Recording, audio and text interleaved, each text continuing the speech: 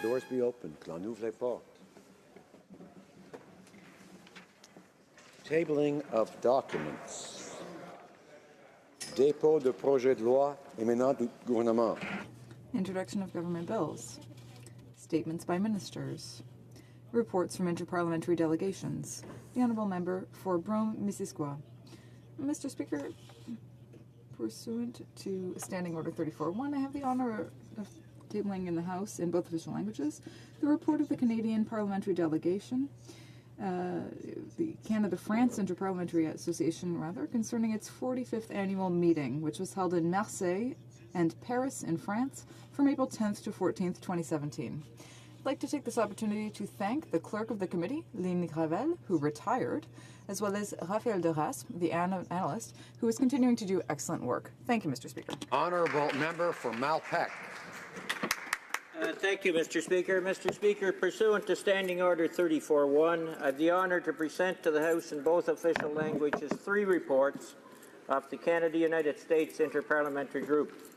The first concerns the 10th Annual Conference of the Southeastern United States Canadian Provinces Alliances, held in Toronto, Ontario from June 4 to 6, 2017. The second concerns the summer meetings of the Western Governors Association held in Whitefish, Montana, United States of America from June 26 to 28, 2017. And the third concerns the Canadian-American Border Trade Alliance Conference held in Washington, D.C., United States of America from October 1 to 3, 2017. And I do want to thank all parties and all the participants from all parties in those conference, because we really work together on the objectives of Canada in those conferences, and I say it's really collegial on all sides. So, Mr. Speaker. Presenting reports from committees, the Honourable Member for Toronto Danforth.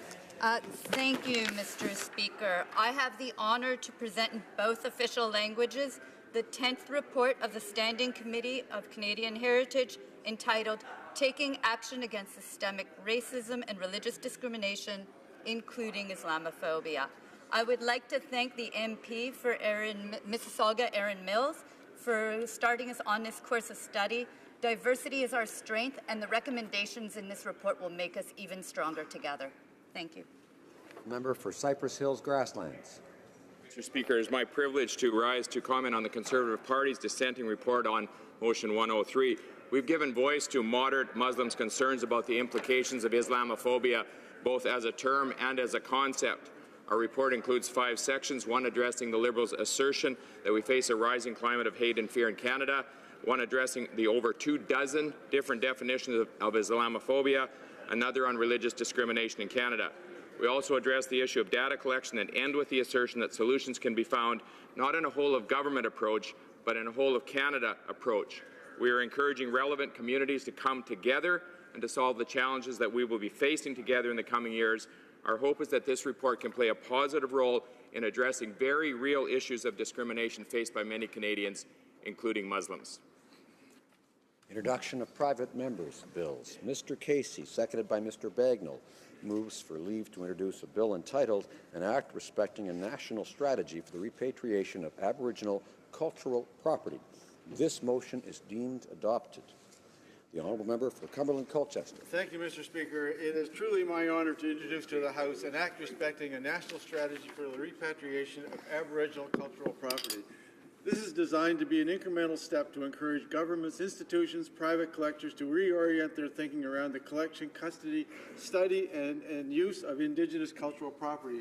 And Mr. Speaker, this started for me when I recently visited the Millbrook First Nation Cultural Centre near Truro, which you're aware of, and I was admiring a beautiful ceremonial Mi'kmaq robe, and the curator came over to me and said, "That's not the real robe. The real robe is in a museum in Australia, not on display, but it's been there since 1852. So this bill is designed to get us all to think about how artifacts can be returned to the rightful owners, to the Indigenous peoples right across the country.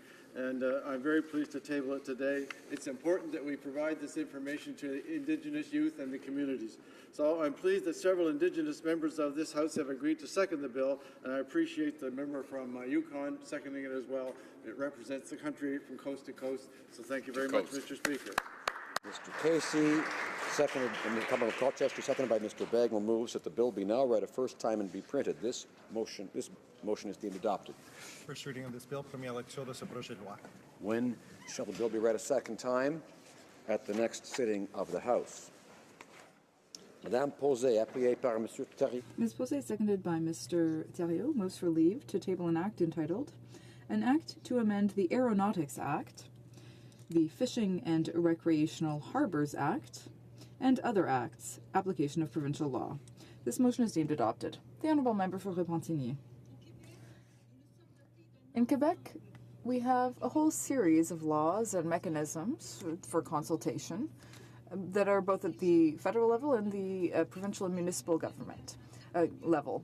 And the goal is to ensure the harmonious management of our lands and to ensure social acceptability. This is the same thing in all provinces. But when it comes to jurisdiction, provincial jurisdiction, this doesn't seem to hold. There are legal battles, municipal rules that are deemed inapplicable, and many other problems. I have the honor of tabling this bill today, which would solve all of these problems. This bill would modify 8 federal laws to impose limits on the ministers in charge of enforcing the laws. The federal government would no longer be able to authorize activities or infrastructure that would violate provincial rules or municipal bylaws that protect the environment and regulate the management of lands. So we're talking about airports, telecommunication infrastructure, and all other property that's under federal immunity. Thank you, Mr. Speaker. Posé. Ms. Posé, seconded by Mr. Thériault, moves that this bill be now read a first time and printed. This motion is deemed adopted. First reading of this bill. Quand ce projet When will this bill be read a second time? à la prochaine séance. At the next sitting of the House. Monsieur Thériault, appuyé par Mr. Thériault, seconded by Ms. Posé, moves for leave to table an act entitled An Act to Amend the Canadian Multiculturalism Act, non-application in Quebec. This motion is deemed adopted. The Honourable Member for Montcalm. Thank you, Mr. Speaker. I'm tabling a bill that would amend the Canadian Multiculturalism Act that would allow Quebec to opt out of its application. Thériault, appuyé par Mr. Thériault, seconded by Ms. Posé, moves that this bill be now read a first time and printed. This motion is deemed adopted. Lecture de ce projet de loi, first reading of this bill. quand When shall this bill be read a second time? à la prochaine séance. At the next sitting of the House. Première lecture du projet de loi de First reading of Senate public bills. Motions. Presenting petitions. for Langley Aldergrove. Thank you, Mr. Speaker. I'm honored to present 2 petitions today. The first is related to palliative care. They're highlighting the importance of palliative care, that in the passage of C-14, the Assisted Suicide Euthanasia Bill that was passed, they're highlighting the importance that palliative care must be available to every Canadian resident that needs it, for the person to be able to clearly choose life or death. And it also highlights that palliative care never hastens or prolongs death. It makes the person comfortable in those last hours of their life. The second petition, Mr. Speaker, is highlighting that conscience protection. It's again referring to C-14, that the committees heard testimony from numerous witnesses, the importance of conscience protection for both healthcare professionals, physicians and nurses, and institutions, that they should be protected from coercion or intimidation to provide assisted suicide. And sadly, this is happening in British Columbia, the first province to permit this. forcing hospice facilities to have assisted suicide and euthanasia. And they're calling for legislation to protect conscience. Thank you.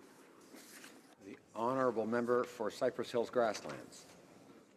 Thank you, Mr. Chair. I have a petition here from citizens across Canada, call upon the Government of Canada and the United Nations actually to ensure that Christians and other minorities living in Iraq and Syria have their rights protected. They're asking specifically that they work to ensure that current and future legal frameworks in those countries promote and protect the equal and inalienable rights of all citizens, that they safeguard the dignified and continued improvement of living conditions for all conditions, but especially for returning refugees and internally displaced peoples, and that they identify and equip religious leaders and faith-based organizations so that they can play a constructive and central role in reconciling and rebuilding both Syrian and Iraqi societies. Député de Brome-Missisquoi. The honourable member for Brome-Missisquoi. Thank you, Mr. Speaker. The petition from the people of the region of Bedford. They're calling for a study on water quality in Lake Champlain.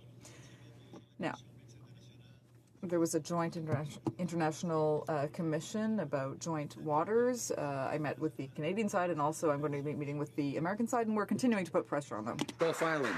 Thank you, Mr. Speaker. It's my honor to present a petition today from residents of Saanich Gulf Islands dealing with the issue of poverty in this country. The petitioners note that poverty reduction plans exist in several Canadian provinces. Other countries have shown as well that poverty can be reduced with a comprehensive strategy. The petitioners are calling on the House of Commons to adopt a national poverty elimination strategy to ensure Canadians a quality of life and opportunity to succeed. Thank you, Mr. Speaker. Honourable member for Calgary-Shepherd. Thank you, Mr. Speaker.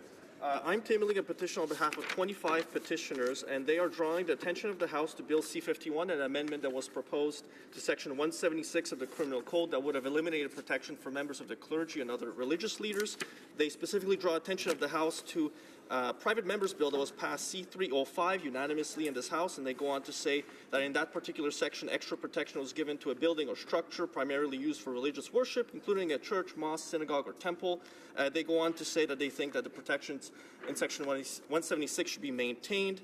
They then go on specifically to ask the House of Commons to abandon any attempt to repeal Section 176 of the Criminal Code and to stand up for the rights of all Canadians, including all those included in the Charter. And they also mentioned that the practice of religion should be done without fear of recrimination, violence, or disturbance. Thank you, Mr. Speaker. Honourable member for Winnipeg North. Thank you, Mr. Speaker. I'm tabling a petition signed by residents of Winnipeg North that want the Prime Minister, in fact all of us, to know that they would like to see the federal government develop jointly with provincial and territorial partners a universal single-payer, evidence-based and sustainable public drug plan, in essence to incorporate something into the Canada Health Act. We all know, Mr. Speaker, that our constituents love our health care system, and it's an expansion of our public health care system. Thank you, Mr. Speaker. Presenting petitions, présentation de pétitions.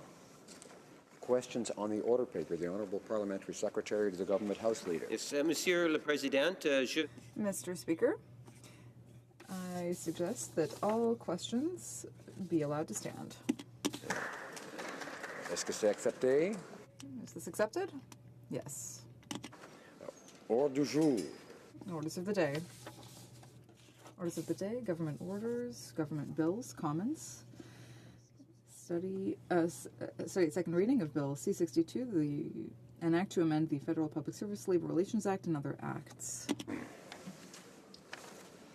Mr. Bryson, seconded by Mr. Baines, moves that Bill C-62, an act to amend the Federal Public Sector Labor Relations Act and other acts, be now read a second time and referred to the Standing Committee on Human Resources, Skills and Social Development and the Status of Persons with Disabilities. Debate. The Honourable President of the Treasury Board. Speaker, I'm pleased to rise today to speak to Bill C-62.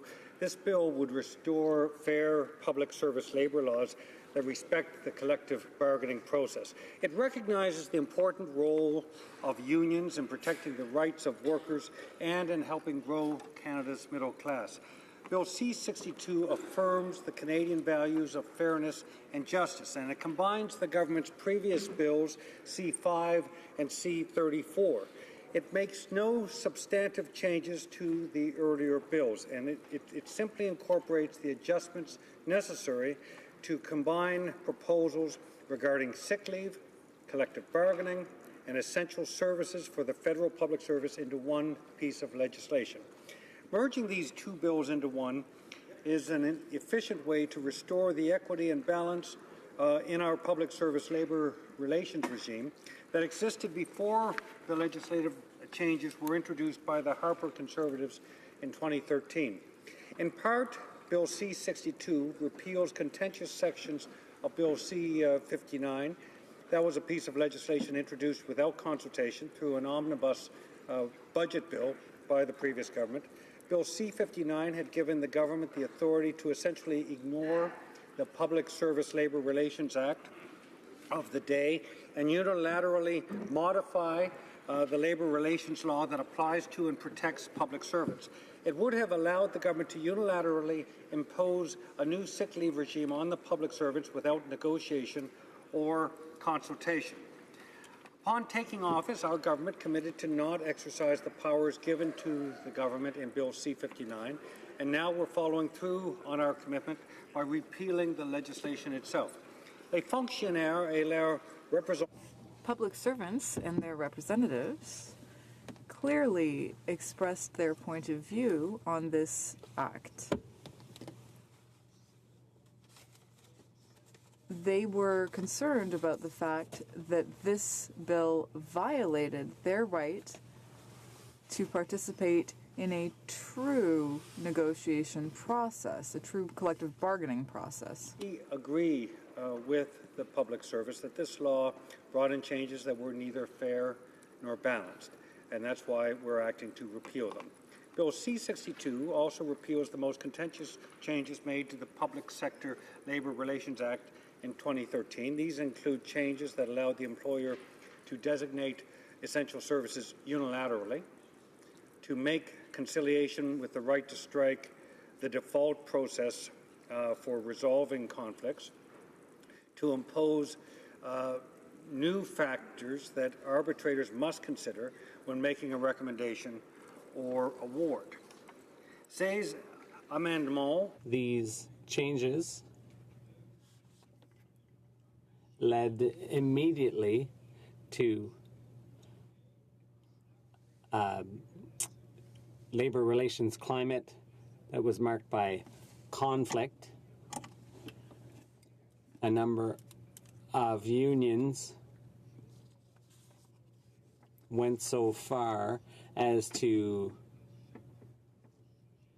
launch charter challenges against these provisions.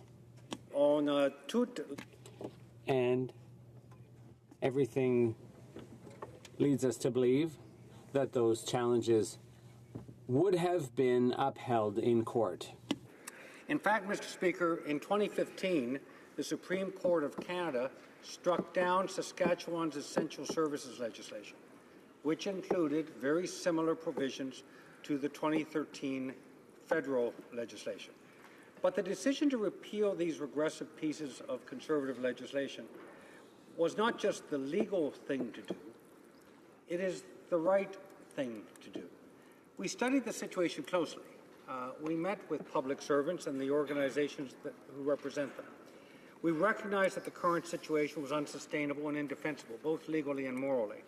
As a result, Bill C-62 reverses the changes to the Act that gave the government the exclusive right to unilaterally determine which services are essential. Rather, the government will work with public sector bargaining agents to both identify and agree on essential service positions. In addition, under the new legislation, bargaining agents will have the choice, once again, to determine which dispute resolution process they wish to use in the event of an impasse in bargaining. They'll be able to select either arbitration or conciliation with the right to strike. As well, public interest commissions and arbitration boards will be able to determine for themselves how much weight to give the many factors that come into play when making their decisions. Factors like compensation that influence the terms and conditions of today's modern workforce. This is how the system worked before the amendments of 2013. I look forward to getting back to a collaborative and fair approach once Bill C-62 receives royal assent. Monsieur le Président, le projet... Mr. Speaker, this bill will enable the government to follow through on a major commitment the government took toward public servants, their unions, and Canadians. Promise to negotiate in good faith with bargaining agents to reach fair agreements that are fair and reasonable for federal employees and for Canadian taxpayers. The facts are clear in terms of the previous government's lack of commitment to bargaining in good faith. When our government took office, in fact, in 2015, the public servants, all the collective bargaining agreements with public servants had expired. In fact, there were 27 collective bargaining agreements with 16 bargaining units. They had all expired under the previous government. Some of them had expired for almost 4 years. No public servants had collective bargaining agreements when we formed office. We made it clear that we would work with public servants, we would negotiate in good faith, and after 2 years of hard work and good faith negotiations, we have achieved deals that now represent 91% of public servants. 91% of public servants now have collective bargaining agreements which were negotiated in good faith. That success in concluding collective agreements was one achieved in partnership with the leaders of the public service. We worked closely with people like Robin Benson from PSAC and Debbie Davio from PIPS, worked together not just on areas of economic increase, but on other areas where we can improve the quality of lives of public servants, and work with them to improve the outcomes for the Canadian public, the people we all serve, both of those of us on the elected level and the public servants, the professional public service we have in Canada, which is, by the way, Mr. Speaker, one of the most effective anywhere in the world. This Act today, C-62, actually continues our work towards restoring the balanced labour laws that recognize the important role of our public service and the unions that represent them.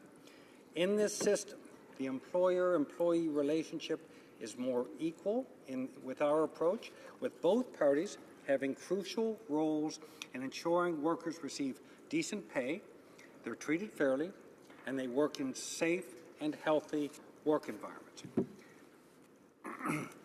Restoring a culture of respect for and within the public service has been and is a priority of our government. A culture that encourages federal employees and the government to work together to fulfill our commitments to Canadians. Ultimately, we are all working together to improve the lives of citizens. The bottom line, Mr. Speaker, is that Bill C-62 will undo the measures that stack the deck in favor of the employer and against the public servants and the bargaining agents representing them. It also highlights our ongoing commitment to support the public service of Canada. As a society, we must never roll back fundamental labour rights that unions have worked very hard to secure. Rather, we need to always ensure that workers can organize freely, bargain collectively in good faith, and work in safe environments. You may remember, Mr. Speaker, how in January 2016, the Minister of Employment, Workforce Development and Labour introduced legislation, Bill C-4, to repeal 2 other unfair labour law bills from the previous government. Those were Bills C-377 and Bill C-525, and how we voted to support this legislation in the autumn of 2016. These 2 bills, introduced by the former government, introduced a number of contentious measures related to the financial disclosure process of unions and their certification.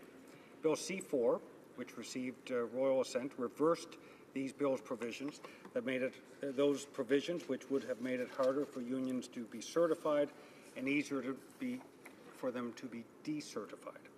It also amended the income tax to remove the onerous and redundant requirement that labour organizations and labour trusts provide specific information annually to the Minister of National Revenue. This included information on the non-labour activities that would then have been made available to the public. We already had laws, Mr. Speaker, in place prior to that ensure unions are, in fact, financially transparent and are accountable to members. What's more, Mr. Speaker, the contentious measures this legislation introduced were not formulated in accordance with the principles of respectful consultation. Mr. Speaker, this includes, in terms of consultation, the traditional tripartite consultation process between the employer, unions, and governments normally used whenever we consider reforming labor relations. So the laws introduced by the previous government were deeply flawed, and we quite rightly moved to repeal them.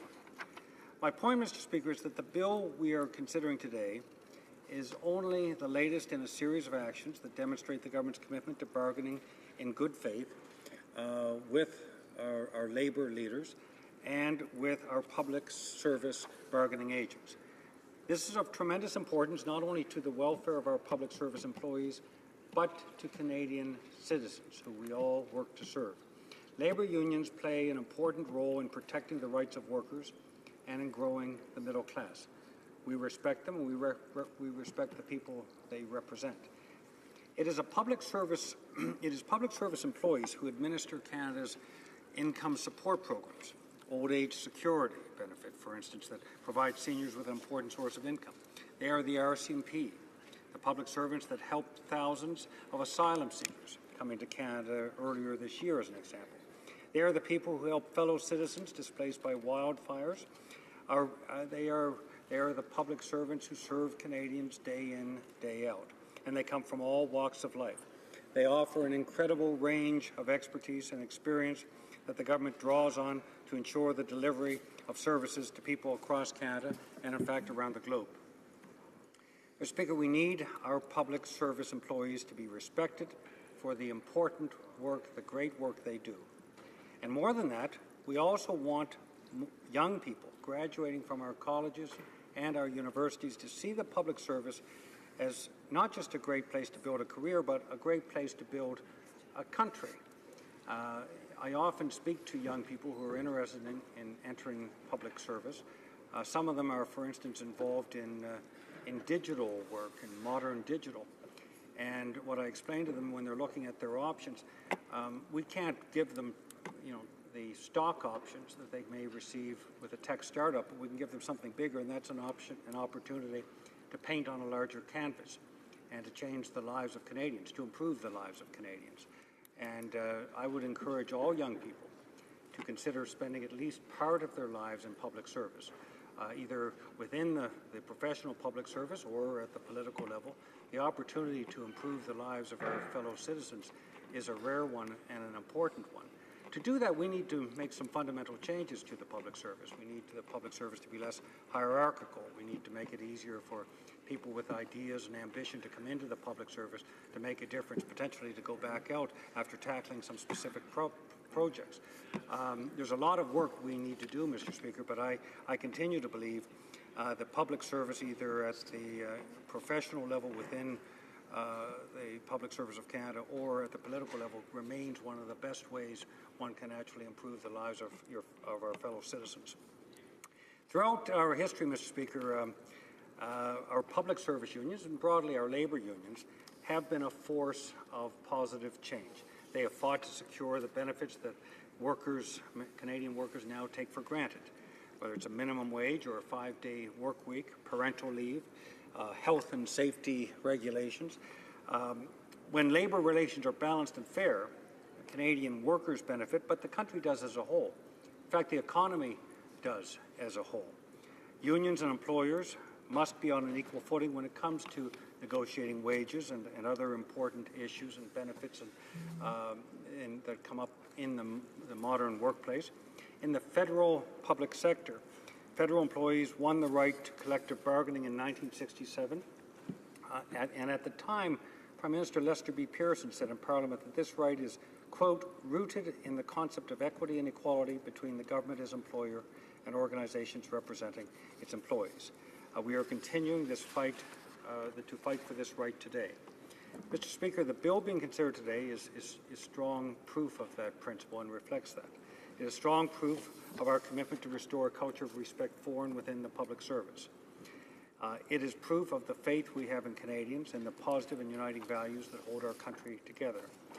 Mr. Speaker, I'm proud of the work we're doing as a government and much of the work that we're doing as a parliament in the discussion of these issues, but also in the restoration of positive working relations with the labor unions, the labor movement, and the federal public service. I want to thank all honourable members of the House who have supported and continue to support our efforts to restore fair public service labour laws. As parliamentarians, our shared challenge is to continue to work in the spirit of respect and engagement. All of us can do this by supporting Bill C-62, and it goes a long way towards recognizing the important role of our federal public service and the unions, the bargaining agents who represent them and protect their rights. And it is the right way to show our support for our professional and exceptional public service employees and recognize the important work they do every day on behalf of all of us in improving the lives of our citizens. Thank you, Mr. Speaker. Questions and comments? The honourable member for Louis Saint Laurent. Thank you very much, Mr. Speaker. First of all, allow me to congratulate and thank the President of the Treasury Board for having done part of his speech in French.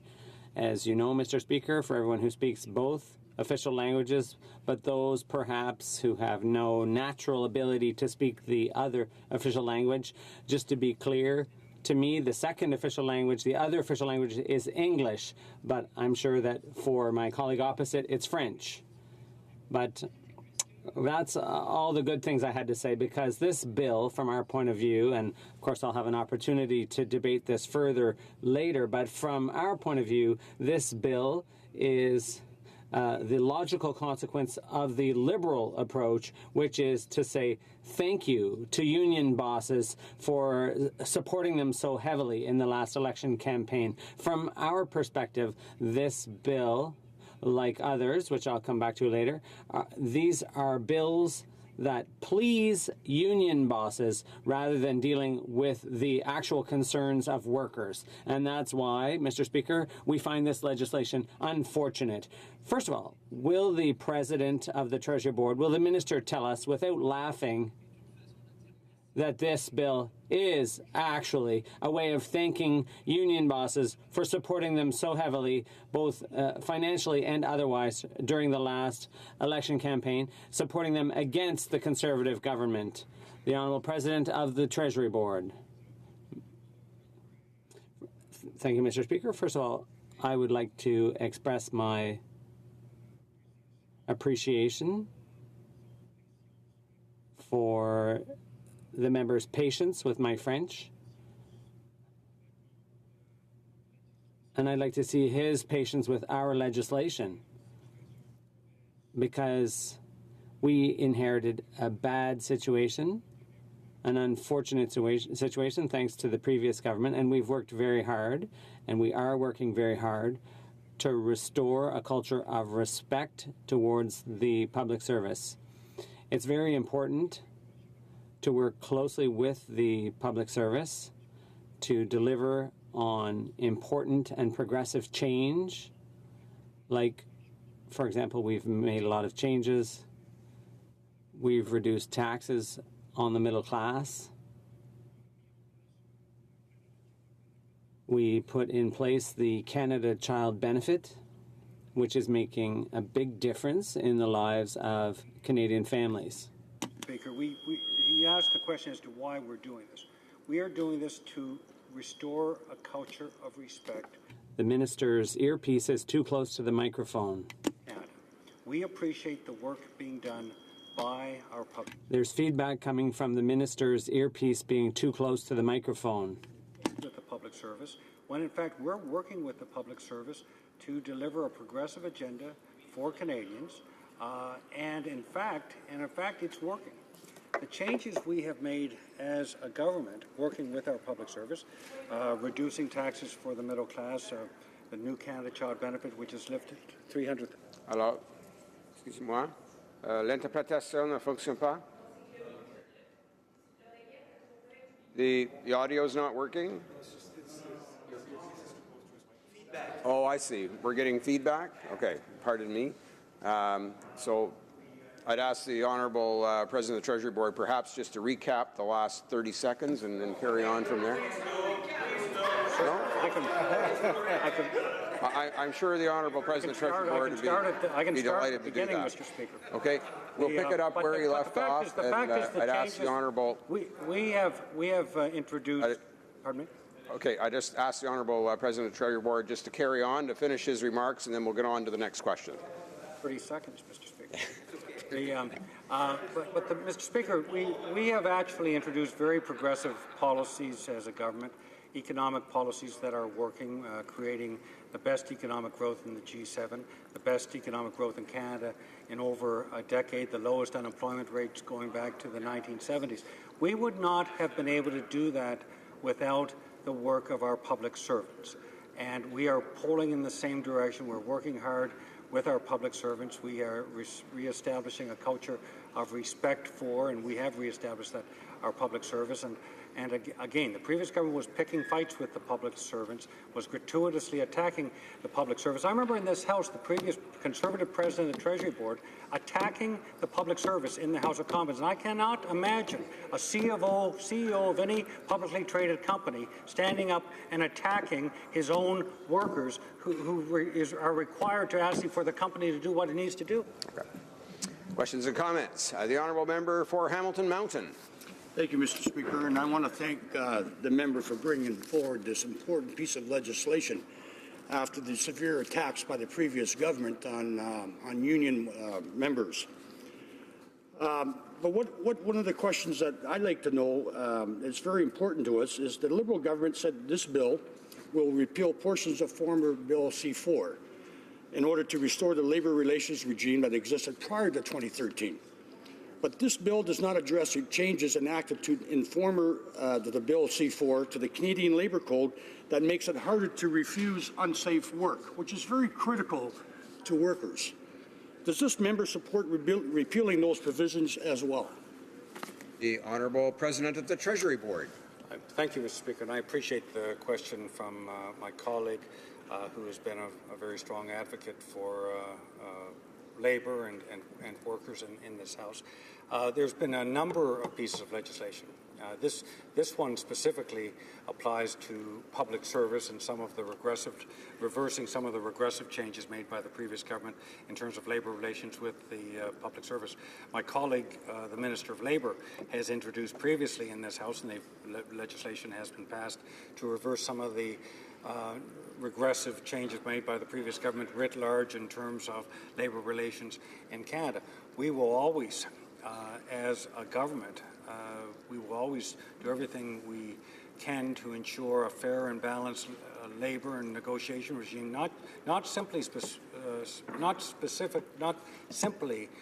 for pay and benefits, but also broadly. Workplace safety is critically important, as is a discussion that is ongoing and very current today. The ability to work in a harassment-free environment and respecting the rights of workers, to work in a harassment-free environment, a place that is safe in every way and respectful in every way. This is one piece of legislation which is part of a legislative package, if you will. Some of my responsibility, or our responsibility, Treasury Board, is in terms of our management of labour relations with the public service, as the employer of the public service. My colleague, the Minister of Labour, her work and some of the legislation introduced previously and passed by this House has addressed some of the other areas of labour broadly.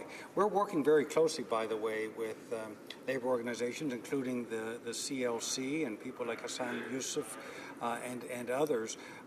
We see these as works in progress. Order. Order.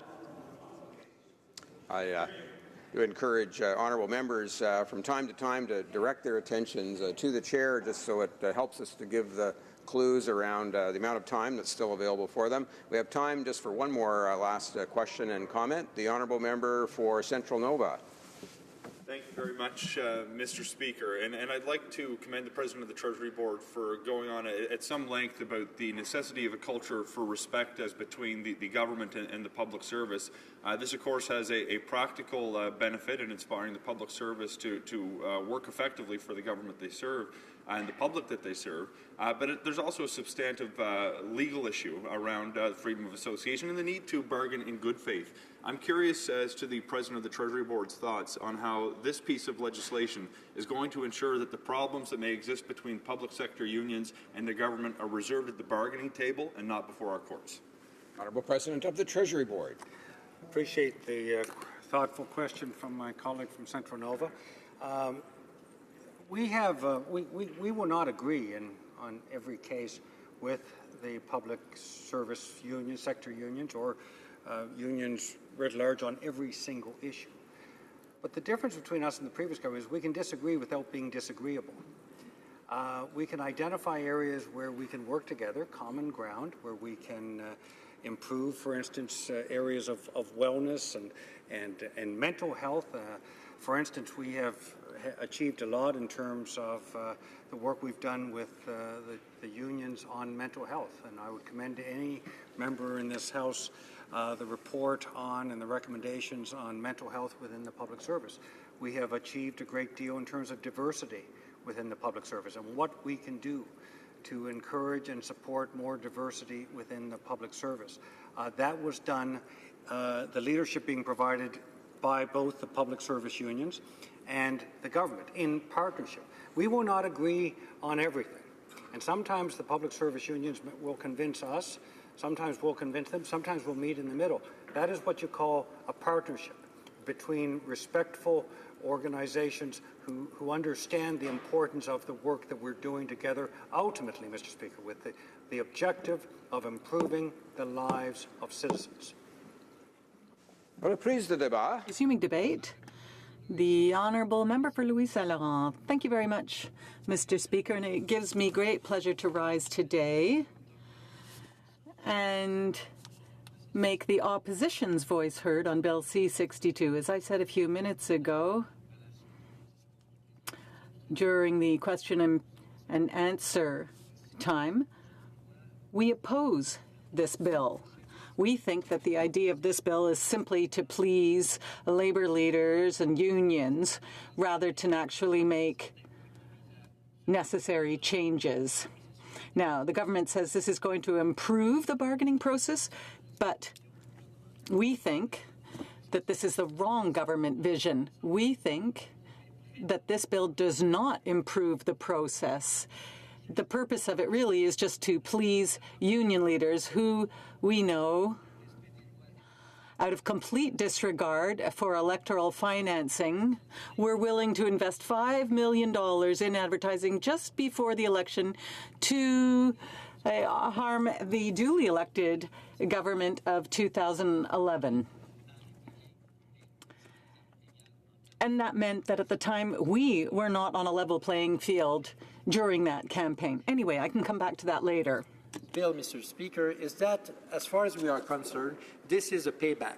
And it's not the first payback that the Liberal government gives to the union's leader, because we have seen that in a few years, in a year and a half ago, when the actual government tabled Bill C-4.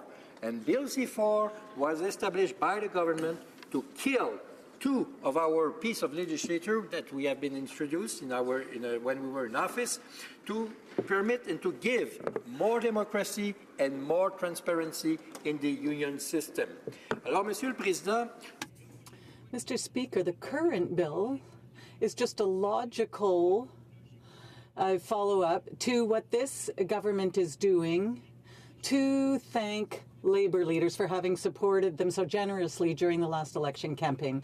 I was saying earlier that this is a bill whose purpose is to implement certain negotiating processes. But let's not be fools, Mr. Speaker, about what the Liberals' goal is. It was simply to ensure that Labour leaders be satisfied with the government's approach. And that's what's irritating. The Liberals have a policy which is to please union leaders. 2 years ago, the government tabled, along with the Minister of Labour at the time, the member for Alberta, who I would like to salute in passing. At the time, we were critics for Labour, and at the time, we fought against C4, which, allow me to recall, was going to repeal 2 bills that had been adopted under the Conservative government. And under those bills, under Bill C-317 and C-525, under those bills, democracy, transparency, and accountability on the part of the unions would have been increased. We feel on this side of the House that that is a fundamental pillar of democracy. If we really want to respect people, and if we really want workers to be respected, then we have to give them the proper tools. And one of those tools was to oblige union leaders to publicly disclose their salaries and their expenditures, that their financial records had to be publicly disclosed. At the time, people were saying, well, no, they can do it on their own. However, Mr. Speaker, Canadians pay taxes. And employees pay union dues. Now, when you can have a tax credit for your union dues, it's Canadians that pay for that, and therefore the information belongs to all Canadians. But union leaders weren't happy about that. They weren't happy that we wanted them to publicly disclose their expenditures and their salaries. Yet, Mr. Speaker, if you have a clear conscience, you shouldn't be worried about disclosing anything. But the union leaders weren't happy, and of course they had allies in the Liberals on the opposite side. So what they're doing now is trying to destroy transparency, and they're a government that says they're the most transparent in history. Well, here, what they're doing is attacking union transparency. With the Bill C4. The other bill was about democracy inside the union. We asked if someone would like to build a union in their shop, we asked to have consultation, but a private consultation, un vote qui serait... So we wanted this to be a secret ballot. Best way, Mr. Speaker, to be sure, and to be sure that the person will be represented if the will of the people will be expressed with a lot of strength when we're talking about secret ballot. Mr. Speaker, you will remember quite well that 2 years ago you have been elected under a secret ballot, which is good things. And who can oppose here in the House of Commons secret ballot? When we elected the Speaker of the House, it's by secret ballot. But they don't want to have, the Liberal doesn't want to have secret ballot when we create or not a union in a shop. So that's not fair. So this is why, Mr. Speaker, we were, and we still are, the champion of democracy and the champion of transparency in unions. Why we are champion of that, Mr. Speaker? Because for us, first and foremost, the most important people in the workforce is the worker itself, not the union bosses. But that's what the Liberal is doing with that. The Liberal is on the part of the union bosses instead of being the part and the champion of the worker. I can assure you, Mr. Speaker, that we will always be on the side of the worker instead of being on the side of the union bosses while this government killed democracy and transparency with the union's leader. Alors, Monsieur le Président.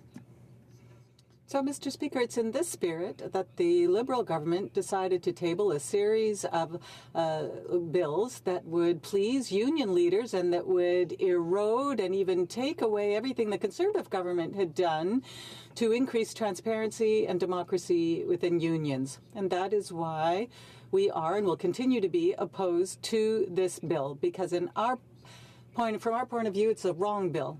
And allow us to recall, Mr. Speaker, that that in Bill C-62, there's a bit of a merger of bills, C-5 and C-34. C-5 was tabled in 2015, and C-34 was tabled in November 2016. So they've taken a few things from each of these bills, and they've kind of stuffed them into the bill we're debating today. Mr. Speaker, that's not a very rigorous approach. I mean, we don't agree with the contents, of course. That's part of a public debate. But regardless, one would have expected a bit of a more serious approach when it comes to organizing a bill. But anyway, that's up to them.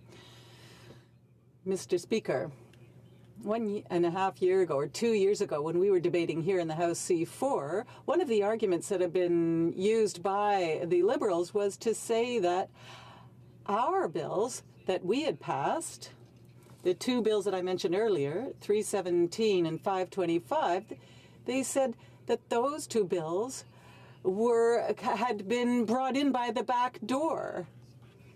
So this was a Liberal member, a member for Winnipeg North, who had said this. And as we know, he likes to speak. He likes to speak a lot in the House, to say the least. Stories for me. When my friend, the Liberal member for Winnipeg North, called those two pieces of legislation backdoor bill because they were private member bill. Mr. Speaker, this is disrespectful. Each and every member of this House is a front door member. So each and every member of this House, when we table something, it's tabled by the front door. There is no backdoor member, no backdoor piece of legislature, no backdoor, nothing made by front door member of Parliament, whatever party politic it is. That's where we stand, Mr. Speaker. Mr. Speaker, that was an unfortunate statement. I mean, such a well-known parliamentarian insulting his colleagues who tabled private members' bill. We respect those members, even if we don't necessarily agree with the members opposite. We respect all members. Anyway. Now, Mr. Speaker, our concern is a serious concern. From our perspective, it's important to think first and foremost of the workers.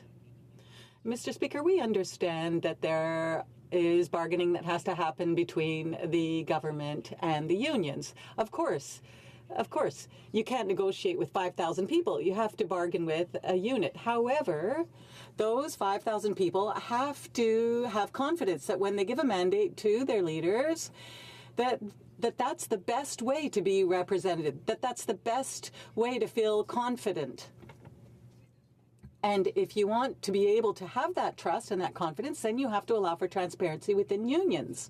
And the best way to do that is to ensure that everything be public. And if ever you want to do something major, like create a union within your own shop, then you'll be able to do that with a secret ballot. That's the clearest way to do it, and it allows for the least possible influence on the vote.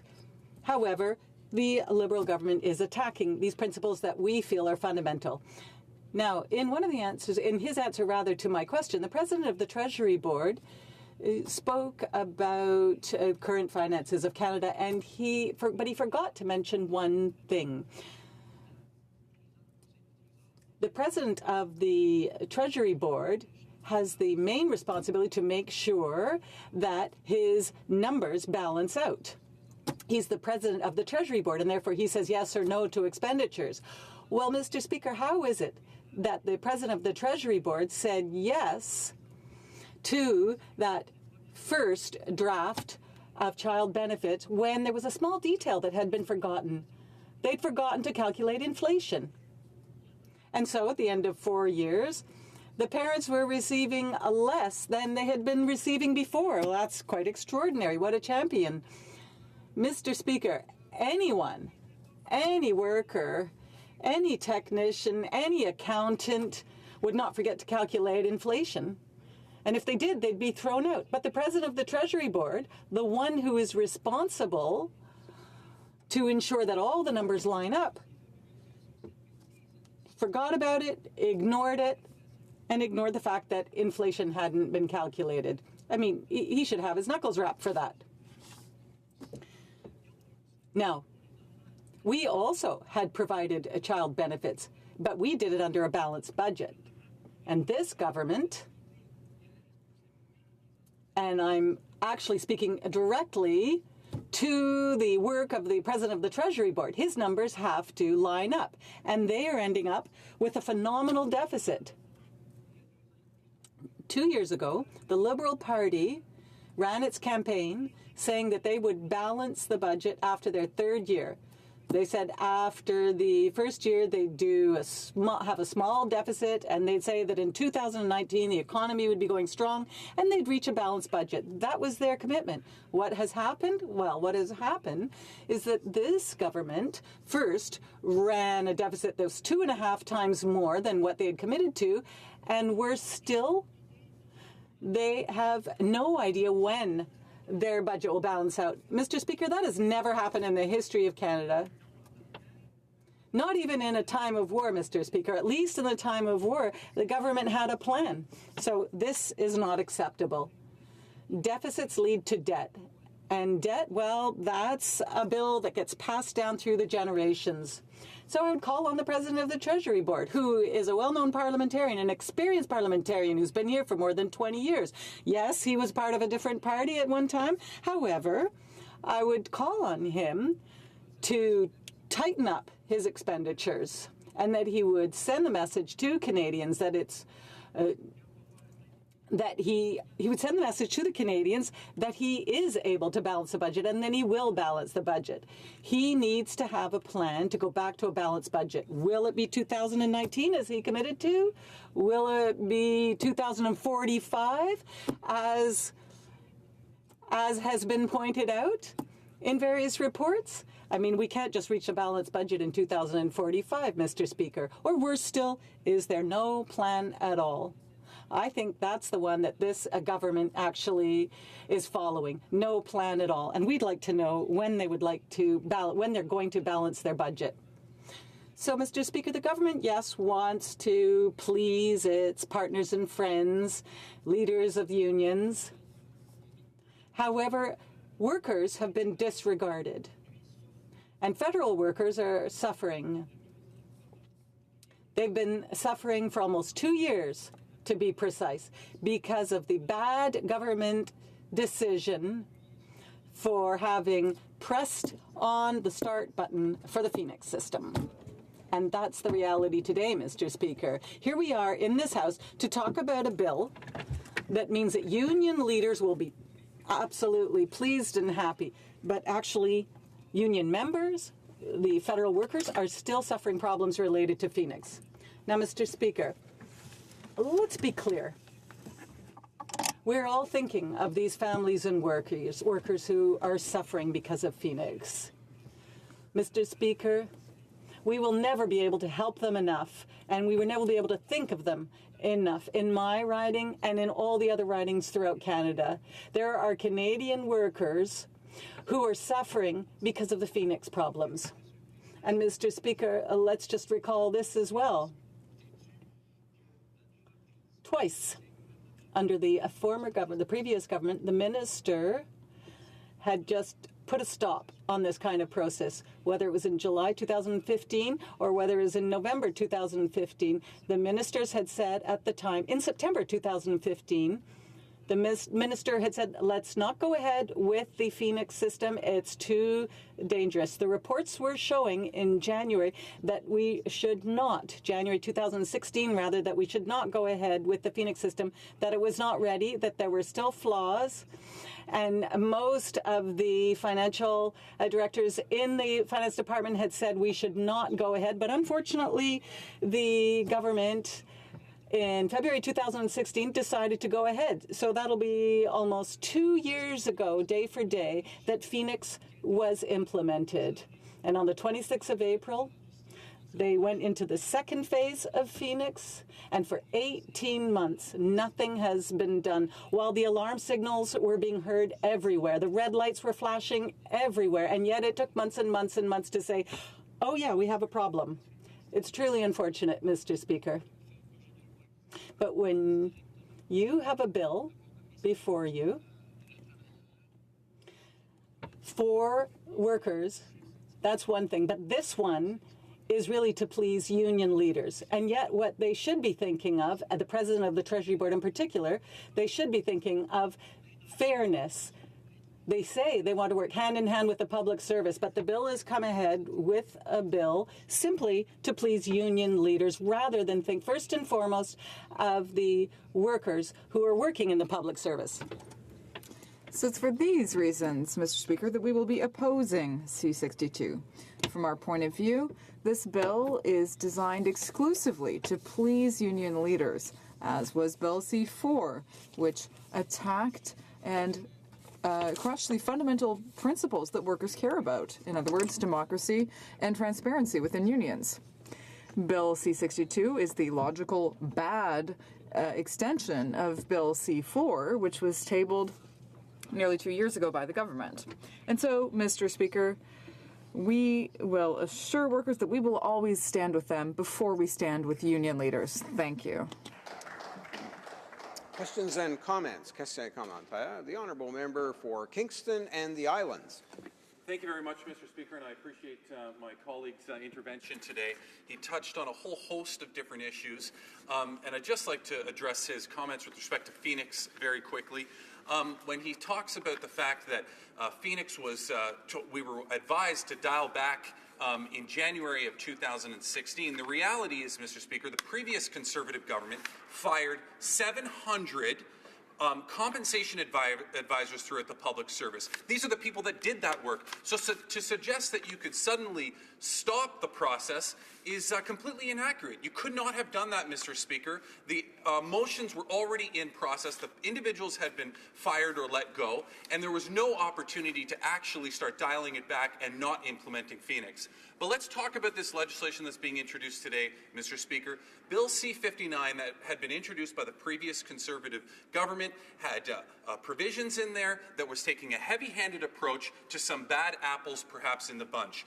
In my experience in dealing with the public service and unions, when we can work collectively with unions, when we can collaborate together to bring forward good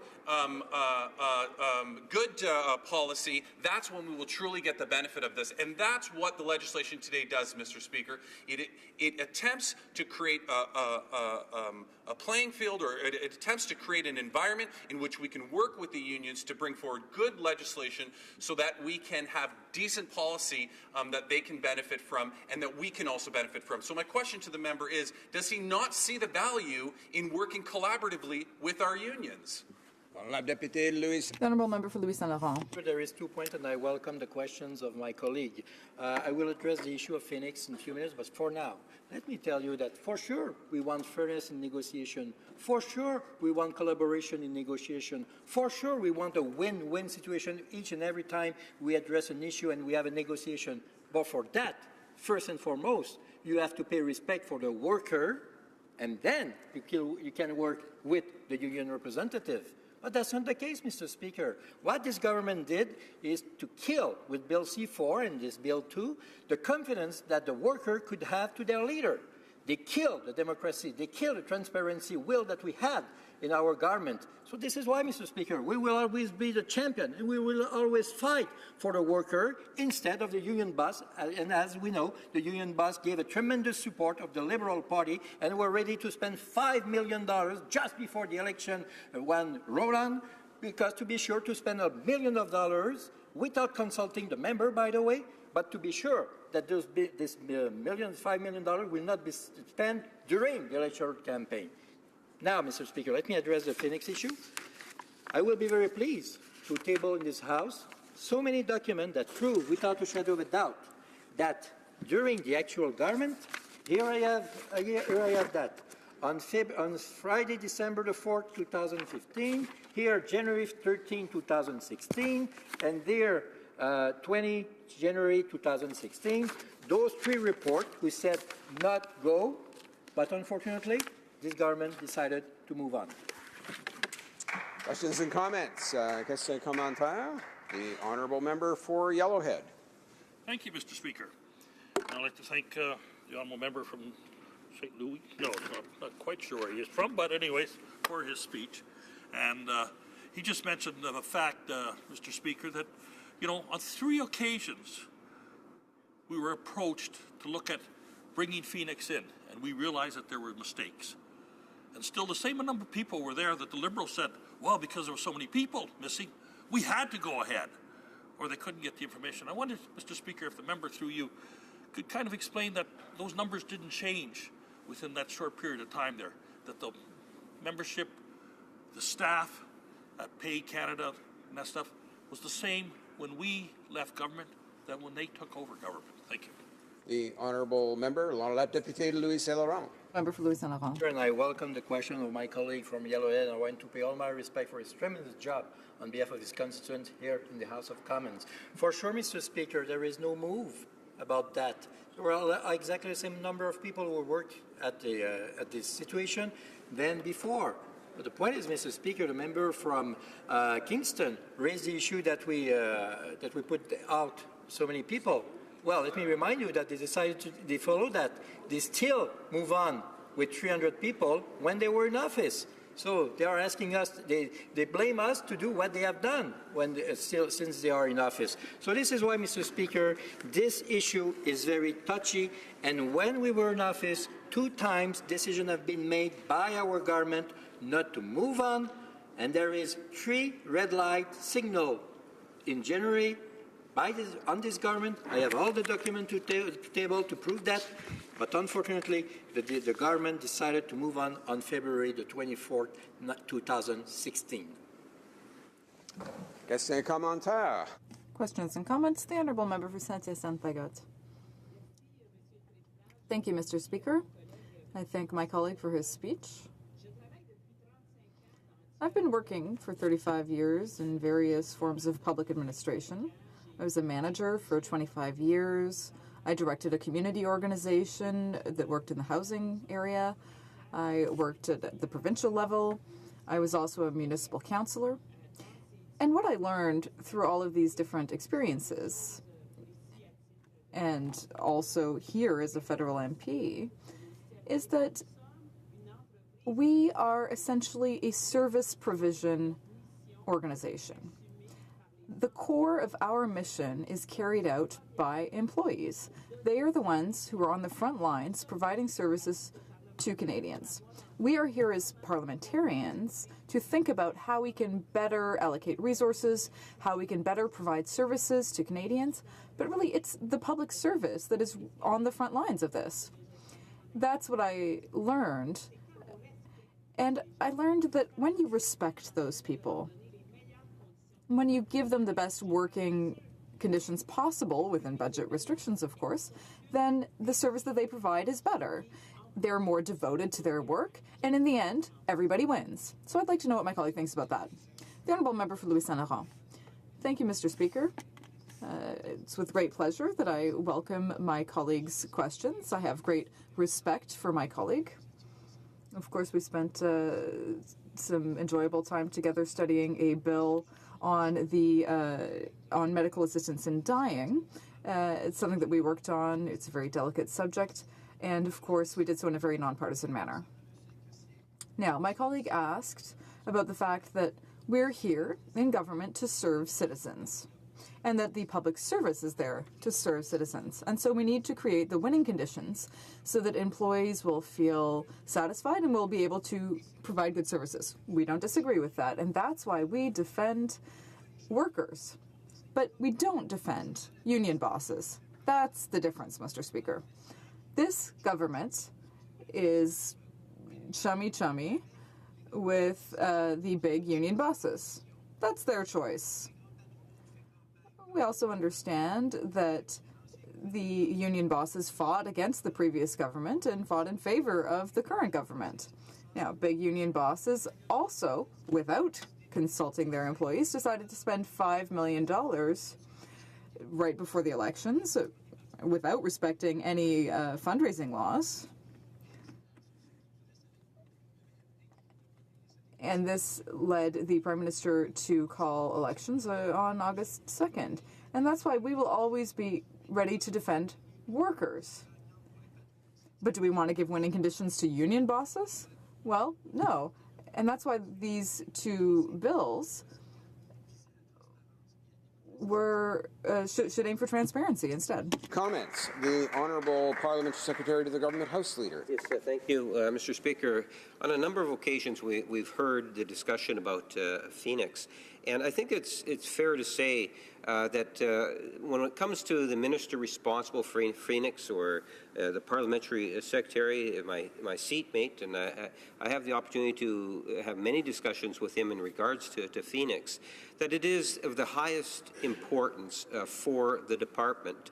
And we need to recognize that when we talk about Phoenix, we are talking about the individual public servant that has put in a great deal of effort at providing quality work and serving Canadians.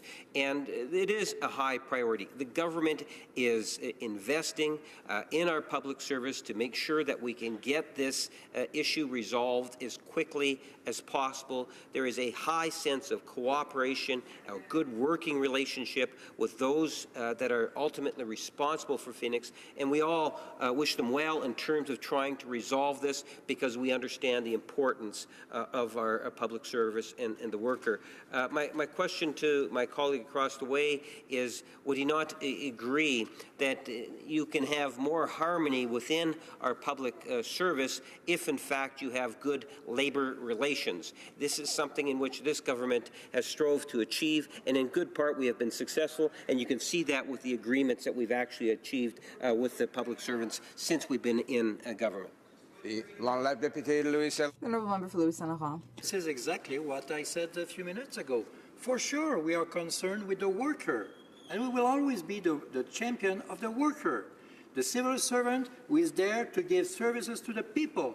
This is why we have a government. This is why we have civil servants. This is why we have a bureaucracy that tries to help people. But on the other hand, Mr. Speaker, you have also the boss of the unions there. And this bill is designed to please the union's bosses.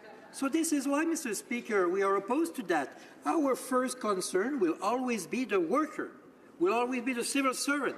And I can assure each and every worker, civil servant in this country, that we will fight for them instead of fighting for the union's leader.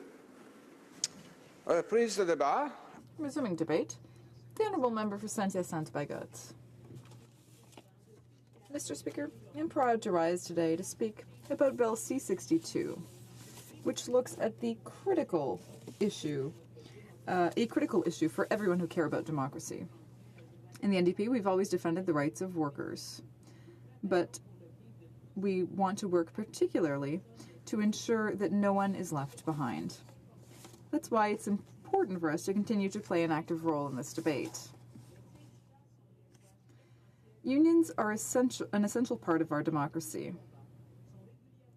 They are regularly the spark for innovative ideas. They also give a voice and power to workers. I would like to recognize their hard work and devotion to ensuring that our society is an egalitarian one. In the last decade, many of our unions and rights were unfortunately neglected.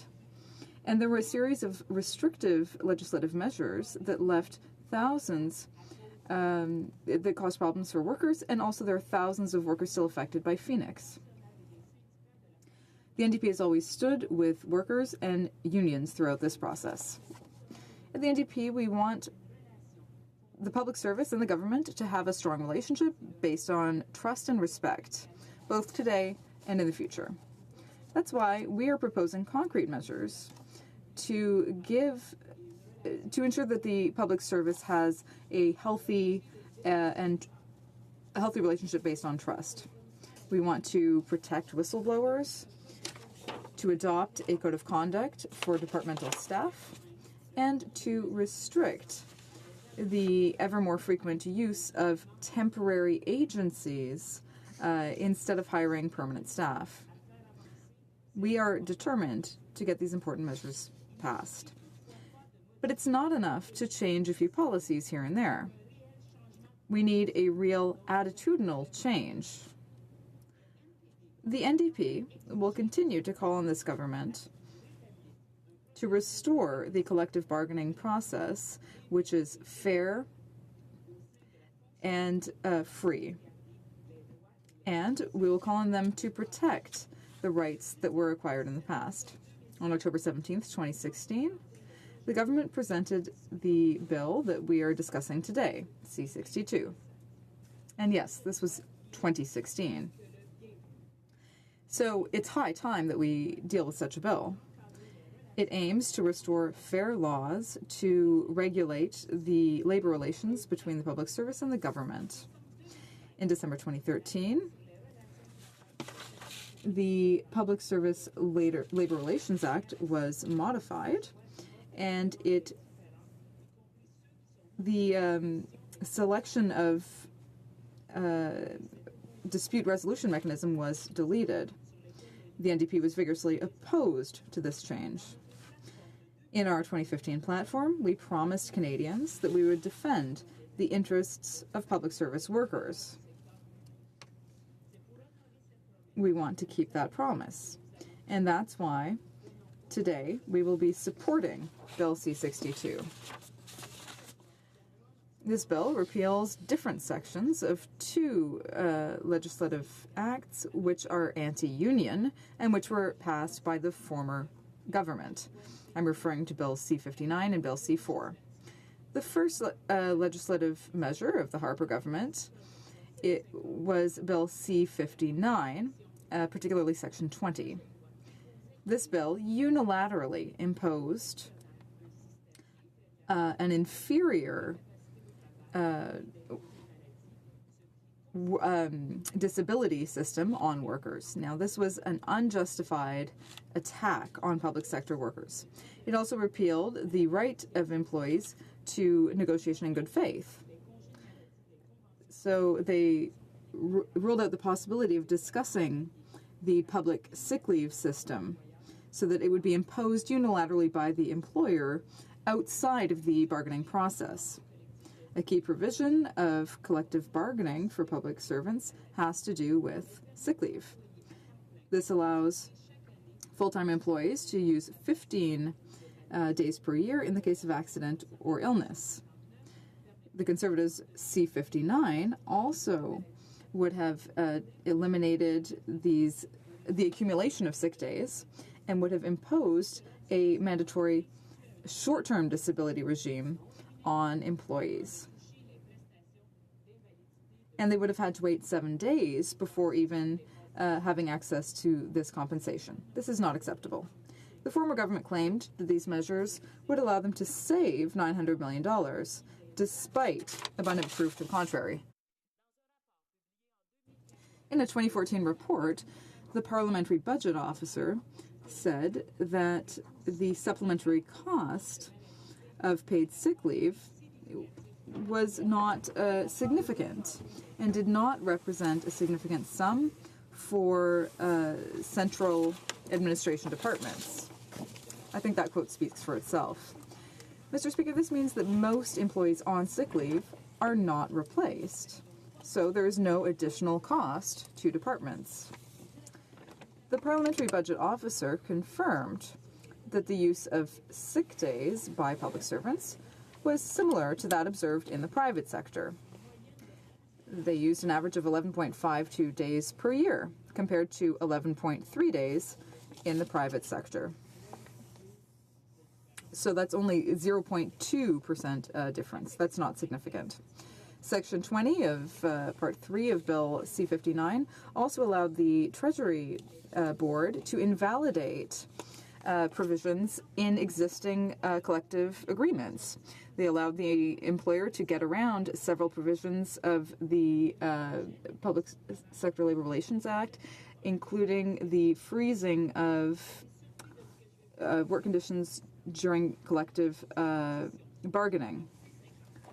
This may come as a bit of a surprise to Mr. Speaker, but according to the provisions of Bill C-59, workers will have to choose between coming to work even though they're sick or losing part of their salary that they need to survive.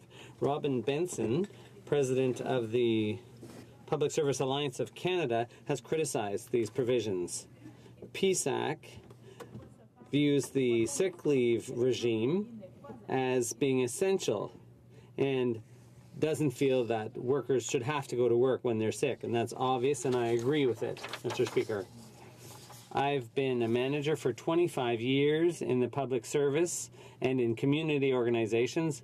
I've headed a number of teams made up of hundreds of workers. As a manager and as a member of parliament, it's completely ineffective to have workers go to work sick. It's inconceivable, the idea of cutting their sick leave in half. The second piece of legislation coming from the Harper era that's attacked by C-62 is former Bill C-4, and particularly Section 4.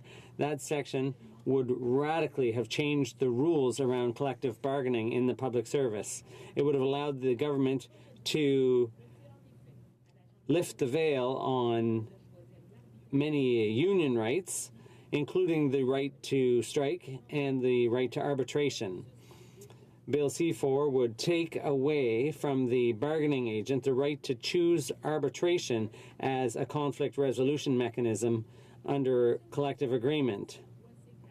And it would have made conciliation the default process. So arbitration, however, arbitration is a solution in situations where members want to avoid a strike, and that should be maintained. Section 17 of Bill C-4 would also call into question the right to strike. It would have made striking illegal if at least 80% of positions in a bargaining unit were providing an essential service by the employer's definition. Obviously, that was a government that wanted to be able to freely designate positions as essential rather than negotiating that designation. Those measures were unacceptable. And this bill repeals a number of provisions that the Conservative government had introduced that undermined labor rights. And I'm referring to changes to the Public Service Staff Relations Act, the pay equity legislation, the Canadian Human Rights Code, and the Public Service Employment Act. The NDP has always strongly opposed the previous Conservative government's attempts to restrict union rights. And so it's only natural that today we're supporting the government's efforts to undo the damage done by the Conservative Party and restore equity to the Labour Code. And it's also quite natural for the NDP to support the passage of Bill C-62. But beware, Mr. Speaker, our support is not blind. As a member of the opposition, my role is to watch closely what's going on with legislation and fix anything that is lacking. It's by challenging one another, by sharing our knowledge and dialogue, that ideas can be come up with to improve on this bill. And this bill needs improvement. That is why I am now going to take a critical view of this bill and highlight some of its shortcomings. After all the debate and investigation, workers in Canada deserve watertight legislation which would make the ground rules fair for all parties and restore a balance of power. Bill C-62 is a step forward, but it doesn't do everything we'd like to see done. No bill should be an easy fix to the problems we're dealing with. It's more complicated than that. The NDP has fought hard for the government to repeal the previous government's initiatives when it comes to sick leave for government workers. C-62 is the instrument to accomplish just that, but why is the government at the same time working on a new well-being regime which would impose characteristics similar to those put forward in the past by the Conservatives? So C-62 does not calm all of our concerns. There are other things that we're concerned about. The greatest shortcoming of Bill C-62 is the fact that it doesn't undo all of the harmful changes made by the previous government. The bill would restore rights that were taken away from unions and workers in the public service under Stephen Harper's mandate, but C-62 leaves some parts of C4 and C-59 intact. And here I'm referring to Section 5 of Part 3 of Bill C-4. The Liberal government seems to be taking half measures in an area where expectations are monumental. In order to truly dismantle the anti-worker heritage of the Harper government, Bill C-62 should do better. First of all, by restoring provisions of the Canada Labour Code dealing with Canadians' right to refuse dangerous work. The definition of danger has been restricted to imminent danger, situations of imminent danger.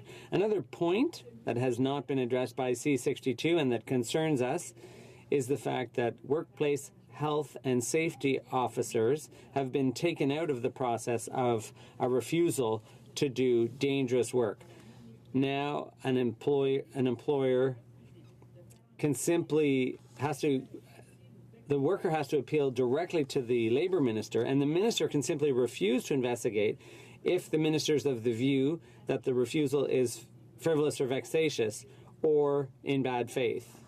This Harper measure should have been gotten rid of once and all with Bill C-62.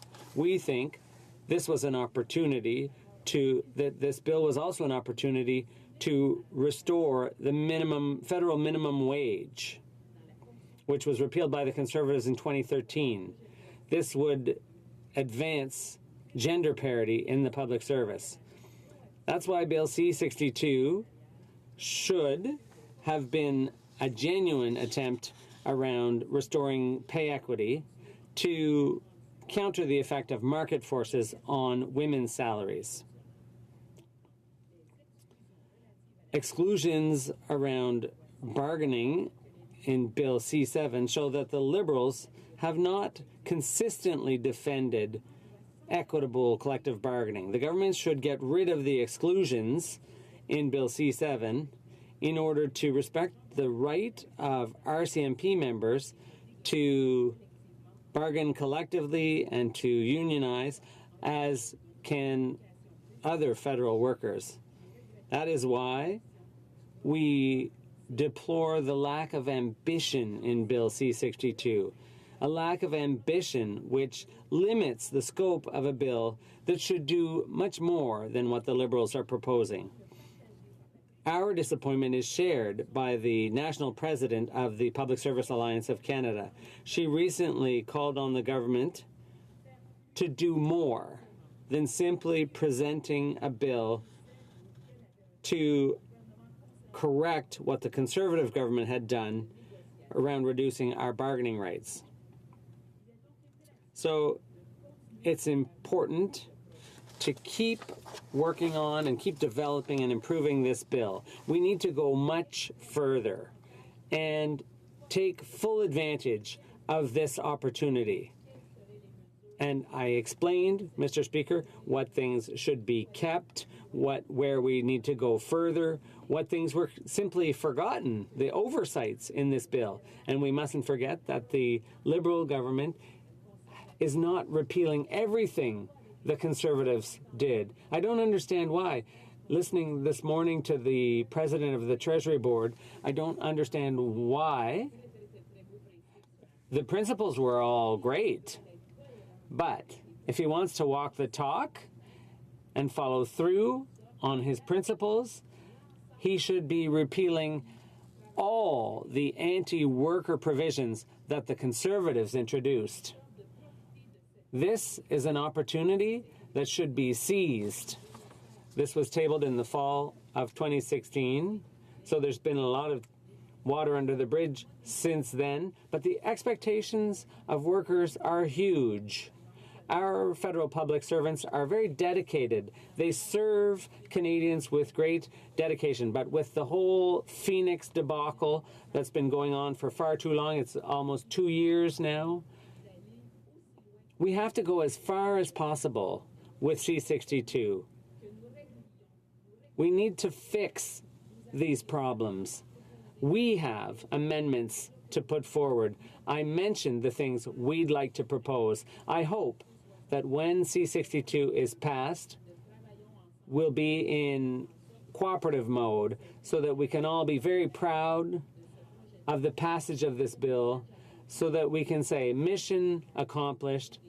We have created working conditions for public servants that are adequate, that create working conditions such that workers arrive at work in the morning free from worry about their workplace, so that they can give their best. We know that it's demanding work that government workers do in numerous departments.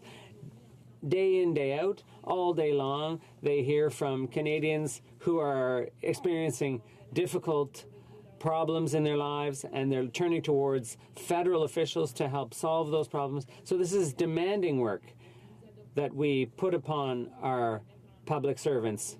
So we should do everything we can. We should make sure that in a spirit of cooperation, that they get the feeling that we, members of Parliament, are here to ensure that their working conditions enable them to do their job properly. Clearly, we heard about budget constraints and so on. Of course, that's always, all elected officials are concerned about costs. We have to make decisions that are mindful of budgetary constraints, but there are a number of things, like I said in my speech, around sick leave. Well, when federal workers are sick, they don't even get replaced, so it doesn't cost anything to have a sick leave regime when you look at it that way. So we need to work together to perfect this bill, to flesh it out, and to get rid of all the anti-union measures in previous legislation. C-62 has been on the order paper since it was tabled, so we hope that the merger of C5 and C34 into C-62, and we hope that this is all ready to go ahead now. And that is why I'd like to put out a call right now, a call to put aside partisanship and to create a truly perfect bill that truly protects the rights of all workers. A call for teamwork, for cooperation, and to see to it that our proposed changes can be considered and eventually passed, accepted. Thank you, Mr. Speaker. Question commentaire. The honourable member for Kingston and the Islands. Thank you very much, Mr. Speaker, and I thank my colleague for her intervention today. And I'm glad to hear that she is in support of this piece of legislation. One of the things that Bill C-62 does or attempts to undo, Mr. Speaker, is with respect to a provision in C-59 of the former government that actually went ahead and removed the ability to bank sick days from federal employees. But to add insult to injury, what they also did, Mr. Speaker, was they took the liberty of banking this savings through the decreased liability into the budget of 2015 before even passing C-59.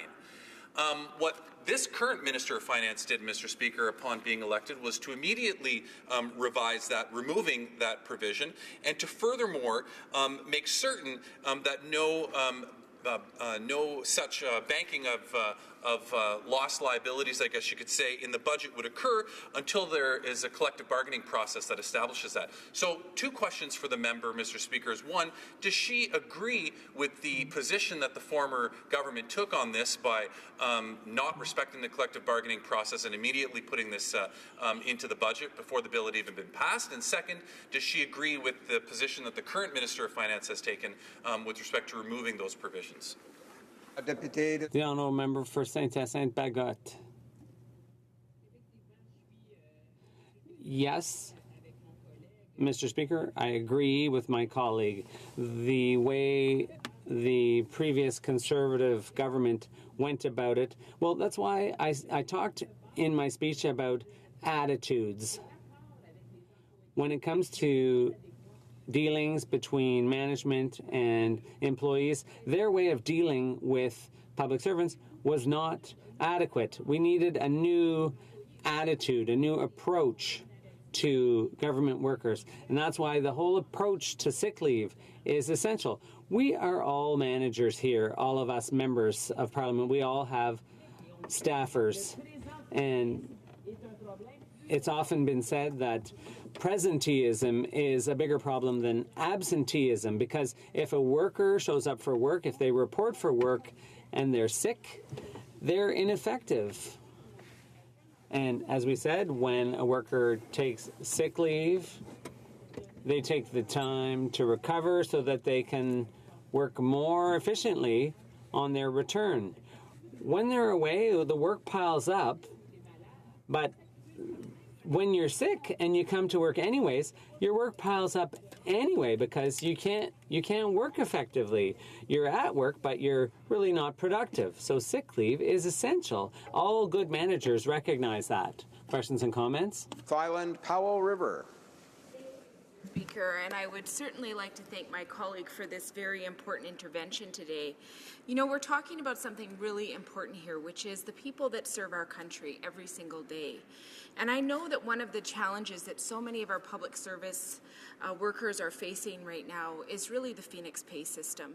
And I think of my riding, where I have actually hundreds of cases of people across the riding that are struggling to make ends meet because they're simply not getting paid. And I think that all of this House recognizes the great dedication these folks have to our country and to the service they provide, because they keep showing up day after day. You know, I think of one case in particular where a hardworking person came in and started to get only paid half her wage for working full-time, and yet after months of this situation continues to come in day after day.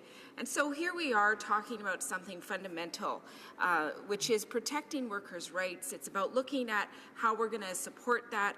It's about, you know, fixing something that the previous government did that was a huge detriment across this country around undermining workers.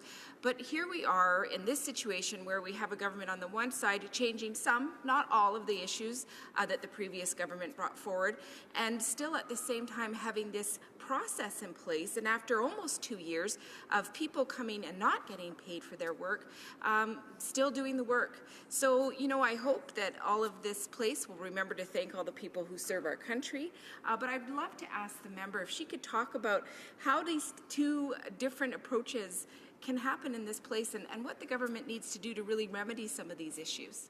Thank you. The Honourable Member for Saint-Hyacinthe-Bagot.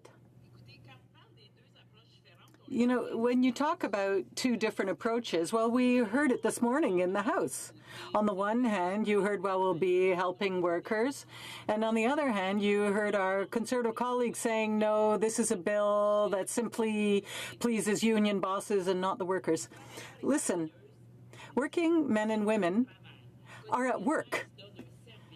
They provide a service on a daily basis. So clearly they need a representative. They need a union representative who will bargain on their behalf with the federal government. Now, those are people who are sitting opposite the federal government to bargain, represent the public service employees, and their mandate is to do that. So to start claiming that workers aren't being helped, no, let's be clear. When the right conditions are there to bargain for collective agreements that are fair, then all workers are helped. And you're doing that collective bargaining with those representatives who speak on their behalf.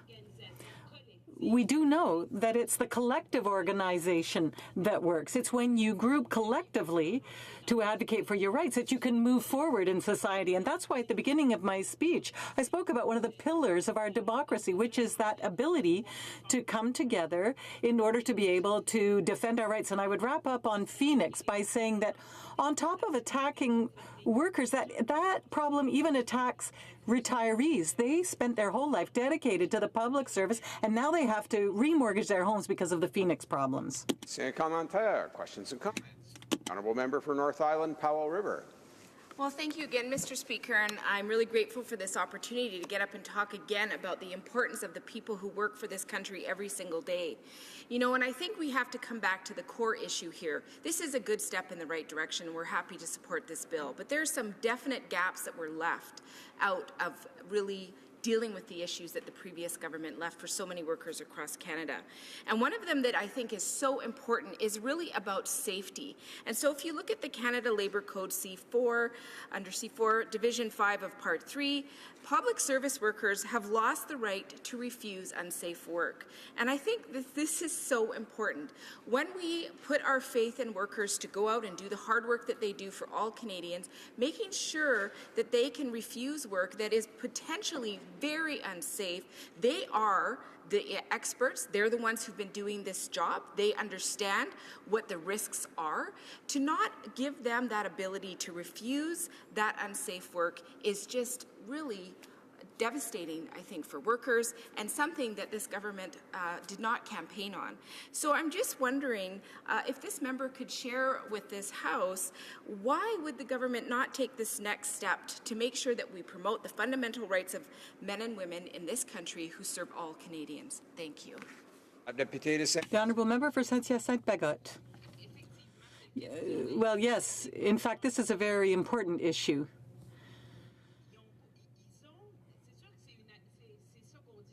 Now, this is what we've been saying from the beginning. Oftentimes a step forward is taken, but it's not far enough. And obviously, the word dangerous had to be modified because under the Conservatives, the new definition made no sense. But the new definition is clearer now. But to withdraw occupational health and safety, in other words, the right to refuse to do dangerous work, makes no sense. That's essential. We have to keep that one. You can't start setting arbitrary conditions. You have to trust in one's ability to gauge whether that work is safe or not. And therefore, we have to go further in our ability to give the workers the necessary tools to be able to work safely and thus avoid dangerous situations. Resuming debate, the Honourable Member for Vaughan Woodbridge. Thank you, Mr. Speaker. I welcome this occasion to rise in support of Bill C-62. I do wish to note I'll be splitting my time with my friend and my colleague the Honourable Member from Winnipeg North. This bill would repeal, collective bargaining changes for the public service passed in 2013. Et abroger les dispositions. Repealing these provisions of equitable, the ability to bargain, repealing provisions of the labor relations. Combining these two bills makes no substantive changes compared to the earlier bills. It simply incorporates the adjustments necessary to combine proposals regarding sick leave, collective bargaining, and essential services for the federal public service into one piece of legislation moving forward. Let's begin with the contentious changes made in 2013. Previously, bargaining agents were able to take full part in negotiations for essential services. However, in 2013, that right was changed, and the right was given entirely to the employer. Longer given the chance to determine which dispute resolution process they wish to use should the parties reach an impasse in bargaining. Instead, conciliation or strike was established as the default dispute resolution mechanism. Les conseils d'arbitrage des autres arbitration councils and other union groups had to give more weight to certain factors when they were recommending the appropriate wage levels for civil servants. These changes, these and other changes, were made without consultation with our public sector partners. The government does not support such an approach. We believe the right of collective bargaining is vital to protecting the rights of Canadian workers, and we believe that effective collective bargaining involves discussion, negotiation, and compromise. Now is not the time to roll back fundamental labor rights that unions have worked so hard to secure. Instead, we need to ensure that workers can organize freely, bargain collectively in good faith, and work in safe environments. To that end, in January 2016, the Minister of Employment, Workforce Development and Labour introduced legislation to repeal Bills C-377 525. The legislation will remove provisions that make it harder for unions to be certified and easier for them to be decertified. It also amended the Income Tax Act to remove the onerous and redundant requirements that labor organizations and labor trusts provide specific information annually to the Minister of National Revenue. These included information on non-labor activities that would then be made available to the public. Comme les honorables députés. As the honourable members are well aware, legislation already exists to ensure unions are financially transparent and accountable to their members. Section 110 of the Canada Labour Code requires unions to provide financial statements to their members upon request and free of charge, making these additional reporting requirements unnecessary. In a series of actions the government has taken to demonstrate our commitment to bargaining in good faith with public service bargaining agents. It fulfills a commitment we had made to repeal legislation that had provided the government with the authority to establish and modify terms and conditions of employment related to the sick leave of employees, establish a short-term disability plan outside of collective bargaining, and modify the long-term disability programs in the core public administration. It also restores labor relations regime that existed prior to 2013. It soutient également. And it supports collaborative labor management relations. Mr. Speaker, labor unions play an important role in protecting the rights of workers and growing the middle class. And we respect labor unions and those they represent. Service, I'm talking about the people who protect the health of Canadians by inspecting our food to make it sure it is safe for us to eat. I'm talking about the people who ensure Canadians have access to safe and effective health products by monitoring everything from medical devices to prescription medications. Mr. Speaker, it is public service employees across this country who administer income support programs such as Old Age Security Benefit that provides Canadian seniors with an important source of income. Mr. Le Président. Mr. Speaker, our public service employees come from all walks of life. They offer an incredible range of expertise and experience that the government draws on to ensure the delivery of services to people across Canada and around the globe. Mr. Speaker, if one truly respects our public service employees, one cannot abide an approach that disrespects and ignores the right of collective bargaining. To be proud of the work they do, we want the public service to be a place that attracts our best and brightest minds. We should think of the people who are graduating from colleges and universities. We want them to see the public service not just as a great place to build their career, but as a great place to build a country.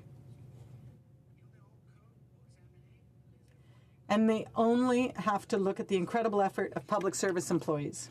Public servants supported the government's goal of helping Canadians achieve a safe, secure and dignified retirement by working cooperatively with their provincial and territorial counterparts so that Canada's finance ministers could strengthen the Canada Pension Plan. Yes, the enhanced Canada Pension Plan. In 2016, they answered the call to help their fellow citizens displaced by the Fort McMurray wildfires. Et ils ont travaillé. And they worked tirelessly to welcome tens of thousands of Syrian refugees into Canadian society. Mr. Speaker, when we encourage federal employees to give fearless advice, when we trust them to make responsible decisions, and when we respect them for their skill and expertise, these are the kinds of results that are possible. The bill before us today, C-62, is a strong proof of our commitment to restore a culture of respect for and within the public service. Et j'invite tous les députés. And I encourage all members who believe in the principles of fairness and respect to join us in supporting Bill C-62. Thank you, Mr. Speaker. Questions and comments? Question commentaire. The Honourable Parliamentary Secretary to the Government House Leader. Yes, thank you, Mr. Speaker, and I appreciate comments from my colleague. And, you know, what's important, I think, at least in good part, to recognize in this debate is that in a very significant way, the Prime Minister, prior to the last election, met with and listened to a large number of public servants, a number of individuals that were leading the bargaining process. And what we found is that under C-59, when the Conservatives had brought forward that legislation in that insensitive manner in which they did, that there was a great deal of resentment towards the government and the harm that was being caused in regards to labour relations, to the degree in which this Prime Minister acknowledged that we would make a commitment to repeal those actions by the Conservative government. And that's, in good part, what this legislation is all about today. It is, in fact, a campaign commitment by the Prime Minister and this government, and we are materializing on that commitment. And I'm wondering if my colleague my colleague from the side here can just provide how important it is that we fulfill that commitment, therefore reestablishing a healthier relationship with our labour. The Honourable Member for Vaughan Woodbridge. Thank you, Mr. President. And thank you, my honourable colleague from Winnipeg North. When we were elected in October 2015, one of our platform commitments was to reestablish a relationship with both the public sector unions and the private sector unions from coast to coast to coast, to reestablish a relationship based on trust, based on faith, based on collective bargaining rights for all workers and those that have been certified recently. And we've done that. We've repealed our Bill 377, Bill 525. We put in place provisions, and we established a balance between the bargaining agents, both the employer and the employee. And that is something I'm proud of. That is something that my constituents back home in Vaughan Woodbridge are proud of, that we brought balance back into the collective bargaining process. We need to ensure when collective bargaining takes place, it takes place not on a unilateral basis, like my colleagues from the Conservatives like to do, and what they imposed when they were in government, but in a fair and balanced manner where people can come together, negotiate, and come to an agreement that is a win-win for both sides. So I'm proud that our government's fulfilled those commitments. I'm proud that our government continues to work with both the public sector unions and the private sector unions to ensure that we have a strong middle class, because we know when people are able and entities are able to come together, bargaining agents, negotiate freely, negotiate a great deal, that the middle class benefits, and with that, the Canadian economy benefits. Thank you, Mr. Speaker. Questions and comments? Question commentaire. The Honourable Parliamentary Secretary to the Government House Leader. Again, Mr. Speaker, I appreciate the comments. One of the things that we often take for granted is the fine work that our civil service do for us, and that ranges in many different areas. And I know I'm going to have the opportunity to be able to speak a little bit about that shortly. But I'm wondering again if my colleague could just reinforce some of the important roles that our public service actually plays for all Canadians. And in fact, arguably, Mr. Speaker, you will find that our civil service is respected for what it does from around the world. And if you could provide just the quality of work that is provided through our civil service. Member for Vaughan Woodbridge. Thank you to my colleague for that question. You know, our civil service in two words is world class. All civil service can be looked upon by any country in the world in the delivery of the programs that we have for Canadians from coast to coast to coast, whether it is, the guaranteed income supplement or the Canada Pension Plan that's sent monthly to pensioners across this country, those that really built this country that we call home and that we're so proud to be a part of, whether it's the old age security, as I mentioned in my speech, or whether it's our trade negotiators or people working abroad for us in consuls across the world. It's folks all over this country that go to work every day and do the good work that Canadians expect them to do and expect us to do here in this House. And it's great to see that our government has returned some balance and also returned some pride back to the civil service, that they weren't being condescended to, being looked down on, and having imposed unilateral measures by the government that was in power the prior 10 years, that they're able to collective bargaining with the employee, with the employer, come to terms that benefits them, that their benefits, that their security and their pensions, that their sick leave, that things that they really care about, that when they go to work, they don't have to worry about. They can just focus on the great job that they do day in, day out, delivering those programs that Canadians care about and depend on. Thank you, Mr. Speaker. Resuming debate, the Honourable Parliamentary Secretary to the Government House Leader. Yes, thank you, Mr. Speaker. And, I must say I was a little bit disappointed when the Conservatives responded to the minister introducing the bill. And let me emphasize, as my colleague across the way kind of laughs at that comment, but I'm sure she'll take it seriously when I kind of expand upon why it is that I'm disappointed.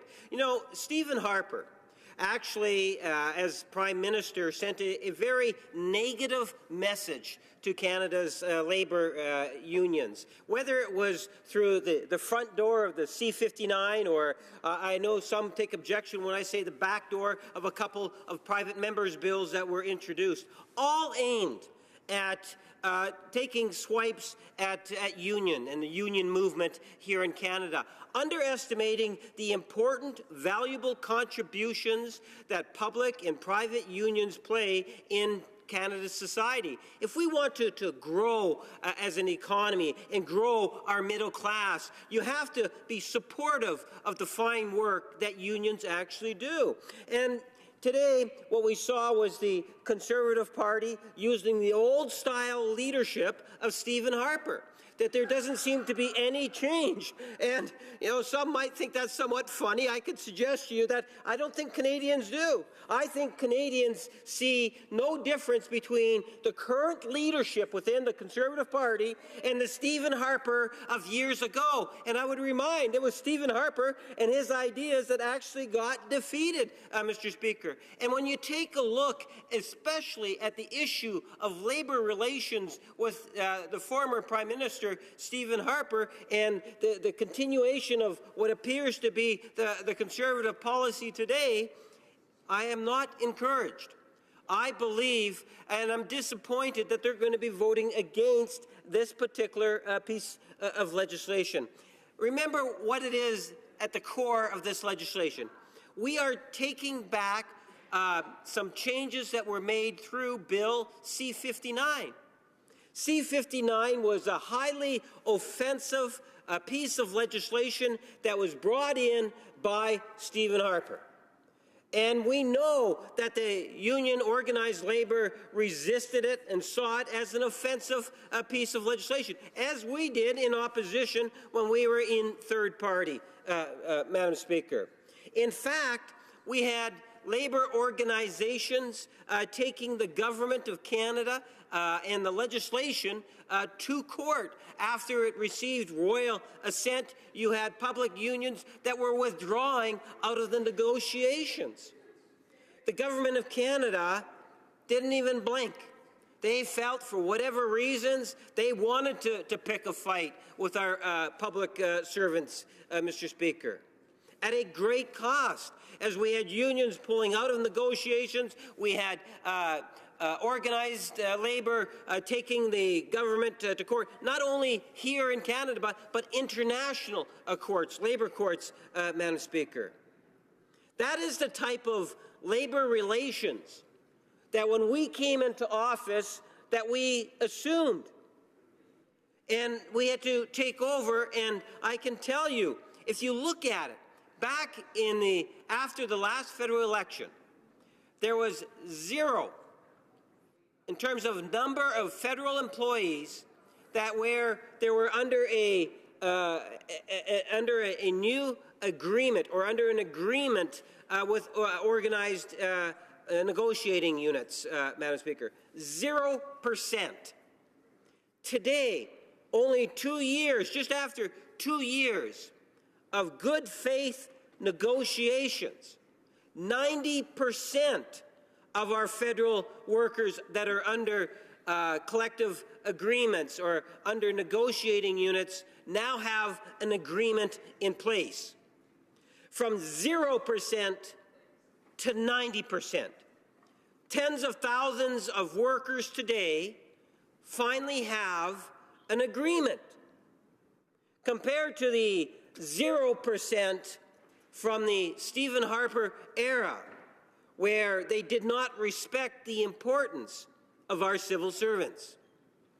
You know, I've heard others talk about Canada's civil service, and I have the deepest amount of respect for the fine work that they do. I have recognized in the past, and at times it needs to be reinforced, we have international public service agencies. In other words, public servants from around the world that will turn and look in terms of what it is that Canada is doing and how we foster a very healthy public service. I have spoken in other countries and had the opportunity to meet with many individuals from different countries, and they are envious in terms of the way in which our civil service is professional, the manner in which the corruption is marginalized, the manner in which services are actually being provided, the relationship that politicians have with civil servants. And I must say, with respect to that, I really do appreciate that relationship. It is of a professional nature. I, through my office, and I'm sure all MPs will acknowledge that the work and how much we depend on those civil servants to provide the many different services that are of the utmost importance to all Canadians. So when we talk about our civil service or our public service, Madam Speaker, I think sometimes it's good to put a face on it. What type of public servants do we deal with in a day in and day out basis? Canadians need to understand and appreciate that it touches virtually every aspect of our lives. We can talk about Canada revenue agencies. We often hear about how important it is that we deal with the issue of tax fairness and how within the government and the ministries that we have actually invested well over $500 million, at looking at ways in which we can recuperate taxes where we have individuals or corporations trying to avoid paying those taxes. Well, who do you think in good part are the ones that are driving that tax recovery? It is our civil servants, Madam Speaker. One of the branches that I work every day, at least Monday to Saturday with, either me directly or through my constituency office, is the Department of Immigration and Citizenship. The number of civil servants that we've had to deal with and the important role that they play. Every year we get hundreds of thousands of new residents coming to Canada. That is no easy feat. This year we will, I believe, receive in excess of 300,000 new landed immigrants.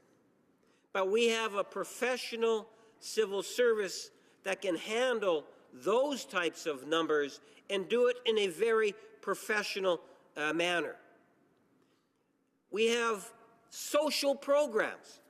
I often stand in my place and I talk about some of the fine work whether it's the Minister of Finance or the Minister responsible for human resources or seniors, talking about increasing things such as our guaranteed income supplement. We have our old age supplement, Madam Speaker, or OAS. These senior pension programs, all administered by civil servants.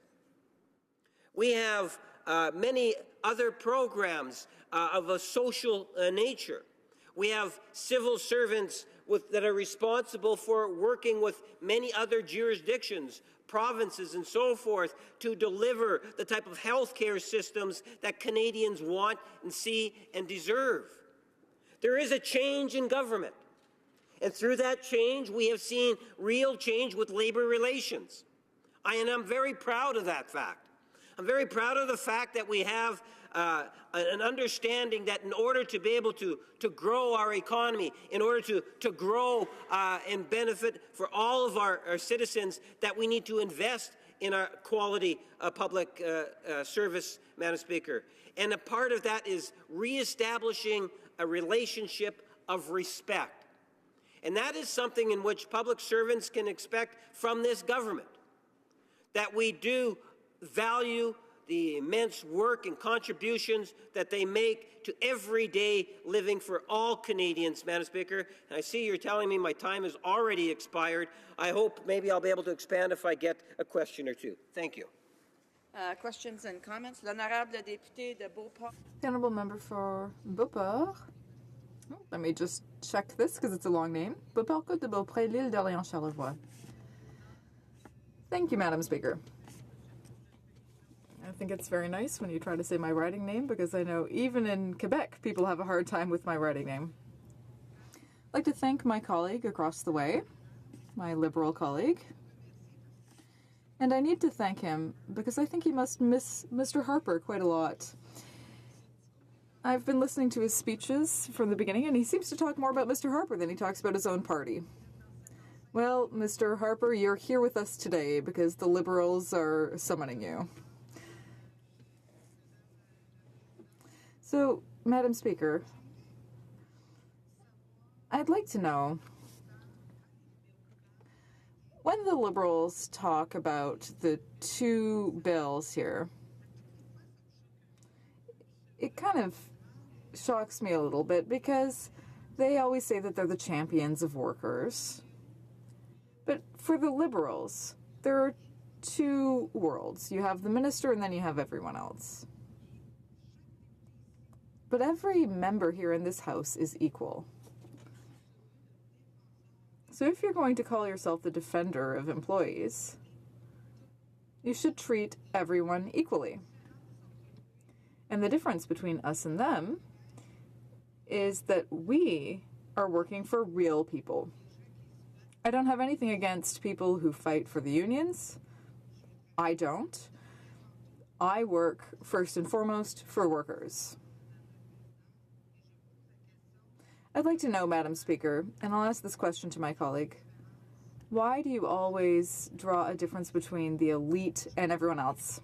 I'd remind the member that she needs to address her remarks through the Speaker and not to the government or to any individuals.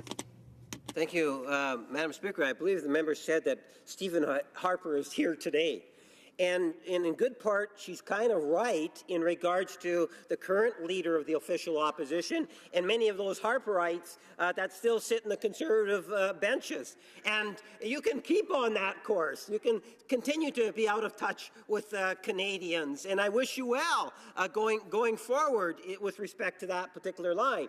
But Parliamentary Secretary as well. I just finished indicating that every question and comment should be addressed to the Chair. The other Parliamentary Secretary has a few minutes. I would know better, so I'll try to keep it a little bit more on track.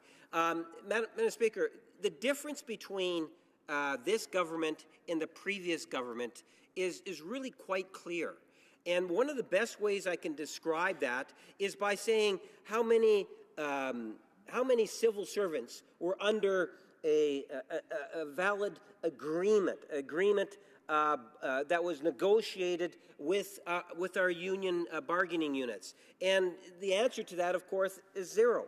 Within 2 years, tens of thousands we have been able to get under agreement. 90% of our federal civil servants with bargaining units now have an agreement in place. We're able to do that because there is a higher sense of trust and faith in negotiations. It goes both ways, but there has to be a strong element of respect, and the union finally has it.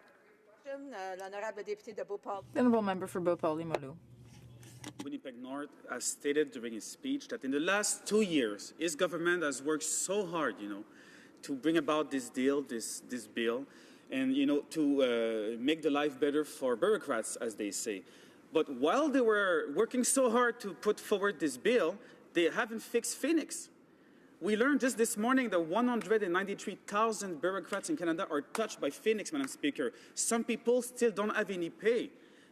Some people have lost their houses until now. How is it possible to hear this colleague here saying that in the last 2 years they work hard for bureaucrats to help them in their life, and at the same time, they haven't been able to fix Phoenix? It's outrageous. The Honourable Parliamentary Secretary, a brief answer, please. Yes, Madam Speaker, it is upsetting that when we had taken over, that the Conservative government had literally fired hundreds of human resources individuals that would have assisted us in implementing the Phoenix process, a Phoenix system in which the former government actually brought in. And I can tell the member that the Minister responsible for public service has made this priority one in terms of ensuring that our civil servants are in fact paid, and we are investing millions of dollars to try to fix the system. We are working with public servants to try to make this system or this issue go away. We want our civil servants to be paid. They're entitled to it. This is something where we will continue to work with unions and others that have a vested interest to try to get this system working properly. It is a high priority for this government. Reprise du débat. Resuming debate. L'honorable député de Beauport. The honourable member for Beauport, Côte de Beaupré, Île d'Orléans, Charlevoix. Well, thank you, Madam Speaker. I'm always pleased to participate in debates in this House. Today, we're talking about Bill C-62.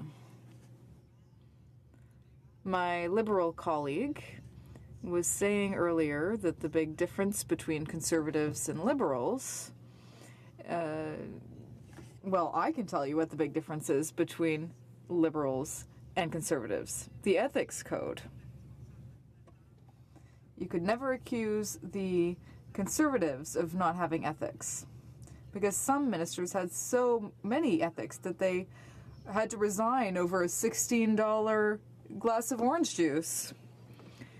And if some people find that funny across the way, well, maybe they should ask their Prime Minister to finally pay back the money for the illegal trip that he took that was recognized as being inappropriate by the Ethics Commissioner.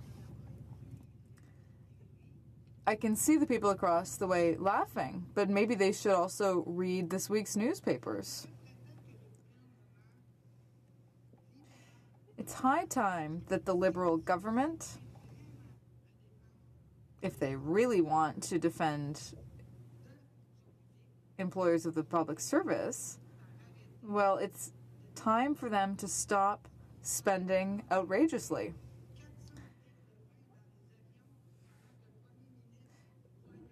When the Prime Minister was traveling, there were 400 bottles of wine ordered. Who paid for that? Taxpayers, Madam Speaker. And that doesn't make any sense. Whether you're Conservative, NDP, Liberal, Bloc, or whatever, it's the taxpayers who pay for this elite trip in a government airplane. And there are 400 bottles of wine. That's unacceptable. It's unacceptable to see that the Prime Minister was found guilty not of 1 or 2 or 3, but 4 violations by the Ethics Commissioner. He's refusing to answer questions in this House and refusing to pay back taxpayers. That is outrageous, Madam Speaker. Looking at Bill C-62,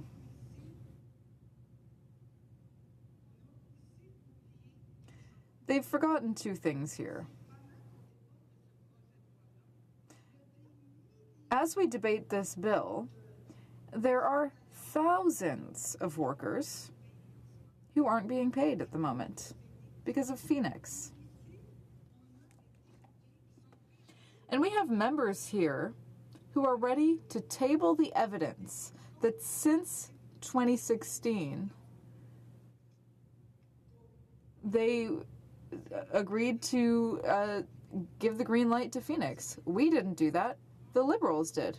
They've been in power for 2 years, and for 2 years, they've been pointing the finger at anyone else instead of taking responsibility. Madam Speaker, I'd also like to say that I'll be sharing my time with the Honourable Member for Beauport-Limoilou, who is a very effective defender of both official languages in this country, and whom I'd like to thank for the exceptional work that he does for us and for the Constitution. So, Madam Speaker, for Bill C-62, of course I'm going to be voting against it. I'm going to vote against it for two reasons. First of all, I feel much closer to ordinary workers than to the union bosses who are pocketing money and we don't always know what they're doing with it. That bothers me. Across the way, people say that they are great defenders of workers. But a bill like this mainly serves to thank union bosses for having donated so much money to help defeat the Conservatives in the last election. From my point of view, this is just a disgusting bill because it's just a way of thanking the Liberals' friends. Well, the Liberals have a lot of friends, don't they? Whether we're talking about the marijuana industry, unions, it's just disgusting. You know, we've been used to this type of thing since Gomery. It's nothing new. As I said, I'll be coming back to Bill C-62. But if the Liberals really want to help people, if it really is in their DNA to help ordinary people, maybe it's time for them to find a solution to Phoenix. In my riding, people have come to see me because they work in federal organizations in the neighboring area, and they haven't been paid in over 8 months. Sometimes people come to see me who have been overpaid and who are trying to pay back the money, but there's no way for them to repay the money because no one is answering their questions. And Madam Speaker, that is the day-to-day reality of these people. So for me, as the member for Beauport-Côte-de-Beaupré, Île-d'Orléans, Charlevoix, I will not be supporting Bill C-62 because it just goes against the needs of ordinary people and it profits the union bosses more than those ordinary people. So for that reason, I will be voting against the bill. Thank you, Madam Speaker. Questions and comments? The Honourable Member for Kingston and the Islands. Thank you very much, Madam Speaker. I listened to my colleague's intervention, and there had little substance to do with the actual issue at hand here. In fact, all we've been hearing about this morning, Madam Speaker, from the other side of the House is about Phoenix. And we know that the reality of the situation is that the Conservative government, the previous government, Madam Speaker, had fired 700 compensation advisors whose direct jobs were responsible for what Phoenix was now overtaking. It is like leading me to the front door with the house burning behind me and saying, you can always go back in if you want, when literally it's impossible because we had been too far down the road. But let's talk about the actual legislation here, because that's clearly what the other side's avoiding to do, Madam Speaker. Bill C-52 specifically seeks to make changes to C-59, which was introduced by the previous government, which had to do with removing the federal employee's ability to bank sick days. And to make matters even worse, what they did was, before that bill was even passed, they put it into the budget for 2015 as a decreased liability. So I just want to ask the member across the way if she thinks that that is a responsible and fair way to be negotiating and working with our federal employees and their unions. The honourable member for Beauport, Côte-de-Beaupré, Île-d'Orléans, Charlevoix. Thank you, Madam Speaker. I thank my colleague for his question. And I just want to point something out to him, Madam Speaker. Between February and April 2016,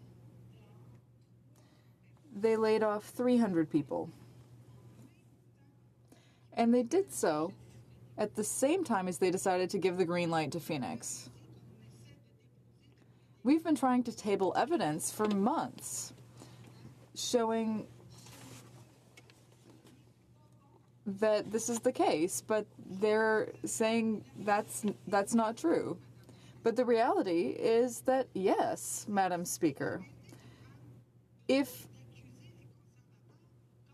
they stopped accusing the Conservatives, if they could look at themselves in the mirror and admit, you know, okay, we made a mistake. Because they made a mistake in giving the green light to Phoenix. And at the same time, they laid off 300 people. And today, there are ordinary people losing their houses, not getting paid, or being overpaid and not allowed to pay it back because they aren't providing customer service, Madam Speaker. So the Phoenix mistake is their mistake, and they should take responsibility. Des commentaires. Questions and comments? Comments? The honourable member for Kingston and the Islands. No, that's not the case, although that is the picture that obviously the Conservatives would like to paint. But in reality, what happened, Madam Speaker, is that these 300 employees had already been assigned to new tasks, 400 people had been hired and moved into Miramichi, where a new call center was going to take this over. To suggest that you could have gone back at the beginning of 2016 on a plan that had been implemented for years by the previous government is absolutely ludicrous and is not representative of what actually happened, Madam Speaker.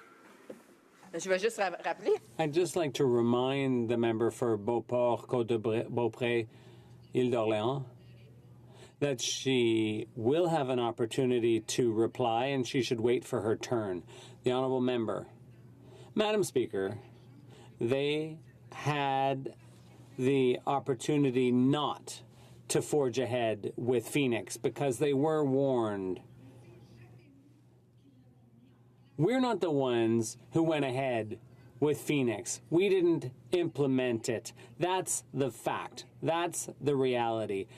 They should stop accusing us. They should stop pointing the finger at us. When we make a mistake, we are able to admit it. But I see here that the Liberals are incapable of taking responsibility for their own mistakes. Resuming debate, the honourable member for Beauport-Limoilou. Thank you, Madam Speaker. I'm very happy to take the floor for the first time in this honorable place today in 2018. We're in 2018 already. Time is just flying by. And for all my constituents who are listening, I'd like to say Happy New Year. I wish you health. I hope you enjoyed the holidays and the break. And I did a lot of things over the holidays with door-to-door and a Christmas party in my constituency office and so on. Anyways, Happy New Year. I'm glad the member opposite, it's unfortunate that he got up and left, but there's the Gartner report in February 2016 which said in black and white that they shouldn't go ahead with Phoenix. There were serious shortcomings. There were a number of deficiencies and flaws. The report was a real warning. A lot of difficulties could have been avoided if those warnings had been heeded. If they had done like us, the Liberals, if they had been wise, if they had listened to the advice they were getting in February 2016. I'd like to respond to some of the allegations coming from my Liberal colleagues. First of all, Madam Speaker, Bill C-62 is an abdication of executive responsibility. In 2015, Madam Speaker, we, the Conservatives, were forced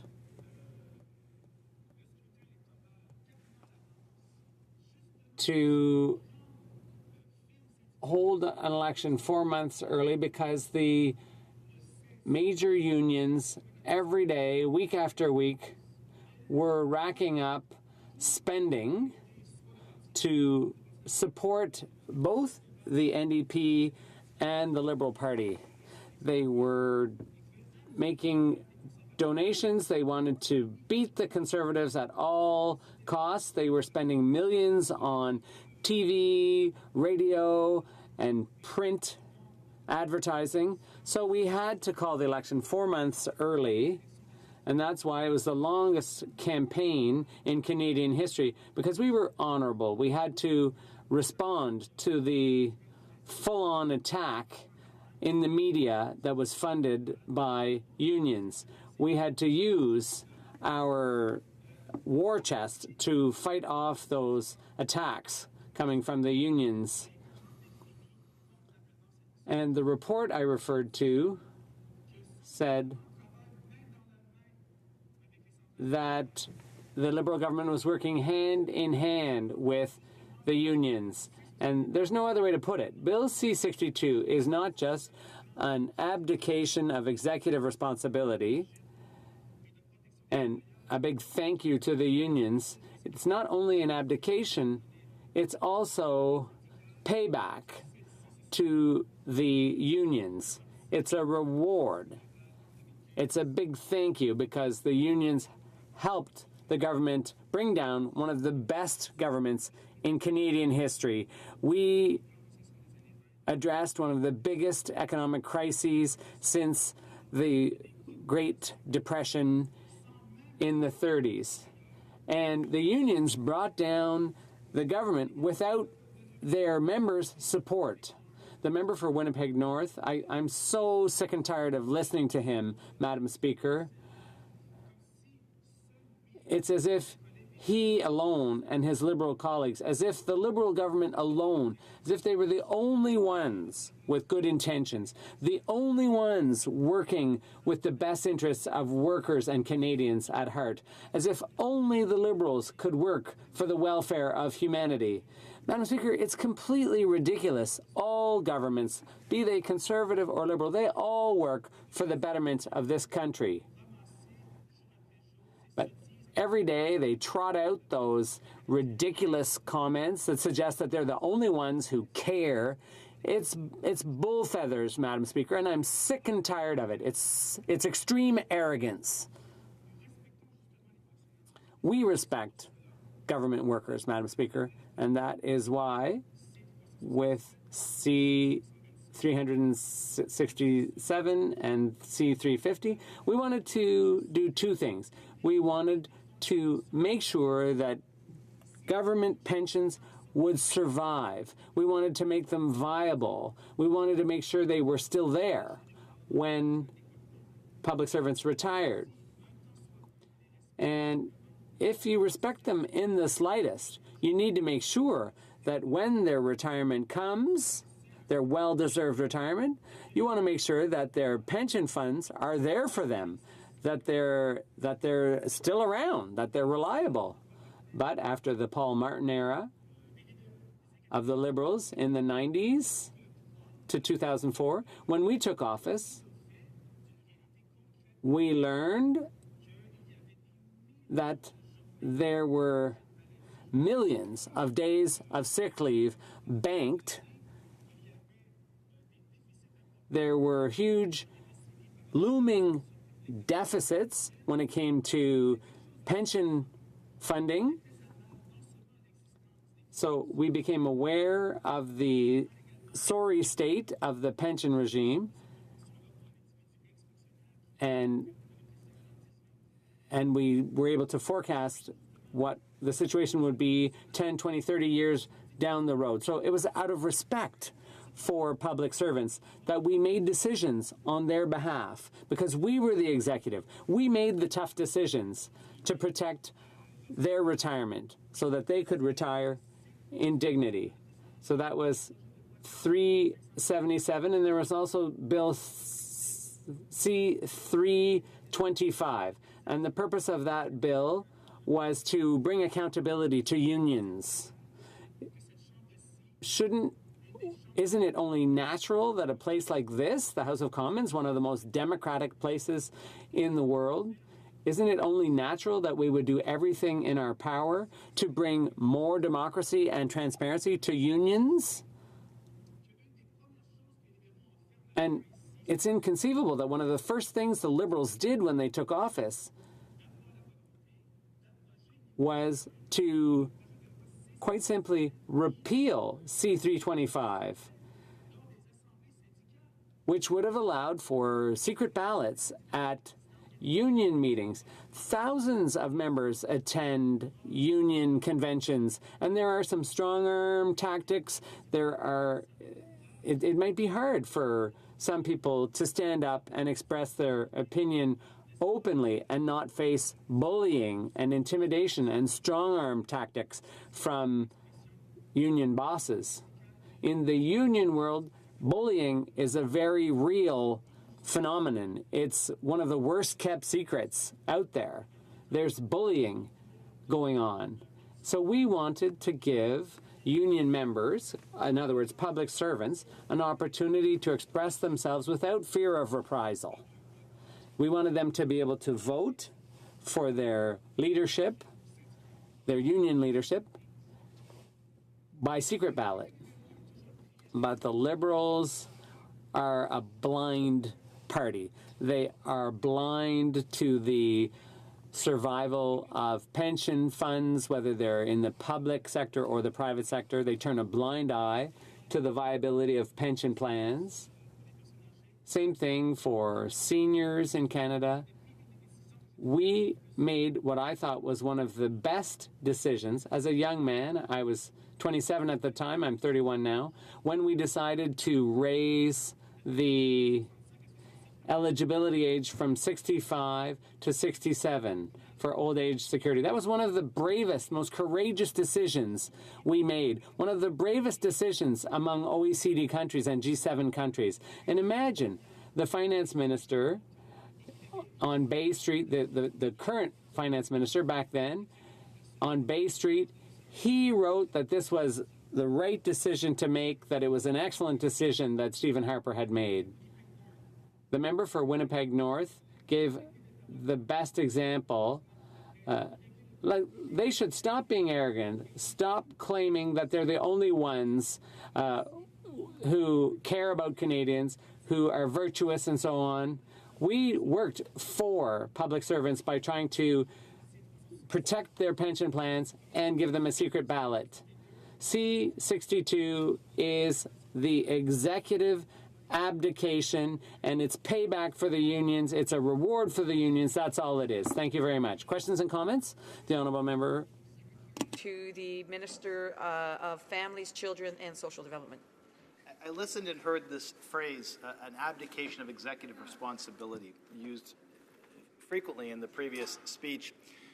The abdication of executive responsibility was the complete absence of collective bargaining agreements with dozens and dozens of federal unions and thousands of federal employees. The lack of a structured workplace and the lack of a comprehensive pay structure, work structure, health and safety set of conditions is the very definition of an abdication of responsibility, abdication of duty.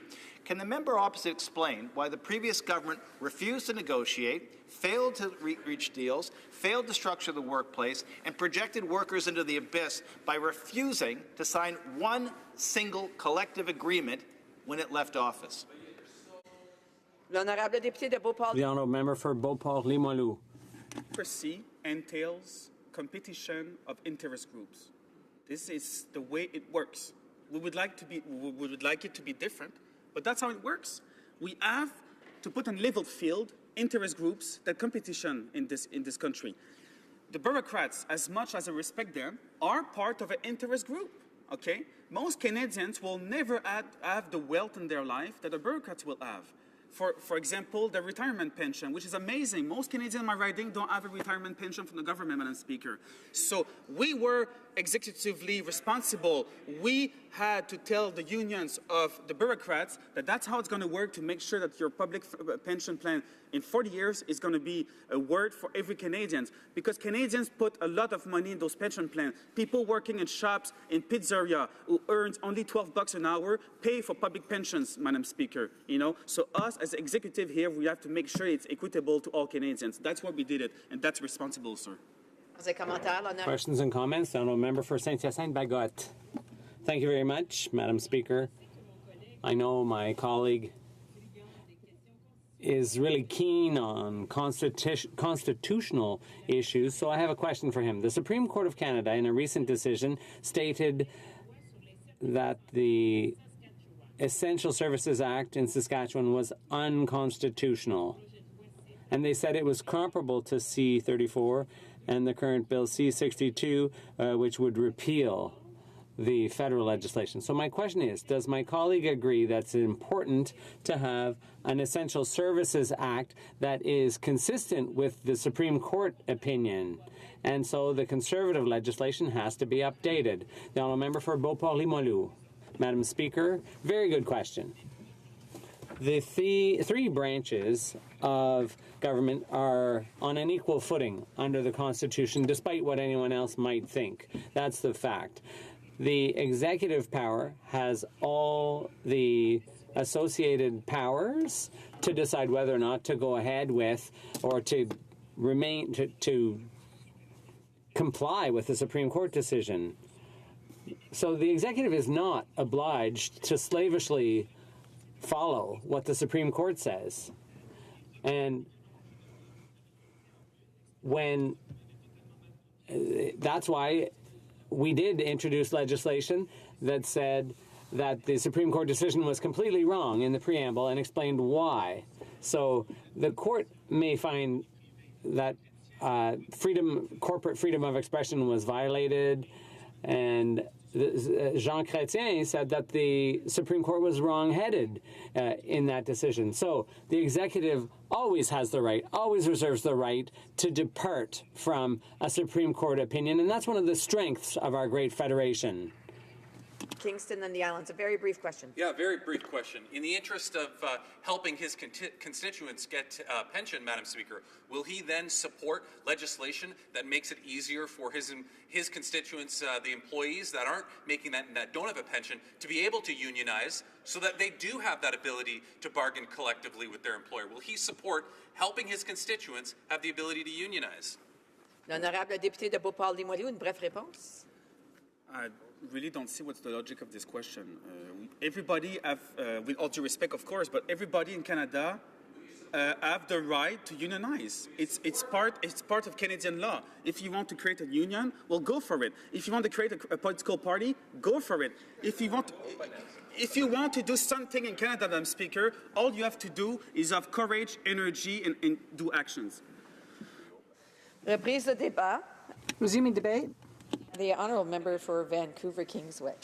Thank you, Madam Speaker. It's a privilege to stand in the House today and speak to Bill C-62, an act to amend the Federal Public Sector Labour Relations Act and other acts.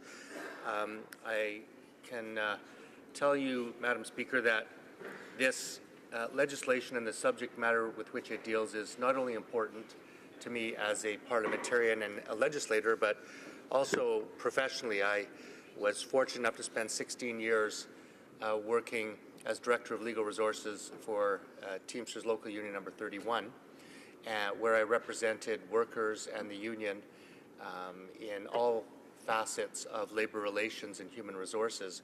And so I'm well aware of the very strong need in our country to have fair and balanced labor legislation in this country. To that end, New Democrats are very pleased to see this legislation introduced and will be supporting the government as it moves this legislation through the House. As with all pieces of legislation, it seems from the Liberals it is not quite exactly what we'd like it to see, and I think that it doesn't go quite far enough, but it definitely goes a large distance in, I think, reestablishing that balance in Canadian labor law that I think Canadians by a large majority want to see. Specifically, Bill C-62 is aimed at repealing two blatantly anti-labor pieces of legislation that were introduced by the former Harper government. That was Division 20 of Bill C-59 and Bill C-4. The first of these, the former C-5, sought to unilaterally impose an inferior disability and sick leave management system on public servants, an unwarranted, unjustified, and significant attack on the rights of public sector workers to freely and collectively bargain their benefits. Bill C-4 would have drastically changed the rules for collective bargaining within the public service, giving the government full control over union rights such as the right to strike and the right to arbitration. The government would have also determined what positions would be considered essential, again, unilaterally. Now, Madam Speaker, the New Democrats fought vigorously against the government's attempt to introduce that legislation in the previous Parliament, and we have fought vigorously in this Parliament to repeal the Conservatives' move to take those regressive steps. Now, to examine these provisions in a bit more detail, a key provision in the collective agreements of any worker, and in particular public service workers, is sick leave, which allows full-time workers, in the case of public sector, 15 days per year of leave for use in case of illness or injury.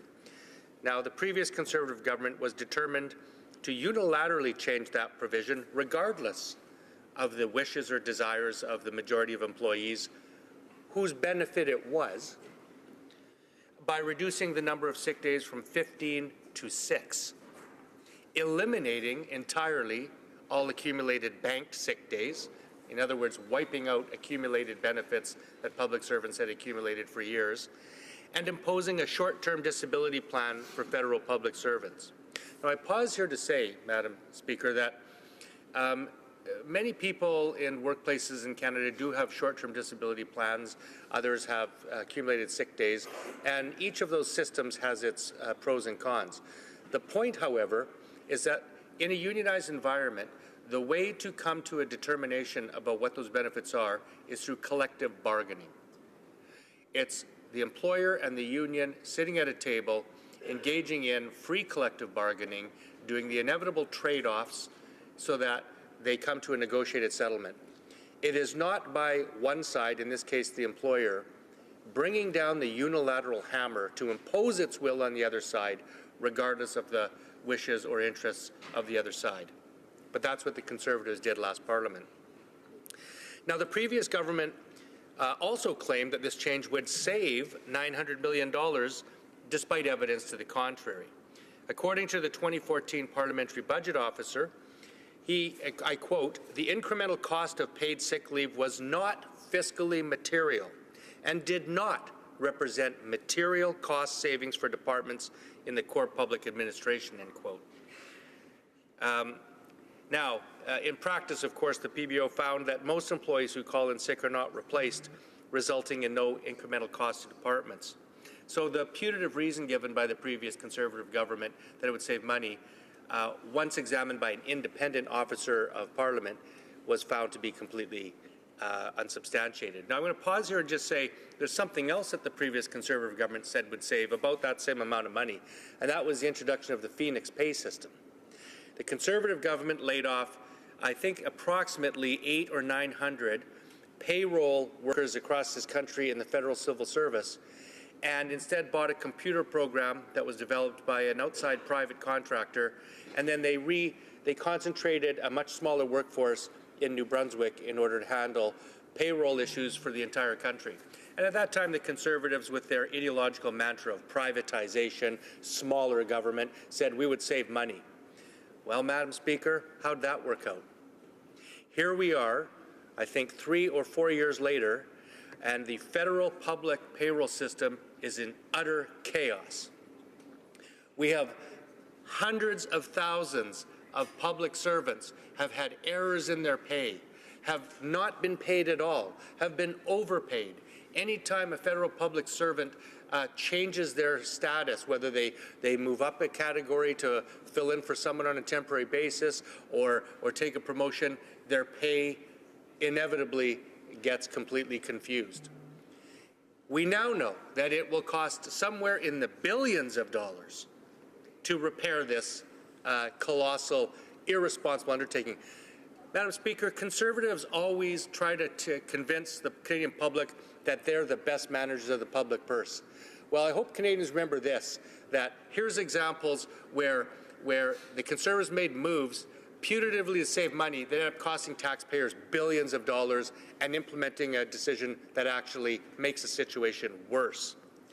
Now, I'm going to pause here for a moment, and I want to talk a little bit about unionization, because I've heard my friends on the Liberal side of the House also stand up and strenuously advocate for the right to unionize. You know, and I heard my friends in the Conservative Party say, well, what stops anybody? Well, I'll tell you in this country, Madam Speaker, I'll tell you what stops people from unionizing. The law does.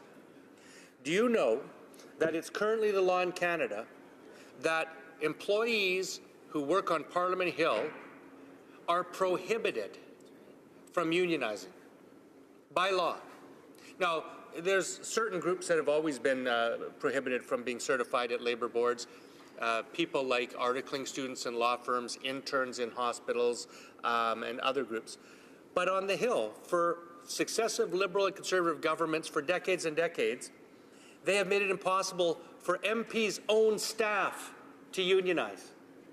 So when Canadians watch this and they see Liberal MPs and Conservative MPs stand up and say that they believe in unionization and the right to free collective bargaining, one might ask how come they don't believe in that right for their own employees. Now, the New Democrats, in contrast, have recognized this right by voluntarily recognizing a union to represent the employees of members of Parliament here, and have done for decades. We have signed successive collective agreements that give superior wages, superior benefits, superior job force protection, safer workplaces, because the New Democrats have voluntarily extended the benefits of unionization to our staff. I say it's time for the Liberals and Conservatives to jump into the 21st century, and I call on them to repeal that law that prohibits their own employees from applying to a Labour Relations Board and being certified. Now, I also want to talk just generally about, philosophically, about different approaches to our economy and where workers and legislation like this may fit in. It's been my experience, and it's my assertion, Madam Speaker, that the best performing economies in the world have three features.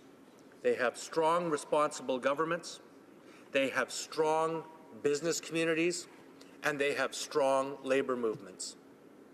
All three of those factors come into play, and I believe are key foundational elements of not only strong economies, but just societies. One only has to think of countries like Norway, or Sweden, or Germany, or any of the European countries that year after year after year top all metrics and measures of happiness and prosperity, and you look and see what the core features of those countries are, and it's always those three features.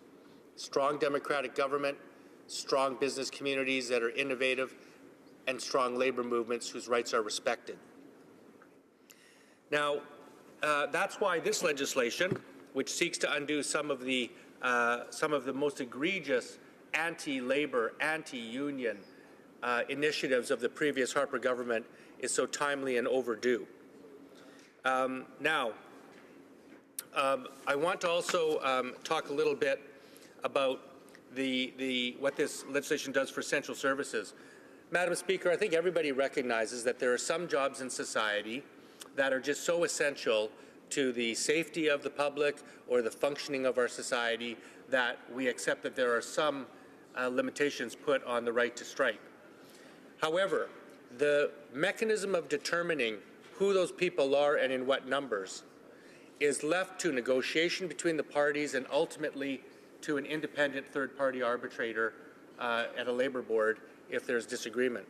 What the Harper government wanted to do and what this legislation seeks to change is it allowed the employer to unilaterally determine who is essential and in what numbers. Again, tilting the balance of the management-labor relationship completely in favor of the employer and upsetting years and years of established labor tradition and law in this country.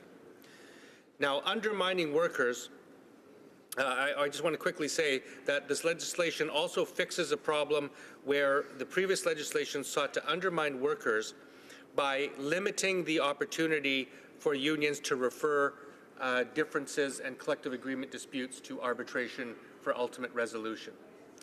So, all in all, Madam Speaker, I'm pleased to see this legislation come forward. I'm pleased to see legislation that once again puts some respect back into the public service, where the federal government of whatever stripe, Liberal, Conservative, New Democrat, Green, it doesn't matter, is compelled to treat the workers, the civil servants of this country in a manner that is fair and respectful. You know, there's many features that go into a democracy. It's not just about putting a piece of paper in a ballot box every 4 years. You need an independent judiciary, a non-corrupt police force, a free and diverse media, an informed electorate, and you need a professional civil service, Madam Speaker. And the civil servants of this country perform an invaluable service, not only to the people of this country and the taxpayers who pay their bills in delivering the services that people need, but they play an integral role in upholding our democracy. Because governments come and go, but the civil service stays. And it's their job to professionally serve the government of the day and to faithfully administer and execute the policies that the government that's democratically elected in our country may choose.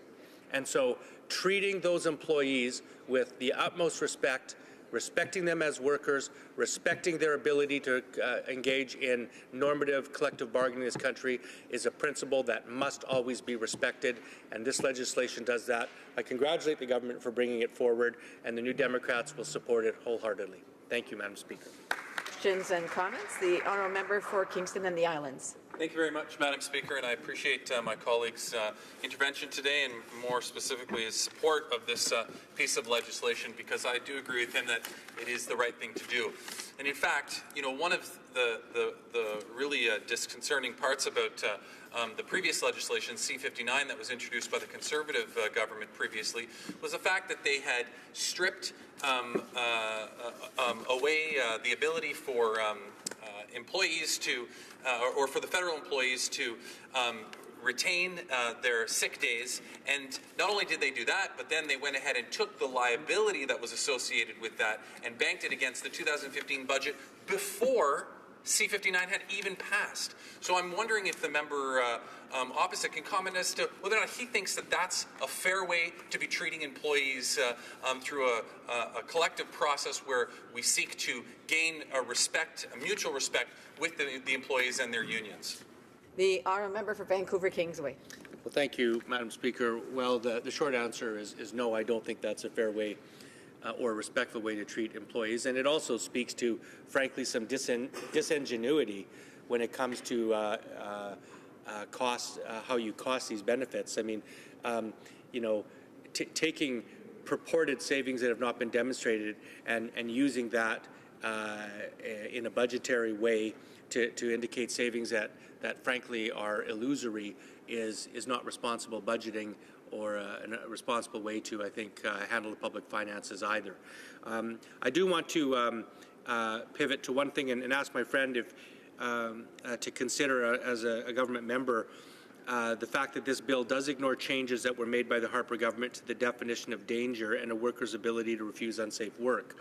And that remains untouched. And I would just hasten to add that one of the most important elements of protection in this country is when a worker goes to work in the morning, that they come home to their family at the end of their workday safe and sound.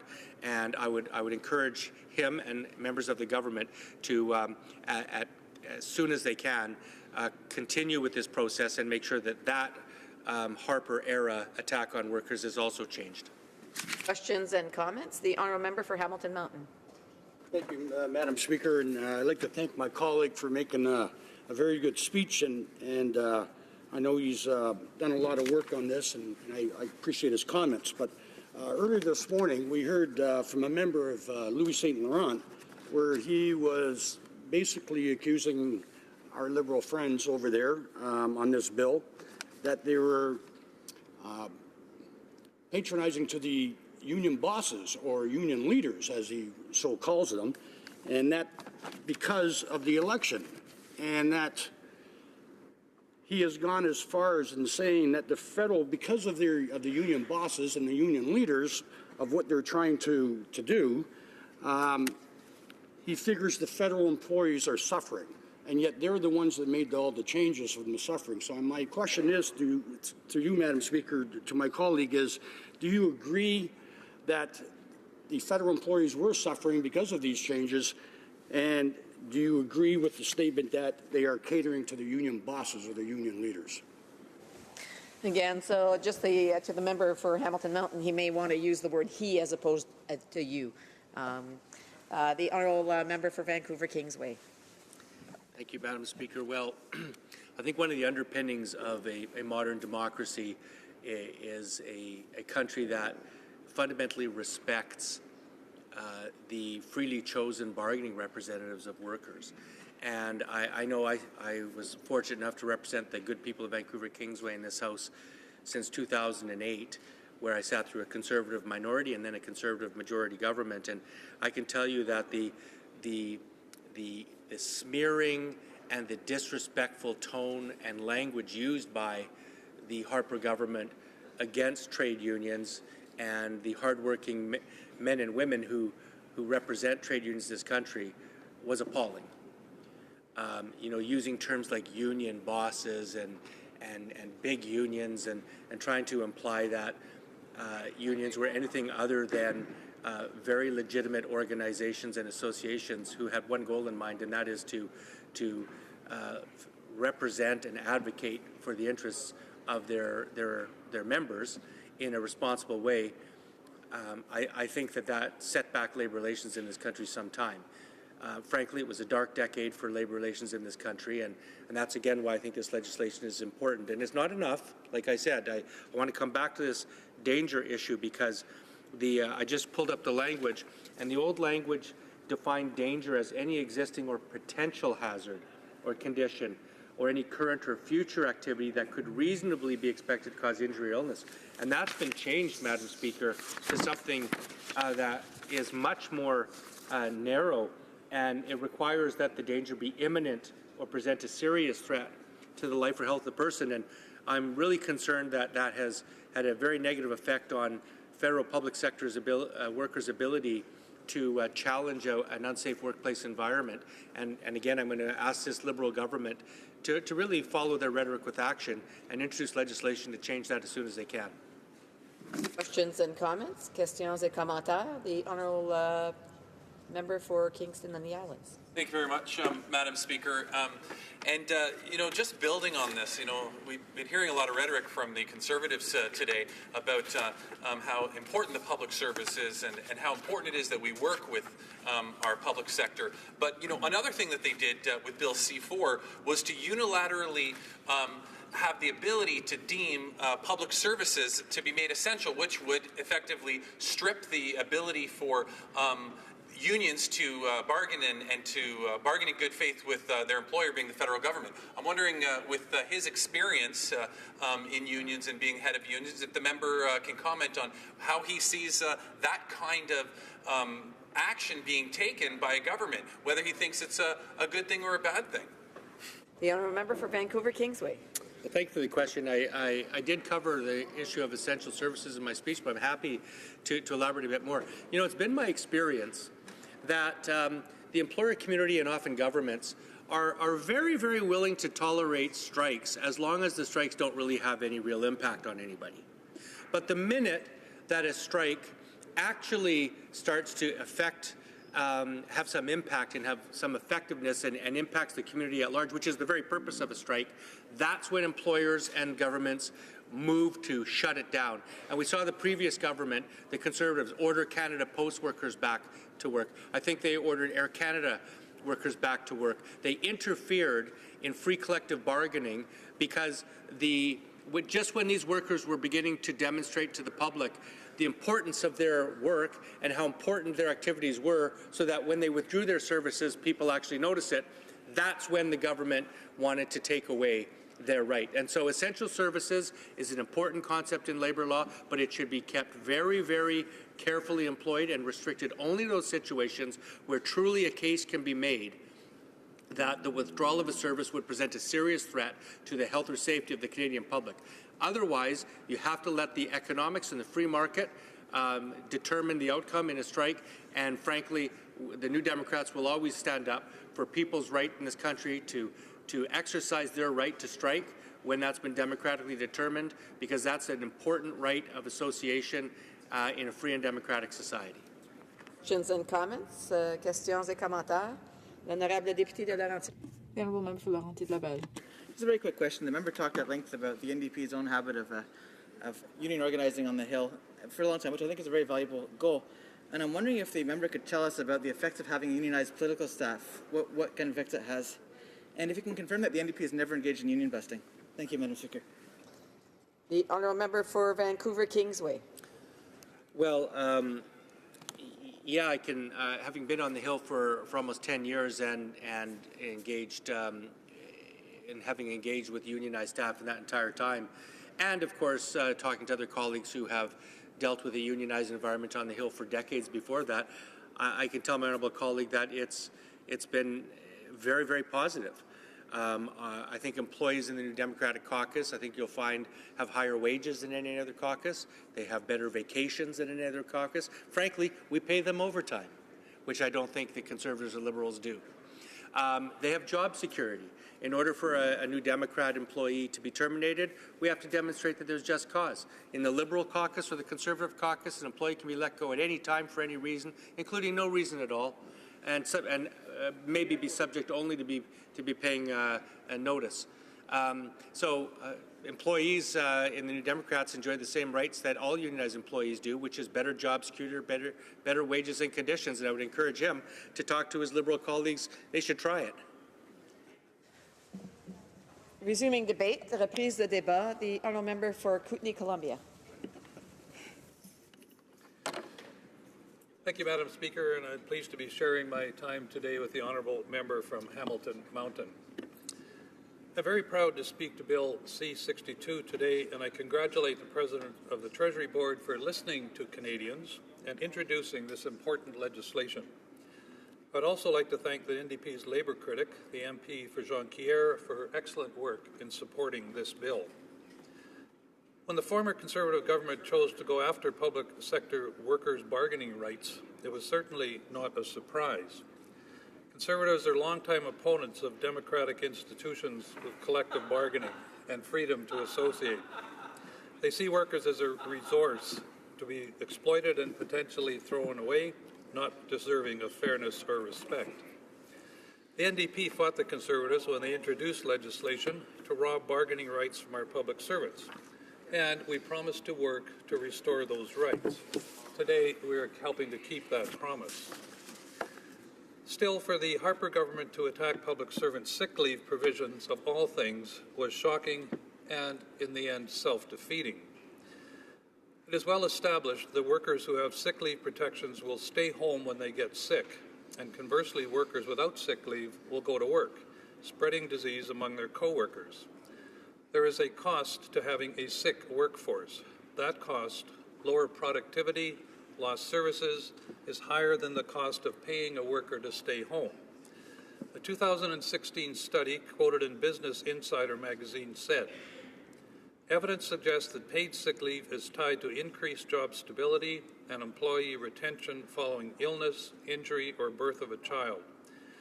Increased worker productivity, decreased worker errors, decreased accidents or injuries on the job, and when used to augment maternity leave, paid leave increases healthy babies, maternal health, and the duration of breastfeeding, while also decreasing infant mortality." That's why 128 nations around the world have paid sick leave for all workers, not just public servants. And in fact, Canada is one of the few nations that lacks such a provision, putting us far behind many industrial and even non-industrial nations. According to the Centre for Economic and Policy Research, only 3 countries, the United States, Canada, and Japan, have no national policy requiring employers to provide paid sick days for workers who need to miss 5 days of work to recover from the flu. And many U.S. states and cities have the same legislation as is in place in Europe. In Europe, the debate isn't if a country should have mandated sick leave, it's how much the government should pay out, and nations compete to show that they haven't fallen behind. In my writing of Kootenai, Columbia, into some personal stories, one of my staff was sick here before Christmas with that flu and cold that's going around, and she was off for 6 days. When she came back to work, she expressed how fortunate and how pleased she was to have sick leave coverage included in the union contract. And when you look at what the Conservatives had proposed, which was a maximum of 6 days of leave for sickness, it would have used up all of her sick leave before the year really even got going. My daughter, Kelly, works in Vancouver with a private company. It's 90 days before you get your sick leave. She was sick last week, and in the end, will have very little money to cover her bills coming up over the next week or so. So sick leave really is important to certainly our young people, and having that in place is critical to both job satisfaction and their financial security. Sick leave isn't the only provision that the government is putting back into our public service labor laws. Conservatives also took away basic bargaining rights by giving themselves the power to unilaterally define essential services. This meant that public sector unions lost their biggest tool in negotiations, the right to strike. When an employer isn't worried that their workers may walk off the job, they have little reason to negotiate fairly. The International Labour Organization, which is an agency of the United Nations, published a statement of principles concerning the right to strike.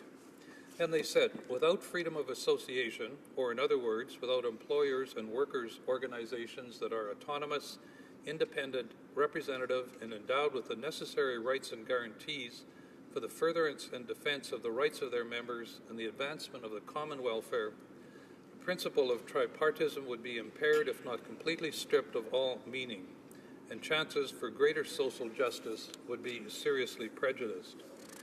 A similar provision in the province of Saskatchewan was struck down by the Supreme Court of Canada in 2015, with the court saying, and I quote, "The right to strike also promotes equality in the bargaining process. This court has long recognized the deep inequalities that structure the relationship between employers and employees and the vulnerability of employees in this context. While strike activity itself does not guarantee that a labor dispute will be resolved in any particular manner, or that it will be resolved at all, it is the possibility of a strike which enables workers to negotiate their employment terms on a more equal footing. What would be the result of taking away democratic and fair bargaining mechanisms? A workforce that has little reason to stay, little reason to succeed. It's a policy that defeats itself and hurts all Canadians.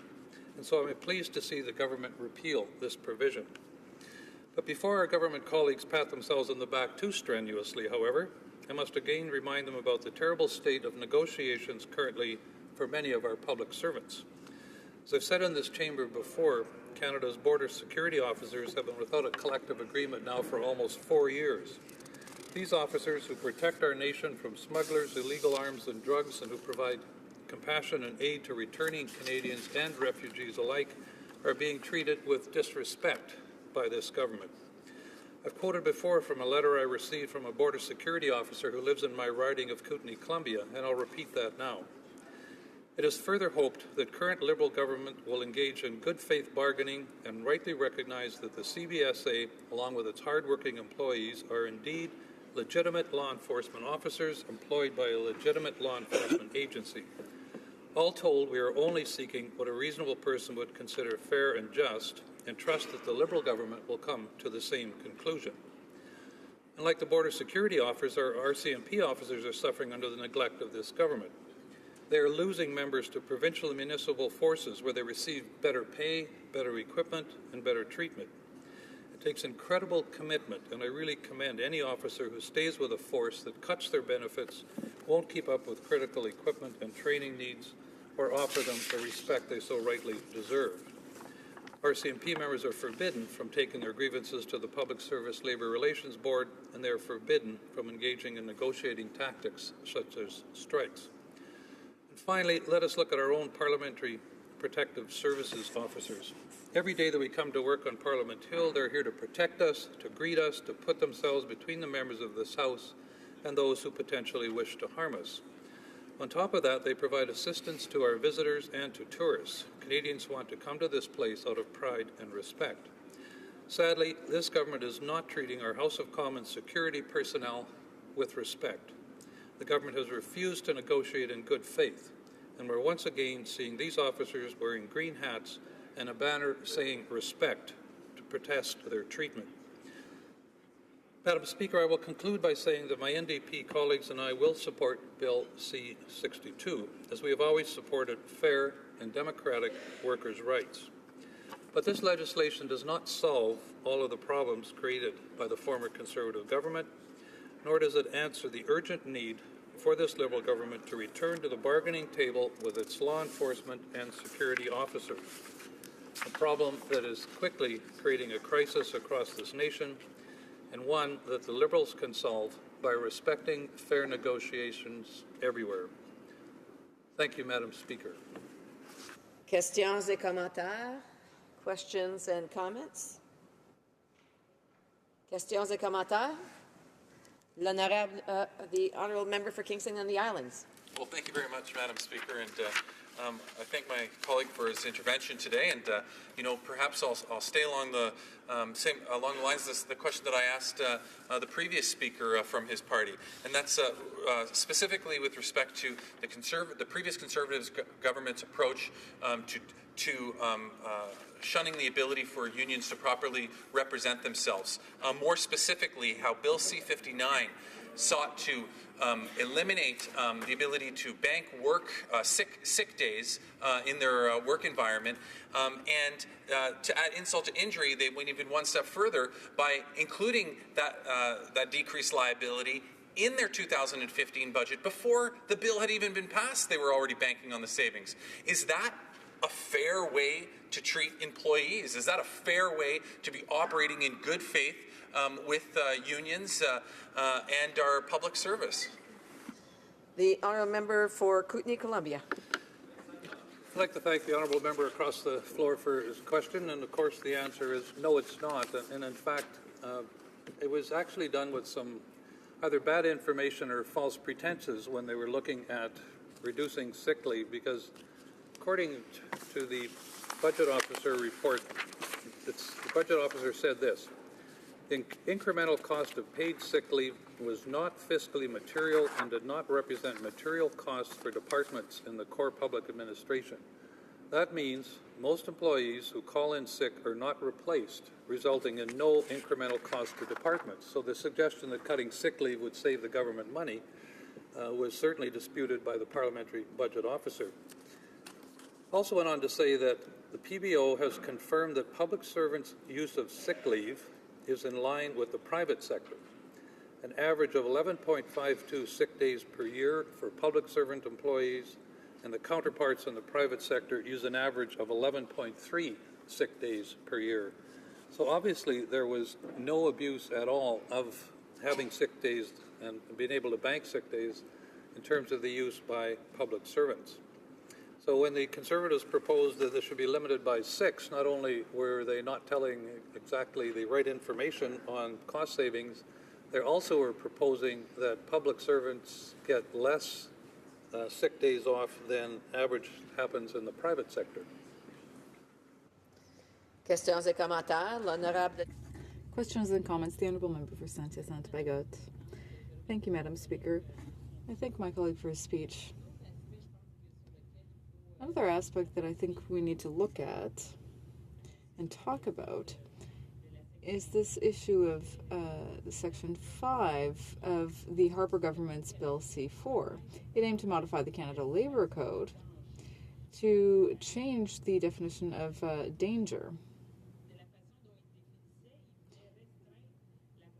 By defining it differently, they would restrict the number of dangerous or imminently dangerous situations. Now, the Liberals have created a new definition, but it's important, I think, to ensure that the bill that we ultimately pass is able to support workers. For example, having health and safety officers who can help them turn down dangerous work. Currently, if they have to appeal directly to the minister, that's quite difficult. So I'd like to hear my colleague about the importance of having people supporting them when it comes to health and safety. Respond. Thank you, Madam Speaker, and I would like to thank my colleague for her question and for her hard work on behalf of particularly middle-class Canadians when it comes to labour and contracts. There's nothing more important than keeping our people safe on the job. There needs to be not only regulations in place, but I can recall when I was regional manager with Ministry of Environment for southeastern British Columbia, we had a very active health and safety committee. And if an employee came to me and said, we're really concerned that there's some kind of a risk associated with this job, we need additional training, we need some funding to help make the issue go away. It was always top of my agenda, certainly, to approve that and to work through it, because there is nothing more important than our workers' safety. So absolutely, it shouldn't have to go all the way to a minister. This needs to be handled locally, but there needs to be a requirement that health and safety be a priority locally. Thank you. Reprise de débat, resuming debate. The honourable member for Hamilton Mountain. Thank you, Madam Speaker. And I rise today to speak to Bill C-62, an act to amend the Federal Public Sector Labor Relations Act and other acts. And this morning I've heard some good feedback on this, and one of the things that kind of struck me this morning was some of the statements that were made from a member of Louis St. Laurent, a good friend. I really respect the person, but we have different ideas.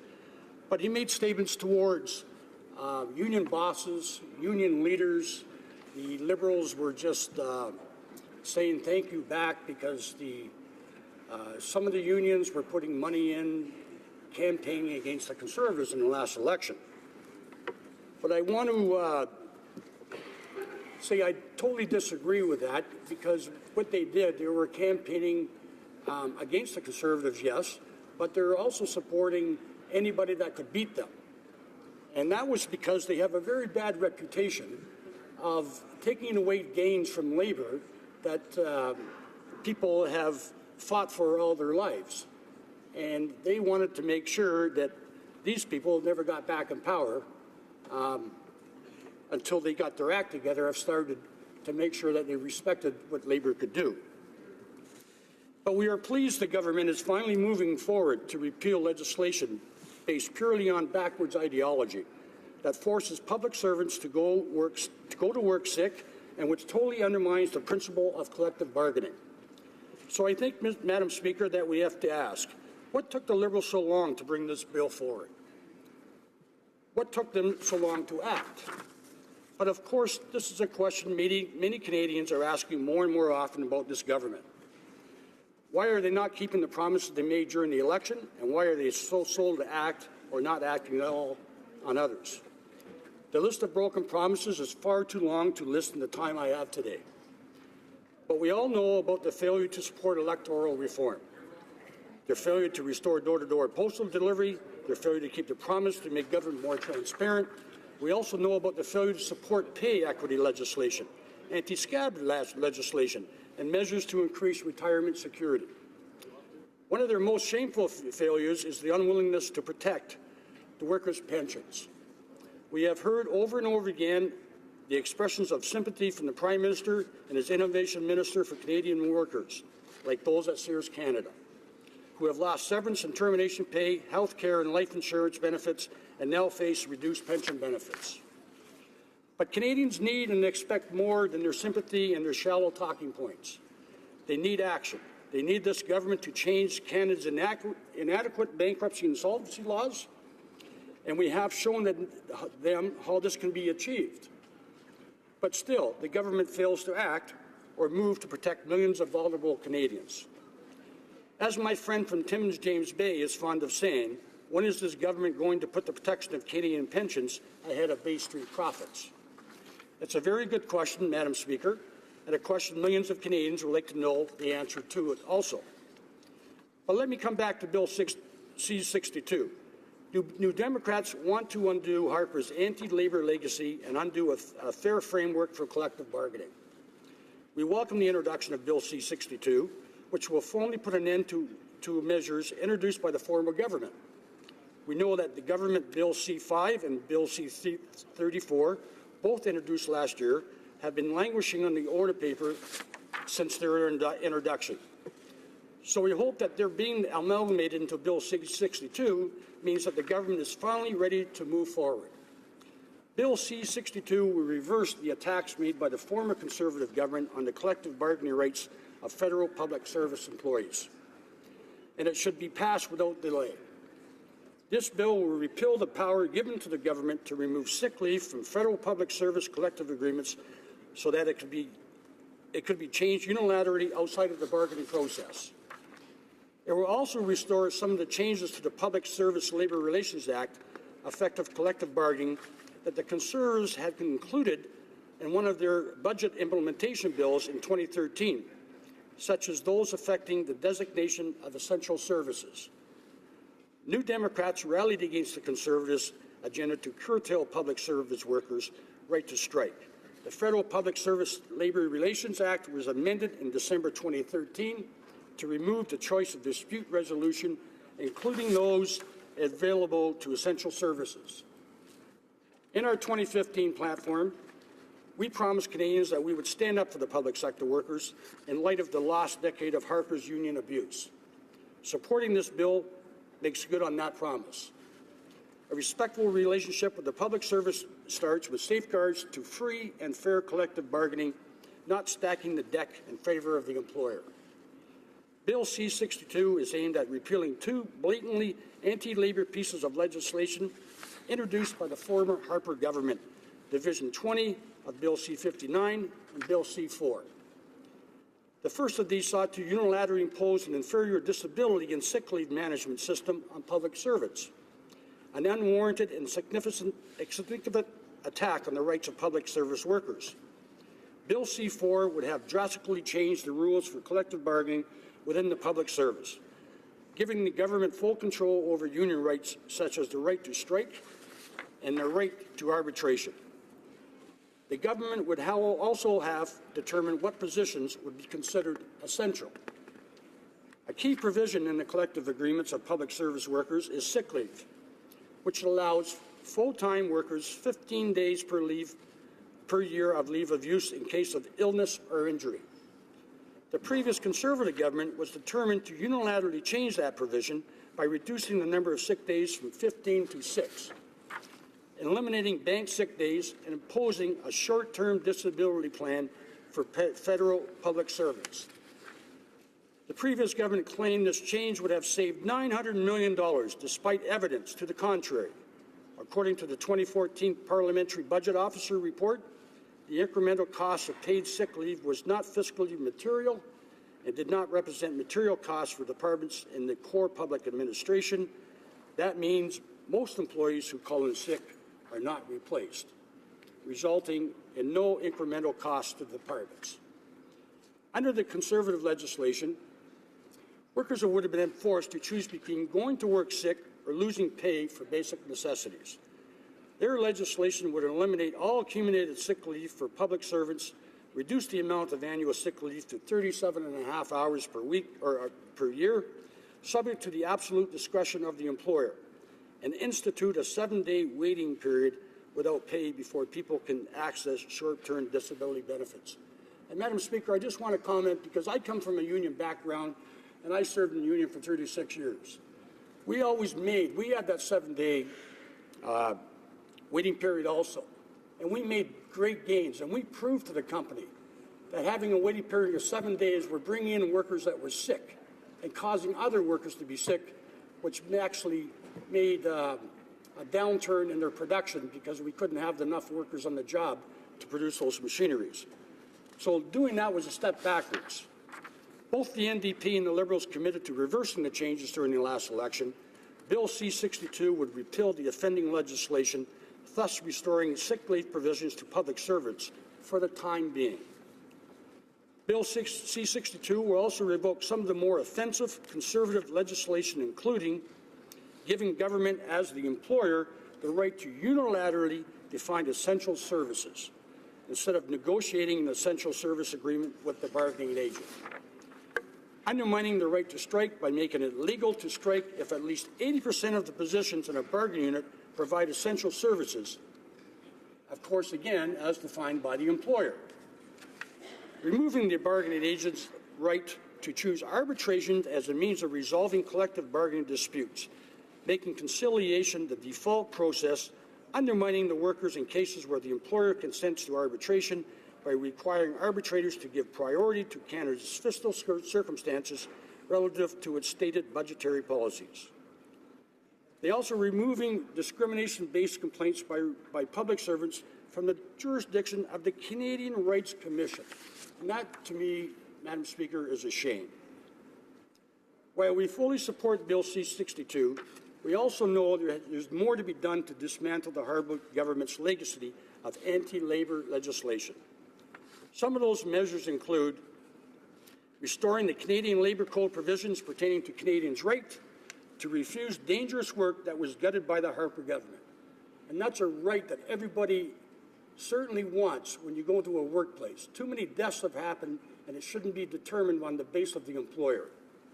Reinstating the Fair Wages and Hours of Labour Act, bringing the forward pay equities legislation, and I know I'm running out of time, Madam Speaker, reinstating the federal minimum wage, bringing C7 back to the House of Commons, and respecting the right of RCMP members to associate and bargain collectively. Unfortunately, the member's out of time, but I'm sure that if he's got more to add, that someone will probably ask a question or two, and he'll be able to finish their questions and comments. The Honourable Parliamentary Secretary, the Government House Leader. Yes, thank you, Mr. Speaker. And first off, if I may, just acknowledge and express that we do appreciate the support that's coming from the New Democrats on this very important piece of legislation. Often what I find is that the NDP are very quick to criticize the government in terms of the whole issue of timing. And it doesn't matter what piece of legislation it is, they always say it's not fast enough, not fast enough. And I can assure the member across the way that whether it's the Prime Minister or the government as a whole, restoring a balance and respect to Canada's public service has been a priority with this government. We've, in fact, standing right beside the former Minister of Labour that brought in labour legislation. These are commitments that have been given to the labour movement in Canada. We have seen just humongous attempts at just trying to make sure that our civil servants are, in fact, getting into agreements. When we had taken office, 0%. Not one federal worker was under an agreement, a negotiated agreement. Since taking office in 2 years, we've been able to bring from 0% of our civil service to 90. That's 90% of our civil service. And we compliment those that have been sitting at the table, sitting down in good faith, and so forth. This is a government that works hard at trying to build that level of respect and appreciation for the importance of our labour movement. We recognize in order for Canada to advance and to add to the strength of our middle class and so forth that we need to have healthy labor relations. My comment to my colleague from across the way is, would he not agree that a healthy Canadian economy also involves having good, positive relationships with the labour movement? And Bill 62... Member for Hamilton Mountain, I do have to allow for other questions, so I would ask members to ensure that they try and pose their question within the 1-minute mark. Thank you, Madam Speaker, and I thank my honourable member for the question. And what we are saying is that we are proud of that you're bringing this bill forward. However, it's missing a lot.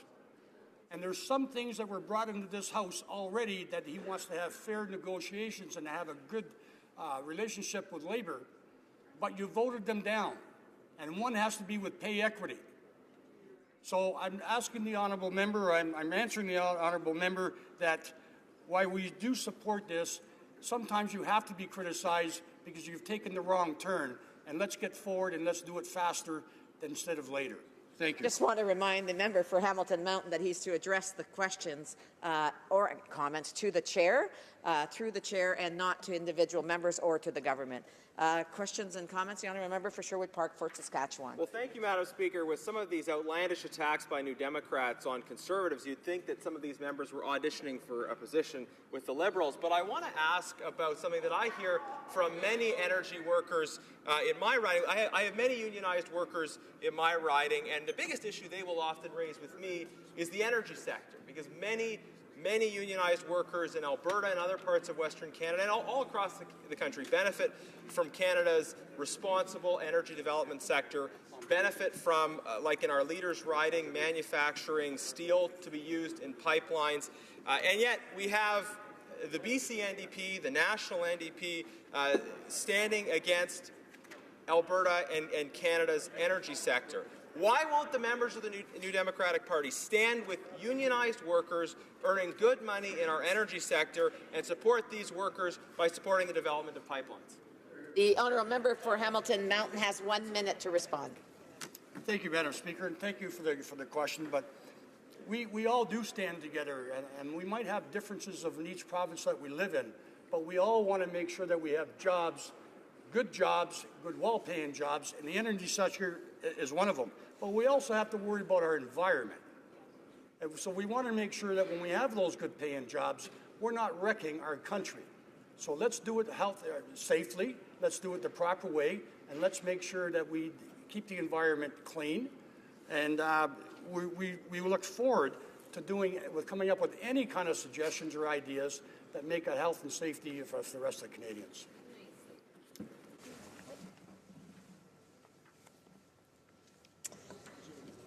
Resuming debate, reprise de débat. Resuming debate. Is the House ready for the question? The question is as follows. Mr. Bryson, seconded by Mr. Baines, moved that Bill C-62, an act to amend the Federal Public Sector Relations Act and other acts, be now read a second time and referred to the Standing Committee on Human Resources, Skills and Social Development and the Status of Persons with Disabilities. Is it the pleasure of the House to adopt the motion? On division? On division. Carried. Carried on division. Second reading of this bill, deuxième lecture de ce projet de loi.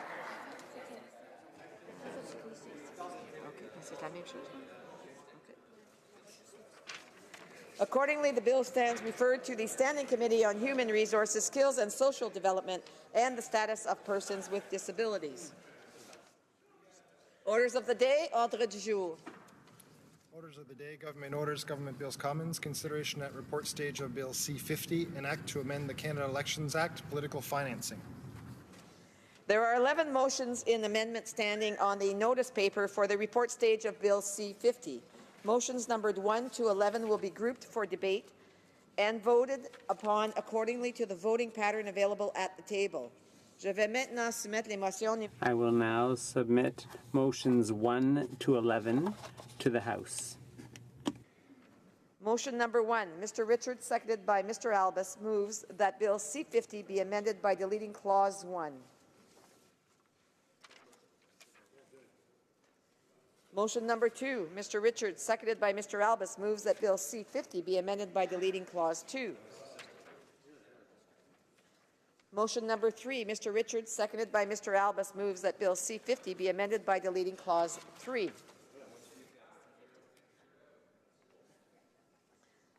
Motion numéro 4, Monsieur Collins. Motion number 4, Mr. Collins, seconded by Ms. Rainey, moves that Bill C-50 be amended by deleting Clause 4. Motion numéro 5, Monsieur Richards. Motion number 5, Mr. Richards, seconded by Mr. Albus, moves that Bill C-50 be amended by deleting Clause 5. Motion number 6, Mr. Richards, seconded by Mr. Albus, moves that Bill C-50 be amended by deleting Clause 6. Motion number 7, Mr. Richards, seconded by Mr. Albus, moves that Bill C-50 be amended by deleting Clause 7. Motion numéro 8. Motion number 8, Mr. Richards, seconded by Mr. Albus, moves that Bill C-50 be amended by deleting Clause 8. Motion numéro 9. Motion number 9, Mr. Richards, seconded by Mr. Albus, moves that Bill C-50 be amended by deleting Clause 9. Motion number 10, Mr. Richards, seconded by Mr. Albus, moves that Bill C-50 be amended by deleting Clause 10. And motion number 11, last but not least, Mr. Richards, seconded by Mr. Albus, moves that Bill C-50 be amended by deleting Clause 11. Debate, reprise de débat. The honourable member for Banff-Airdrie. Well, thank you, Madam Speaker. I appreciate the opportunity to be able to rise to speak to this bill and to these amendments. Now, I'll say first that as a member of a political party, as a member of Parliament, I certainly understand the importance of fundraising to what we do to our ability to campaign. Because without fundraising, we certainly couldn't carry out the activities that we do for our campaigns, for our political parties. However, I will say there is certainly a difference between fundraising by asking your supporters and those that to chip in $10 or $20, $50 maybe to help you buy some lawn signs or some pamphlets to distribute door to door. There's a difference between that and these, for example, swanky $500 plate dinner at a law firm attended by top Bay Street lawyers. With the Minister of Justice as the special guest. And I can't imagine how the Liberals seriously can't see the issue with the idea of, lawyers being able to buy access to the Minister of Justice, for example. Madam Speaker, pardon me, that's exactly what was happening before the Liberals hastily introduced this bill. They were caught with their hands in the cookie jar, and they had to scramble to come together with some kind of an excuse.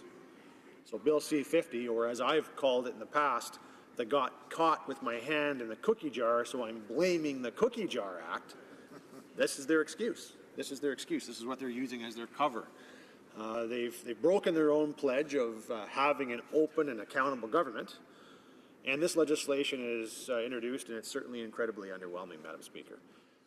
In a document titled Open and Accountable Government, one of the listed general principles for ministers and for parliamentary secretaries when fundraising and dealing with lobbyists states, and I'll quote, "There should be no preferential access to government or appearance of preferential access accorded to individuals or organizations because they have made financial contributions to politicians and political parties."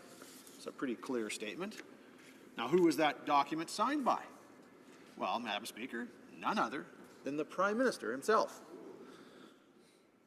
But this is hardly shocking to Canadians, as this government is well known for being all talk and at best very little action. Apart from explicitly stating that there is to be no preferential access to government because they have made financial contributions to politicians and political parties, the document also clearly states that there should be no appearance of that. Appearance. That's a word that I'm sure the Liberal government is quite familiar with. Appearance. Does having a $500 a plate fundraiser at a Bay Street law firm, attended by the Justice Minister, pass the appearance test? I would certainly say it doesn't. Does having Chinese nationals with business interests in Canada attend a Liberal fundraiser with the Prime Minister, and then provide six-figure donations to the Trudeau Foundation pass the appearance test? I would certainly say no.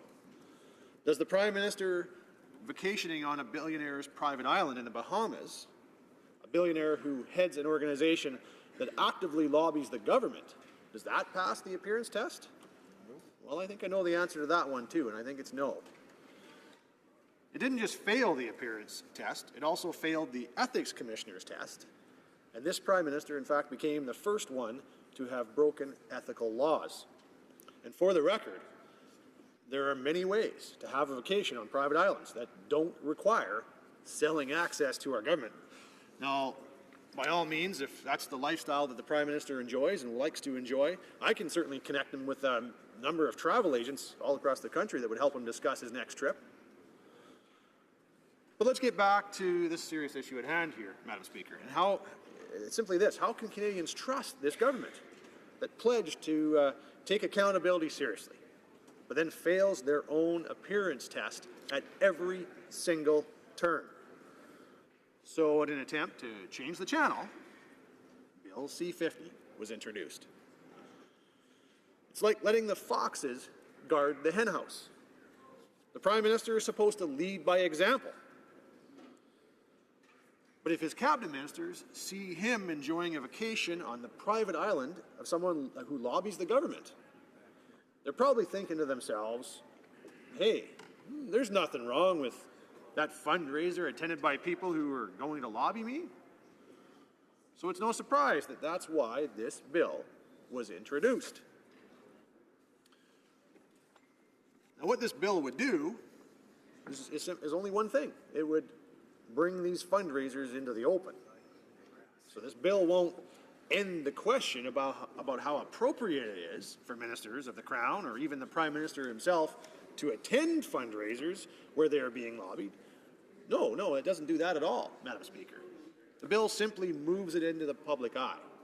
Again, appearance. Well, at least this bill will fulfill one aspect of this government's open and accountable document. They think if the public can see it, that everything's just fine. That's the logic the Liberals are going on. But, Madam Speaker, let's be clear. Cash for access does not become ethical simply because it's conducted in public. The Liberals should not need rules or laws to know that cash for access is unethical. That should be simply clear. There shouldn't need to be any rules or laws to make that clear. Special interest groups and lobbyists shouldn't have preferential access to very, very powerful figures simply because they can afford $1,500 for a fundraiser ticket. But to the Liberals, bringing these fundraisers into the public eye, that's enough for them. But is it really, Madam Speaker? Have we come to expect so little of our government that simply doing the bare minimum, that simply having the appearance of doing the right thing is acceptable? Mr. Speaker, or pardon me, there I go again, Madam Speaker, someone once said this, and I quote, "Most of all, we defeated the idea that Canadians should be satisfied with less, that good enough is good enough, and that better just isn't possible. Well, my friends, this is Canada, and in Canada, better is always possible." So who said that, Madam Speaker? None other than the Prime Minister himself on election night in 2015. Well, Madam Speaker, if better is always possible, according to the Prime Minister, then we need to do better than this bill to be more accountable to Canadians. Certainly they need to do better. Better does not mean a PR stunt where the actual issue isn't addressed. But again, that's kind of what Canadians have come to expect from this Liberal government. PR stunts that give off the appearance of something being done, but in reality, nothing changes. In this case, because it's an example that's one of many, Madam Speaker, but in this case, wealthy lobbyists will still be able to gain access to the Prime Minister and to senior cabinet ministers by simply buying a ticket for a fundraiser. That's what they have to do. Put out a little cash and get some access. So the Liberal government has missed a great opportunity to address this issue, but instead they've chosen to duck and hide. There's a very simple solution to this, Madam Speaker, and that's if the Liberals would just take a moment to listen to the opposition. We can fix this. So let me, yeah, exactly, there it is. The Liberals should just simply follow their own guidelines and stop attending these fundraisers. That's all it would take. We don't need a piece of legislation to figure that out. That's common sense. That includes the Prime Minister, Madam Speaker. By attempting to pass this underwhelming legislation, all the Liberals are doing is ensuring that the Prime Minister gets to continue to charge $1,500 for wealthy and connected insiders to meet him and to discuss government business. Or perhaps they meet him and then make big donations to the Prime Minister's Family Foundation. But at this point, one thing is clear. The Prime Minister does not believe that the rules should apply to him. A new law will not make the Prime Minister's cash for access fundraisers ethical. He doesn't even respect the current laws that we have now. So what in the world would make us think he's going to respect this law? Prime Minister knew that vacation he took was not allowed, yet he did it anyway, and he just apologized because he was caught. Clearly, this Prime Minister believes that these laws are only meant for regular Canadians, not for him. And that's why we have an issue here with this bill, because it simply is a PR stunt designed to cover up the fact that these Liberals are engaged in unethical behavior. And it doesn't do anything to actually address the problem. Questions and comments? Questions et commentaires. The Honourable Parliamentary Secretary for Democratic Reform. Thank you very much, Madam Speaker, and I thank my colleague for his remarks. But while I'm not surprised that the member's party is not interested in improving openness and transparency in fundraising, I am curious about one thing. Now, given the member's party's newfound esteem for the Conflict of Interest Commissioner, I wonder if you might find it interesting that she said of this legislation, I support the direction of this proposed legislation. The amendments to the Canada Elections Act proposed by Bill C-50 will promote transparency with respect to fundraising activities. She goes on to say that, as I've said on previous occasions, transparency is important for any kind of regime that touches on conflict of interest. Additionally puzzling is that the opposition party's leader first concealed the fact that he had held a private fundraiser, but later, when presented evidence about that fundraiser, said that, well, I shouldn't be held to the same standard of transparency as a Prime Minister, when in fact he aspires to be Prime Minister, one must presume, one day. I wonder if the member could explain why, in the light of these revelations, the party is in fact not in favor of openness and transparency in fundraising. The Honourable Member for Banff Airdrie. Well, actually, we're the ones talking about the need for it. There needs to be openness and transparency, but we've got a government over there that simply thinks that, well, we'll throw this out in the open and do it in public, but we're still going to take the cash for access. Somehow that makes it right. That makes it ethical. I mean, in what world does that meet the smell test? It certainly doesn't. I mean, I know I've got lots of constituents in my riding, Madam Speaker, who would love the opportunity to tell the Prime Minister exactly how they feel about certain pieces of legislation. They'd love that opportunity. So what do they have to do? Well, I guess they go and they pay $1,500 to the Liberal Party, and then they get to attend a private fundraiser with them, and they can give their ideas there. That's what this government's telling them. Oh, but it's okay. It's okay though, because you know what? We're gonna let it be known when the fundraiser is going to occur, and put it out on a website somewhere. So that'll make it all better. But we'll still take the cash for access. That's no problem. In what world does that make any sense? It sounds to me like just a PR stunt, Madam Speaker. That's all it is. Why don't they actually start following the rules that are already in existence? They don't need to create new laws. Just follow the rules that exist. Follow the guidelines that you put out for yourself. I mean, the Prime Minister believes that there should be one set of rules for everybody else and a different one for him and his cabinet? Come on. They know better than that. Commentaires, questions and comments. The Honourable Parliamentary Secretary to the Minister of Justice. Thank you, Madam Speaker. And you know, it would be one thing if the Conservative Party of Canada had a completely unblemished record on the matter of fundraising, but of course this is the party with a record of in-and-out scandals, of robocalls, of taking illegal contributions, and my honourable colleague knows that. But let's assume for a moment that there's been an epiphany and that there has been a turning of the leaf.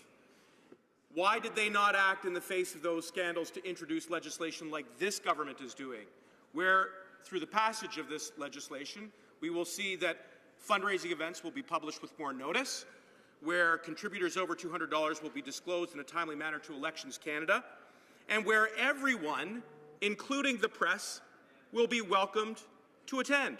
Do you think under the last administration, Madam Speaker, a fundraising event hosted by the Conservative Party of Canada would see the press attend? I don't think so. Does the honourable colleague agree? The honourable member for Banff Airdrie. Well, I'll tell you, if that member wants to stand and be proud of a piece of legislation that's simply a PR stunt, I guess that's up to him. But I would say I'd be much more proud if I was him to be able to stand up and say, gee, we're actually going to fix the problem. But they're not doing that. They're just simply saying, well, look, we'll put it out on a website somewhere and people will know when this is going to occur. That's all wonderful. He mentions about the media being invited. Well, there's a few media members that might take a little bit of disagreement with that because I know that they were told to get the heck out of the room on some of these occasions, but that's another story. That's all out there. They can check that out for themselves. But at the end of the day, what this really boils down to is we've got a prime minister who doesn't want to follow the rules that already exist. He doesn't want to follow the laws. We already discovered that. He was found to have broken 4 of them. Why doesn't he just start by following the rules? We don't have to have a piece of legislation that says, oh, gee, we'll put it out on a website somewhere. Let's actually see the Liberals stop taking cash for access and start following their own rules. There isn't one set of rules for everybody else and another set for the Prime Minister and the Cabinet. They should be treated the same as everybody else. And it's time that this Prime Minister wakes up and figures that out. Okay, before I go to recognize the next speaker, I just want to indicate that unfortunately there will have to be an interruption for question period, and so there will be a little bit of time remaining after question period. The honourable resuming debate, reprise de débat, the honourable parliamentary secretary to the Minister of Democratic Reform. Thank you very much, Madam Speaker. Je suis heureux de I'm pleased to rise today and speak on Bill C-50, an act to amend the Canada Elections Act and improve transparency in political financing. Fundraising is a key element in our Canadian democratic process. Political parties must fundraise for nearly all aspects of their operations, everything from basic day-to-day functioning to political campaigns during elections. And, Madam Speaker, I'd like to respectfully remind the House that the existing regulations around fundraising in Canada are amongst the strongest in the world. These existing regulations include strict spending limits, a cap on annual donations, and outright banning corporate and union donations. But our government wants to ensure transparency is at the heart of this new legislation, which is why Bill C-50, if passed, would legislate the following: making public all fundraising events involving the Prime Minister, Cabinet Ministers, party leaders, leadership contestants of parties with a seat in the House of Commons when over $200 a person is necessary to attend an event. Les renseignements. Publishing information on these events must be published on the website of the political party at least 5 days before the event is held. Report a list of attendees to Elections Canada within 30 days after the event. Enfin, des modifications. Finally, technical amendments will be made in order to harmonize rules for nomination contests and leadership contests with those rules for election spending. Accounts for certain privacy considerations involving disclosure of the names of youth under 18, volunteers, event staff, media, support staff for those with a disability, and those supporting a minister or party leader in attendance, such as security personnel. These would all be exceptions to the requirement to disclose their names on party websites. But before I discuss Bill C-50 in detail, I'd like to address the motion of the member from Skeena-Bulkley Valley that is at report stage before the House. The member's motion asks this House to delete Clause 4 of the bill, and I must say I was disappointed to see this motion put forward because Clause 4 helps to enact a direct recommendation made by the Chief Electoral Officer in his report after the last election. In his report, former Chief Electoral Officer Marc Meyrand noted that, quote, the definitions of leadership campaign expense and nomination campaign expense are problematic in that they do not include expenses incurred outside the contest period, even if the goods or services are used during the contest period. Nor do these expenses include non-monetary contributions or transfers. This has consequences for the coherence of the political financing regime applicable to leadership and nomination contestants, end quote. It's the implementation of this recommendation, Recommendation A36 of the CEO report, that the member from Skeena-Bulkley Valley would like to see eliminated from C50. That recommendation is to, quote, make leadership and nomination financial transactions fully transparent and the political financing regime applicable to contestants more coherent, unquote. What's even more confusing, Madam Speaker, is that this Chief Electoral Officer recommendation received all-party support at the Procedure and House Affairs Committee, leaving us all wondering whether the member checked with his NDP colleague on that committee before putting his curious motion forward. Madam Speaker, our government has set forth legislation that would increase transparency in fundraising in a balanced and efficient manner. That is Bill C-50. I would like to turn to the evidence that we heard at committee. During his appearance before the Standing Committee on Procedure and House Affairs, the current acting electoral officer, Stéphane Perreault, stated that, quote, I note that the bill offers a calibrated approach. Not all parties will be subject to the new requirements, and I believe that is a good thing. Similarly, the rules will not apply to all fundraising activities, but only those for which a minimum amount is charged to attend and where key decision makers are also present. Mr. Perreault goes on to say that there is also an important exception for party conventions, including leadership conventions, except where a fundraising activity takes place within the convention. The convention itself is exempted, but if there is a fundraiser that meets all the conditions within the convention, then that is caught by the new rules. Again, this reflects a concern to achieve a proper balance, and I think it is wise, unquote. Mr. Perreault stated later in his testimony that, quote, generally speaking, the bill increases the transparency of political fundraising, which is one of the main goals of the Canada Elections Act. It does so without imposing an unnecessary burden on the smaller parties that are not represented in the House of Commons or for fundraising events that do not involve key decision makers, end quote. When asked if he felt that C-50 captured the right political entities for disclosure, Mr. Perreault said that, quote, it captures a number of key decision makers and it does not, by contrast, capture people that are not key decision makers.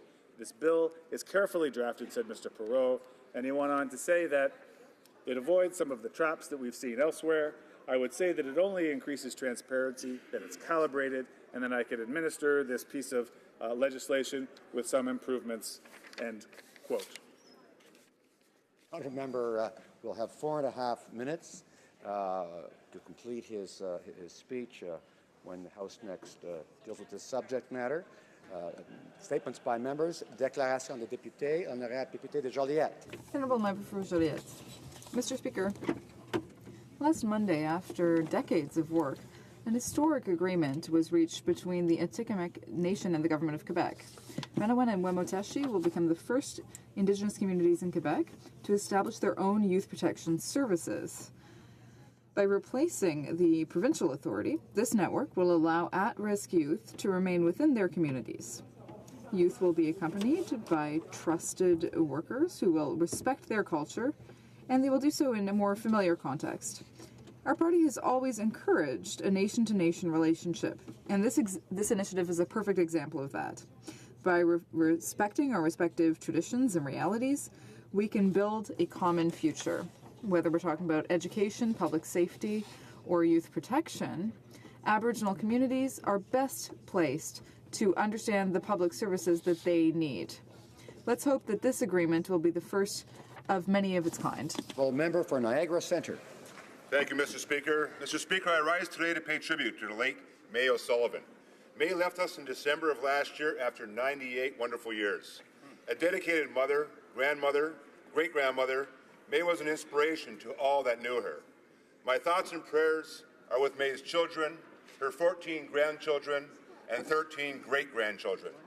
May, Mr. Speaker, was a pillar of the Niagara Centre community, particularly in the city of Thorold. She was a member of Our Lady of Holy Rosary Church for more than 75 years and a dedicated political volunteer for nearly 80 years. She had a zest for life like no other, Mr. Speaker, and always succeeded with grit and determination, always with a smile on her face. Many in my community were blessed to have May as a mentor over her many, many years. Mr. Speaker, ever the voice of reason, when May spoke, everyone stopped and listened. Our community is better for May's lifetime contribution. Thank you, Mr. Speaker. The honourable member for Sarnia-Lambton. Mr. Speaker, on January 11th, the Coast Guard escorted ships on the St. Clair River, and the resulting push on the ice destroyed the Blue Water Ferry border crossing between Sombra, Ontario, and Marine City, Michigan. I immediately raised this urgent issue to the Ministers of Transportation, Infrastructure, Public Safety, and Oceans and Fisheries, and when they couldn't find funding, I escalated it to the Prime Minister's office. Despite having a minister's retreat in London only days before and claiming to serve southwestern Ontario, they have yet to bring aid to reopen this vital border crossing. The Liberals found $2.5 million to keep the ice rink on Parliament Hill open another month, but they could not find that same amount for this emergency. Liberal inaction means that the border will now be closed for 8 months or permanently, killing businesses on both sides of the border. Mr. Speaker, today I call upon the Prime Minister to do the right thing and to restore the ferry border crossing at Sombra. L'honorable député de Longueuil. The honourable member for Longueuil-Charlemagne. Mr. Speaker, I recently had the chance to visit my colleagues' riding of Lac Saint-Louis and to visit the Montreal area facilities of MDA, a proudly Canadian company that employs people nationwide. MDA is helping develop the satellites for the Canadian Space Agency's RadarSat constellation, which will be launched later this year. Satellite imagery from the constellation will serve the search and rescue operations of the Royal Canadian Air Force. MDA should be proud of its technology, which is used to improve emergency response times, to better determine response zones, and to reduce the risk of injury to first responders. Mr. Speaker, so I'd like to rise to congratulate MDA for its essential contribution to the Canada Space Agency. Thank you. Honourable member for Vancouver East. February is Black History Month. It allows us to celebrate a diverse Black Canadian community whose heritage traces back to the U.S., the Caribbean, and the African continent. In Vancouver East, there was a vibrant community of Black Canadians known as Hogan's Alley. While the strength of this community has never diminished, the community no longer has a geographical center. It was destroyed to construct the viaduct in 1972, which is now slated to come down.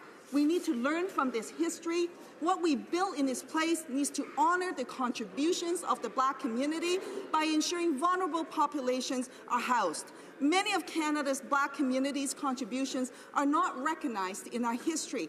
Black History Month gives Canadians an opportunity to hear this history and to highlight the struggles the Black community continues to address in the fight against prejudice, discrimination, and inequality. Black Lives Matter. With love and courage, let us continue our efforts to build a more just, equal, and inclusive Canada. The honourable member for Fundy Royal. Mr. Speaker, I had the honour of presenting Canada 150 Community Leader Awards to 20 Fundy Royal constituents in December.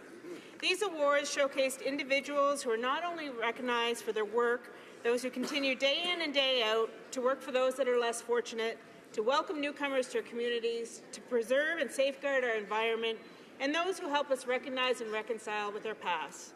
To Darrell Tozer, Scott Costain, John Whitmore, Barry Wanamaker, Andrew Fry, Ida McPherson, Yenna Hurley, Austin Henderson, Zach Vogel, Sarah Aerosmith, Linda Carey, Dustine Rodier, Joan Routledge, Chrisma Williamson, Ben Whalen, Eric Cunningham, Beverly Franklin, Judy LeBlanc, Miranda Van Geest, and Phyllis Sutherland, I want to say thank you for your service and commitment to our communities. In 2018, let us reflect on how fortunate we are to call this beautiful country home and remember that being Canadian means supporting each other and opening our hearts to those who need it the most. The honourable member for North Okanagan-Shuswap. Thank you, Mr. Speaker. Excitement is building across the North Okanagan-Shuswap as Vernon's 58th annual Winter Carnival opens and runs through February 11th. This year, Western Canada's biggest Winter Carnival theme is Carnival in Wonderland. Expect to see more than Alice, the Mad Hatter, and the Queen of Hearts at dozens of events around Vernon for the next 10 days. You may even run into Joe Poe and Joe Pett, the Carnival's mime ambassadors. Tonight, a new Queen Silver Star will be crowned, and Saturday, the big marquee parade winds its way through downtown Vernon. Silver Star Mountain will host the Over the Hill Downhill event and a world-class snow sculpture contest. There will be events for everyone, including pancake breakfast, sporting events, dinner theater, and pub nights, even a grandparent-grandchild dance. But watch out for the Carnival cops, because they've been known to nab anyone from politicians to hockey players and lock them up for not wearing their Carnival buttons. I thank all of the Carnival volunteers and sponsors. Without them, this Winter Wonderland Festival would not be possible. Thank you, Mr. Speaker. The honourable member for Surrey Centre. Mr. Speaker, it's wonderful to be back in the nation's capital, but I'm also grateful for the time I spent in my riding Surrey Centre. Over the holiday season, I hosted many events, but one of my most favorite events was to host a new Canadian citizen party in the most Canadian way possible on an ice rink. During the event, I had the opportunity to speak to many of them. I learned about their diverse backgrounds, how they continue to define what it is to be Canadian. Since October 2015, Surrey Centre has welcomed over 2,000 new citizens. I am excited to see contributions they will continue to make in our schools, business, and industry in Canada. I want to thank all the new citizens for choosing Surrey Centre as their home, and I want to tell them all, I'm here for you. Thank you. Honourable member for South Surrey White Rock. Well, thank you, Mr. Speaker.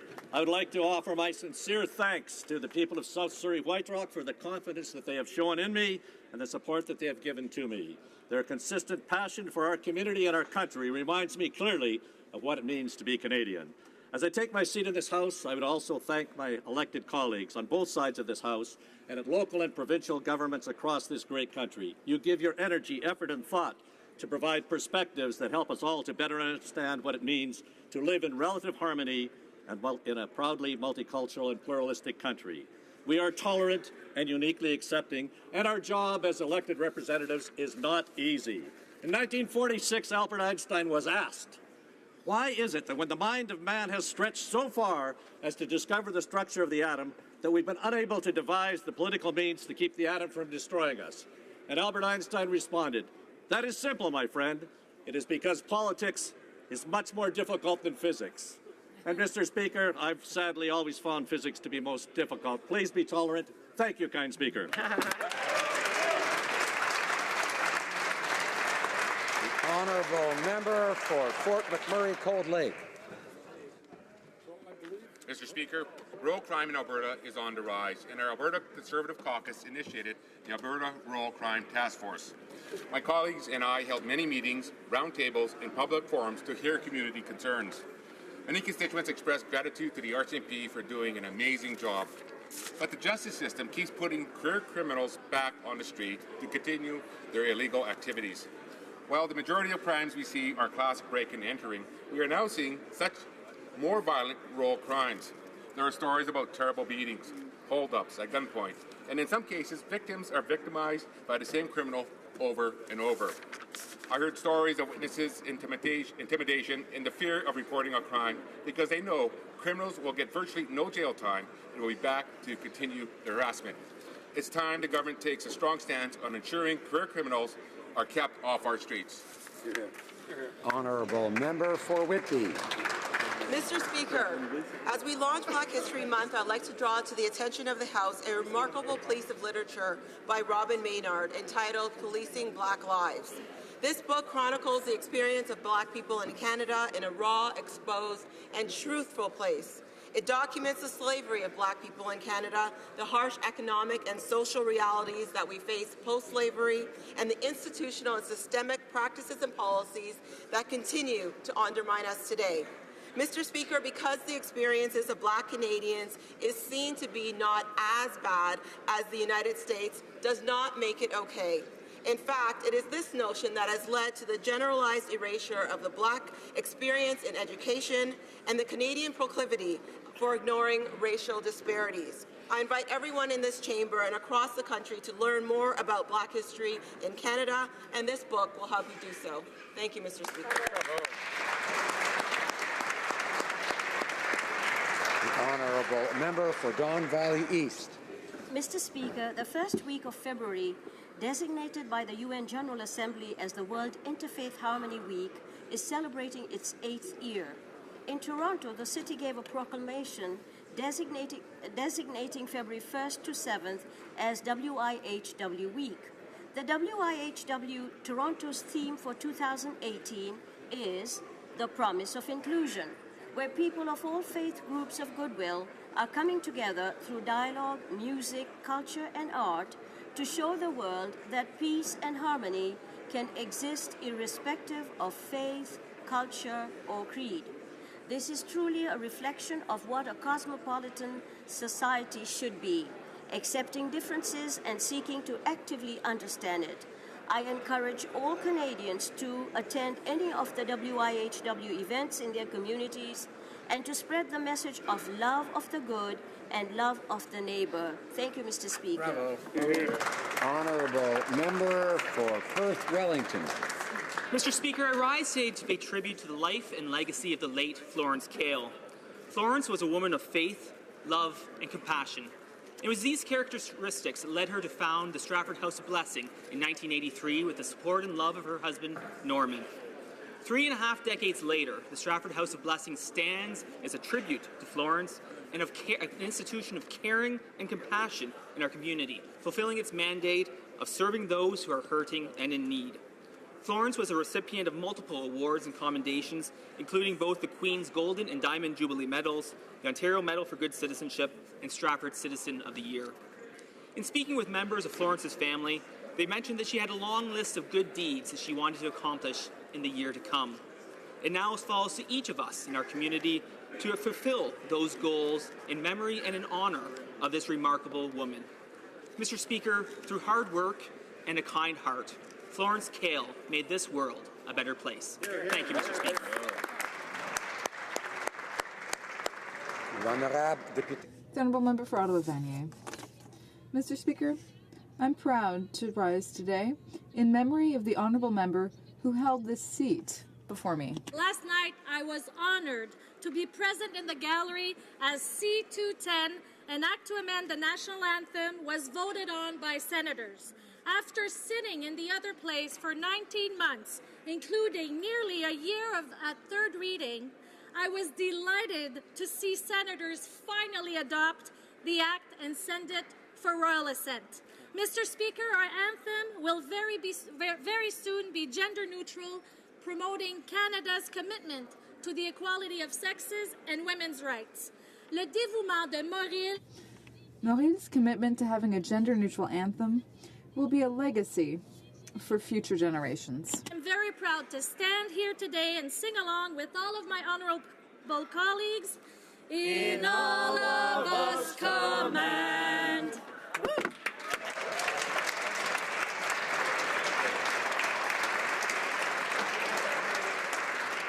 Order. As much as we all appreciate patriotism, I want to remind members that we're not here to sing or chant, except on Wednesdays, of course, when we sing the national anthem. We don't. It's to be one person at a time. I know members understand that. Honourable Member for Salaberry-sur-Roi. Mr. Speaker, today I rise to talk about the future of our planet. That is what brought together the citizens of Salaberry-sur-Roi on January 16th, as they tried to find new ways of starting a green shift.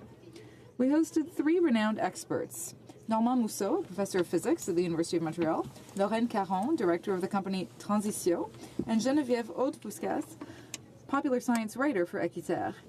They reminded us that the Canadian government committed to reducing greenhouse gas emissions to 30% below 2005 levels by 2030. But their plan isn't based on any scientific data. So we need to have a green shift toward a better developed public transit, greener building standards, and a comprehensive plan that coordinates all federal departments. These measures will benefit the economy as much as the environment. It's time to ensure that we can keep our commitments for our future and for that of our children. Thank you, Mr. Speaker. The honourable member for Sherwood Park, Fort Saskatchewan. Mr. Speaker, today begins Black History Month, where we celebrate in a particular way the historic and present contributions of Black Canadians. Canada has been richly blessed by these contributions. Many of the first Black Canadians came here to escape slavery. Upper Canada was the first jurisdiction in the British Empire to free slaves and legislate against slavery in 1793. In addition to our relatively early opposition to slavery, Canadians can take pride in the pivotal role we played in the fight against apartheid. But our relative success is not enough. Ongoing instances of racism continue to impact the lives of Black Canadians. Conservatives are eager to work with colleagues in other parties and civil society to fight racism.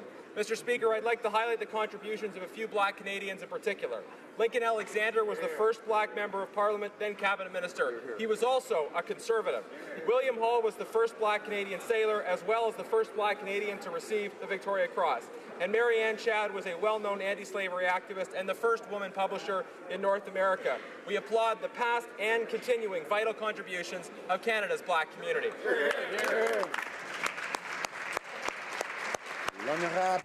The Honourable Member for Bourassa. Mr. Speaker, 23 years ago, the House of Commons recognized February as Black History Month. I think we should celebrate the differences that make Canada a strong, diverse, inclusive, and proud country. 2018's theme is Black Canadian Women, Stories of Strength, Courage, and Vision. Today, I have the privilege of paying tribute to one of those women.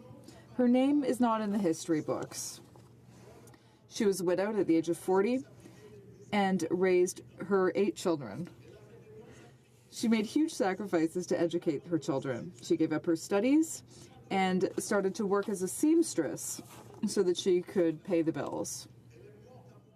She died in Montreal in 2003 and is buried in Saint-Marc.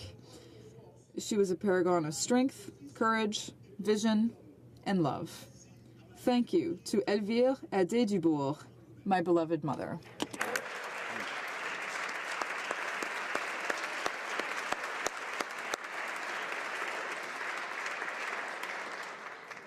Oral questions, questions orales. L'honorable. The Honourable Member for Richmond, Arthabaska.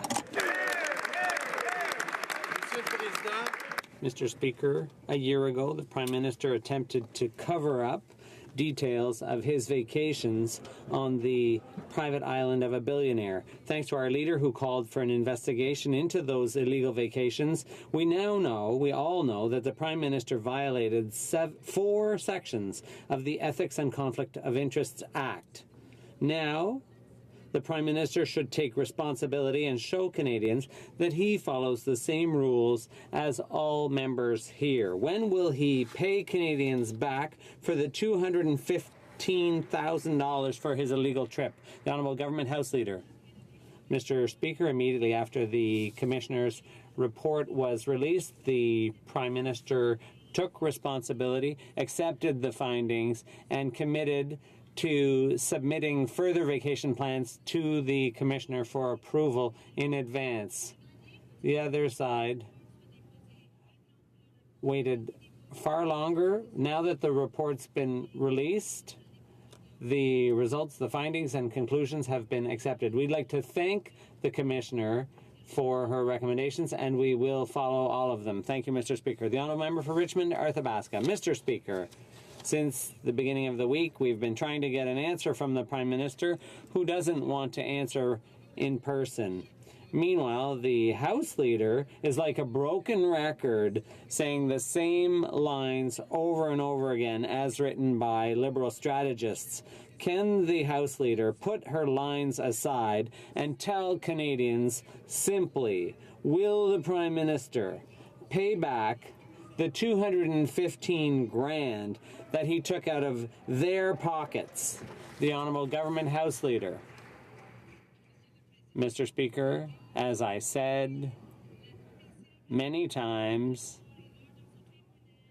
the Prime Minister has answered these questions many times over. We accept the Commissioner's findings and we respect her work. Every day, members of the opposition are asking and reading the same questions over and over, and they expect me not to read the same answers. It's a bit surprising. The Honourable Member for Richmond Arthabaska. Mr. Speaker, it's really funny what we're seeing here. The leader is saying that we should conclude that the Prime Minister is above the law. The Prime Minister thinks that members here and ordinary Canadians have to follow the law, but the Prime Minister doesn't.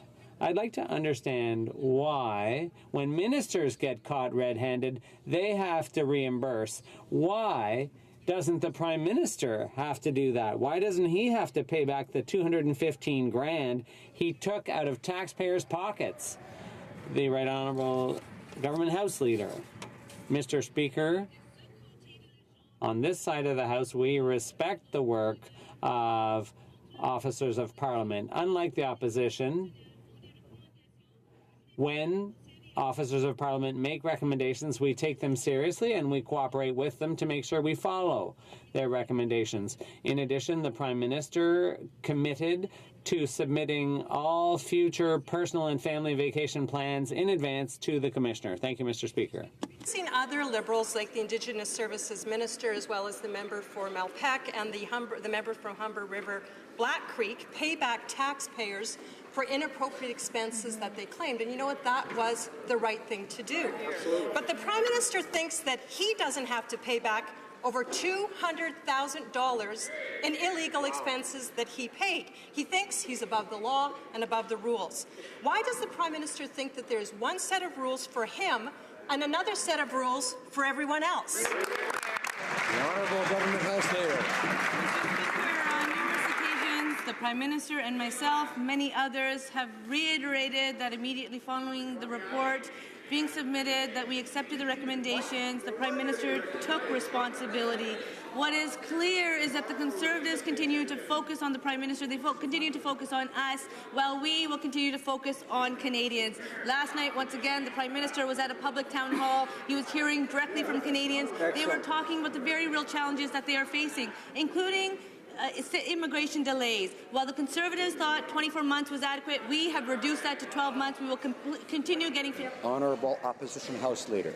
We're focused on the Prime Minister because he is the only Prime Minister in the history of Canada to break the Conflict of Interest Act. Now, Mr. Speaker, recently the Prime Minister said that he believes the standard applied to others on the issue of sexual harassment applies to everyone, including himself, and that indeed is true, Mr. Speaker.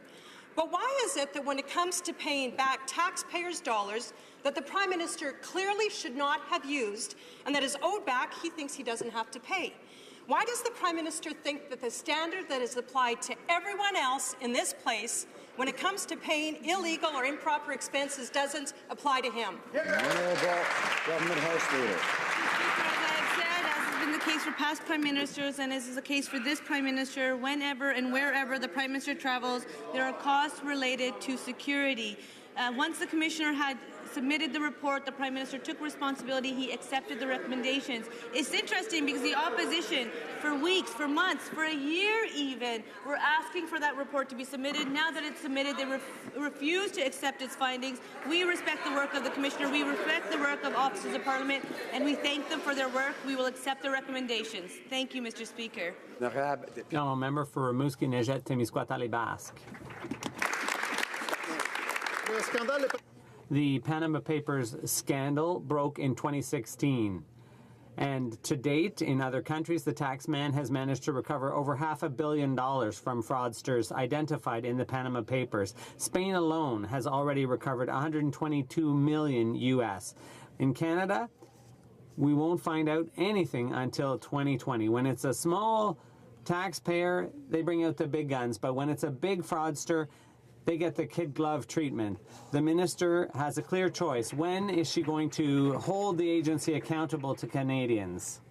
Mr. Speaker, tax evasion is a priority for this government. We are focused on those who are not complying with tax law abroad. 150 taxpayers linked with the Panama Papers have been identified and audited. The rules have been tightened up when it comes to voluntary disclosure. these individuals will have to face the full consequences, those who do not step up and voluntarily disclose. The honourable member for Rimouski-Neigette. Incompetence. The Canada Revenue Agency moves at the snail's pace against fraudsters using offshore tax havens, while the U.S. heavily fines KPMG for facilitating tax evasion. The CRA here gives KPMG a slap on the wrist for the same offense. Half the calls the agency receives go unanswered, and 30% of the information given to the other half is actually wrong. Why is this government rewarding incompetence by giving their executive members $35,000 bonuses? The Minister of National Revenue. Mr. Speaker, our government is resolved to fight tax evasion and avoidance. That's why we've we've earmarked unprecedented spending on the effort to fight these problems. Every year, the agency looks at 4 high-risk jurisdictions, the first 2 being the Isle of Man and Guernsey. As of December 31st, 2017, the agency had investigated over 1,000 taxpayers and brought prosecutions. The honourable member for Berthier-Masquinongé. Canada Infrastructure Bank. The Liberals courted the most powerful investors on the planet, all behind closed doors. Companies like BlackRock only want one thing, Mr. Speaker, more money in their pockets. And guess what? The finance minister promised them that. An economist at the University of Ottawa, Randall Bartlett, called the scheme a subsidy by another name. Mr. Speaker, why did the Liberals keep helping their Bay Street friends and do absolutely nothing to help everyday Canadians get by? Honourable Minister of Transport. Mr. Speaker, we're moving forward with our historic $180 billion infrastructure plan, which includes the establishment of the Canada Infrastructure Bank. We are proud to have announced that Bruno Guglielmetti has been appointed as Chief Investment Officer and that Janice Fukakusa has been appointed as Chair of a highly qualified and diverse Board of Directors that will lead this important organization. Now operational, the bank is helping to build more infrastructure across Canada and create the strong, sustainable and inclusive communities Canadians want to live in. A member for Berthier-Masquinongé. Mr. Speaker, 2 years after the announcement, the Liberals still don't want to come clean on the infrastructure bank. What we do know is that the Prime Minister and the Finance Minister have held a number of private meetings to court investment giants like BlackRock. What we also know is that these companies want to invest in Canada because the bank will allow for lower risk and bigger profits through user fees. Will the Finance Minister finally have the courage to tell the truth to Canadians? Who is truly going to benefit from this infrastructure bank? The Honourable Minister of Transport. The Canada Infrastructure Bank will invest in infrastructure that is in the public interest, providing an innovative new infrastructure financing tool and attracting private sector investment to build transformational projects that may not otherwise get built. This is an optional tool that our provincial, territorial, Indigenous and municipal partners can use to increase the long-term affordability and sustainability of infrastructure in their communities. Honourable member for Thornhill. Mr. Speaker, the Prime Minister broke the law. He's been found to have violated 4 major sections of the Conflict of Interest Act, and in breaking the law, he wasted hundreds of thousands of Canadians' hard-earned tax dollars. He's offered no meaningful answers in the House, and he's refused a reasonable invitation to discuss the Ethics Commissioner's finding in the serene and respectful surroundings of the Ethics Committee. So why, at the very least, won't the Prime Minister simply repay Canadians for his illegal vacation? The Honourable Government House Leader. On numerous occasions. Immediately following after the report was released, the Prime Minister took responsibility, accepted the findings of the Commissioner. The Prime Minister has taken steps to ensure that all future family vacations are cleared ahead of time. There's a process here. There was a concern. The Commissioner looked at it. The Commissioner offered a report. We have accepted the recommendations. The Prime Minister has accepted responsibility. Thank you, Mr. Speaker. That's excellent. Serene. The Honourable Member for Thornhill. Mr. Speaker, even the British Prime Minister appears before committee. But, Mr. Speaker, as the Liberal House Leader recites the Prime Minister's empty lines, the message is, case closed, nothing going on here. The PM promises to consult the Ethics Commissioner about future vacations. But there are other important findings in the Commissioner's report. For example, evidence of the PM's bizarre, unethical attitude regarding lobbying. He thinks he can break conflict and lobby laws because he's just relationship building. His interaction is ceremonial. When will the Prime Minister do the right thing? Government House Leader. Mr. Speaker, the Prime Minister and this government will continue to engage with Canadians and listen to the very real challenges that they are facing. When it comes to these questions, the Prime Minister has answered these questions. Since the new year, the Prime Minister has been available at numerous town halls, including last night in Winnipeg. Excellent. Tonight, he will be in Edmonton. Canadians are asking tough questions, questions that matter to them. We will continue to engage with them. Canadians are concerned about the economy, and Canadians have created 422,000 jobs in 2017, the best number since 2002. Thank you, Mr. I could have sworn I heard the word serene a few minutes ago. Order. The honourable member for Lévis-Lotbinière. Mr. Speaker, the Ethics Commissioner's report was unequivocal. The Prime Minister breached 4 sections of the Ethics Act, in addition to breaking his own rules when he accepted the invitation to the Aga Khan's private island with his family, and he reoffended when his family wanted to take another trip at the taxpayers' expense. Mr. Speaker, Canadians deserve answers. The day of reckoning has come. Can the Prime Minister tell us if he's going to take responsibility for his mistakes and pay back the value of this illegal gift? The Honourable Government House Leader. Mr. Speaker, the Prime Minister accepted responsibility. He accepted the recommendations. Since the beginning of the year, the Prime Minister has answered questions from Canadians in town halls. Canadians are more concerned about job creation for the middle class and those working hard to join it. With our plan, Canadians have created 420,000 jobs in 2017. That's an annual record since 2002. We understand the opposition doesn't want to talk about the economy because our plan is working. Now, a member for Lévis-Lotbinière. Mr. Speaker, what's good for the goose is good for the gander. Canadian taxpayers are footing the bill for his family vacation down south. It's unthinkable that we should have to pay for these illegal trips for himself, his family, and his cronies. Mr. Speaker, the gift was illegitimate and illegal and should be paid back. When will the Prime Minister finally reimburse the taxpayer for the cost of his illegal vacations paid out of the taxpayer's pocket? The Honourable Government House Leader. Organizations tasked with providing security for the Prime Minister, as they always did for previous Prime Ministers, we follow their recommendations whenever the Prime Minister has to travel. Thank you, Mr. Speaker. Phil. Mr. Speaker, when the former health minister repaid inappropriate expenses in 2016, the Prime Minister said, and I quote, "The situation is a reminder for all of us to be extremely careful about our expenses and about the public trust that we wield." Now that the Ethics Commissioner has ruled that his vacation was illegal, why is the Prime Minister refusing to show the same level of respect for taxpayers? He knew the trip was wrong because he tried to hide it. If he truly accepts the Commissioner's finding of guilt, why won't he repay Canadians?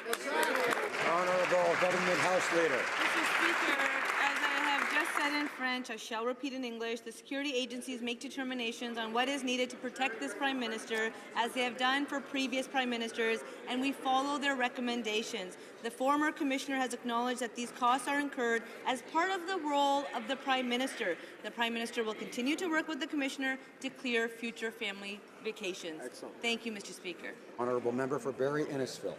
Such a double standard, Mr. Speaker. One set of rules for the Prime Minister, another set of rules for everyone else.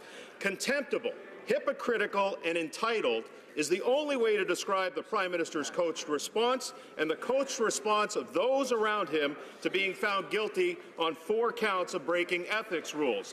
If this was any other workplace, this Prime Minister would be fired and at the very least would have to pay back what he would have to pay it back. But in this place, he can't be fired until an election, so we're asking him to pay the money back. Why won't he? Honourable Government House Leader. Many times that the Prime Minister accepted responsibility and accepted the findings. When the Conservatives were in government, they had a habit of undermining our officers of Parliament. And now that they're in the opposition, they continue to do the same. They, for weeks, for months, for a year even, were asking for the report to be released. Now that it's been released, they refuse to accept its conclusions. We will take responsibility. We have accepted the recommendations, and we thank the Commissioner for her work. Excellent. Thank you, Mr. Speaker. The Honourable Member for Hochelaga. In 2017, there were over 4,000 opioid deaths in Canada. Only the government seems not to appreciate the extent of the crisis. And now it's moving east. In Hochelaga, there's a project, Dopalier, that educates drug users on safer practices. It's working and it's saving lives, but nobody knows if the funding will be renewed in April.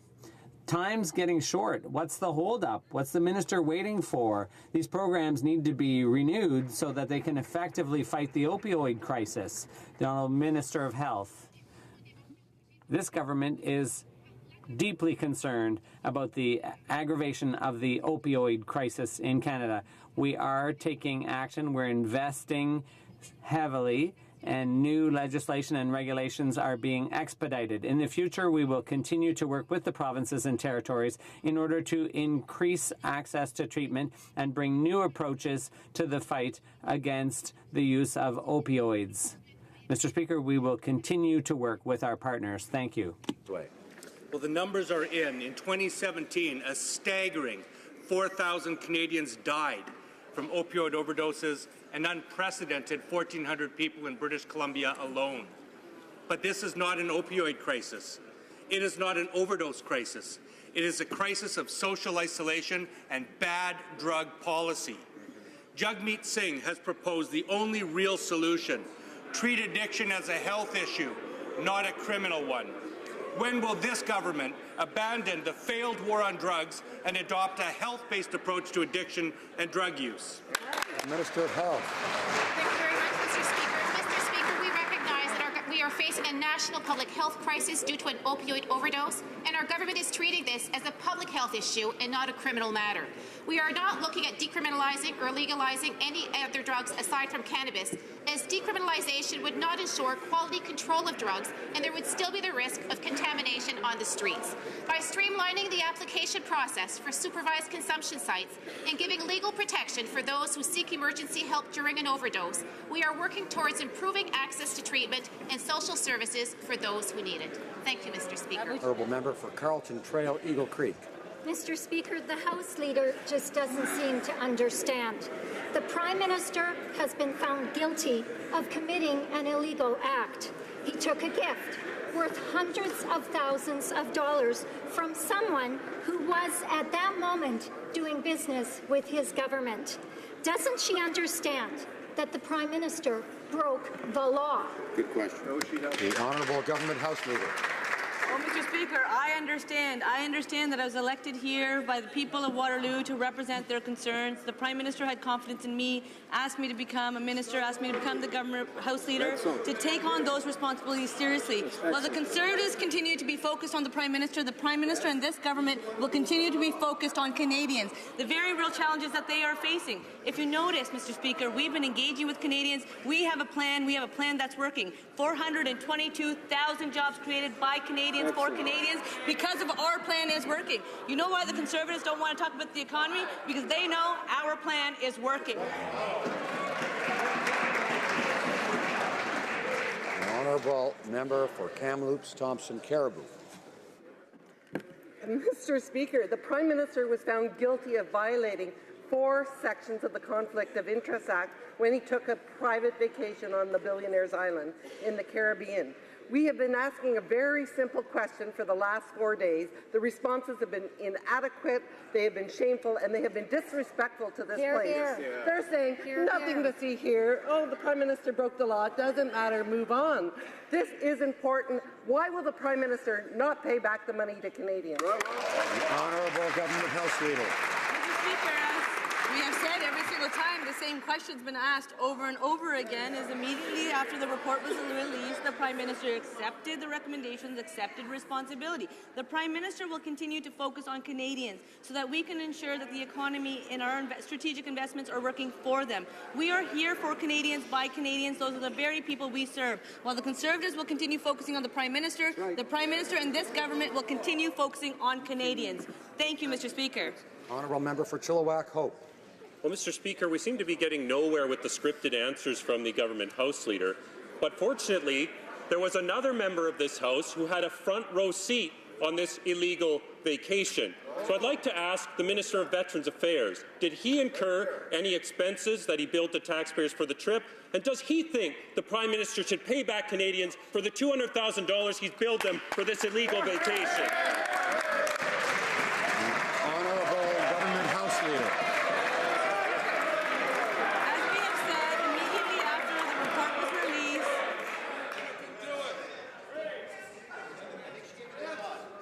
Order. The Honourable Government House Leader has the floor.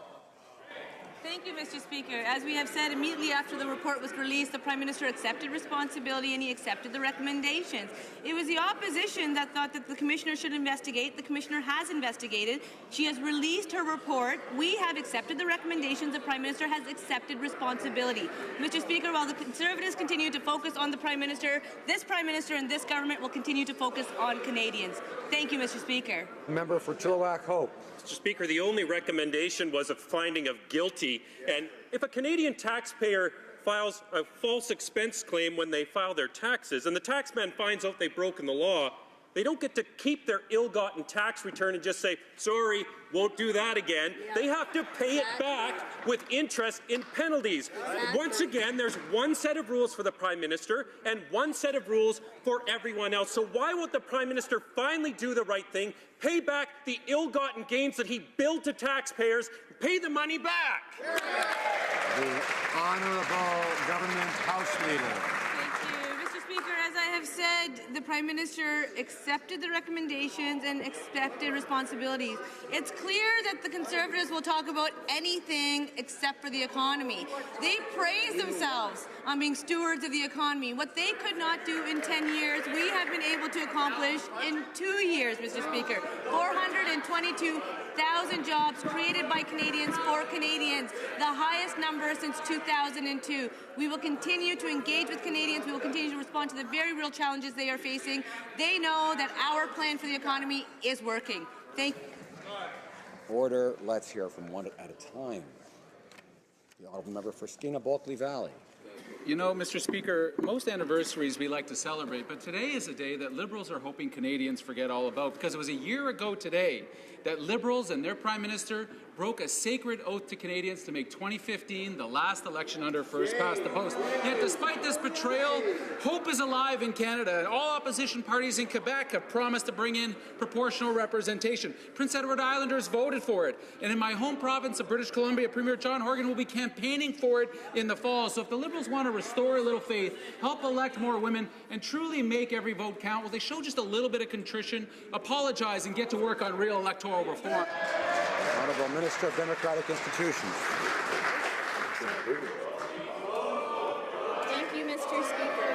When it comes to strengthening our democracy, Canadians want us to focus on what unites us, not on what divides us. We listen to Canadians. They expect us to protect the integrity of our democracy. My job is to strengthen and protect our democratic institutions and ensure they represent the values of Canadians. Through the introduction of Bill C-33 and Bill C-50, we are moving to accomplish that mandate. I know every member of this House shares the deep affection Canadians have for our democracy. Canadians want us to work together on priorities that unite us, and that is where our focus will remain. Thank you, Mr. Speaker. The Honourable Member for Longueuil-Saint-Hubert.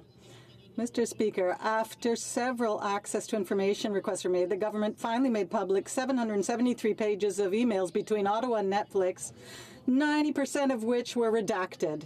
It's as if there's something to hide. In a year-end statement, the Prime Minister dared tell Céline Galipo that it wasn't possible to impose the HST on Netflix when we know that that's the opposite of the truth, and he knows it. Why does the government persist in misleading the government on the Netflix agreement? Why don't they come clean and simply publish the agreement? The Honourable Minister of Canadian Heritage. Mr. Speaker, today we have good news. We have Netflix doing Quebec production here. Congratulations to Robert Aubert and his team. Finally, this film is going to be seen by more than 100 countries.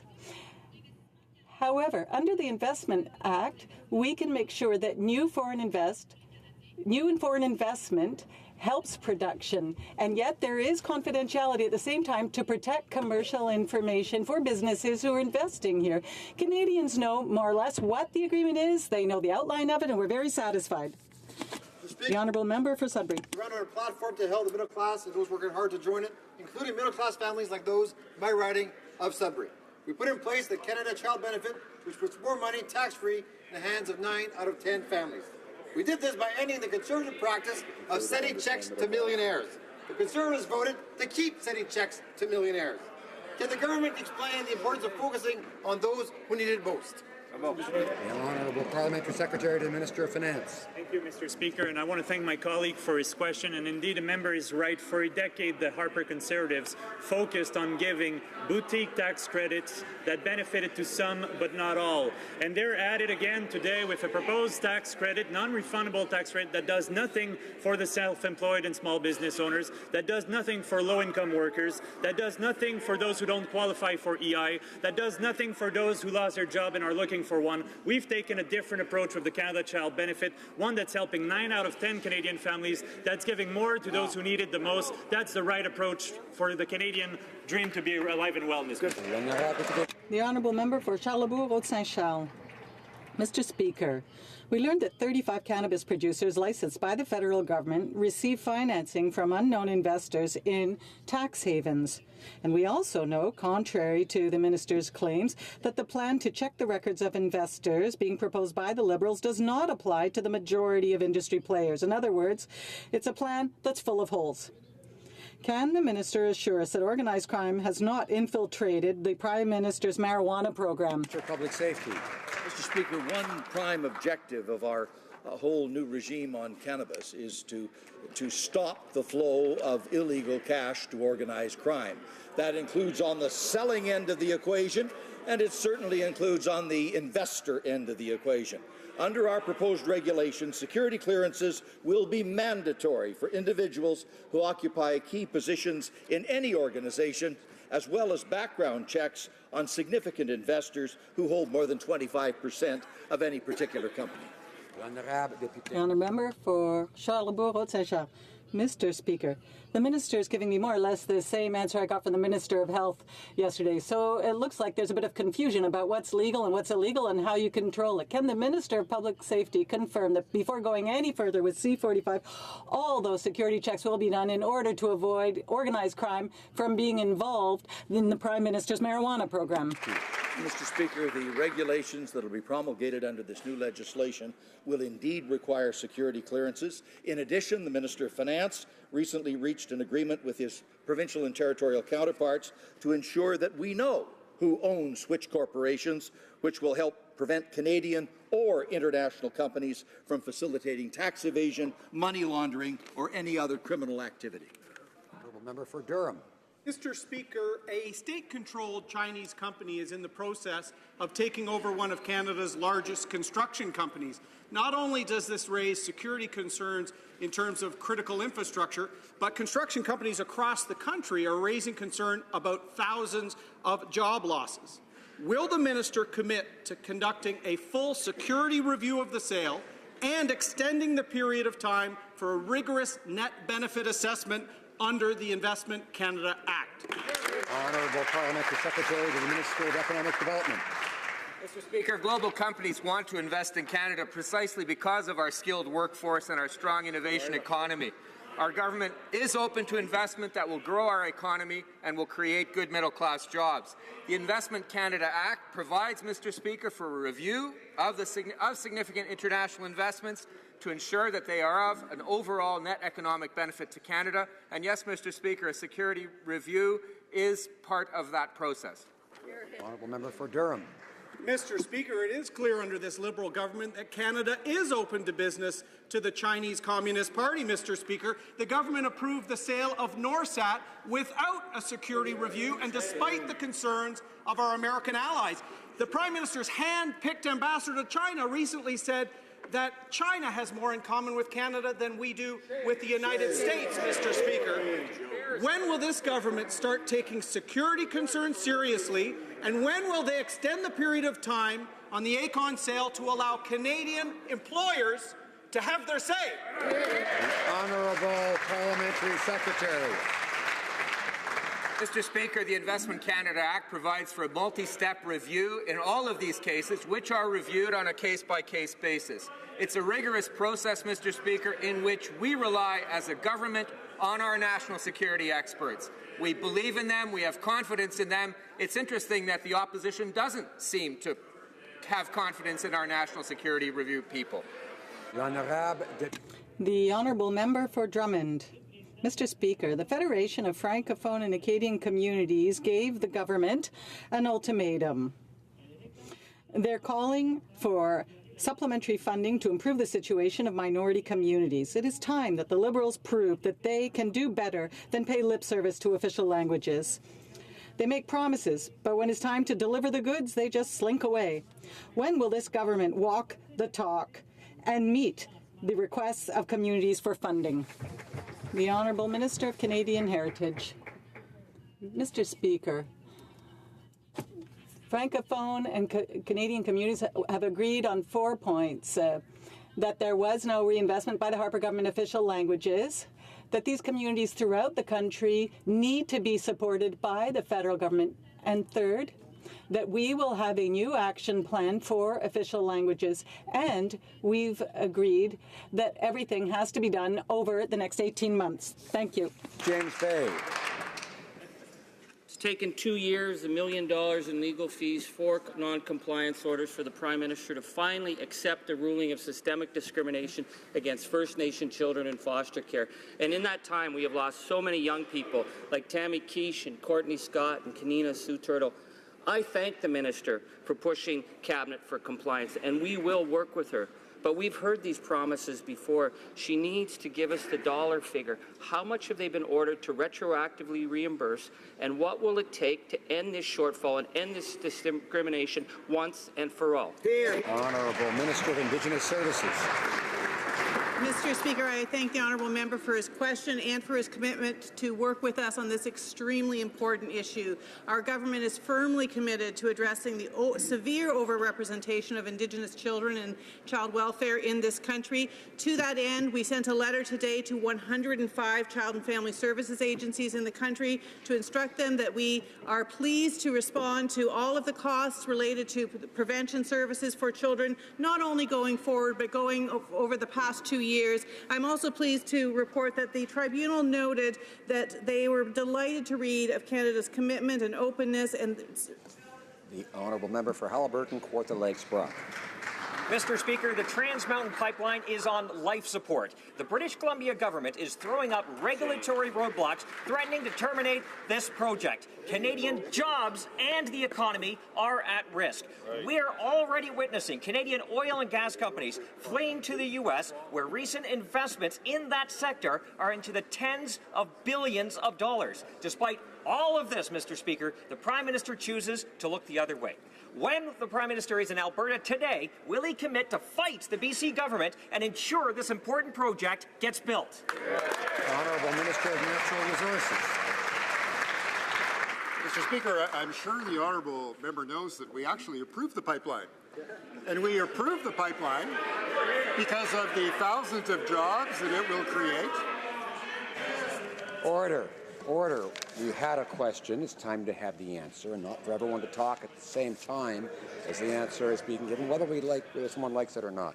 The Honourable Minister of Natural Resources has the floor. Thank you, Mr. Speaker. And the honourable member knows that this government understands the importance of opening up export markets for Canadian crude. He knows at the same time we announced an investment of $1.5 billion in the Ocean Protection Plan. Excellent. He probably knows that we are in constant conversation with Indigenous communities up and down the line to ensure its safety. What he may not know is that the Prime Minister of Canada in Edmonton this morning said, quote, So we're going to have to wait for that. Now, member for Edmonton Riverbend. Thank you, Mr. Speaker. Well, since the Minister mentions what the PM said being in Edmonton, today on CBC Radio, Edmonton, in response to what actions a PM could take to get the Kinder Morgan built, this was his response verbatim. It's still early on this, and we're still moving forward the way we always planned. What does that even mean, Mr. Speaker? Is that leadership? When will the Prime Minister stand up for the BC NDP and get this project built?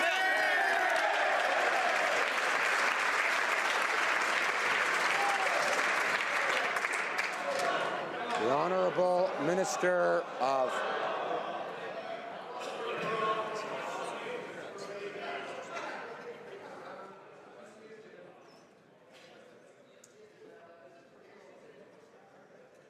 Minister of Natural Resources.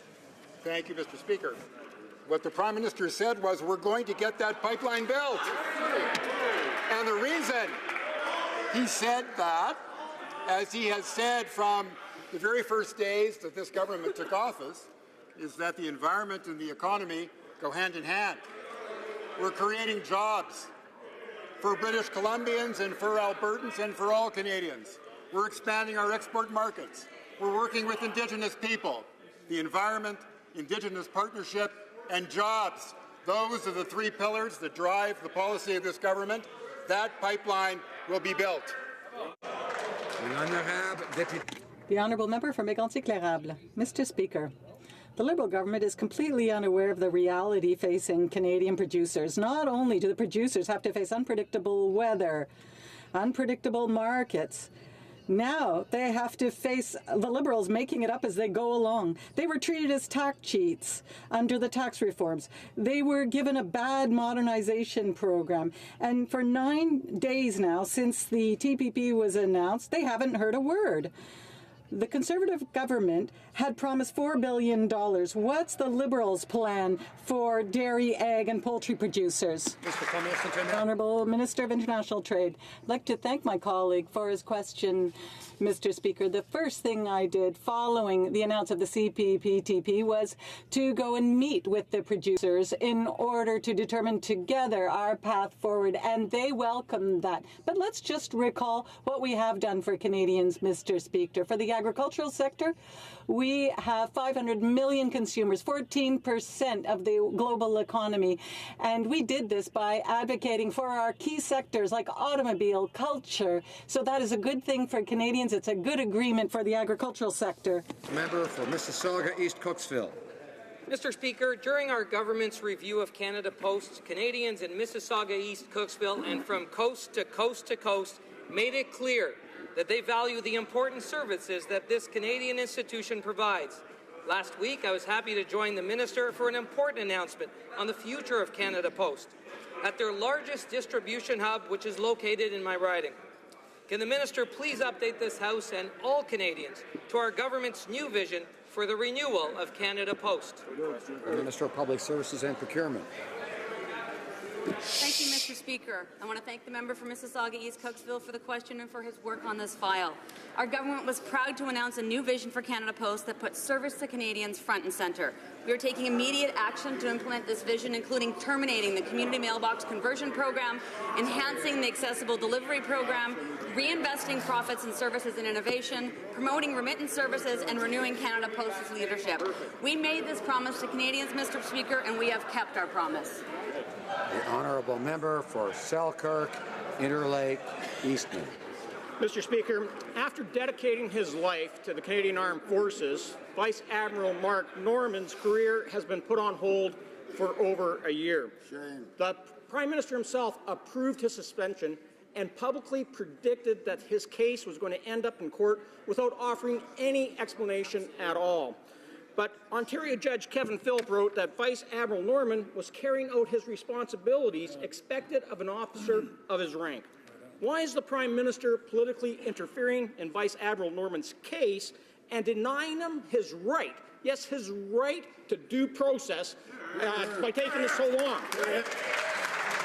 Honourable Minister of National Defence. As the member very well knows, this issue is under investigation, and it would be irresponsible for me to comment on this at this time. Thank you, Mr. Speaker. Honorable Député. The Honourable Member for Salaberry-sur-Roi. Mr. Speaker, the citizens of Salaberry-sur-Roi are showing the way to a green economy. They came together to find ways to start a true green shift. The government has a greenhouse gas emissions plan that is not based on any scientific data. Even the Commissioner of the Environment in the OECD say that the government will not manage to bring greenhouse gas levels to 30% below 2005 levels by 2030. When will there be a real plan? When will there be major investments in transit and in ecological infrastructure to build a green economy? The Honourable Minister of the Environment. Thank you, Mr. Speaker. We know that the environment and the economy go hand in hand. The NDP do not understand that you can grow the economy as well as fight climate change. And there are members as well, conservative members, who don't think climate change is real. We know that we can go forward, we can tackle climate change, and we can also grow the economy at the same time. That's what we have to do to create good jobs. That's what we have to do for our children and our grandchildren. The Honourable Member for Rivière-des-Mille-Îles. Thank you, Mr. Speaker. Last week, the Minister of International Trade announced a free trade agreement with 10 Pacific countries, the CPTPP, the Comprehensive and Progressive Trans-Pacific Partnership. Could the Minister tell us how the Constantin family and other family businesses in Saint-Eustache that produce maple syrup will benefit from the agreement? We put more money in the pockets of producers and help grow our middle class. The Honourable Minister of Agriculture. Thank you, Mr. Speaker. I'd like to thank my colleague for her question. Will open up doors for producers across Quebec and all across the country, whether it's beef, pork, grain, or other world-class maple syrup products. In Japan alone, tariffs of 70.5% on Canadian maple syrup and maple sugar will be eliminated in 3 years. This will create more growth and more opportunity for our maple industry and put more money in the pockets of our producers and help more people join the middle class. Thank you, Mr. Honourable Member for Cypress Hills Grasslands. Mr. Speaker, pro-democracy media in China are speculating that Canada's ambassador has suffered a blow to the head. John McCallum bizarrely claimed that we have more in common with Beijing than our democratic allies. The government of China has absolutely no regard for human rights. Don't the Liberals know that human rights defenders, lawyers, and activists are routinely arrested and tortured, that Christian churches are being demolished, Uyghur Muslims are being viciously oppressed, and dissidents' organs are being harvested? Can the Prime Minister explain which of these policies he and his ambassador have in common with the Chinese government? Honourable Parliamentary Secretary to the Minister of Foreign Affairs. Mr. Speaker, China is one of the largest and fastest growing economies in the world. Not engaging with that market would simply be unrealistic. However, we always do so standing up for Canadian values. That's because the promotion and protection of human rights is a core element of all of our engagement, domestic and foreign. We never have and we never will hesitate to raise human rights concerns with our Chinese counterparts. We do that at every opportunity, anytime there's a human rights concern that Canada has in the world. The Honourable Member for Joliette. Mr. Speaker, let's try and follow the logic, because there's someone who smoked some pretty good stuff when they wrote the cannabis bill. The Liberals are saying that it's true that tax havens may be the ones financing the pot industry. And they say that it's the Financial Markets Authority that makes sure that organized crime is not benefiting. But the problem is that the FMA doesn't know who the tax haven investors are.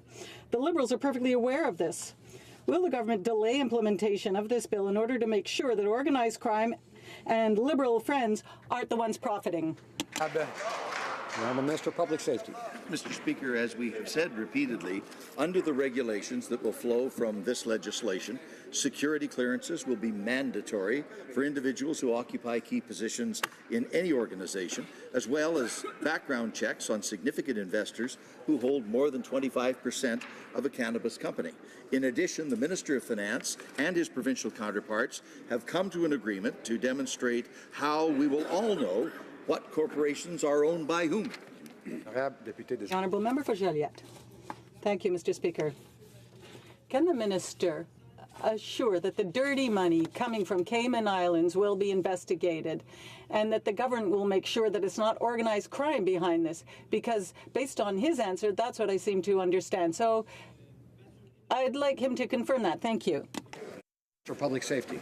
Speaker, our concern with respect to organized crime has been a motivating factor behind this legislation from the very beginning. We want to stop the flow of illegal cash to crime organizations, and we certainly want to make sure that none of that cash is invested in Canadian cannabis operations. I would like to draw to the attention of honourable members the presence in the gallery of the Honourable Paul Quassa, Premier of Nunavut.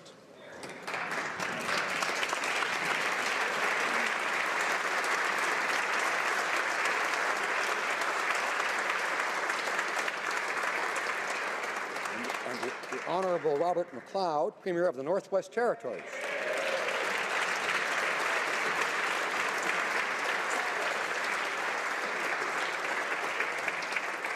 I would also like to draw to the attention of honourable members the presence in the gallery of the winners of the Arctic Inspiration Prize.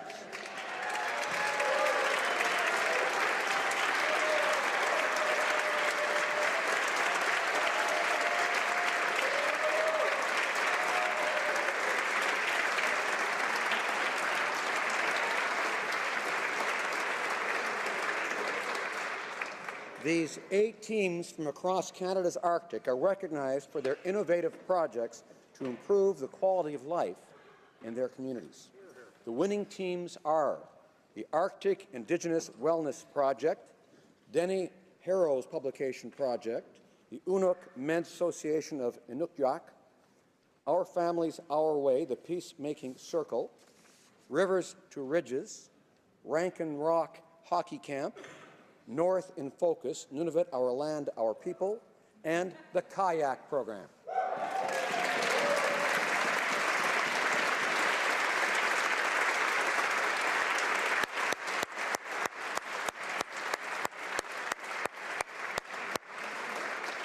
And now I believe the official opposition House Leader has the usual Thursday question. Thank you, Mr. Speaker. Well, it's our first week back after the Christmas break, and the government House Leader has been on her feet a lot, answering a lot of questions this week. Not really answering them, but I have faith. I have a lot of faith, Mr. Speaker, that it's about to change right now. So I do want to ask the government House Leader if she could please share with us what business the government has for the rest of today and for next week. Thank you, Mr. Speaker. The Honourable Government House Leader. Thank you, Mr. Speaker, and I would like to thank the Leader of the Opposition House Leader for her good work this week, as well as welcoming a third new House Leader to the team. This afternoon we will continue debate on Bill C-50, political financing, at report stage. We will return to this debate tomorrow, also next week on Monday and Wednesday. Monsieur le Président, j'aimerais informer la Chambre. Mr. Speaker, I'd like to inform the House that Tuesday and Thursday next will be opposition days. Of the day.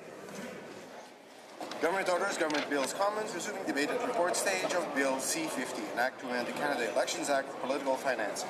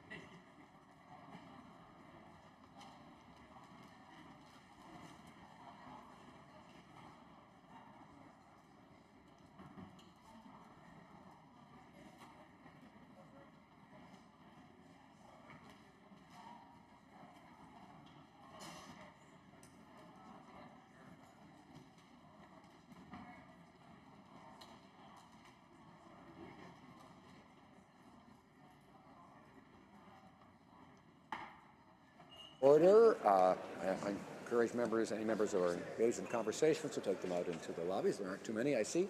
And therefore, we'll continue resuming debate. The Honourable Parliamentary Secretary to the Minister of Canadian Heritage has 4.5 minutes remaining Excuse me, that's right. Sorry, I should know since he's the writing next to mine, but it's the Honourable Parliamentary Secretary to the Minister of Democratic Institutions. Excuse me. Thank you very much, Mr. Speaker. And where we left off before the welcome and scintillating interruption of question period, I was talking about the comments of the acting Chief Electoral Officer, Stéphane Perreault, at the PROC meeting on Bill C-50. And I wanted to add that it's quite clear from Mr. Perreault's testimony at that committee that he felt that Bill C-50 is accomplishing the goal that it set out to do, which is to make political financing more transparent for Canadians. Now, Mr. Speaker, last fall I wrote a letter to the official opposition leader, the member from Regina Capel, regarding his own fundraising activities. I wrote him after reports surfaced that he was refusing to disclose his own fundraisers and keeping his fundraising activities hidden from Canadians. What was deeply concerning, was that his party's senior spokesperson initially denied that the leader of the opposition had attended a private fundraiser, but after being presented with evidence to the contrary, the Conservative Party of Canada finally acknowledged that their leader had in fact held a private fundraiser. And it was frankly astounding that his initial defense to this was to state that he does not believe he should be held to the same standard as the Prime Minister. I felt obliged in the letter to remind him that he is also a public office holder and aspires to be Prime Minister. And as the leader of a party, he has the responsibility to uphold the highest of standards. Now, to date, I have not received a reply to my letter. No pen pal he. On this side of the House, we are deeply disappointed that the official opposition does not feel the need to support this legislation when they claim to value openness and transparency in political fundraising. Regrettably, Mr. Speaker, it's not just the Conservatives who are refusing to be open and transparent about their fundraising. The new NDP leader is also refusing to disclose higher value fundraisers that he attends. We know that he attended such fundraisers when he was a candidate for leadership, but now won't follow the Liberal Party's open and transparent example. Mr. Speaker, in addition to Bill C-50, the Minister of Democratic Institutions is working diligently to ensure that more Canadians have the ability to exercise their right to vote. We are expanding the voting franchise to more Canadians by reversing elements of the previous government's so-called Fair Elections Act, which actually made voting more difficult and resulted in fewer Canadians getting to the polls. If passed, this bill would allow Canadians to vote more easily and in greater numbers, and would contribute to strengthening the integrity of our electoral system and would strengthen people's trust in our system. Cybersecurity has never been more important. In accordance with her mandate letter from the Prime Minister, the Minister of Democratic Institutions presented a threat assessment from the Communications Security Establishment, or CSE, to analyze the risks to Canada's political and electoral activities from hackers. The Minister of Democratic Institutions has also a mandate to bring forward options to create an independent commission or commissioner to organize political party leaders' debates during future federal elections.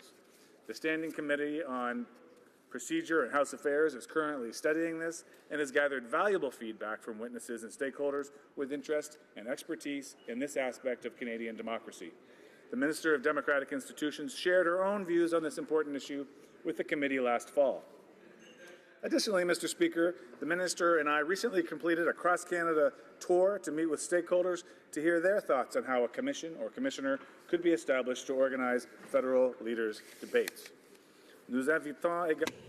We also urge all Canadians to share their opinion on the future of leaders' debates, and to do so by visiting the website of the Department of Democratic Institutions between now and February 9th. And this Minister and I will never stop working to further, protect, strengthen, and improve our democracy, I hope with the help of all members of this House, and acknowledge that better is always possible. Thank you very much, Mr. Speaker. Questions and comments. The honourable member for Sherwood Park, Fort Saskatchewan. Thank you, Mr. Speaker. That speech reminded me of one of my favorite Fleetwood Mac songs. The member said that voter turnout went down after the Fair Elections Act was brought in. Maybe he knows that the turnout in 2011 was 61.4%. Voter turnout in the 2015 election was 68.5%, a more than 7% increase, Mr. Speaker. When it comes to giving speeches and relating facts in speeches, I would agree with the member that better is always possible. Now, he says that the leader of the official opposition should follow rules that the Prime Minister does not follow and never has. Can I ask the member, does he think it is reasonable for ministers to attend private fundraisers with stakeholders who they regulate? A Minister of Justice attending a fundraiser with aspirants to the bench, for example. Is it reasonable for ministers to do that, or should the ministers only do fundraising events outside of the context of private meetings with stakeholders? Because under the rules in this legislation, the Prime Minister and ministers will still and very much seem to intend to continue with those kind of fundraisers. Honourable Parliamentary Secretary to the Minister of Democratic Institutions. I thank the member for his great question and his attention to this matter. Of course, I must agree, voter turnout did increase in 2015 as Canadians were greatly motivated for a change in government and turned out in wonderful numbers. However, sadly, the turnout among certain marginalized groups did in fact fall due to some undemocratic elements of the Unfair Elections Act. Now, in response to the other question, Mr. Speaker, we are taking concrete actions through this bill to improve our already strong and robust rules around political fundraising. For many Canadians, contributing to a political party and attending a fundraising event is an important form of democratic expression, and we're pleased to be able to debate this important piece of legislation in this House. Member for Skeena-Bulkley Valley. Thank you, Mr. Speaker. I'm not sure my friend heard the previous question, which is strange because I thought it was pretty straightforward. When a minister of the Crown, Justice Minister, Finance Minister, holds a fundraiser, and people who have business with the government attend that fundraiser, who have certain aspirations with that particular minister and that minister's office, C-50, while it has improvements on transparency, does nothing to prevent that activity. Right. So the Finance Minister can continue to meet with Bay Street executives and raise money from them. The Justice Minister can continue to meet with lawyers who are seeking an appointment to the bench and raise money from them. The Prime Minister can meet with people or vacation on their islands from time to time with people who have direct dealings with the government, all under this legislation. That stays perfectly fine. So he might wish to address that. If he's comfortable with that, then just simply say so. If he's not, then why didn't they address it in the bill?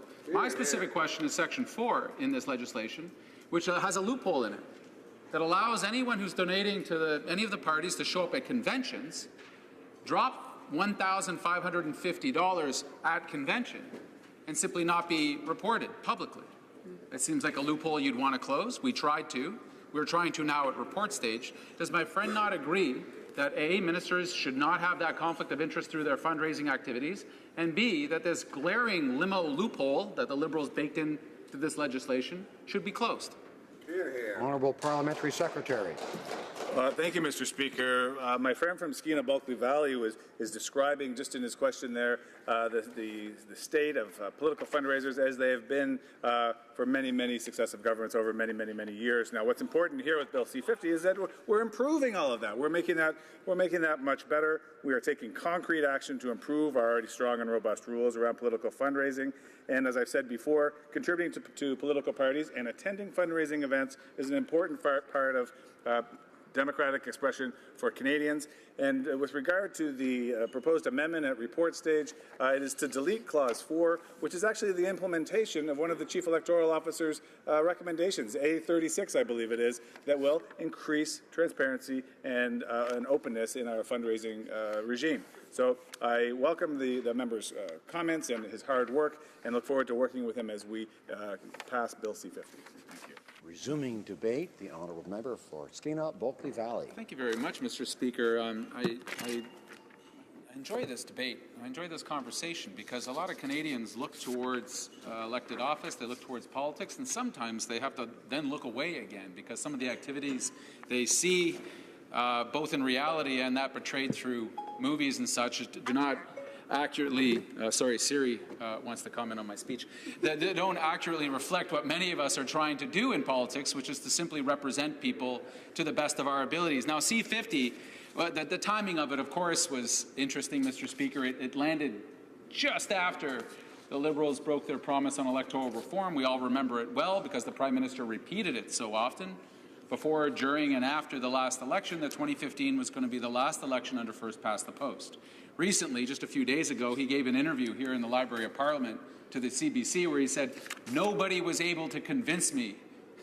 Not all of the experts, not the tens of thousands of Canadians, were able to personally convince him that what all the evidence pointed towards was a good thing for Canada. In his not humble opinion of himself, that he needed that convincing that none of the evidence was enough on changing our system and evolving it into the 21st century. So the timing of the bill was interesting. We also see within C-50, which is broadly speaking supported by my colleagues and myself and the New Democrats in terms of the listing of donors beyond $200, that it is subjecting the Prime Minister, the Cabinet Ministers, party leaders, and those aspirants to become party leaders to a higher level of disclosure. Of course, all of this comes about because of Liberal fundraisers. That the origin, the idea of this bill was born out of the crisis of Liberal Cabinet Ministers and the Prime Minister himself holding these secret fundraisers in the private homes of billionaires and millionaires where there was no accountability at all, where we had the Justice Minister, the Finance Minister, actually holding meetings that were fundraisers, $1,000, $1,500 to get in the door, and the people that were being invited to these meetings had direct dealings with that Cabinet Minister's department. Just screaming conflict of interest all over the place. The fact that the Prime Minister was then later found to have broken 4 of our ethical rules in Parliament, or outside of Parliament, I should say, by accepting a trip with the Aga Khan, who the Government of Canada has had long dealings with, showed a moral and ethical code that was completely warped within this Liberal leadership. So the result of that, my grandmother used to say, don't ever waste a good crisis. You know, if you have a problem, don't just simply have the crisis and then forget about it. And C-50 is the result of Liberals going through the very public and political exposure of their ethical compass being totally off from what most ordinary Canadians would see as right behavior. That a Justice Minister should never, ever be accepting large donations, or donations of any kind, from lawyers who are also on the list of joining the bench. Why? Well, because it's the Justice Minister who's ultimately going to approve their ascension to that bench and become a judge. It seems obvious to me and to most people who have that kind of ethical core in there, but it wasn't obvious to the Liberals. The Finance Minister should not be meeting with Bay Street executives and accepting these large donations from the very same people over which he's the regulator. He's the ref. He's the one who's supposed to be making it fair for everybody, not just those that can pay the $1,500 and get into his private fundraiser. But Liberals didn't see a problem with this. That the Prime Minister was holding private fundraisers in the homes of wealthy billionaires so that millionaires could show up and give him $1,550 and then have dealings with some of their very specific issues that went ahead. So all of this was born out of the Liberals, in fact, and this is not easy to do all the time, were embarrassed. It's not easy always to embarrass a Liberal, but it happened. And the result of this is Bill C-50, which says now you've got to more publicly declare who's showing up. Oh, but wait, they wanted to leave themselves a little loophole, the Laurier Club loophole. See, because if you donate to the Liberal Party to the maximum amount, particularly at convention, under this bill, your name doesn't appear. How fortunate is that? That 5-day declaration that exists under Bill C-50, if you make your max donation to the Liberal Party at the convention, well, then you don't have to worry about it. The only filings come out are the filings that come out right now, which is when end-of-the-year reporting happens. So all of this transparency stops right at the door of the Laurier Club, this special donor elite club that the Liberals have set up to make sure that the money keeps coming in from their top donors. So we tried to close it. We don't, as New Democrats, we don't just want to oppose, we want to propose. And we said, well, why would you put this loophole in? It accomplishes nothing. It doesn't help in terms of transparency. And it seems to be almost handwritten by the chief Liberal fundraiser to say, let's not embarrass anybody by having to put them on a public list when they show up at our conventions as Liberals and donate the maximum amount. We said fix this. We also said allow the chief electoral officer investigative powers. seems about right. The person who guides our elections, who tries to make sure that our elections are done fairly, should have investigation powers, and we moved amendments to allow that to happen. In fact, we heard from a former chief electoral officer about the $1,000 penalty that exists within this bill that was, in fact, done away with in the 90s as seeming as a non-deterrent, because the incentive to do these sketchy fundraisers, as the Liberals have proven, the incentives are large. You can make a lot of money. So if you are going to put a penalty on it, you think the penalty would be more than $1,000, which is far less than the maximum donation someone could make at one of these potentially illegal fundraising events. So through all of this, we see the intention of the government. We see that they want to bring more openness to these private, very, very exclusive fundraisers where people in some cases are giving a great deal of money. We welcome that. We'd like the Liberals to show a little of that contrition that it's so hard to find around here, to acknowledge that it was born out of the controversy surrounding the Prime Minister and members of his cabinet who were engaging in fundraisers that were suspicious at best, if not right unethical, and to acknowledge what the central problem is and what Canadians, I think, and the people that I represent in northern British Columbia is they say there shouldn't be privileged access for those who have money. The wealthy and the well-connected should not simply get FaceTime with the Prime Minister and the cabinet ministers who have so much power under our system simply because they're rich. And yet, this bill maintains all of that. Nothing is actually done about the elephant in the room walking around, which is if you're loaded, you can get personal one-on-one time with this Prime Minister and virtually anyone in his cabinet. To be able to move your agendas forward, to be able to just say you know the guy and use that for your own personal advantage, that is all maintained.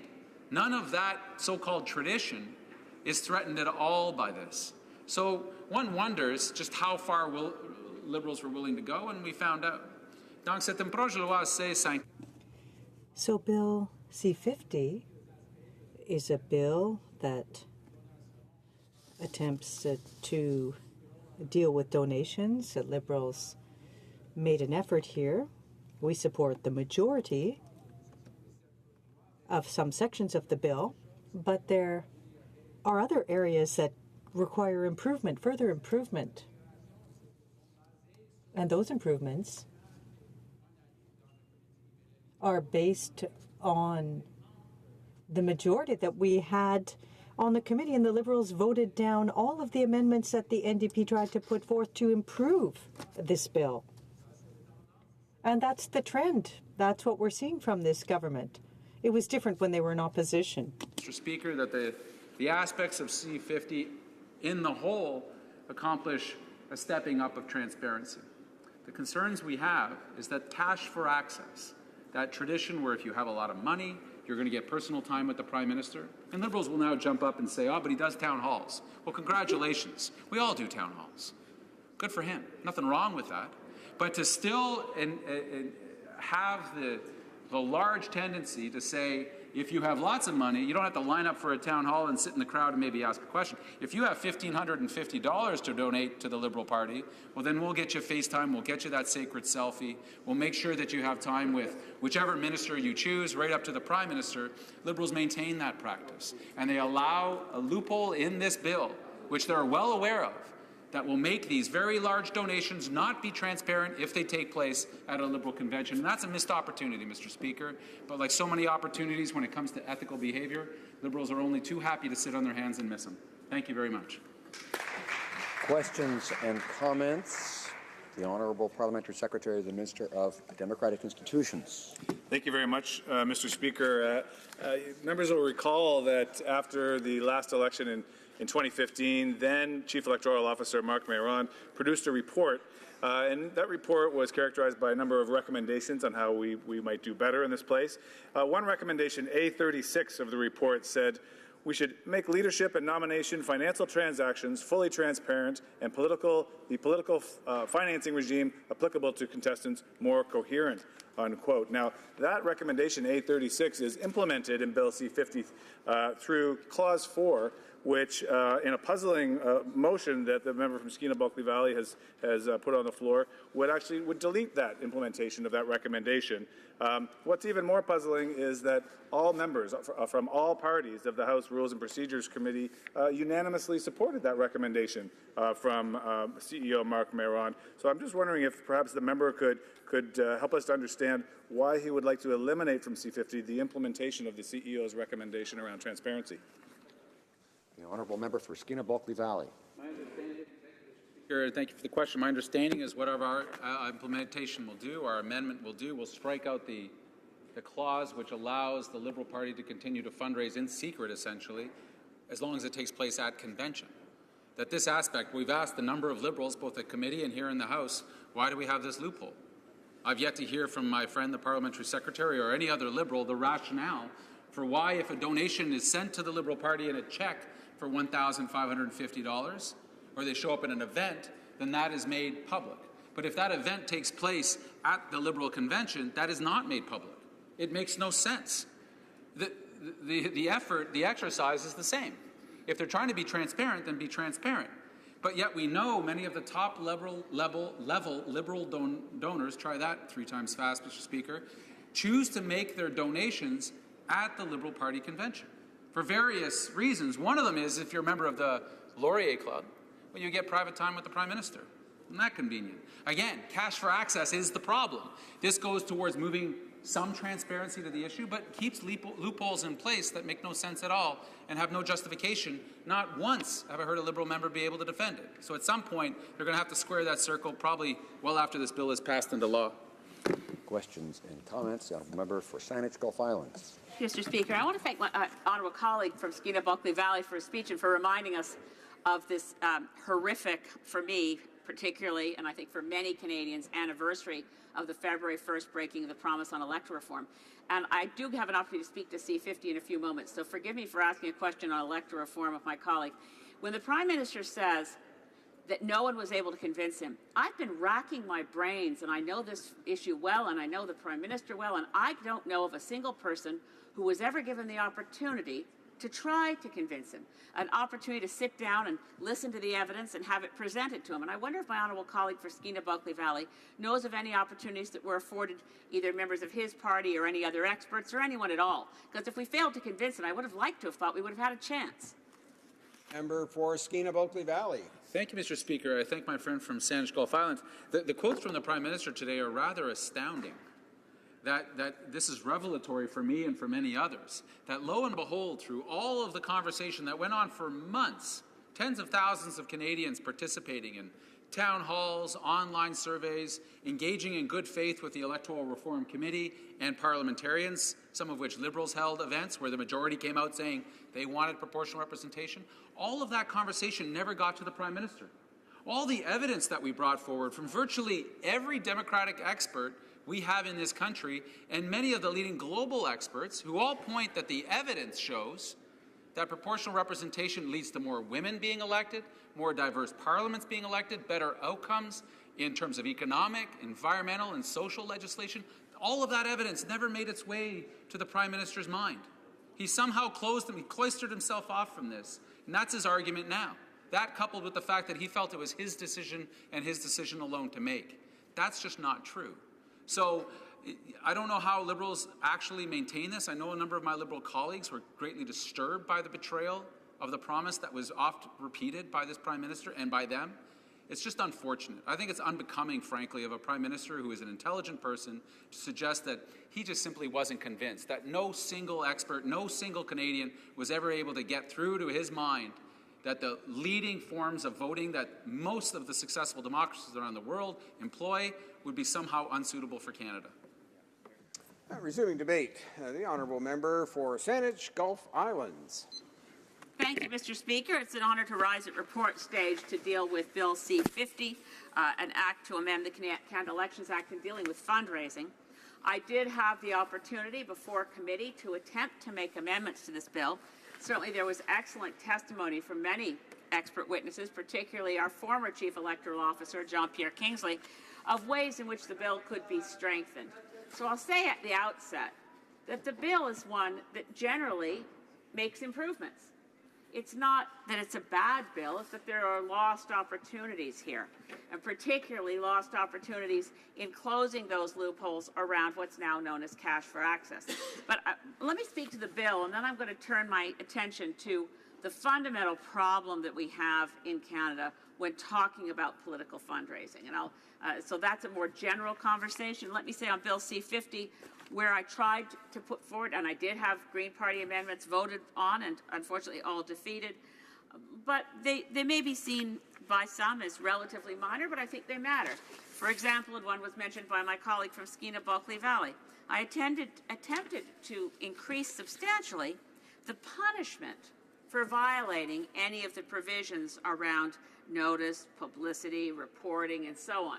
And in this act, under Section 500 of the Act, would be amended to create a penalty of not more than $1,000. Now, the evidence from John Pierre Kingsley, who, as I mentioned before, was our former chief electoral officer, was that, when you consider a $1,000 penalty for a summary conviction, he said, quote, "I found to be low.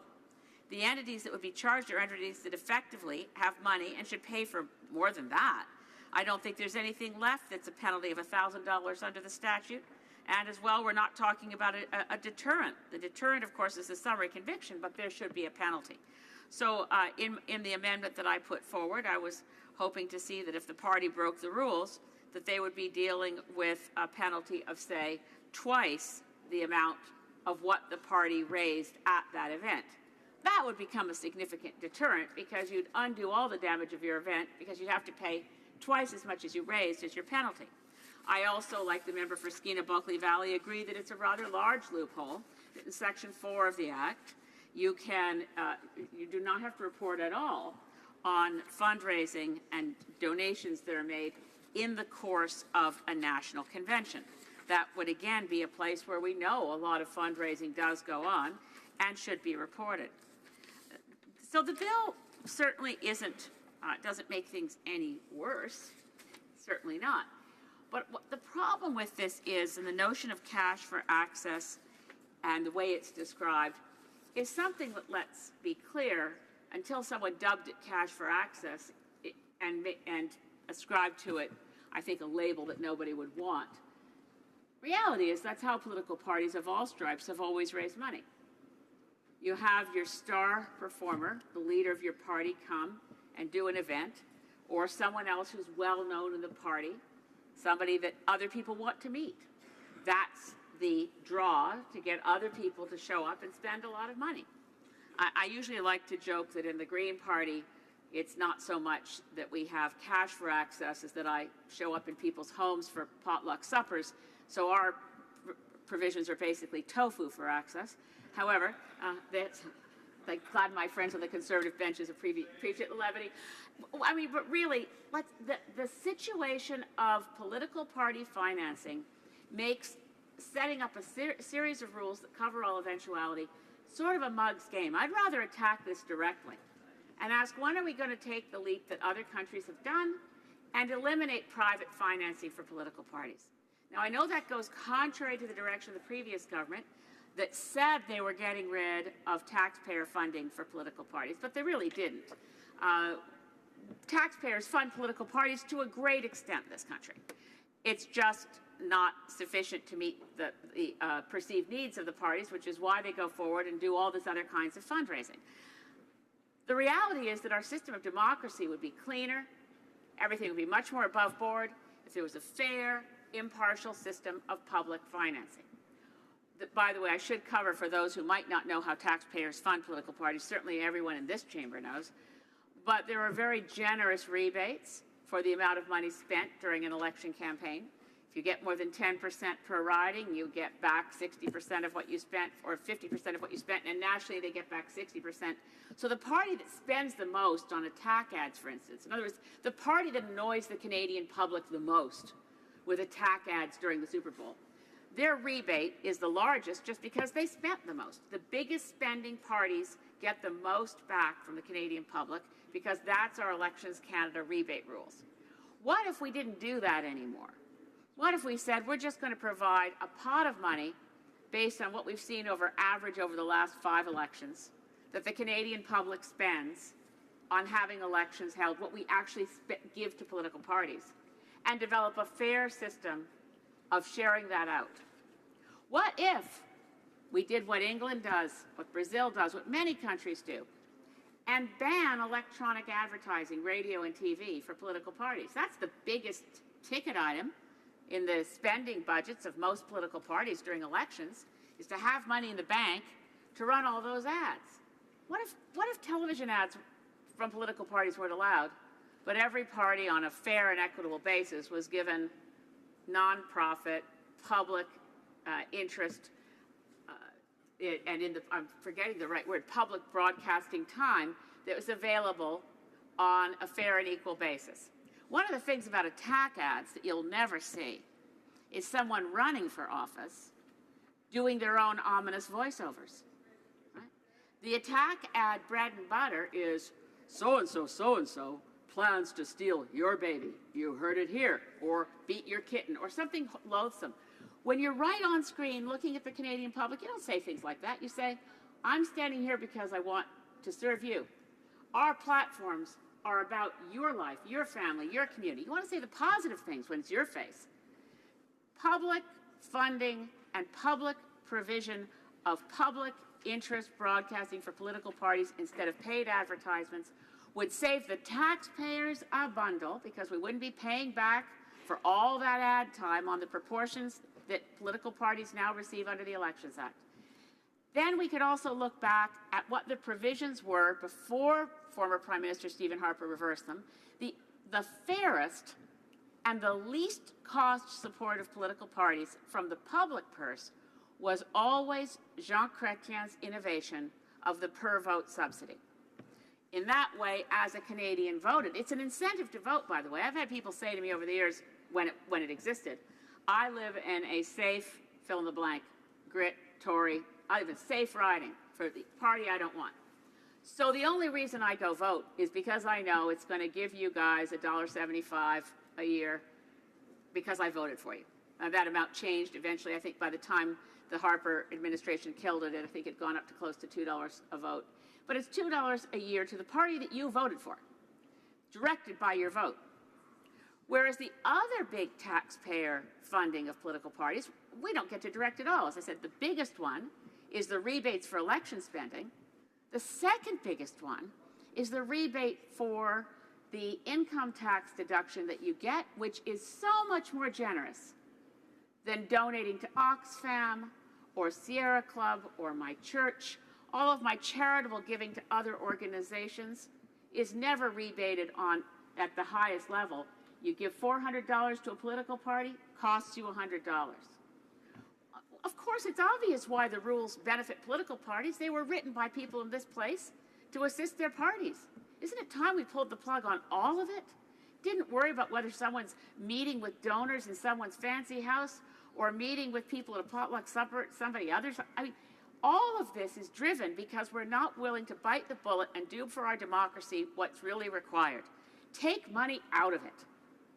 Take the money out of it and allow the Canadian public on a fair, and I would say based on what we're already spending basis, have election campaigns and funding for political parties that's directed by a fair and equitable formula. Bill C-50 can only go as far as it can go. There's always going to be a loophole. We're always going to find out that somebody is a big enough draw that they'll get donors in the room. I mean, don't forget, that's why Senator Mike Duffy was appointed.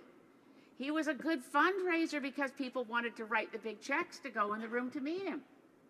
We need to think about what motivates our democracy and get the money out of it by going to the real root of the problem. Bring back, I ask my colleagues on that side of the House, bring back the per-vote subsidy. It was fair and directed by the voter.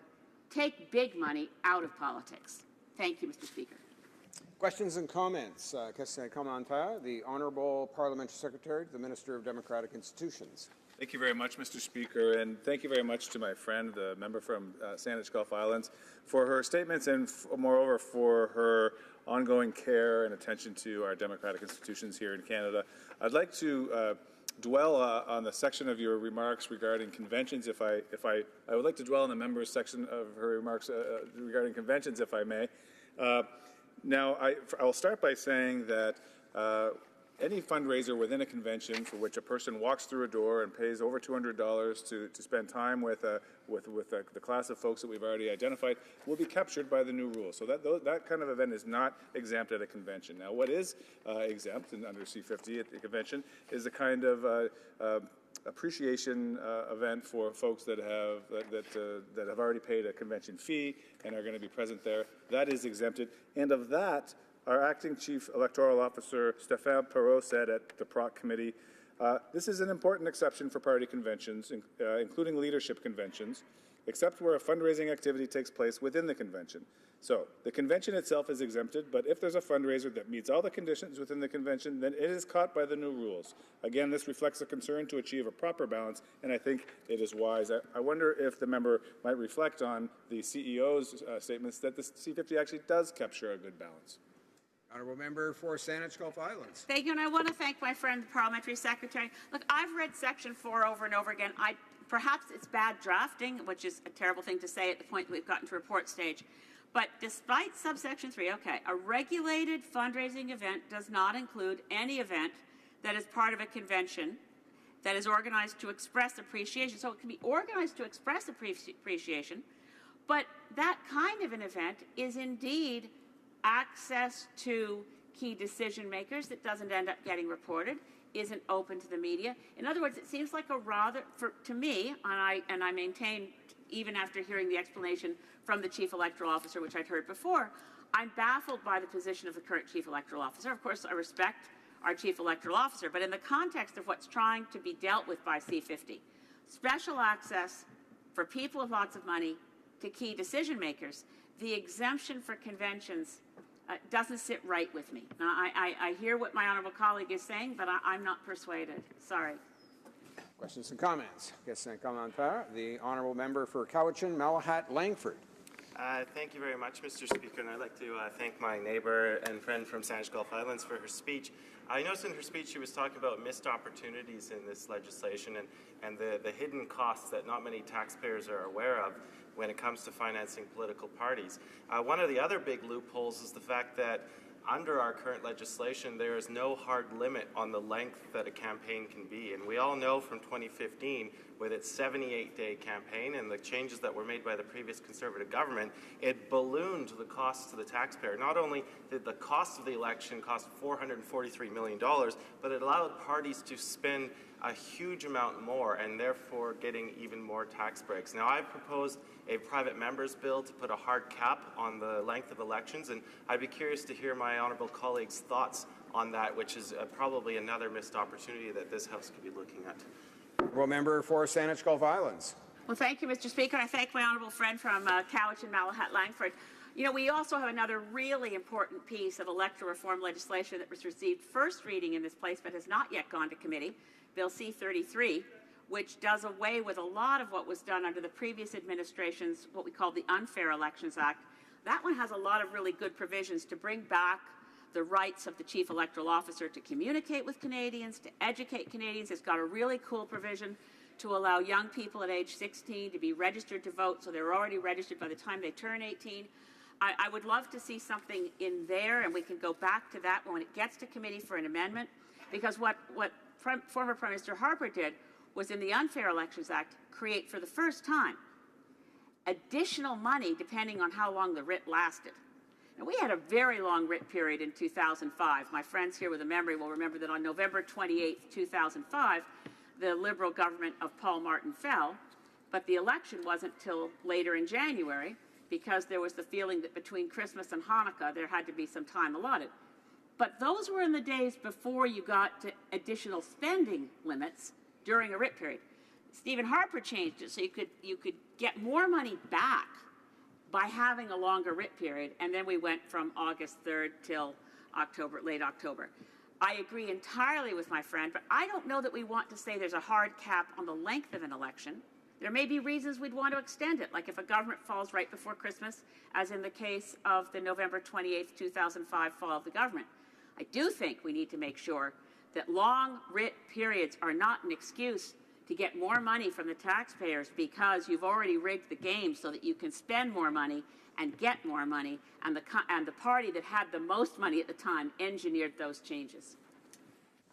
Resuming debate, the honourable member for Perth Wellington. Thank you, Mr. Speaker, and it's always a pleasure to rise in the House and debate important pieces of legislation that come before us.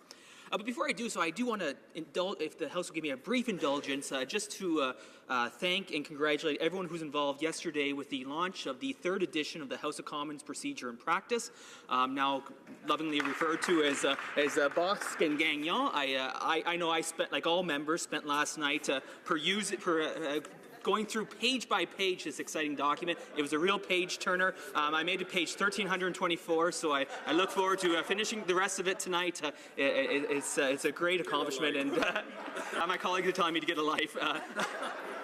Yes, and an excellent piece of work, and thank you to all those involved. It will stand the test of time as an important document. But to the subject at hand, Mr. Speaker, Bill C-50.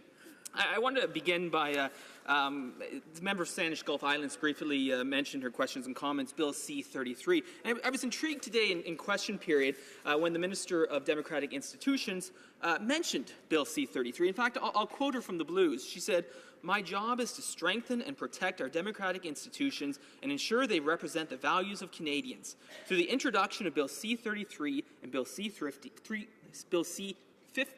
we are moving to accomplish that mandate." So how important is Bill C-33 to this government? Well, it received first reading on November 24th, 2016, 14 months ago. And where is that bill today? It still sits at first reading, having never been brought forward for second reading. In fact, this is reflective of the entire government's legislative agenda. They introduced certain pieces of legislation to great fanfare, and yet there they sit, 14 months later, unmoved at the same stage as they were when they first introduced. This is really reflective of the entire government's agenda, but most particularly on the democratic institutions' agenda. And let's contrast that just a little bit with our former Conservative government's agenda. The very first piece of legislation introduced in 2006 was Bill C-2, the Federal Accountability Act. And what did that do?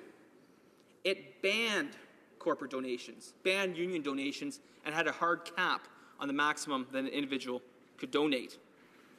The Liberal government, though, in the introduction of Bill C-50, is simply trying to legitimize their cash for access events.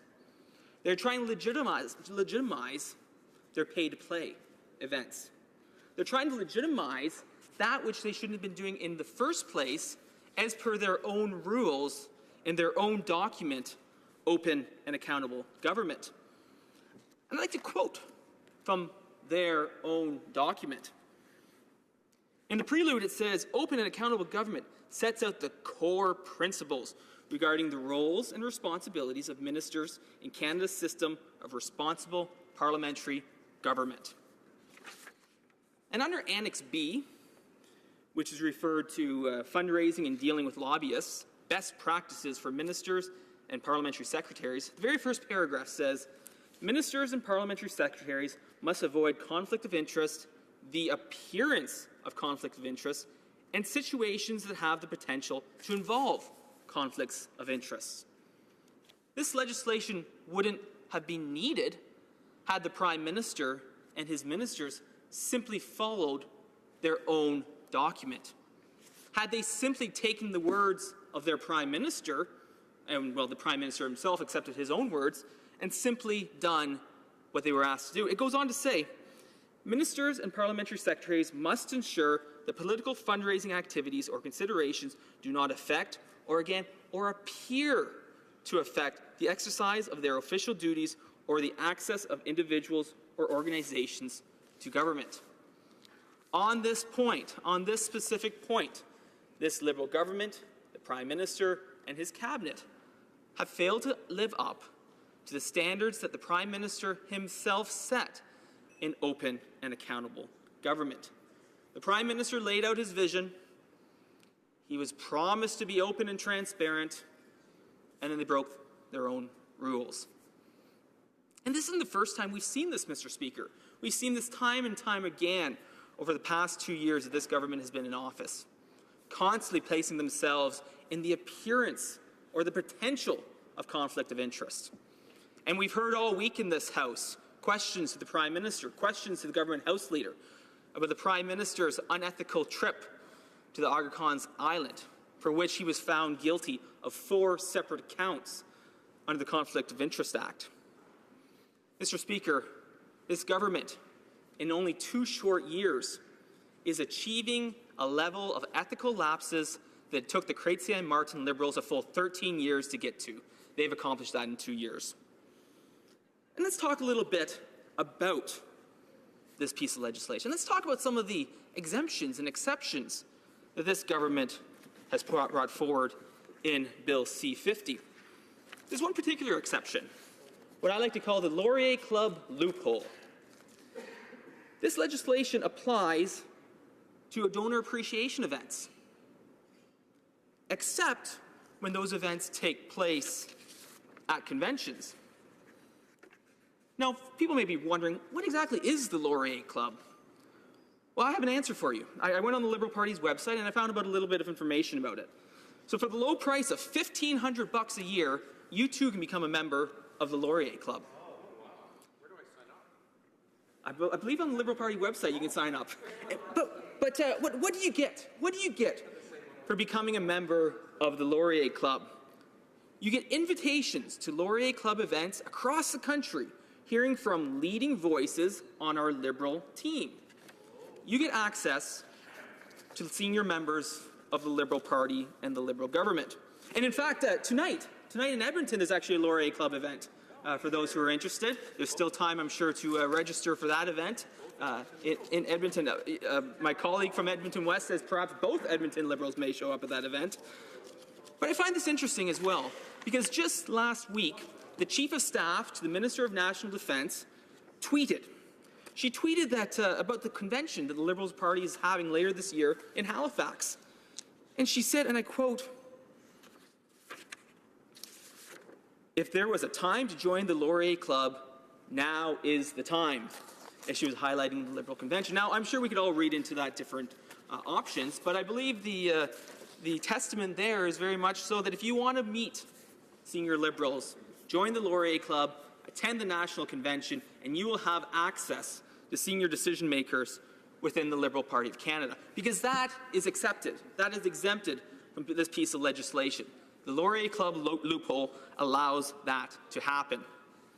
Now, there's another exception in this piece of legislation, and I like to call this exception the Joe Volpe clause, because it prohibits the publication of names of people under the age of 18. And I know that all members of this House will recall the 2006 Liberal leadership race and Joe Volpe's endeavouring opportunities to raise money, including from those who were 11 years of age. So I know that in honour of Mr. Volpe, we should refer to that clause as the Joe Volpe clause.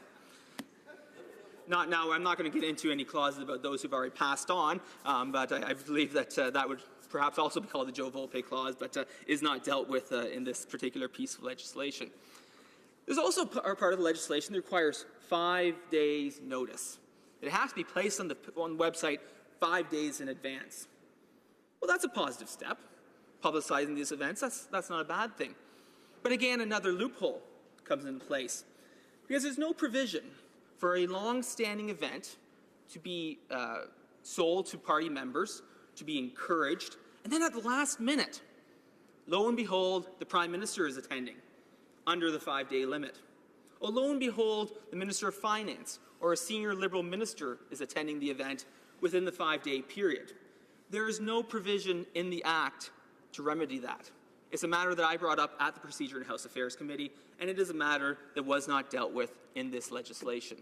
So while the Minister and while the government holds this piece of legislation out as a great step forward in openness and transparency, it is simply window dressing, Mr. Speaker. It is simply window dressing to cover up this Liberal government's past cash for access events, their pay-to-play events, Their way of getting $1,500 out of senior donors and high donors to their party and giving them access to senior people within the Liberal Party, including the Prime Minister. This is unneeded, Mr. Speaker. We will be voting against this piece of legislation, and I'm sure honourable members will join me in doing so. Thank you, Mr. Speaker. Questions and comments. The Honourable Parliamentary Secretary to the Minister of Democratic Institutions. Thank you, Mr. Speaker. I wonder if the member from Perth Wellington could share with the House why he feels that his leader, his party leader, should be entitled to have such secretive fundraisers. The Honourable Member for Perth Wellington. Well, Mr. Speaker, let's be very clear. Our party and our leader follow the rules that are on the books and that are legislated by this House. The member opposite is talking about an event that took place several months ago before this legislation was even dealt with by committee. It's like saying the Magna Carta doesn't exist because King John wasn't given 5 days' notice of the event. You can't retroactively legislate, Mr. Speaker. So the comments made by the member from the Parliamentary Secretary, the Minister of Democratic Institutions, is just trying to sling mud at our leader because he knows and his party knows that we're going to be working hard in the next 2 years and that in 2019 we'll be forming the next government. Questions and comments. The Honourable Member for Sherbrooke. Thank you, Mr. Speaker.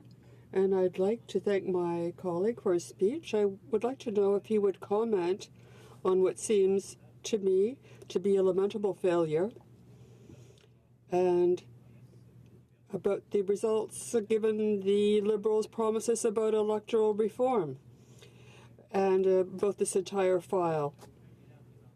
They have no results to show.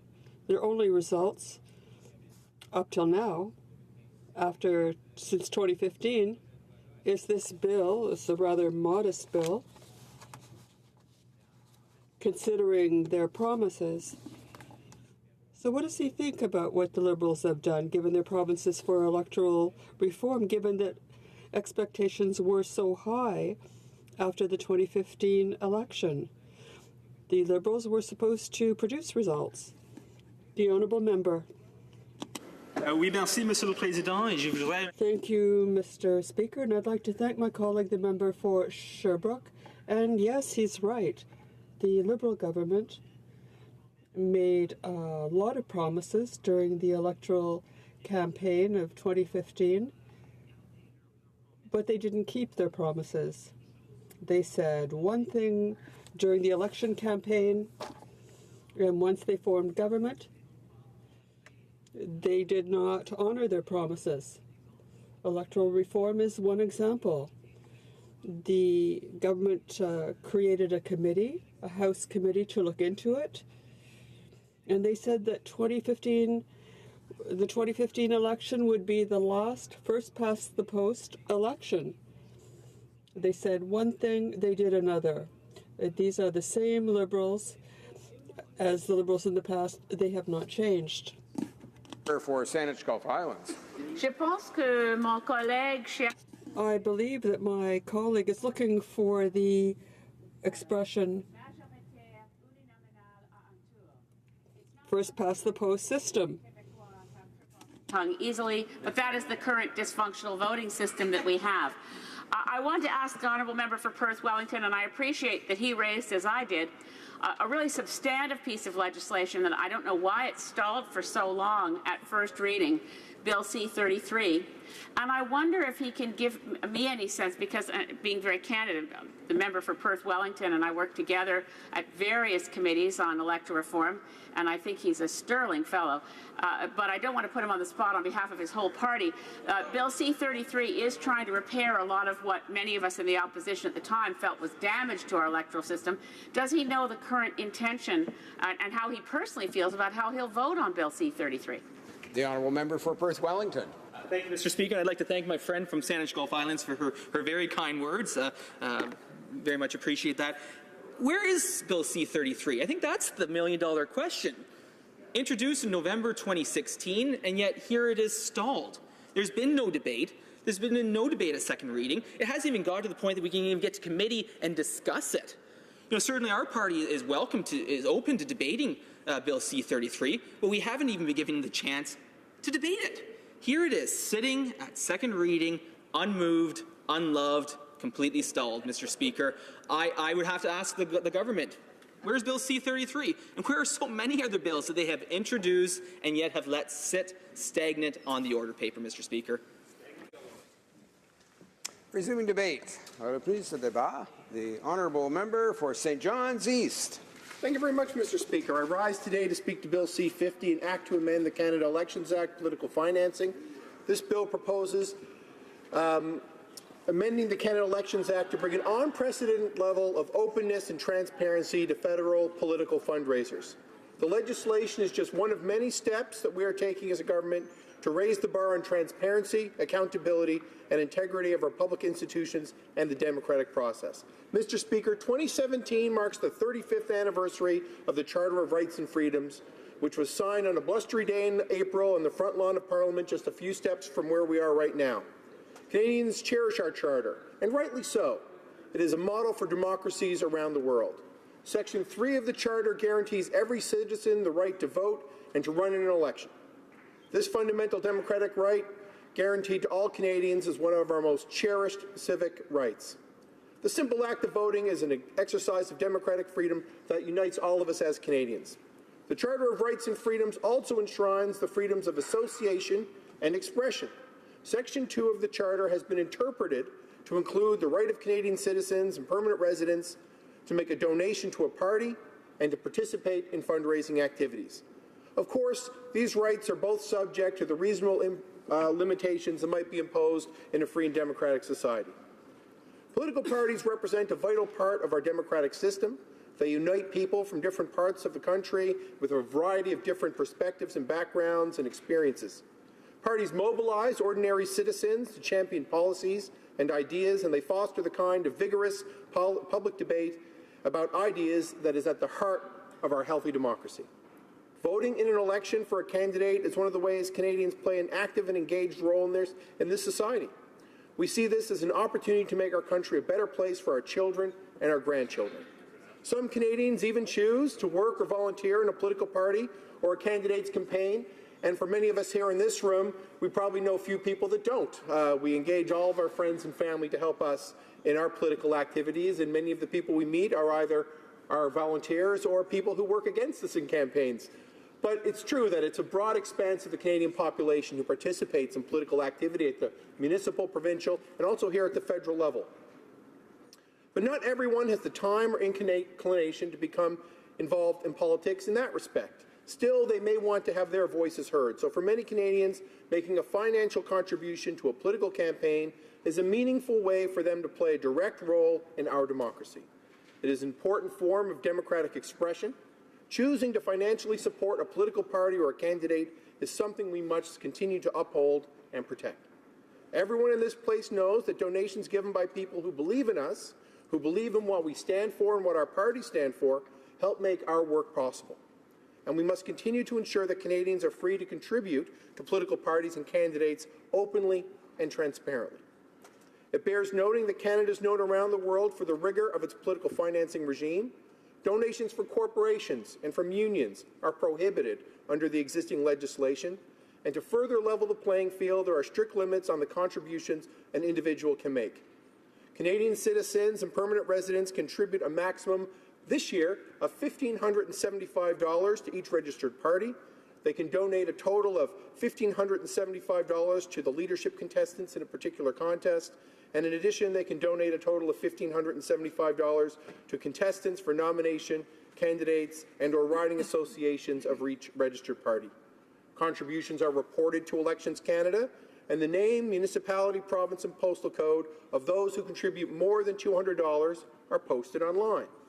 Bill C-50 would build on this existing regime so that when a fundraising event requires an attendee to contribute or pay a ticket price totaling more than $200, the name and partial address of each attendee, with certain exceptions, will be published online. The exceptions are youth under 18, volunteers, event staff, media, someone assisting a person with a disability, and support staff for a minister or party leader in attendance. Canadians take political financing seriously. There are significant consequences for disobeying the law, and that is why currently the Elections Canada Act provides tough sanctions for those who break the rules. Though Canadians can be proud of our already strict regulations for political financing, we recognize that they have a right to know even more, and perhaps in a more timely fashion, when it comes to political fundraising events. Bill C-50 aims to provide Canadians with more and quicker information about political financing events in order to continue to enhance trust and confidence in our democratic institutions. If passed, C-50 would allow Canadians to learn when a political fundraiser has a ticket price or requires contributions above $200, that it is happening and who attended. The legislation would apply to all fundraising activities attended by cabinet ministers, including the Prime Minister, party leaders, and leadership contestants that meet these criteria. This provision also applies to appreciation events for donors to a political party or contestant. This legislation would only apply to parties with a seat in the House of Commons. It would require parties to advertise fundraising events at least 5 days in advance. Canadians would know about a political fundraiser before the event takes place, giving them the opportunity to inquire about a ticket if they so choose. Bill C-50 would also give journalists the ability to determine when and where fundraisers are happening. At the same time, political parties would retain the flexibility to set their own rules for providing media access and accreditation. Parties would be required to report the names and partial addresses of attendees to Elections Canada within 30 days of the event. That information would then become public in a much more timely fashion than currently is the case. The bill would also introduce new offences in the Canada's Election Act for those who don't respect the rules and require the return of any money collected at the event. These sanctions would apply to political parties and event organizers rather than the senior political leaders invited to the events. We propose a maximum $1,000 fine on summary conviction for offences introduced under Bill C-50, and of course this is in addition to returning the funds raised. This new level of transparency will further enhance Canadians' trust in the government, and that's good for everyone. If passed, Bill C-50 would deliver on the government's promise to bring greater transparency to Canada's political financing system and thus strengthen our democratic institutions.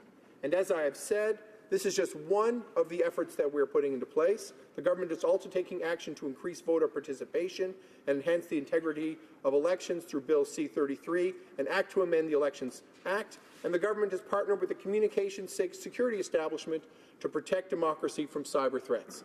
While we know that Canadians have confidence in our democracy, we recognize that there's always room for improvement, and shining a light on political fundraising activities as and when they happen builds upon our already strong and robust system for political financing in Canada and should be welcomed by everyone in this House. Thank you. Questions and comments.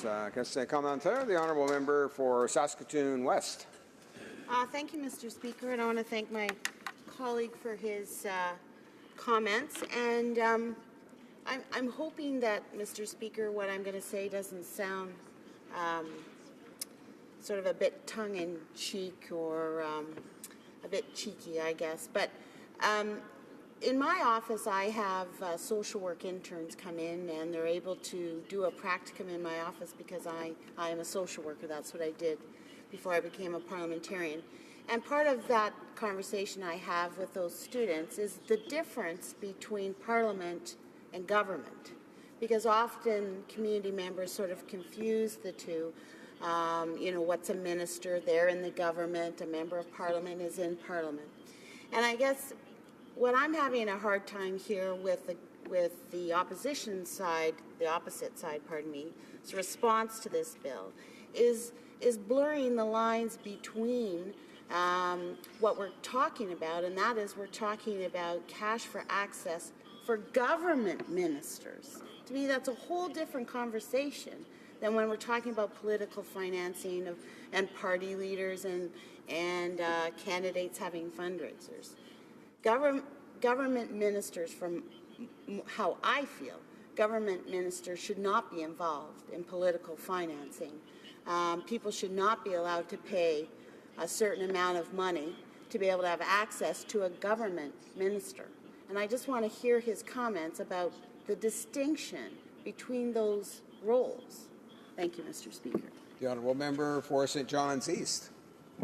Thank you very much. I'd like to thank the member for a question. It's an excellent one. Obviously, there are roles that relate to conflict of interest and ethics, and those are dealt with under that Act. What the changes we're talking about today are ones which relate to changes to political financing. Her question is one that certainly should come up in any review of the conflict of interest ethics considerations. With respect to how these changes will help Canadians by providing them more transparency, and maybe I can just sort of walk through the process. Under the current rules, if someone donates $200 to a political party, that amount and these information, the names, are already going to be collected, ultimately disclosed to Canada, Elections Canada, and then published at some point in time 6 to 9 months after the end of the fiscal year. And it makes it difficult then for Canadians to know at and when at the time whether or not people are attending these events, who those people might be, and to make up their own determination as to whether or not anything improper has occurred or could be occurring. The changes that we're putting in now require that when these fundraisers take place, this information will be made available to the media in advance, so the media will know where and when the events are taking place so that they can attend if they're accredited, and they can report on the attendance at the event. And then, of course, the information will be compiled and provided to Elections Canada within 30 days of the event so that Canadians can see who attended. And it will be up to Canadians then, in addition to any other ethics considerations that might fall under a separate regime, Canadians will then be able to make up their own mind. Do we feel that this is appropriate? Do we continue to have faith and trust in our system? And I believe they will, because they'll have the information at their fingertips, and the light of transparency will render it clean. Thank you. Questions and comments. The honourable member for Perth Wellington. Thank you, Mr. Speaker, and I want to thank the member from St. John's East for his question, or for his speech, I mean. And I'm not sure why he's not the government minister for Newfoundland and Labrador. I think he'd make a great minister representing his province. But under the legislation, the money that is gained through an illegal fundraiser has to be paid back. So I'd like to ask the member if, along a similar vein, a trip is taken to an island and the ethics commissioner finds it to be illegal, whether or not that $215,000 should also be paid back to the taxpayers. Member for St. John's East. Okay, well, I'll take the first question first. The Minister for Veterans Affairs and the Associate Minister for National Defence is a fantastic, hard-working individual, and he has certainly earned his place to sit in Cabinet. He represents Newfoundland and Labrador very well. With respect to the second question as to costs assumed and controlled by a separate level of government that determines the Prime Minister's safety, we all want the Prime Minister, regardless of what party he or she is in, to be safe and protected, and to have those safety and security considerations managed by the RCMP, which they do. And the Prime Minister has followed the rules set out. He's apologized, and he suffers the consequences in public life of having made a mistake. Thank you. Resuming debate. Reprise de débat. The honourable member for Edmonton West. Thank you, Mr. Speaker. I'd like to thank my colleague from St. John's East for his speech. I've served on committee with him, and he's a fine chap. I think should be the senior minister from Newfoundland.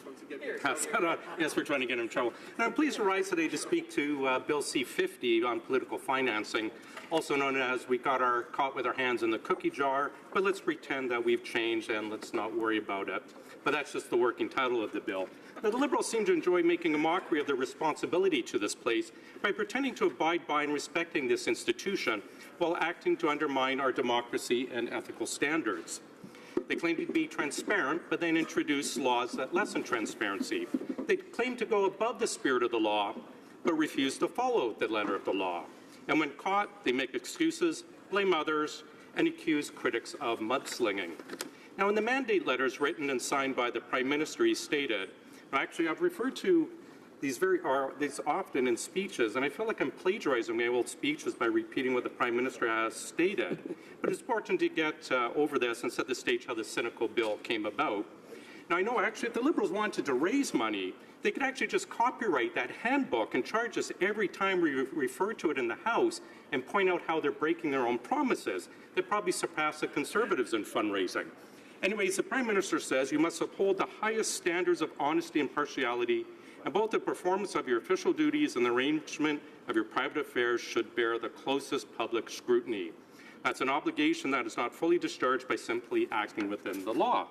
Now, the mandate letter specifically and repeatedly references the Prime Minister's much-touted open and accountable government document, so I'll refresh members in this House on exactly what it says.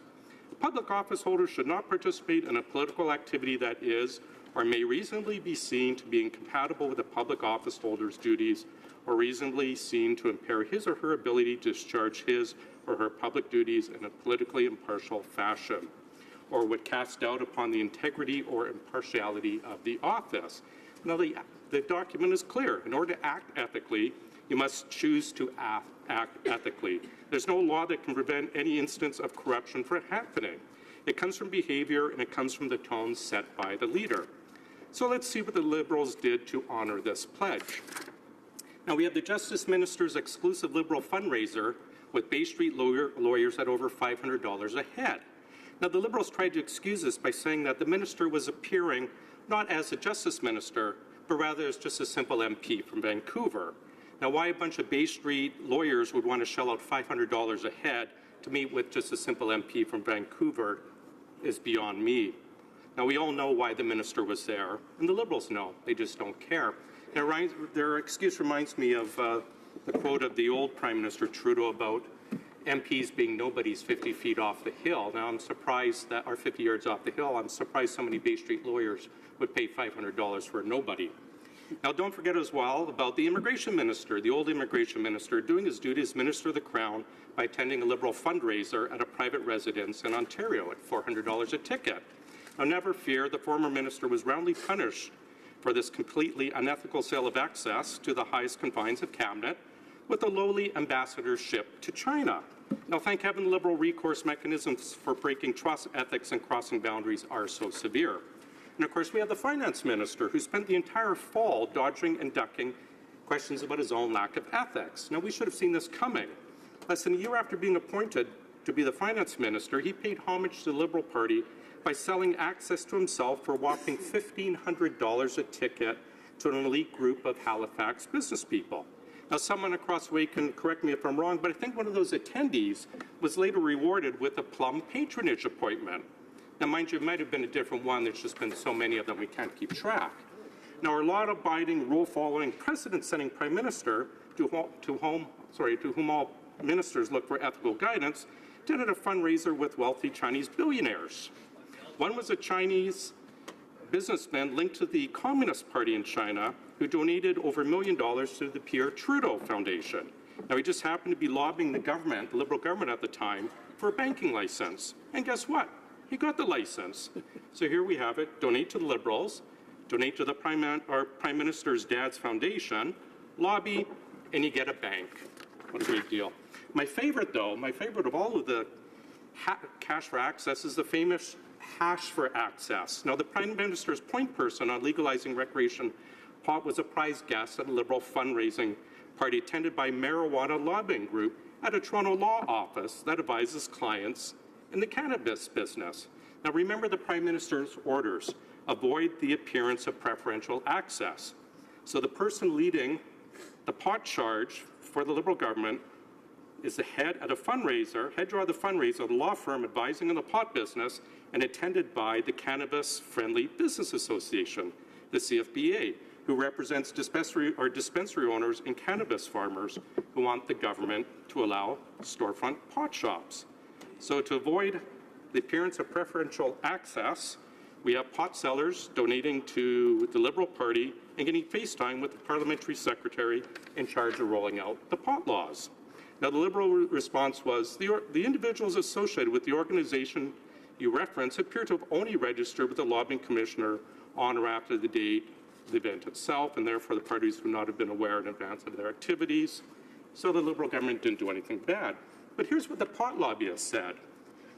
CFBO organizer Abby Roach, I can't make this up, that's her actual name, and John Leakey, co-owner of the Higher Limits Cannabis Lounge in Windsor, lobbied him with our photograph with the parliamentary secretary at the $150 person fundraiser. They said, I got 10 minutes of his time, it was worth it. Now, Ms. Roach told the Globe and Mail she gets emails all the time from Liberals asking her to come to the fundraisers, and no one vetted her for the April 28th event. They took her money happily without question. If it was easier for people to speak to politicians to explain their points of views without having to pay, I mean, there was no way to sit at this event. I was on my feet for 4 hours. I'd rather speak to a politician one-on-one in an office than have to pay. So here's a lobbyist saying, if only there was a way we could talk to the Liberal ministers without having to donate to the Liberal Party, she would do it. Heavens. Now, they further allowed registered lobbyists into fundraisers in Montreal and Vancouver. Now, they blame this on a clerical error. Perhaps the same person making the clerical error who forgot to note the finance minister's massive villa in France, clerical error. Now, who else is to blame for this? Well, the Prime Minister, in his year-end interview with CTV, said, all laws were followed. It's the media and opposition causing concerns. So they break all ethical standards, accept money for registered lobbyists, but it's the media and the opposition's fault.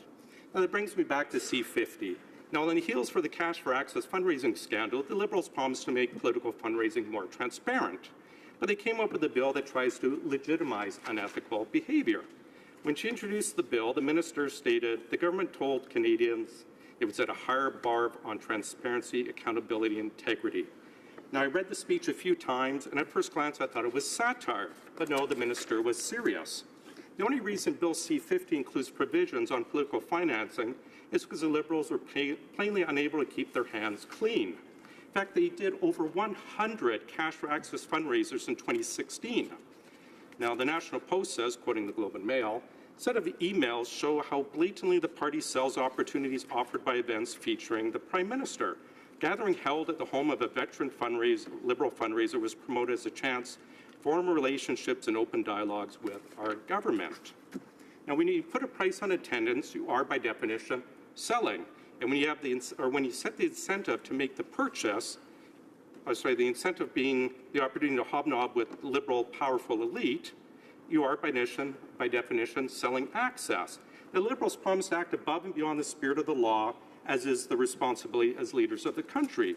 Yet last fall's session demonstrated that Liberals aren't even capable of following the letter of the law. Mr. Speaker, this is a cynical bill merely set up because the government got caught in more unethical behavior. What's the easiest solution to avoid the implication of that you're selling success or excess? Just don't sell access to ministers. The Liberals could just not hold fundraisers with tickets sold to the highest bidders so they can interact with the Prime Minister or the Minister. It's much like not breaking the ethic laws to go to Billionaire Island. You don't need a law to prevent the Prime Minister from breaking the law. Just don't break the law. There's no rule change required to do this. All they need to do is change their behavior. Thank you. Hear, hear. Questions and comments. The Honourable Parliamentary Secretary to the Government House Leader. Yes, thank you, Mr. Speaker. And in listening to the member across the way, I couldn't help but think in terms of there's a very important aspect to this legislation, and it's one of the reasons why it is, in fact, necessary. See, on this side of the House, we do recognize that there is also value for more transparency, even from opposition leaders. Now, I know that there's a great deal of resistance to that. So we're broadening out that transparency, taking a more proactive approach at ensuring that individuals are aware of who's lobbying who, or who is participating in these events. I think as a whole, Canadians would support this legislation as a positive thing. What I don't understand is, are the Conservatives opposing this legislation because it is going to be holding their own leader accountable for the fundraising events that he could be conducting in the future? We all know leaders of political parties are major attractions when it comes to local fundraising in our communities, and that doesn't matter where they go. And leaders of official opposition, for example, has an incredible amount of authority, of influence, and so forth. Why would the Conservative parties not want to have the same sort of transparency for a leader of an official opposition as, let's say, the Minister of Democratic Reform or Minister of Status of Women or anything of that nature? The Honourable Member for Edmonton West. Mr. Speaker, I think the answer is obvious. People on this side, the Leader of the Opposition, cannot grant access to Chinese billionaires and give them bank licenses. People on this side of the House cannot change rules to allow certain companies preferential access for more marijuana licenses, like the Minister or like the Prime Minister. It's simple. You cannot sell access to power like the Liberals have been doing. This bill does not prevent people from still paying for accessing Liberal Prime Ministers or the Liberal Prime Minister or the Liberal ministers. All it does is try to legitimize a very unethical standard. It's very simple. If you don't want to be challenged on these ethics, don't break the law, don't sell access to Chinese billionaires, don't sell access to pot providers. It's simple. Questions and comments. The honourable member for Dauphin, Swan River, Neepawa. Thank you very much, Mr. Speaker. I'd like to compliment my colleague from Edmonton West for his terrific recitation of Liberal malfeasance. I was very proud to be part of the previous government who fixed Liberal campaign financing laws. We made sure that only personal checks could be issued. We put an upper limit on, no corporate donations, no union donations, and it was a very robust system of checks and balances. And I'm very proud of the recent fundraising efforts of the Conservative Party of Canada. We blew away the opposition due to the efforts of our party and our volunteers. And again, our message is certainly getting through and the people are responding. My friend from Edmonton West gave a terrific recitation of all the things, the cash for access, the Prime Minister's visit to Billionaire Island, and so on and so on. I'd like to ask him a very simple question. What is it about Liberals that causes them to behave this way? The honourable member for Edmonton West. I want to thank my colleague for the hard-hitting question. There's a quote, and I think even Jerry Butts, or not, there's a quote about there, you don't have to worry, Liberals will eventually go back to being Liberals. And we've seen it instantly. Immediately after being elected, selling access, Liberals are Liberals. It's like the old Aesop's fable about the scorpion riding on the frog, and halfway across the river, the scorpion stabs the frog, and the frog said, well, we're both going to drown, and Scorpion says, I'm sorry, it's in my nature. It's in the Liberals' nature. Now we have time for one more short question and response. Questions and comments. The honourable member for Haliburton, Kawartha Lakes, Brock. Thank you very much, Mr. Speaker, and I thank my friend for his speech. My friend also mentioned the increase in donations to the Pierre Elliott Trudeau Foundation and how they spiked once the member from Papineau was named leader of the Liberal Party in 2013, and then it went on even higher as that member became Prime Minister. Maybe my friend can expand on that a little. West. Thank you. I'd like to thank my friend from Haliburton for the question. It's part of this ongoing ethics issue we see with the Liberal government. We see massive donations from people to the Pierre Elliott Trudeau Foundation, and then these people are getting extra, or the gentleman got granted a bank license. They're getting extra favors. We also see donation. The Liberal government gives money to the Liberal friendly 2020 group, and they in turn promote Liberal policies. This government is known for giving preferential access to Liberal donors. We see it again and again. Doesn't matter whether it's 2020, whether it's the Pierre Trudeau Foundation. This government needs to pull up its socks, its fancy socks, on the ethics issue. Thank you. Resuming debate, the honourable member for Haliburton, Kawartha Lakes, Brock. Thank you very, very much, Mr. Speaker. It gives me great pleasure to rise in the House today and to speak on Bill C-50, an act to amend the Canada Elections Act with respect to political financing. Last spring, Speaker, the Liberal government tabled a bill that will require political parties with seats in the House of Commons to publicize fundraising events involving party leaders, ministers, or leadership contestants with a ticket price above $200 in advance and submit that report to Elections Canada afterwards with details of who organized and attended the event, as well as the total amount of contributions made to attend that event.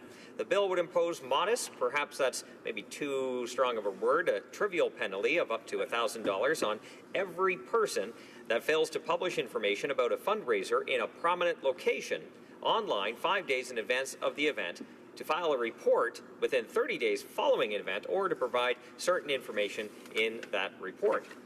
What this bill would not do is apply to parliamentary secretaries, ministerial staff, including chiefs of staff and senior staffers, and staff at the Prime Minister's office. The Minister of Democratic Institutions tabled Bill C-50 last spring, following months of public outrage over the Liberal Party's Cash for Access fundraisers featuring key ministers. And my friend from Edmonton West touched on a few of those circumstances in his speech. The Liberal government has billed the proposed legislation as something that would increase openness and transparency in political fundraising. The pretense of the bill's authors that C-50 is going to do anything to change the policy of cash for access fundraisers by this government is quite frankly, ludicrous, or in that some way limits the influence on the minister or the Prime Minister's. It's kind of tenuous at best.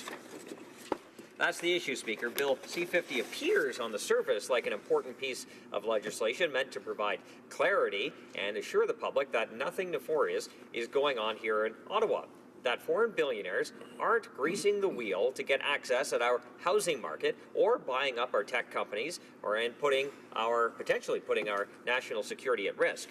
But in fact, this government and their Prime Minister are simply attempting to gain credit for solving a problem they created, Speaker. Bill C-50 is nothing more than an attempt to legalize the act of pay-to-play through legislation. It wasn't too long ago, Speaker, that this Prime Minister stood on a stage during the last campaign and told Canadians that the Liberals were going to do things differently. They were going to be more open and transparent. After the election, this Prime Minister gave mandate letters to his ministers, where he said unequivocally that there should be no undue influence, no perception, real or otherwise, of any political interference, and that he expected his ministers should be held to a high standard when it comes to political interference and influence. It wasn't long after that the media started publicizing cash for access fundraisers involving high-profile ministers and the Prime Minister himself. Lawyers were paying to see the Minister of Justice, and foreign billionaires were hobnobbing with the Prime Minister. These are just two examples. Many followed in the weeks after the story broke in the media. It was quite the spectacle, Speaker, a sad state of affairs for government. People who attended these fundraisers were more than happy to tell the media about who they talked to and what they had lobbied on. Worse, Speaker, the National Post reported that gifts to the Trudeau Foundation have increased significantly since the member from Papineau's April 2013 election as leader of the Liberal Party of Canada. The National Post alleges that the $2 million surplus maintained at that foundation is through large foreign donations and sponsorships with businesses which are actively lobbying the federal government.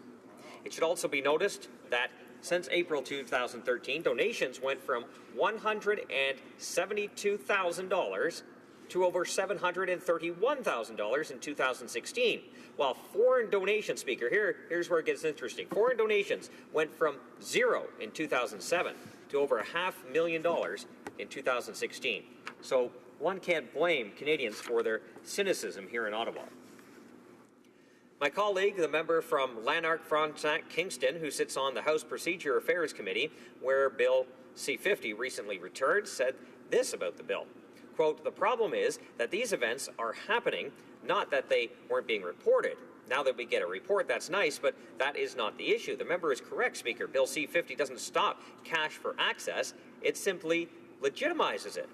The committee heard from a number of witnesses who felt Bill C-50 was a nice idea, but it lacked teeth. Ms. Dawson, the then Ethics Commissioner, indicated that the bill should be amended to include parliamentary secretaries, which the bill does not. Canada's former Chief Electoral Officer, Mr. Jean-Pierre Kinsley, was surprised to see a penalty low as $1,000, and he encouraged the fines to be increased to $5,000, which the bill does not.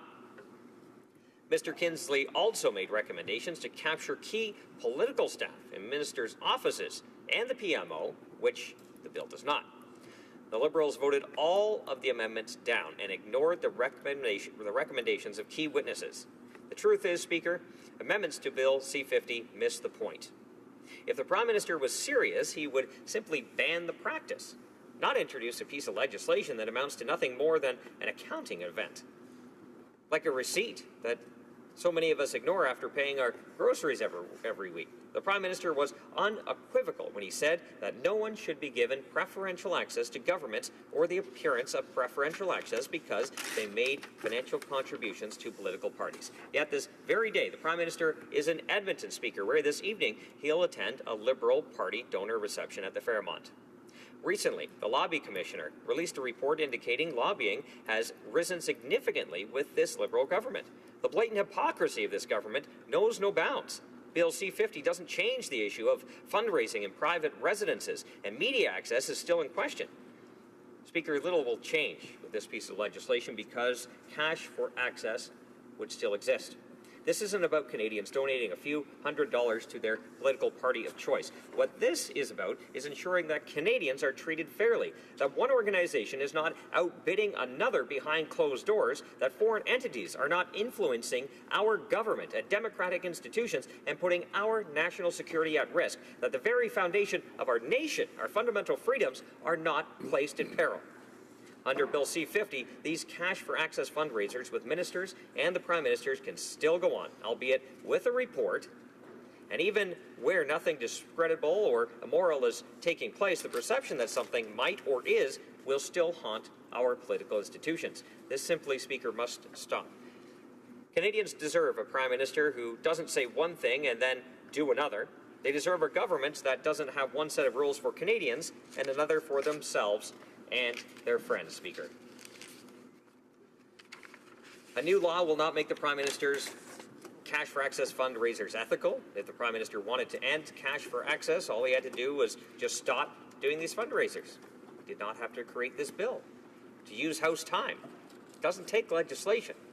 Bending the rules so the Prime Minister can keep charging $1,500 for wealthy individuals to meet him and discuss government business is simply wrong. And the rules, Speaker, are very clear.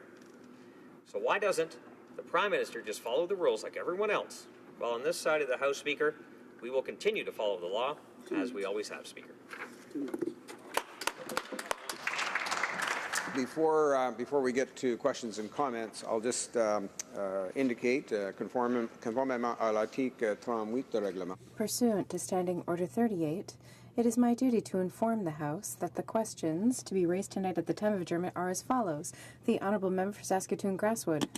And the Honourable Member for Edmonton Strathcona concerning the environment. And now we'll go to questions and comments. The Honourable Member for the Honourable Parliamentary Secretary to the Government House Leader. Yes, thank you, Mr. Speaker. And as the Conservatives position themselves to be on the wrong side and ultimately be voting against this legislation by the sounds of it, I'd like to quote the former Conflict of Interest Commissioner, someone that has been quoted extensively by the Conservatives over the past week or so. This is what Mary Dawson says about the legislation. I support the direction of this proposed legislation. As I have said on previous occasions, transparency is important for any kind of regime that touches on conflict interest. This is good legislation. I'm getting the impression that the real reason why the Conservatives don't like this legislation is because they don't believe that their own leader has any sense of obligation to be transparent on the fundraising that he does. Is that the reason why the Conservatives are opposing this legislation? Because they don't believe the leader of the Conservative Party should have to share with Canadians who it is that he is meeting with? Does he believe that the leader of the official opposition has absolutely no authority, no ability to influence, that there is no need or reason for the leader of the official opposition to actually tell people who it is that's lobbying him? For Halliburton, Kawartha Lakes, Brock. Thank you very much, Mr. Speaker, and I thank my friend for his question. As the member well knows, the reason we are at this particular situation in this point in time is because the Liberals continued to break the law. Right. So in order to fix the problem that they've created, they put in new legislation. Had they just used common sense and followed the rules, we would not be using House time to do this. And we know there are many, many issues that we could be debating right now, just not trying to solve Liberal problems. Now, Speaker, these cash for access, as I mentioned, these events, these make Canadians look badly upon Ottawa, upon politicians, that they know that if they only pay enough money to the political party, to the political leaders at the time, they will have access to government. So it's the well-lawyered and lobbied that get their issues moved forward. Meanwhile, we have to remember that the dollars given by any government to any other institution is once taken from somebody or an organization, usually hardworking Canadians. And we don't respect that, and you see that the well-off, the elites are getting that money, I think we have a problem, and that's why Canadians need answers on this, and that's why they don't trust the members opposite. Questions and comments? Questions et commentaires? The Honourable Member for Bow River. Thank you, Mr. Speaker. I appreciate my colleague's speech today and the foresight he has and the things that he brought forward in this. And one of the things that has been mentioned was the direction that the Ethics Commissioner meant, direction. So it's problematic to me when somebody has to give somebody else direction when we should be able to direct ourselves. And I think this is what our member was suggesting, is that if we are ethical and we are responsible people, we can direct ourselves. And it's sad that we have to have an ethics commissioner out there giving us direction because we can't, or someone can't, follow their own common sense and do the ethical right thing. So to the member, maybe you would like to expand on ethical behavior and direction that we believe people should be individually able to do. Member for Haliburton, Kawartha Lakes, Brock. Thank you very much, Speaker, and I thank my friend from Bow River for that question. He's absolutely right. We are using House time to debate a problem that the Liberals created, and they put this piece of legislation that really doesn't fix the problem. Had they just stopped what they're doing or used more common sense, we wouldn't be in this problem. You look at the Prime Minister's recent illegal vacation to Billionaire Island. Had he just used common sense and realized what he was doing it was wrong, we wouldn't be in this position. We wouldn't be asking the Prime Minister to pay back $200,000 of taxpayer money for that illegal vacation. And I should also point out from my friend from Bow River, the then Ethics Commissioner also indicated that the bill should be amended to include parliamentary secretaries, and it's important to note, Speaker, that that provision is not in this bill. Questions and comments? Question commentaire? L'honorable député de Sherbrooke. The Honourable Member for Sherbrooke. Thank you, Mr. Speaker. I have a quick question. I didn't get all the information that I wanted on the position of the Conservatives regarding cash for access, where access is granted to ministers or even to the Prime Minister in exchange for certain amounts that can be very high. For the Conservatives, why were there no legislative changes over their 10-year reign if they seem to be so interested in this subject? If they are so against cash for access, if it's so inconceivable and it should not happen, why did the Conservatives not do this? Can we get a clear position about the Conservatives to not have privileged access to ministers in exchange for money? For Haliburton, Kawartha Lakes, Brock. Well, thank you, Mr. Speaker, and I think my friend from Sherbrooke, I actually disagree with him. There were a number of provisions that were brought forward that we ended that. And the examples are very clear. There are many of them. And, you know, what we're discussing here now is the current Prime Minister that seems to have one rule for him and his friends and another for Canadians. I think we need to bring everyone up on the same level here. And these actions by the Prime Minister make all of us look bad. And had they just used common sense, followed the rules, we wouldn't be in this situation right now. Reprise de débat. Resuming debate. The Honourable Member for Sherbrooke. Thank you, Mr. Speaker. I am pleased to speak officially today on Bill C-50, which has been discussed for a few hours now.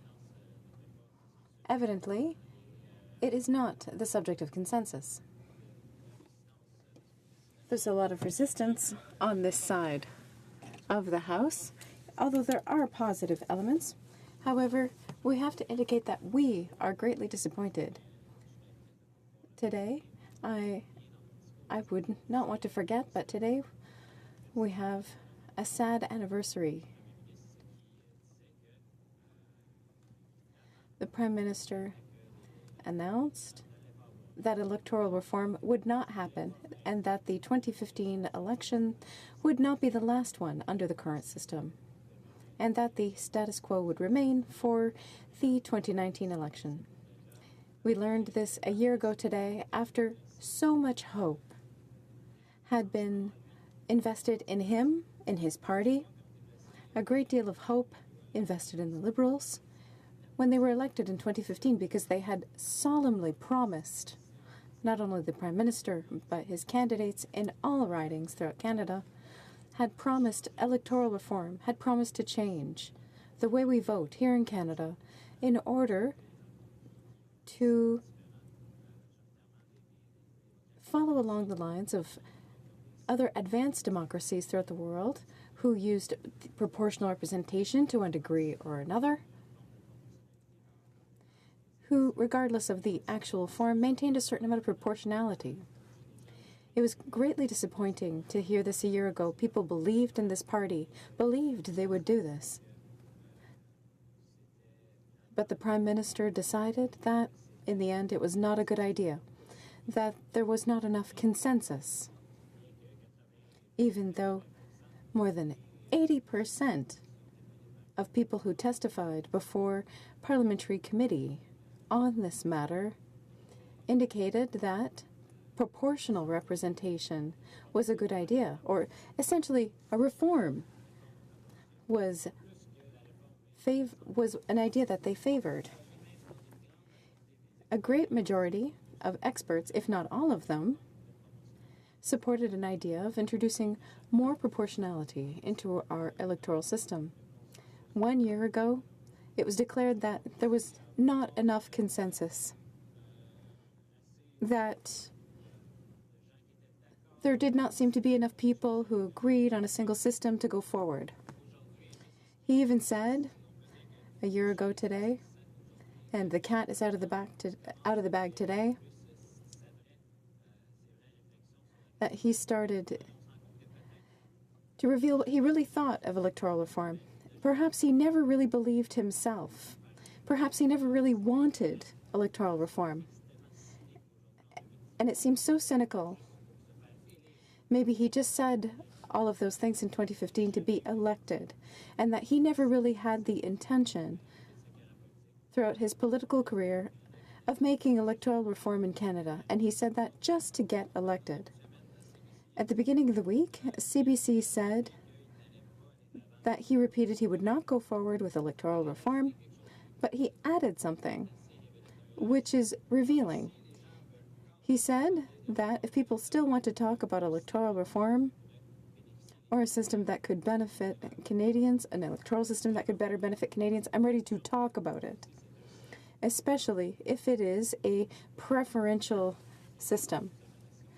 That's what he said, that he was not going to go forward with, but if people wanted to keep talking about it, especially if they want to talk about a preferential ballot, well, then he's open to the idea. He's open to discussing it. And that is quite revealing about his actual intentions when it comes to electoral reform in Canada. It is in this context that we debate Bill C-50, a measure that is so small, which basically does nothing, aside from giving a little bit more transparency. Nobody here is opposed to more transparency, but it does not resolve a fundamental problem with our electoral system today, which exists now, which existed under the Conservatives and the Liberals before, well before the Liberals of the current Prime Minister, the Liberals that were here before, who had the same practices, which is cash for access.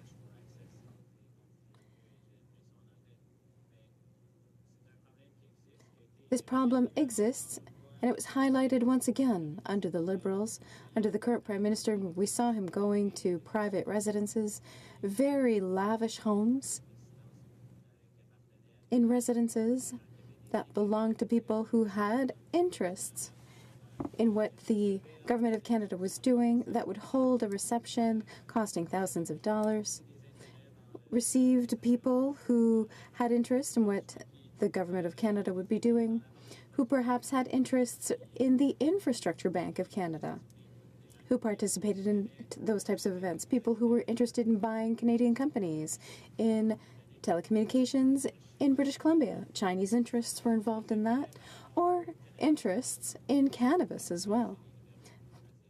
We know that there are people who have infiltrated the Liberal Party through cash for access events with the ministers.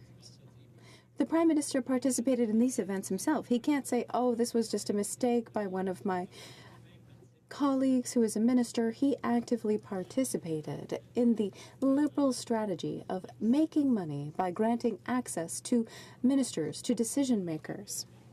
We saw it with the Minister for Justice. I'm not going to repeat all of the examples that have already been raised, but there were situations that were so evidently a problem. You don't need a finely tuned moral compass to understand that participating in an event where there are influential lawyers who are looking to obtain the position of judge in courts throughout Canada will pay substantial amounts to go to a private reception with the Minister of Justice in a city other than her own riding. It seems to me that it's evident to anyone who has a minimal conscience will understand that there is a problem. But on the benches on the other side, among the Liberals, there's no flags being raised. They're acting as though there were no problem at all. And with Bill C-50, having seen this problem, having seen it exposed by the media over a lengthy period, we would have believed that perhaps this bill would resolve the problem. They would have understood that perhaps somebody in the Prime Minister's office or elsewhere, maybe even the Minister of Democratic Institutions, would have said, aha, we have to do something. This makes no sense. It seems that, this isn't working and perhaps we should review how we do things. Reviewing internal practices is one thing, but changing the law would be even better to indicate that there is a problem, that this is not the way we should do politics in Canada, by giving privileged access to cabinet. And we'll make sure that for us and for future governments, the problem is solved and it will be over. Instead of that, the government is saying that these practices are essentially being accepted, that it's okay, that it can continue, as long as it's more transparent. As long as a resident from Sherbrooke who wants to access a service, to maybe have access to someone who can help her resolve her file with Service Canada, or perhaps resolve her issue with Revenue Services, could perhaps go and have privileged direct access to ministers. The only thing that this bill is doing is making this type of practice legal. And our fellow citizens see this and they say, I can't even get regular services from my government. They are so difficult to get to, and we have millionaires, wealthy people who can access elected officials directly, not just public servants. And the Liberals seem to say, well, that's not a problem. There is, however, hope for people like the ones who live in Sherbrooke who think it's shameful to have this type of access. There are parties here who are proposing something different. I know that my leader, Jagmeet Singh, when he says that he's committed to electoral reform, he really, sincerely believes it. Unlike the Liberals who say things to get elected, but once they have power, they do exactly the opposite. There's hope this time. I think Canadians can trust us, and they will see results with our leader, Jagmeet Singh. Thank you, Mr. Speaker. It's the Honourable Parliamentary Secretary to the Minister of Democratic Institutions. Thank you, Mr. Speaker, and thank you very much to the member opposite for the comments and for the dedication to this file. At its heart, Bill C-50 is about ensuring that Prime Ministers, leadership candidates, ministers, leadership candidate, opposition leaders are accountable to Canadians when they attend fundraisers that cost over $200 to attend. This is fundamentally about openness and transparency. And what we seem to have are two opposition parties whose leaders are both attending high-value fundraisers. The leader of the official opposition originally denying that he had attended such one, later admitting, and the new leader of the NDP attending high-value fundraisers during his leadership candidacy, now refusing to follow the lead of the Liberal Party in openness and transparency. And I'm just at a loss, and perhaps the member could help me to understand why it is that we have one party on this side of the House who has embraced this new era of openness and transparency, and we have two parties opposite who are fighting tooth and nail to prevent the passage of a bill that will create more openness and transparency. The Honourable Member for Sherbrooke. I don't know if my colleague heard the last part of my speech, but the fundamental problem is that this does not solve the situation of privileged access. It just makes it more official. It formalizes it even more. Saying that cabinet members who participate will be more accountable, well, they won't be more accountable. They'll just say, yes, I participated in this event. Yes, I had private meetings with these wealthy people over here. But this changes nothing for ordinary citizens. It just reveals that this exists and that this is a real component of our democracy, this privileged access. It just makes it even more clear to them that it exists because it'll be transparent now. It doesn't make people more accountable. It just acknowledges that it exists, it will continue, and nothing will change. I don't know why he's trying to compare the situation of cabinet members, the executive, with members, other members in this House. I don't know why he's trying to compare apples with oranges. Questions and comments. The honourable member for Banff Airdrie. Well, thanks, Mr. Speaker. You know, when I listened to a bit of the speech, I certainly heard what the member was saying, and I was thinking, you know, I wonder what his thoughts would be on this. And you know, this legislation really is. I've described it a number of times, Mr. Speaker, as you know, I got caught with my hand in the cookie jar, so I'll blame the Cookie Jar Act. And so I'm wondering if, you know, obviously the Prime Minister and some of his cabinet ministers haven't really followed the legislation that's been in existence already. So this is kind of just like a PR stunt to try to make it look like something's going to change. But I wonder what the member thinks, you know, if the Prime Minister hasn't followed the laws that have been in place already, does he think that this change will somehow the Prime Minister is going to follow this and this is going to make everything all right? Or does he think that the Prime Minister is just going to carry on doing the kinds of unethical things that he's already done in the past? The Honourable Member for Sherbrooke. Thank you, Mr. Speaker. And I do fear indeed that if this piece of legislation comes to pass, the Prime Minister is going to continue thinking that legislation does not apply to him. There's one law for others, and he does what he wants. It seems that he broke the conflict of interest legislation, and then he pardoned himself and acted as if nothing had happened. But unfortunately, the situation that he himself put himself, well, he put himself in a situation by which he was found guilty by the Ethics and Conflict of Interest Commissioner. So there was a breach of trust vis-a-vis our institutions by the Prime Minister, who is supposed to be the very first person who one would expect to respect our laws. But the Commissioner found him guilty of 4 infractions.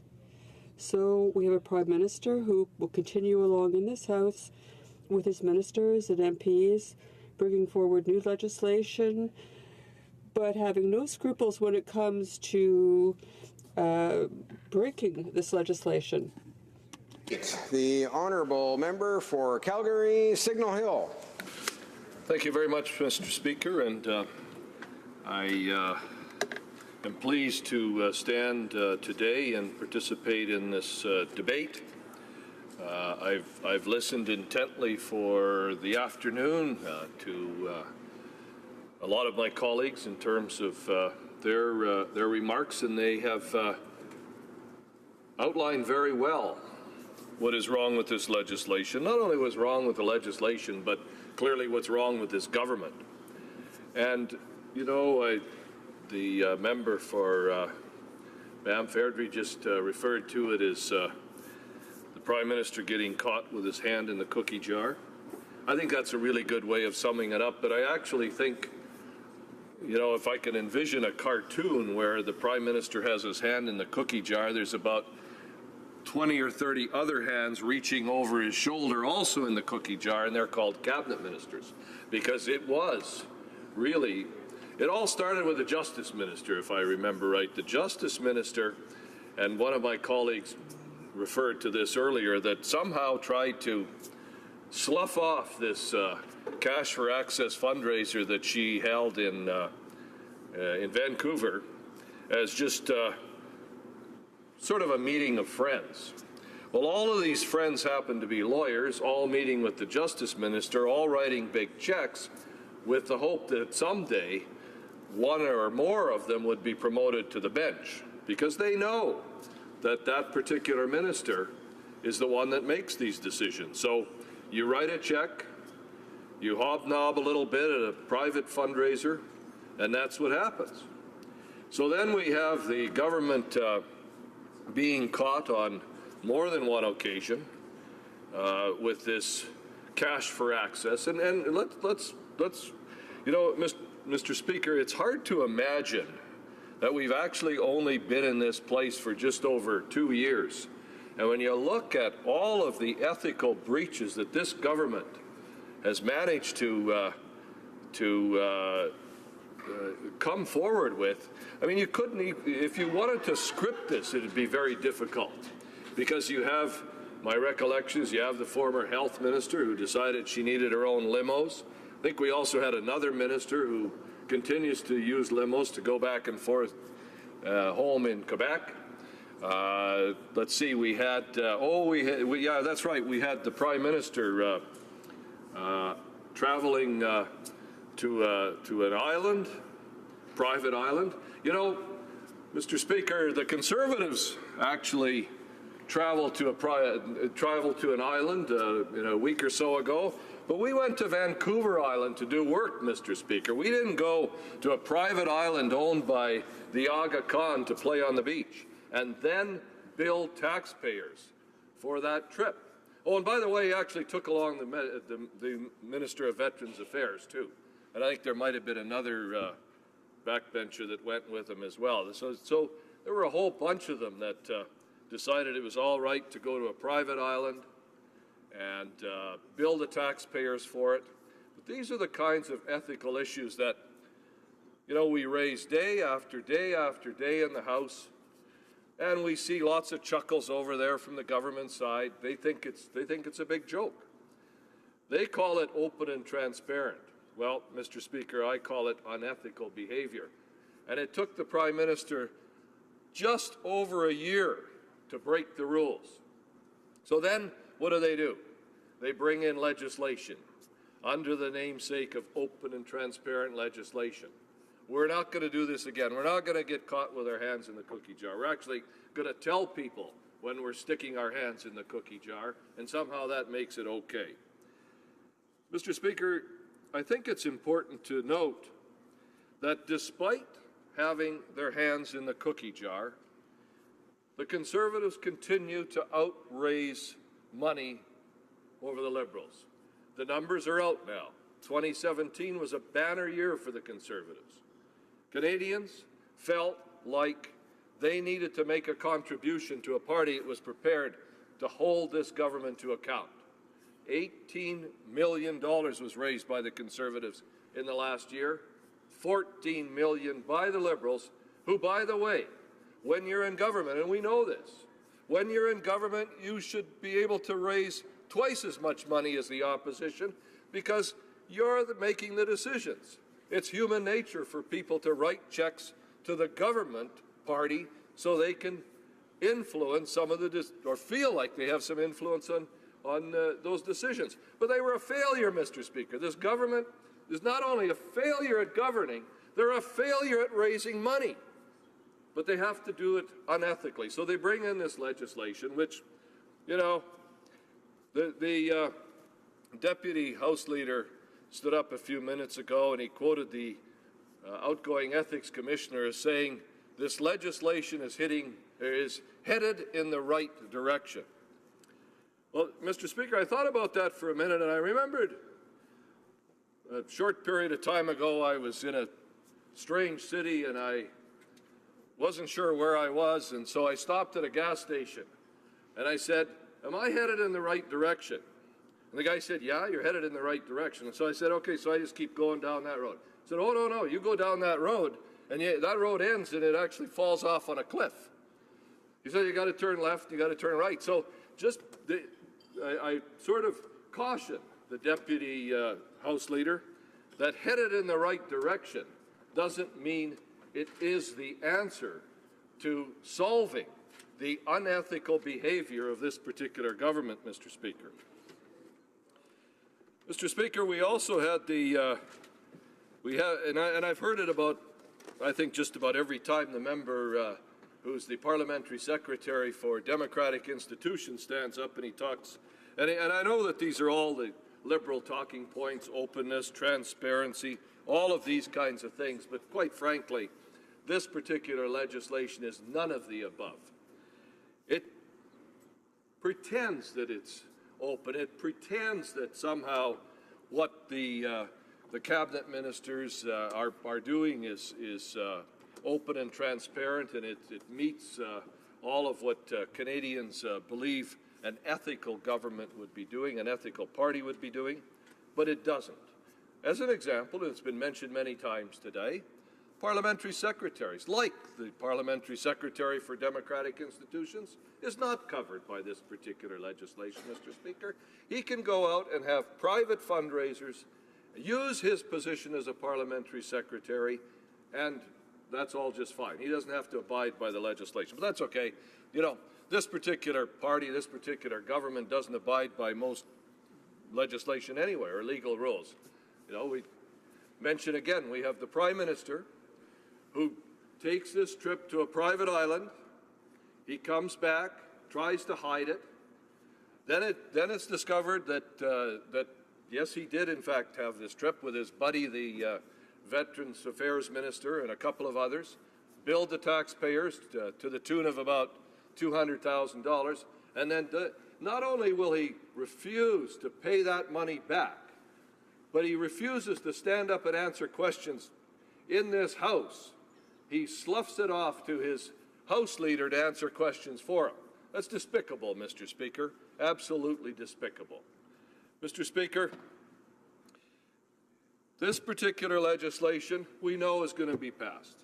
And we know that it's better than what this government could have brought forward. Quite frankly, I actually thought this government would be bringing back the per-vote subsidy, because we've seen they can't raise money to the tune that the Conservatives can raise money out with Canadians. So I actually expected they'd be bringing back the per-vote subsidy, because like the New Democrats, that's what they think is the right way to have Canadians fund political parties. Well, Mr. Speaker, I'm proud to say that this party, when it was in government, changed all of that, and our legislation today in how we raise money is amongst the best in the world. However, you don't need legislation to prevent bad behavior, and that's what we've had by this government. We've had bad ethical behavior, and so what has happened, they bring in this particular legislation to try and cover up this bad behavior, and now they want Canadians to say, yes, they've solved all the problems. Well, Mr. Speaker, I think it's been very clear by our members that have spoken on this particular bill, we're not going to fall for this. Canadians won't fall for it either, and the Liberals will end up paying the price in the next election. They're already paying the price because Canadians are no longer delivering the money to this party, and they will pay that price in 2019, Mr. Speaker. Thank you very much. Some comments. I'm going to say a comment on that. The Honourable Parliamentary Secretary to the Minister of Democratic Institutions. Thank you very much, Mr. Speaker, and I thank the member for his passionate words. He, along with his colleagues across the way, have a newfound esteem for the Conflict of Ethics Commissioner and have lately been very interested in hearing what she has to say about a number of topics. But I wonder if the member might tell me how he feels about what she said about C50, which is this: I support the direction of this proposed legislation. The amendments to the Canada Elections Act proposed promote transparency with respect to fundraising activities. I think it's a positive measure.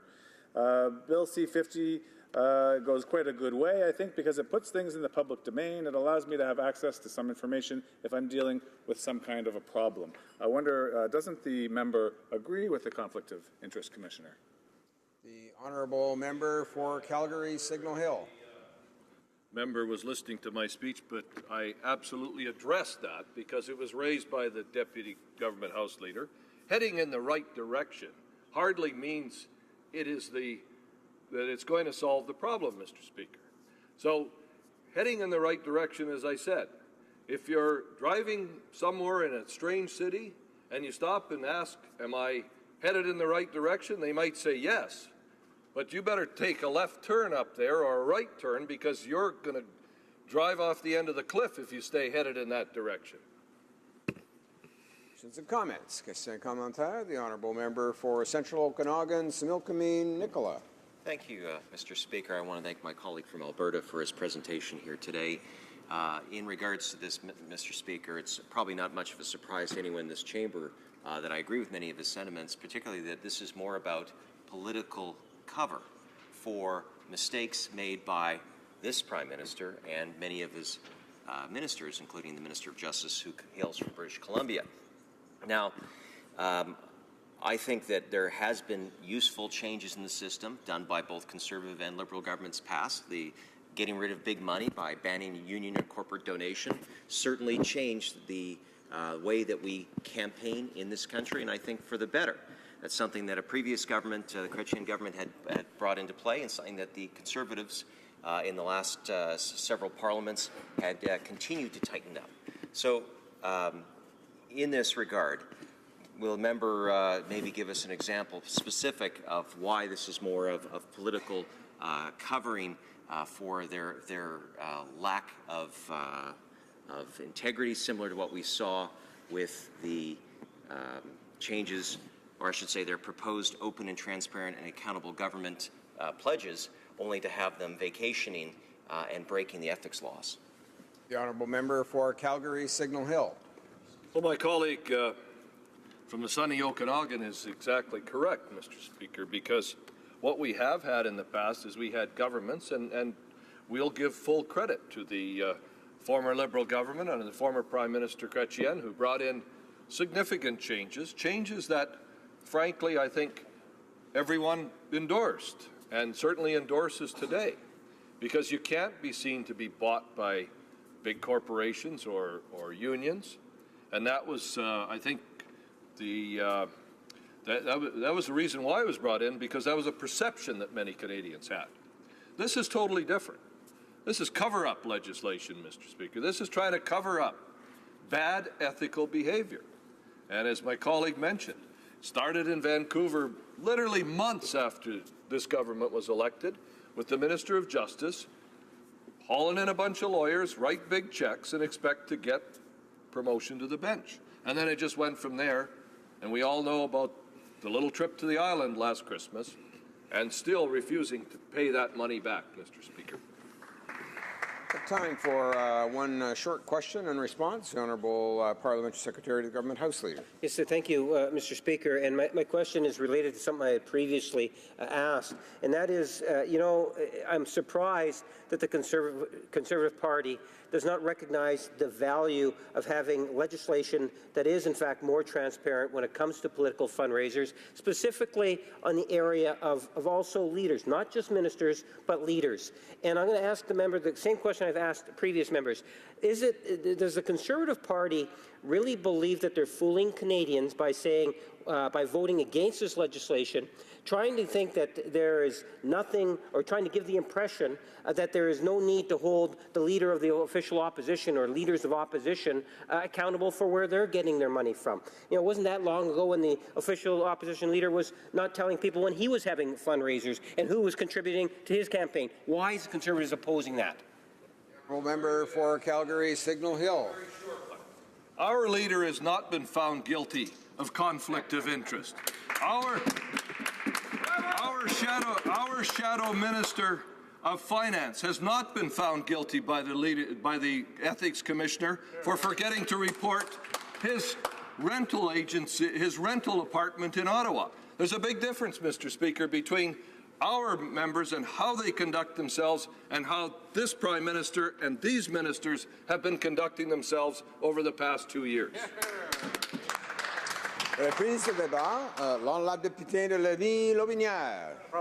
Resuming debate. The Honourable Member for Lévis-Lotbinière. Well, thank you very much, Mr. Speaker, and I too am pleased to participate in this debate on Bill C-50, which is a very cosmetic approach to resolving a problem that the Liberal government created itself. I'd just like to give you some context. Back in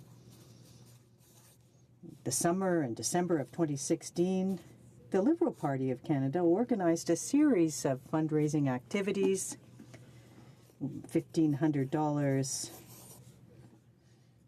a plate, 30, 40, 50 people attended them, and this was across the country, in the regions, and people paid this amount to have access to the Prime Minister, and they were undoubtedly people from the party, but they put the Prime Minister in hot water and some other ministers, and they had to make some speeches, eat some fancy appetizers, make a speech, but the problem was with the discussions that they had. The discussions with the ministers, the Prime Minister, on a problem that they created. Now, if we go back to the election campaign, they raised expectations and said a lot of money would be put in infrastructure, and they were very evasive when it came to that funding, and so people wanted to know how they could take advantage of that, perhaps. So, even during the election campaign, the Liberal Party created a problem that led to ethical issues to increase their party funding. And what's unfortunate here, Mr. Speaker, is that Canadians can make donations to political parties. Now, on our side, we look at these issues and we provide a fundamental guidance for all Canadians when it comes to donations, but the Liberal Party are funding based on interests, future interests for organizations, not on values like us, interests that may provide privileged information, how to position themselves to have access to programs or appointments. That has also occurred, and I'm sure we're going to see that again. Now, all of that, Mr. Speaker, is going to erupt into a scandal that will get bigger and bigger. It will undermine the confidence of Canadians when it comes to our democratic system. Again, because of the old Liberal culture, when it comes to political financing. Now, Mr. Speaker, the more time goes by, the more opportunities we'll have to ask the Commissioner and the new Ethics Commissioner to monitor directives set out for an open and transparent government, which was put forth by the Prime Minister himself, who made these changes. Now, tonight I have an opportunity to focus on the value of ethics and to reiterate our concerns on this side of the House with the Liberal members who are imposing this old Liberal culture. Maybe it's coming from their strategists. Now, ethics. In fact, this Liberal government is showing a lack of ethics. And in the case of the Liberals, it seems to me that they like to play on the line, on the red line, on one side or the other. And they are borderline when it comes to a conflict of interest or an appearance of conflict of interest. Because we are not to place ourselves in a conflict of interest nor in a position where there is an appearance of conflict of interest. And that is part of democracy. And so, Mr. Speaker, the purpose of tonight's debate is to ensure that there is no privileged access or appearance of privileged access is granted to individuals or organizations that contributed to the Liberal Party because of their privileged access or in exchange for a donation. So that's why I said earlier in 2016, in the last 6 months of the year, the government Liberal Party had organized the series of events with 25, 30, 40, 50 people, $1,500 apiece, which brought in some $40,000, $50,000, $60,000 for the Liberal Party. And Mr. Speaker, over the months since the Liberals took power, this scandal has continued with new shocking events, and that is what has led us to this discussion tonight and these cosmetic changes to deal with their action. And it's quite shocking, Mr. Speaker, because Canadians can't all afford to pay for access to a Prime Minister, $1,500, or to pay to meet the Prime Minister.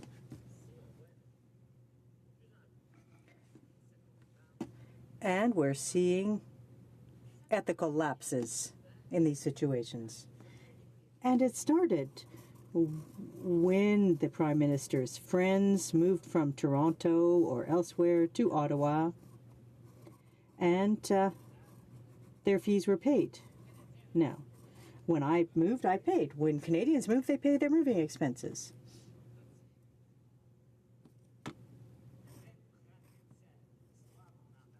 I'd like to go back to something that we've heard a lot about lately and that I've asked questions about. On the Prime Minister's trip to the Aga Khan's private island. Now, the Prime Minister apologized. He said he made a mistake. But according to the Prime Minister, the mistake was the trip. But imagine a Prime Minister taking a vacation with his families.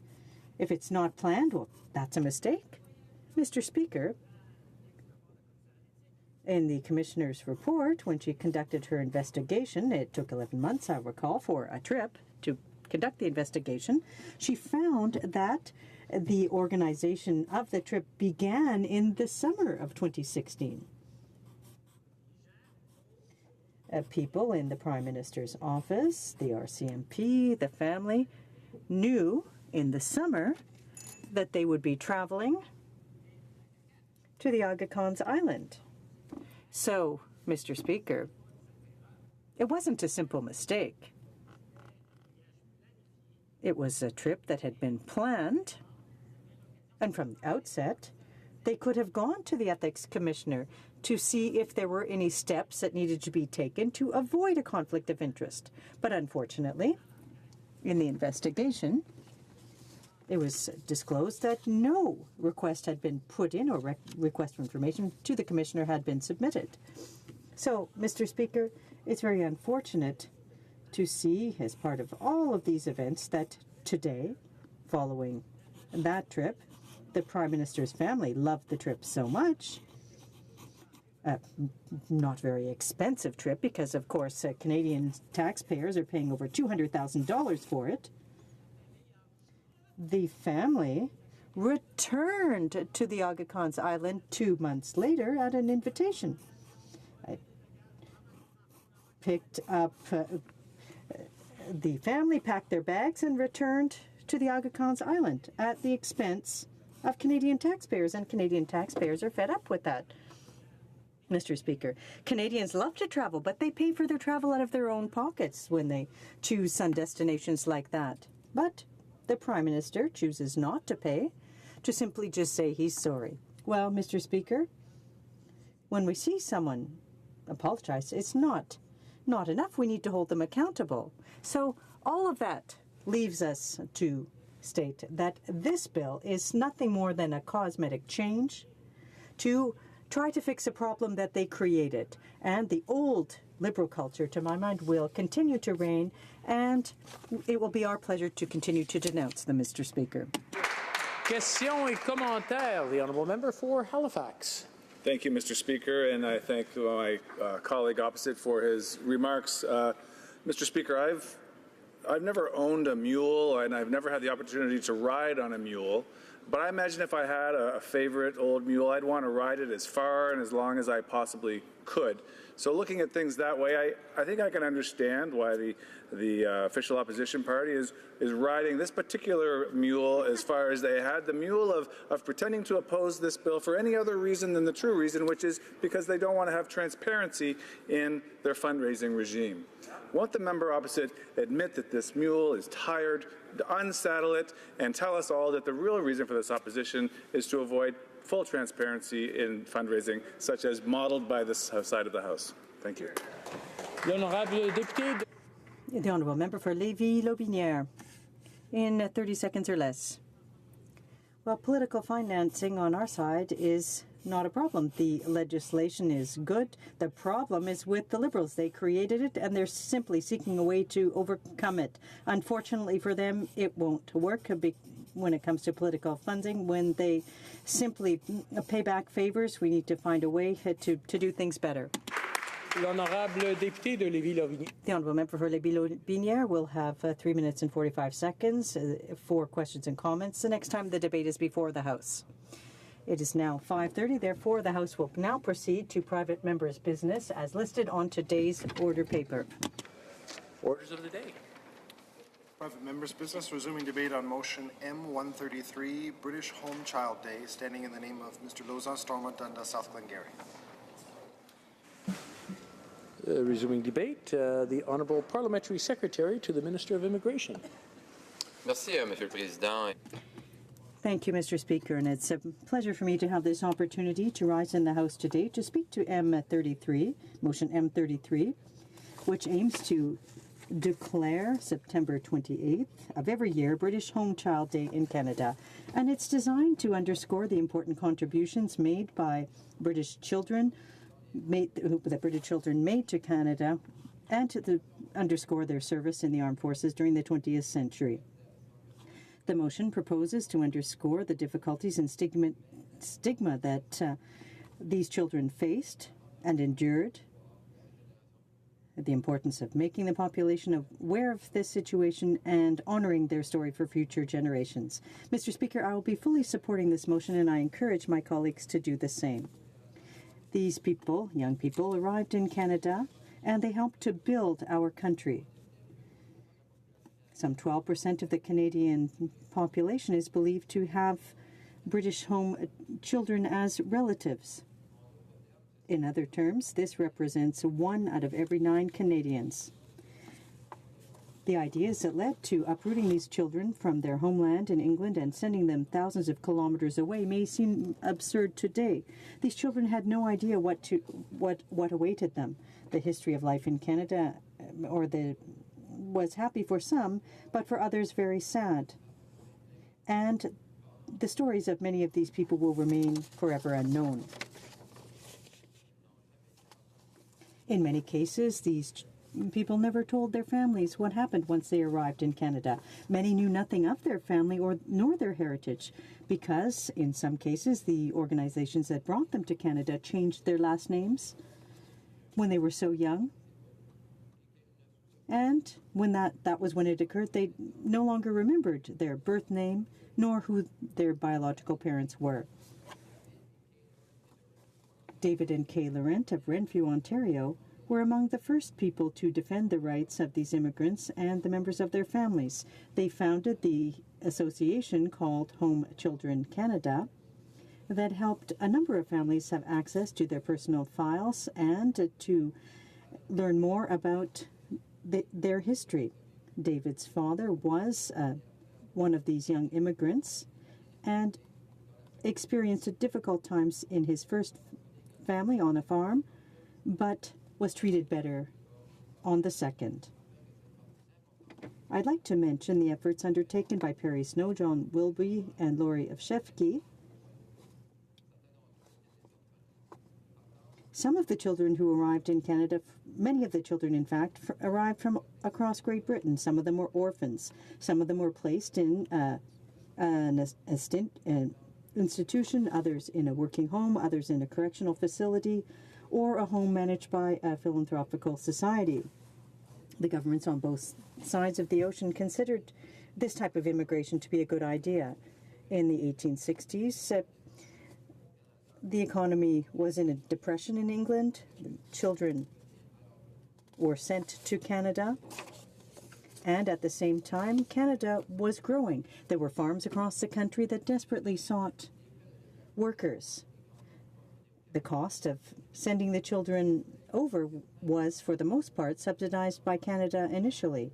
In fact, in Nova Scotia, they paid $5 for children, $10 for older children.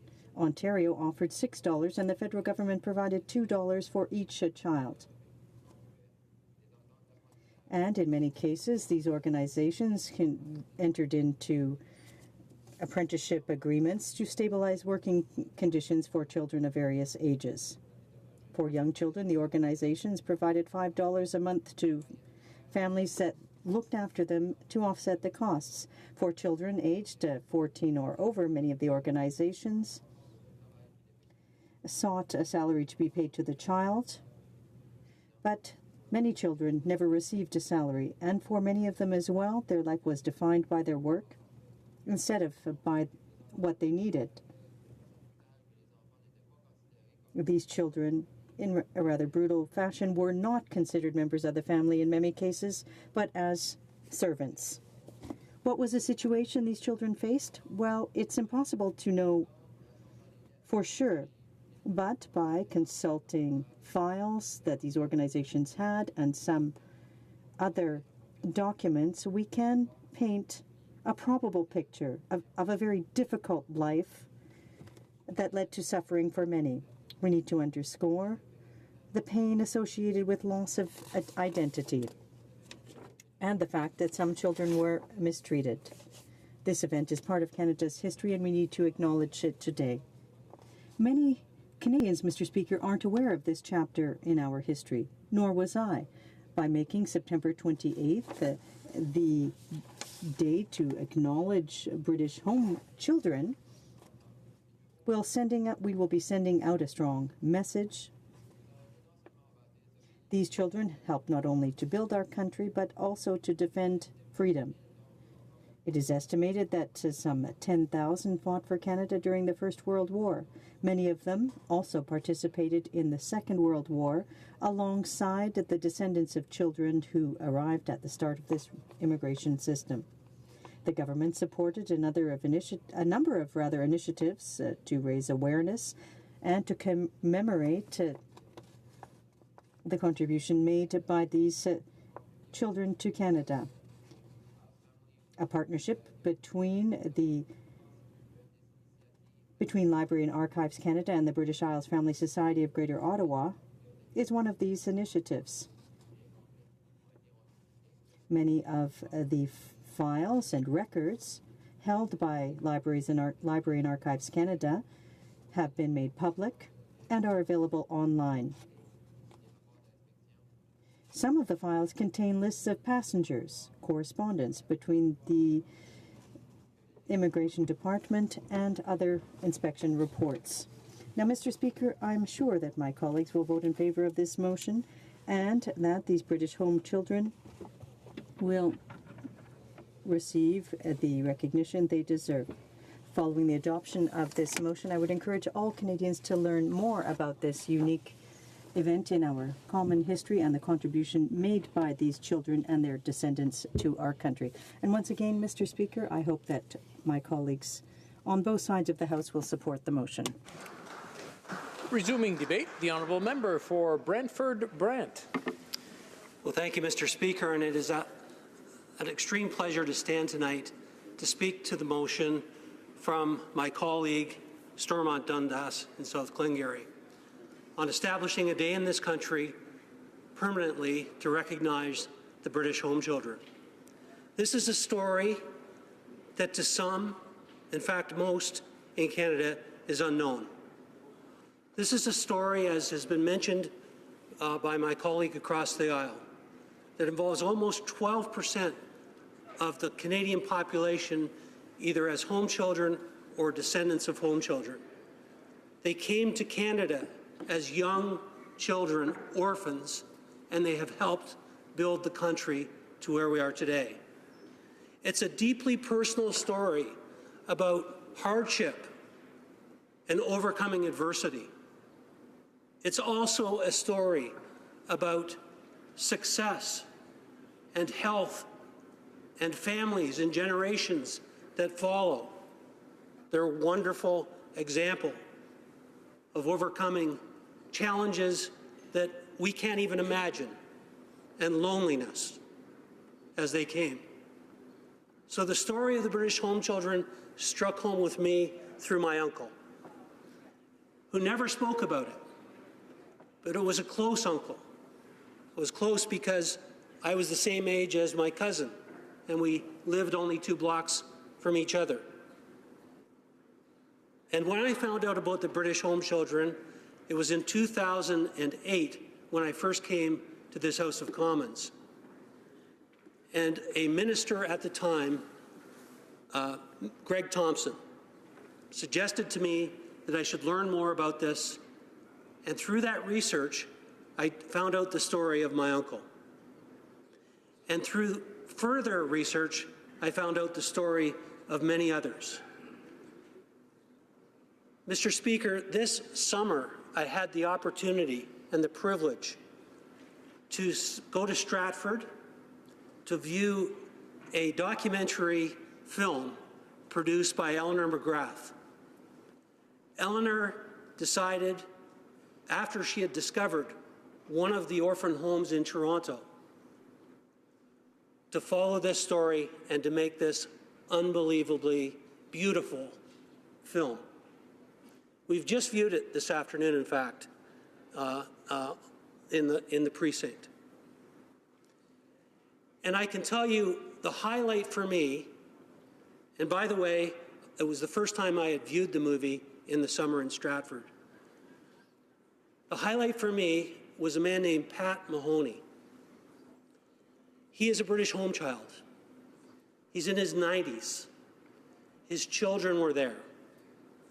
But the most exciting part of the movie, that if you do not experience a strong emotion when you watch it, for me, personally, was seeing Pat Mahoney standing on top of a Lancaster. And my colleague mentioned how many of these individuals served our country in the war, protected our country. Now, their story that I've skipped over and I will not have enough time to describe in its fullness is the fact that they came here as 8-year-olds, as 11-year-olds, as my uncle came here as a 14-year-old. Some of them came as young as 6 months old, believe it or not. And they were brought to Canada to serve as laborers, typically in agriculture and farm, because the country needed that. And some people view this as a scheme or a plan between different countries that we must look back on with shame. But I can say this, that my heart says, from the home children that I have spoken with and from the descendants who I have spoken with, my heart says the majority of the experiences that they had, they would have never had lives as they had they not come through what many believed in that time period in our history to be something absolutely necessary to rescue them from the poverty and the lives with no hope in Britain, in Great Britain for the most part. And there were many homes, many groups who came together. There were some larger ones, the Bernardo Society and the Fagan Home people who brought these children. Can you imagine, first of all, being delivered to an orphanage in Great Britain and being abandoned by your family? Can you imagine then living there for years? At one time, there were 350,000 of them in the Bernardo homes. And then imagine them posting that you could go to Canada or you could go to Australia. One little sidebar on my uncle's story. He had a brother, and they were both delivered to the orphanage in Great Britain together because the parents could no longer afford them. And when it came time to depart, they were both to come to Canada. And something happened on the dock that day. And instead of them both coming to Canada, one went to Canada, my Uncle Ken Bickerton, and one went to Australia, age 14. The wonderful part of this story is they were reunited when they were in their 70s in my hometown. Now I'm going to lose it here for a second. I don't think any of us can imagine the joy, the things that they held inside themselves.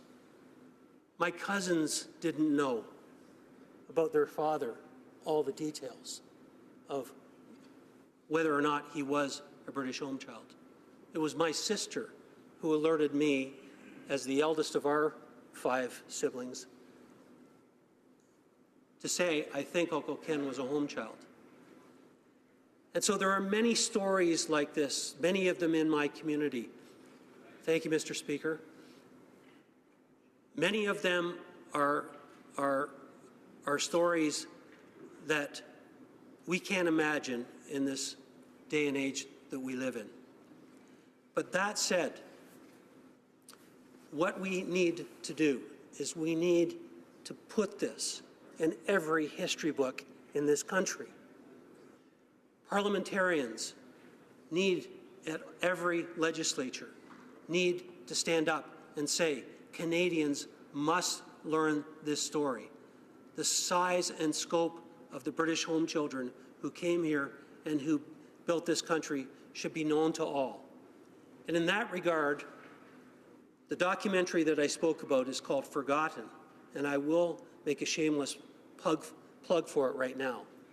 It has been distributed at many festivals, award-winning documentary, and it's going to be running on TVO come this year, come this February, or this month, later this month. And we will share with all parliamentarians when we know the date and time when you'll be able to view this wonderful, wonderful story of the British home children. Mr. Speaker, I know I'm running out of time here. Can you tell me how much time I have left? 1 minute. Thank you, sir. I want to thank, again, my colleague for shining a light on something that I did, as I tried to shine a light on in 2009, 2010. And my first motion in this House of Commons was to declare 2010 the year of the British home child.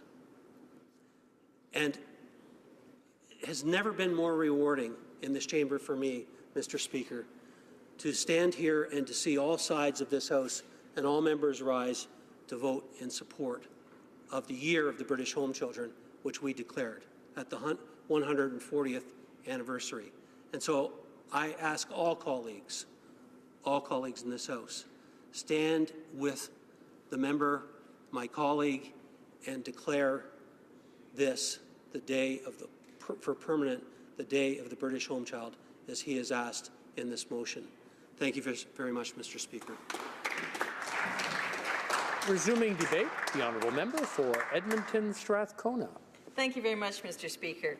And as a colleague on this side has pointed out, it is remarkable how many members in common are touched by this issue and who come from a line of children who were immigrated to this country and not well treated and should be recognized that history. So, Mr. Speaker, it gives me pleasure as well to add my support to the motion by the member for Stormont Dundas South Glengarry, calling for September 28th to be designated British Home Child Day in Canada. It's hoped that designating this day, as my colleague has said, Canadians will become better informed of the treatment of these children and contribute, at least in a small way, to the healing process for those home children still with us and their families.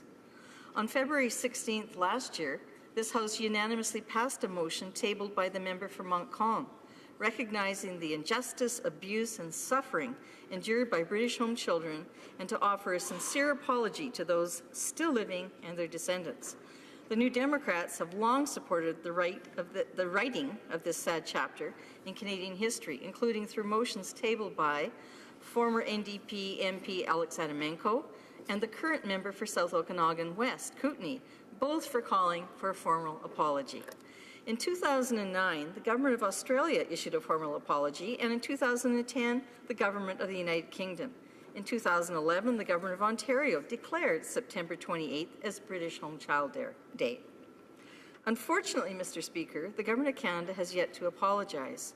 In November 2009, then Conservative Immigration Minister Jason Kenney, in refusing the request of an apology, stated, in quotes, "Canadians don't expect their government to apologize for every sad event in our history," end of quotes. I think from what we're hearing from my colleagues on this side, I don't think they agree with their former colleague. Mr. Speaker, during the period from 1869 until 1948, over 100,000 children of all ages were sent from the United Kingdom to Canada to be used as indentured farm workers and domestics. The last shipment of boys and girls arrived in Vancouver Island at the Prince of Wales Fairbridge Farm School near Duncan, BC. Canadians were falsely led to believe these children were orphans who had been living on the streets of British cities, but in truth, only 2% were. Most of the children came from intact communities who had fallen on hard times. Because of the lack of a social safety net, these families had no other choice but to surrender their children. For some families, this was meant as a temporary solution until the family got back on their feet. There are numerous reported cases where families seeking to recover their children were informed that they had been sent to Canada or Australia. In other cases, families were simply sent an after-sailing notification informing them that their children had been emigrated. The British organizations were paid for each child they emigrated. For each child, the Canadian government paid $2.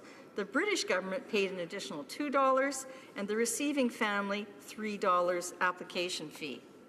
Once in Canada, the children were first sent to receiving homes across the country.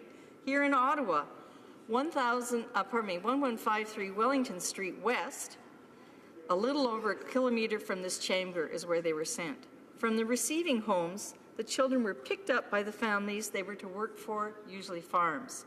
The boys were assigned to farm labor and the girls to work as domestic servants. Mr. Speaker, the boys continued to work for these families until they were 18 years old, and the girls until they were 21, while the receiving families contracted to house, feed, clothe, and educate these children. This was rarely the case, and yet there was minimal effective inspection or monitoring. If an inspection was carried out, the child was interviewed in front of the receiving family. While some of the children were fortunate to be accepted into homes as adopted children, many suffered. Many were simply used as slave labor and moved from one farm to another. Commonly, siblings were separated as well.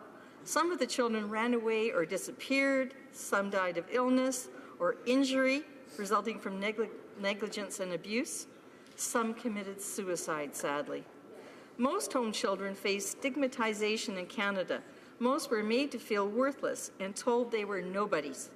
Many, if not most, never even told their close families about being a home child, not wanting to face their shameful past or avoid speaking of painful experiences they may have endured, and I'm happy to hear people revealing their stories here publicly in the House.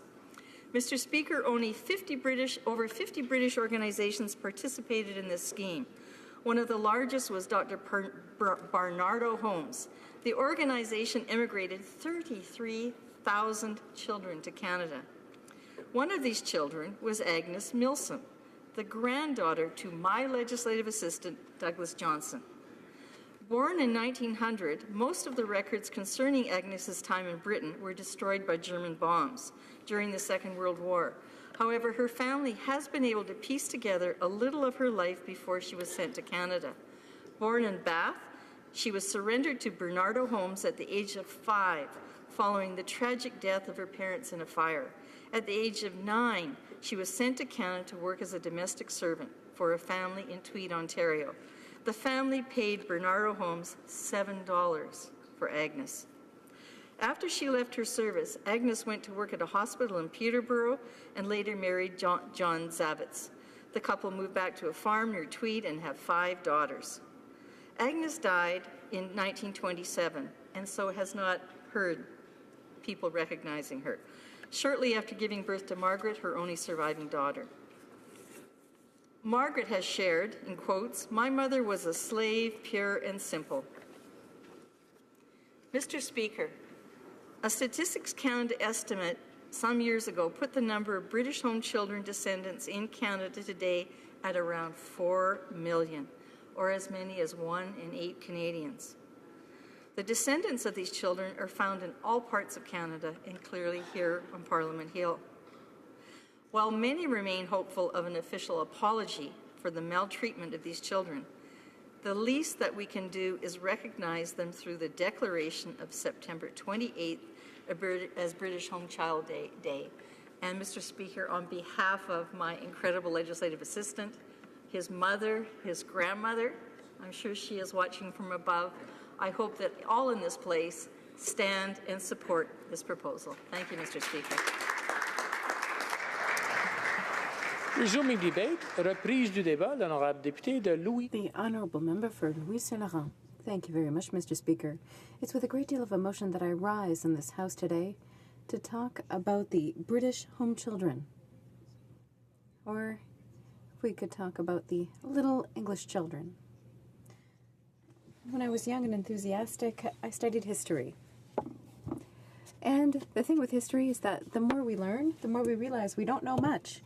Because every time we study it, we learn something about our world.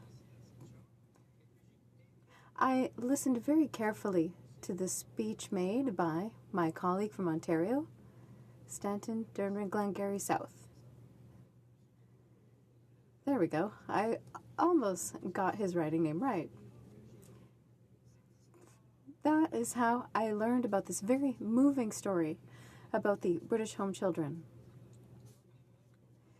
The more we learn about the history of our country, the more we realize we don't know much. You will understand, Mr. Speaker, that this is a history that affects us on a very deep level. 20th century Canadian history and even before. From 1869 to 1948, many children left England to come here to Canada or to go to Australia. Here in Canada, 100,000 children arrived. And who were these children? They were orphans. They were children who lived in the streets. They were children who had been abandoned.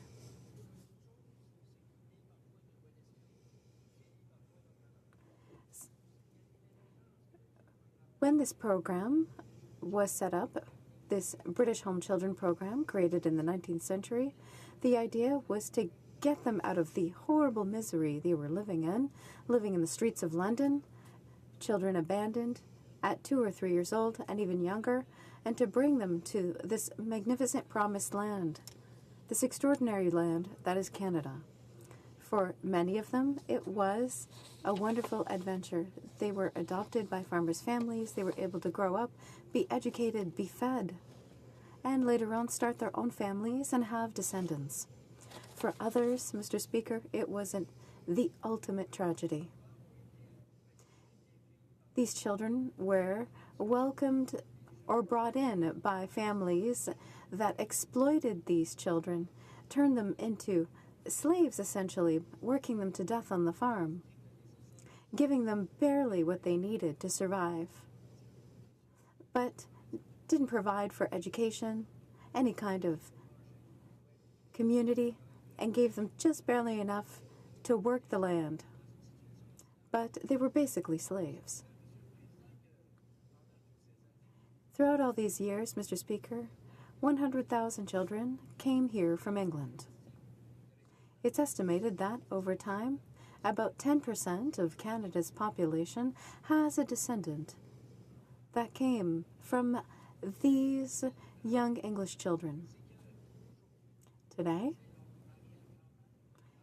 it's your great-grandfather, great-grandmother, fifth or sixth generation that came and settled here. For many of them, they've been forgotten. I love my country. I love the history of my country. I studied history a great deal. But I didn't know this story until I heard my colleague speak about it here in this place. And I have to say, Mr. Speaker, but since then, I have often thought of these children, because nothing touches me more than the history of unhappy children. Today, millions of Canadians are the descendants of these children who were torn from their lands to live here, sometimes in pain, sometimes by being integrated into our society. This 6th, 7th, or 8th generation is present here. This 7th, 8th, or 9th generation, they are proud people. They contribute to our country as their ancestors did, in spite of all the misery they may have lived through. And that is why today we must celebrate, truly celebrate the successes of these children, especially their descendants, who are growing our country and making it great today. We know that our ancestors, who may have suffered through human horror, may have suffered from despair, but life is stronger than that. Life is such that, from generation to generation, that bravery, tenacity, that desire to survive was transmitted, and now millions of Canadians are the descendants of those children who were abandoned and who came here to Canada to grow our country and make it prosper. Yes, these descendants can be proud of their ancestors who contributed to building this country for generations. Yes, you may be proud. Because, Mr. Speaker, we're all the hostages of our ancestors. We weren't there when our great-grandparents, when our ancestors came here, but we can all be proud of our roots. And sometimes there have been moments of horror. Sometimes our ancestors committed crimes. They may have sunk into unfortunate circumstances, but, Mr. Speaker, life goes on. And, Mr. Speaker, this reminds me of the heritage we must conserve and pass on to our children. About 40 years ago, Alex Haley wrote the book Roots, which told the story of his great-great-great-great-grandfather, someone who had been uprooted from his ancestral home in Africa and brought to America as a slave. And then, so many generations later, this story was told by his descendant. So, all these tens of millions of African Canadians finally had their story told. So, Mr. Speaker, if by some misfortune the descendants of these British home children might think that they're a bit embarrassed by this story, well, they should rather be proud of their ancestors, because they came here, they gave rise to future generations, and today, Mr. Speaker, their descendants, yes, they should be extraordinarily proud of their ancestors who lived through all these trials and yet survived and flourished despite outrages, despite all kinds of problems.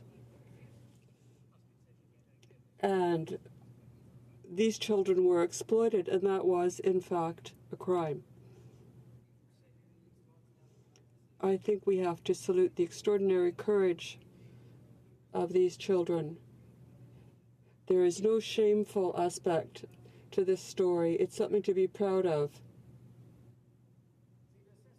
I think we have to make sure that we perpetuate this story that is one we should be proud of, and that we pass it on to our children. Everyone has their story, but it's not because our family history is one that comes from misfortune and difficulty. I think it's something that gives us greater strength, and it's a source of tremendous pride.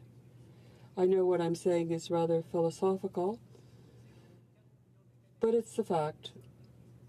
There are all these Canadians who are the descendants of these people who came here through misfortune and in unhappiness, and yet who made Canada grow and flourish. We have some people here who are the descendants of these children, and they are here. We should salute them because they and their descendants contributed so greatly to Canada. Thank you, Mr. Speaker.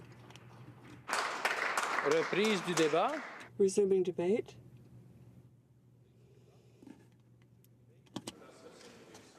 Right of reply, the honourable member for Stormont Dundas, South Glengarry.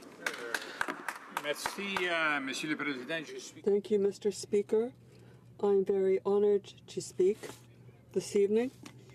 Thanking my honourable colleagues from all sides of the House for their comments, insights and stories from constituents that highlight the scope and the influence which the British Home Children have had on our shared story as Canadians from coast to coast to coast.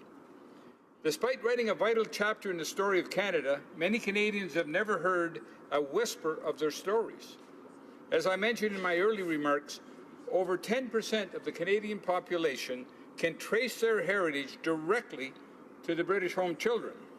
Yet so many will never know the truth of their ancestry due, in part, to the fact that many British Home Children carried a stigma of neglect, abuse, torment, and isolation. This burden that they carried, which was completely unfounded, was carried long into their adulthood, with so many not wanting to talk about their early lives, therefore burying a piece of our country's history. From the speeches and comments by my colleagues from all parties, it appears to be clear that these Canadians and their descendants are more than deserving to be recognized with an official day of remembrance to take place on September the 28th of every year. Until recent years, very few Canadians knew about British Home Children. Their stories of hardship, courage, determination, and perseverance were not part of Canadian history books. This needs to change, Mr. Speaker. The British Home Children, the over 100,000 children from infancy to 18 years of age who were sent to Canada from Great Britain, from Ireland, Scotland, and Wales between 1869 and 1948, helped to build the foundation of our emerging country, many of these as farm laborers and domestic workers in homes spread right across this wonderful country called Canada. Despite the good intentions of individuals, philanthropists, faith-based groups, and charitable organizations who sought to care for these unfortunate children, who truly believed that they were doing a good and noble thing for the children, there was unfortunately those who sought to take advantage of these same children. Often the children went into rural areas where they were seen by many as cheap labor, working from before sunrise to after sunset. Although many of the home children were treated very poorly, neglected, mentally and physically abused, many others, Mr. Speaker, did experience better lives. Some were welcomed as one of the family, loved and nurtured. Most of these children drew on their outstanding courage, strength, and perseverance, and went on to lead healthy and productive lives. They contributed to the growth and the development of Canada, with many British home children enlisting in World War II as well as World War I and the Korean War. Mr. Speaker, in my opinion, and that of the thousands of Canadians right across this wonderful country, the Government of Canada should undertake whatever means it has at its disposal to help to preserve and highlight the important part of our history. Passing this motion will be a small step in making that mission come to pass. Mr. Speaker, I've had the honor of sponsoring this motion, and when I first heard about this wonderful cause, I researched it in part and I was intrigued. But the more I hear about this, watching this wonderful film by my new friend Eleanor McGrath this afternoon, everybody in that room, Mr. Speaker, was very, very emotional. Many of us made tearful over this wonderful, wonderful documentary. And you know, we look through the suffering and we look at all the hardships and the strength of these wonderful people. We have to honor them by remembering them on one day each year. So, Mr. Speaker, I urge all my colleagues from every side of this House to lend their support to my motion and ensure that the stories and the names of the British home children are forever ingrained in the story of Canada. Thank you, Mr. Speaker, and thank you to the descendants of the British home children for bringing this to our attention here in Parliament. Thank you, merci. The question is as follows. Mr. Lauzon, Stormont, Dundas, South Glengarry, seconded by Mr. Strahl, moved that in the opinion of the House, the government should recognize the contributions made by the over 100,000 British home children to Canadian society, their service to our armed forces throughout the 20th century, the hardships and stigmas that many of them endured, and the importance of education, and reflecting upon the story of the British home children for future generations by declaring September 28th of every year British Home Child Day in Canada. Is it the pleasure of the House to adopt the motion? Yes. All those in favour, please say yea. Yay. All those opposed, please say nay. Nay. I believe the yeas have it. Okay, pursuant to Standing Order 93, the Record Division stands deferred until Wednesday, February 7th, 2018, immediately before the time provided for private members' business. À ce moment-ci, conformément à l'article 38, pursuant to Standing Order 38, a motion to adjourn the House is deemed to have been made and seconded at this time. Therefore, the question is that this House do now adjourn. Grasswood. Thank you, Mr. Speaker. Back on October the 6th of 2017, I asked a question to the Minister. TransCanada was forced to abandon Energy East after the Liberal government changed the rules halfway through the game. Mr. Speaker, foreign oil wins and Canadians lose. So how much did we lose? Billions of dollars, Mr. Speaker. We know at least $56 billion that could go from Western Canada to the Maritimes, and specifically New Brunswick. The Liberal government, the prospects for energy workers in Canada have been grim. And I'm going to talk about New Brunswick because this government holds all 32 seats in the Maritimes, yet they don't want their people out there working. They don't want to accept oil from Western Canada.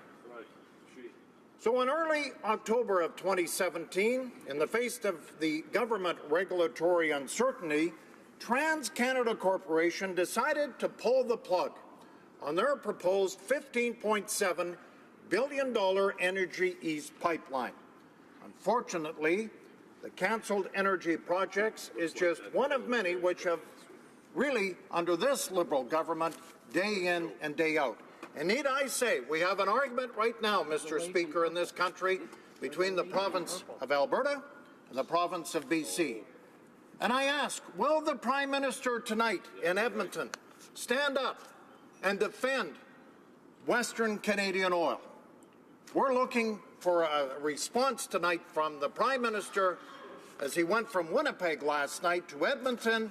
We want to see his answer to the Alberta oil field workers that are, many of them, unemployed, even though, Mr. Speaker, the price of oil today is around $66 to $67 and could go to $80. World price. That's the world price. We unfortunately aren't getting the world price. We're down still in the 20s. Atlantic's paying for world price. One of the central challenges faced by Canadian energy producers is of the development means to the product we need in Western Canada to help out provinces like Quebec and the Maritimes, Asia, Europe. We need this pipeline to get our product to Tidewater. And as you know, Mr. Speaker, that did not happen in 2017. It's a big challenge. We are seeing companies move out of this country. I'll just quote Brent Connolly of Trinidad Drilling just 2 days ago in Calgary. I can't get federal and provincial governments together to support us. 3 days ago, Trinidad Drilling out of Calgary moved 2 of their rigs from Alberta to Texas. And one would say, well, who really cares? But Mr. Conway said, I doubt they'll ever return. The U.S. has changed their tax policy. They're open for business. And in Canada, we continue to get roadblocked day in, day out. CEO Carl Rudd of Akita Drillers, the same. He's moved rigs from Alberta to the United States. Building pipelines and starting to export oil is what the United States is all about. Canada, CIBC Capital Market researchers expect Canadian oil and activity to be very depressed this year in Canada, 2018.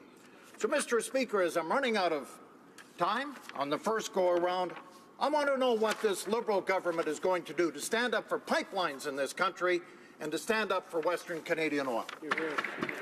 The Honourable Parliamentary Secretary to the Minister of Small Business and Tourism. Thank you, Mr. Speaker, and I'd like to thank the member from Saskatoon-Grasswood for his question and also for acknowledging that Atlantic Canada does exist. It must be the 32 loud voices of the Atlantic MPs that has brought it back to reality for the Conservatives. Mr. Speaker, Canadians know how important the energy sector is to our economy and our country. It's a major source of employment and investment, and it produces significant revenues for governments at all levels. In 2016, the oil and gas industry directly employed almost 400,000 Canadians and contributed approximately $100 billion to our nominal GDP. It also produced billions of dollars in government revenues, revenues that pay for our hospitals, our schools, new bridges, and safer roads, and for the social programs that make us who we are. No country would ever think about leaving the reserves that we are fortunate enough to have in the ground, and no country would turn its back on the jobs and opportunities that it represents. And no country would put all of its oil and gas exports in a single American basket. That's why we launched a comprehensive review of Canada's environmental and regulatory systems. We know the energy sector's future depends on project reviews that are more predictable and timely without compromising on public consultation, Indigenous reconciliation, and environmental protections. But we also moved quickly to introduce a set of interim principles to review major projects already in the queue. And what has been the result? Mr. Speaker, our government has approved a number of major resource projects, including Trans Mountain expansion and Line 3 replacement pipelines. These new pipelines will diversify our markets, are being built with improved environmental safety relationships and relationships with our Indigenous partners, and will create thousands of good middle-class jobs. These approvals were the right decision then, and they're the right decision now. I want to be very clear on that, Mr. Speaker. Those 2 pipelines were approved because they are of national interest, and they were approved based on solid science, an assessment of upstream GHG emissions, and meaningful consultations with Indigenous peoples. And what's more, Mr. Speaker, we would have had the same approach with Energy East, and no one wanted that to happen any more than my New Brunswick colleagues and I. Contrary to what the member opposite says, there was no changing the rules midway through. In fact, just the opposite is true. We implemented our interim principles in January 2016, 3 months before TransCanada resubmitted its plans for Energy East. I can't speak for TransCanada, but I think it's reasonable to infer that they looked at our interim approach and decided that they could work with it. Why else would they have proceeded with their submission? As the Minister of Natural Resources has said numerous times, nothing has changed from our perspective. So why did TransCanada choose to abandon the Energy East project? Again, I can't speak for the company, but I know that what one of the country's leading experts had said.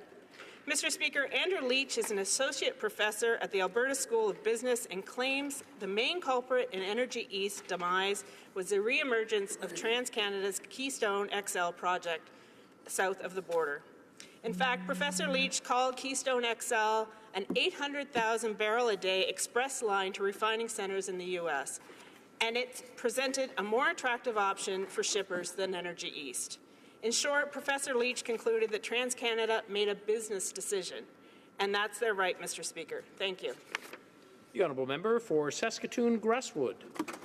Mr. Speaker, the National Energy Board announced a tougher review process that would take into account indirect greenhouse gas contributions, among other factors. Since the member is from New Brunswick, she would know this. TransCanada planned to hire 3,716 people locally to help with the construction of this project. 97 would be retained to operate it once it was complete.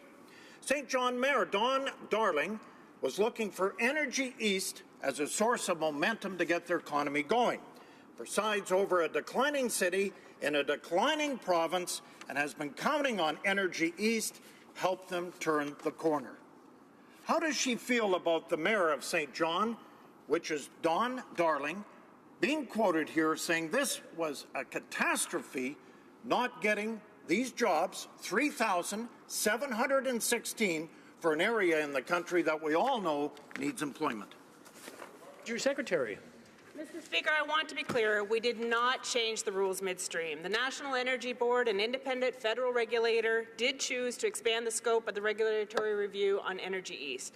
But we made it clear to the company that we, as the Government of Canada, would ultimately use the same process that resulted in the approval of TMX Line 3 replacement pipelines. We even offered to the NEB to conduct the upstream and downstream GHG assessments to avoid any cost to the proponents. Nothing has changed, nor was anything going to change, no matter what the member opposite claims. The facts are clear on this, Mr. Speaker. Thank you. The honourable member for Edmonton Strathcona. Mr. Speaker, I'd like to say it's a pleasure to raise this, but it is with regret, Mr. Speaker, that I must continue to raise concerns about the lack of action to protect our iconic species, the woodland caribou. Mr. Speaker, on October 6th, I put a question to the Minister about what she was intending to do to finally take action for the recovery of the woodland caribou in Canada, and particularly in my province of Alberta. In November, a petition was filed by two environmental organizations, the Alberta Wilderness Association, long-standing conservation group in Alberta, and the David Suzuki Foundation, along with the Cold Lake First Nation. And that petition is calling on the government to exercise their powers under the Species at Risk Act because of the dire strait of 5 herds in northern Alberta: the Cold Lake herd, the Richardson herd, the Red Earth herd, the West Side Athabasca River herd, and the East Side Athabasca River herd. Mr. Speaker, we know that the federal government has been stalling on taking action, saying that, well, we've given the provinces the opportunity to come back with a recovery plan and what they're going to do to actually protect the herds. But the problem is, Mr. Speaker, thus far from Alberta, we've received simply a list of potential strategies.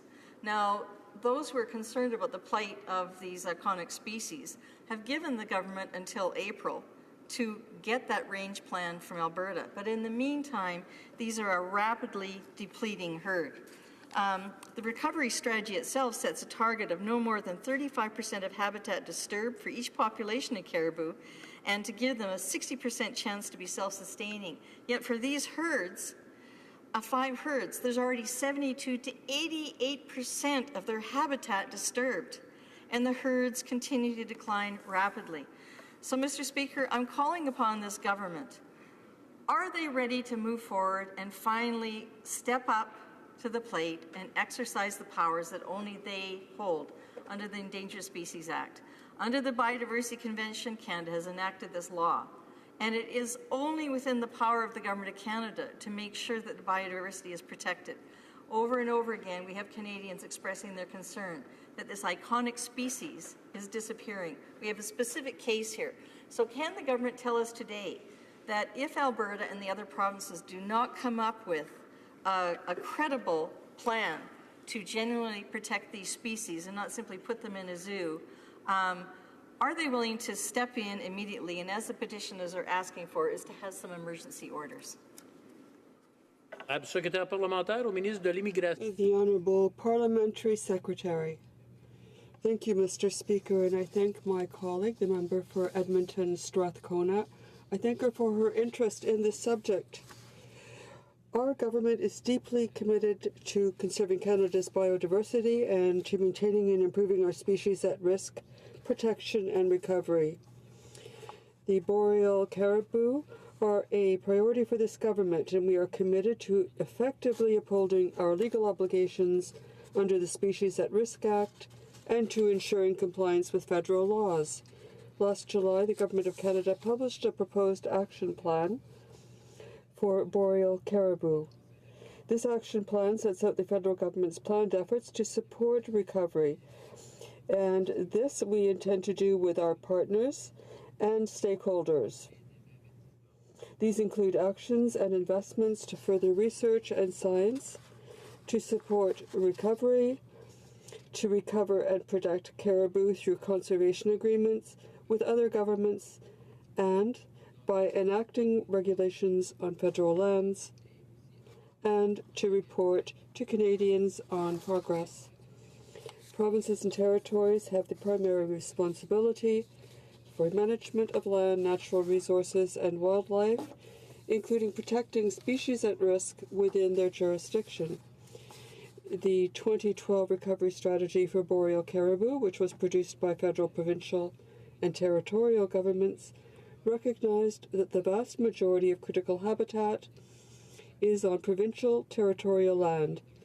As such, the recovery strategy included a 5-year deadline for provinces and territories to provide range plans for boreal caribou to the federal government last October. I also released a 6-year progress report on boreal caribou that provided an overview of the progress that has been achieved in meeting the objectives of the recovery strategy, and an update on the status of caribou populations and habitat disturbance. As of October 2017, all provinces and territories were still working to complete range plans.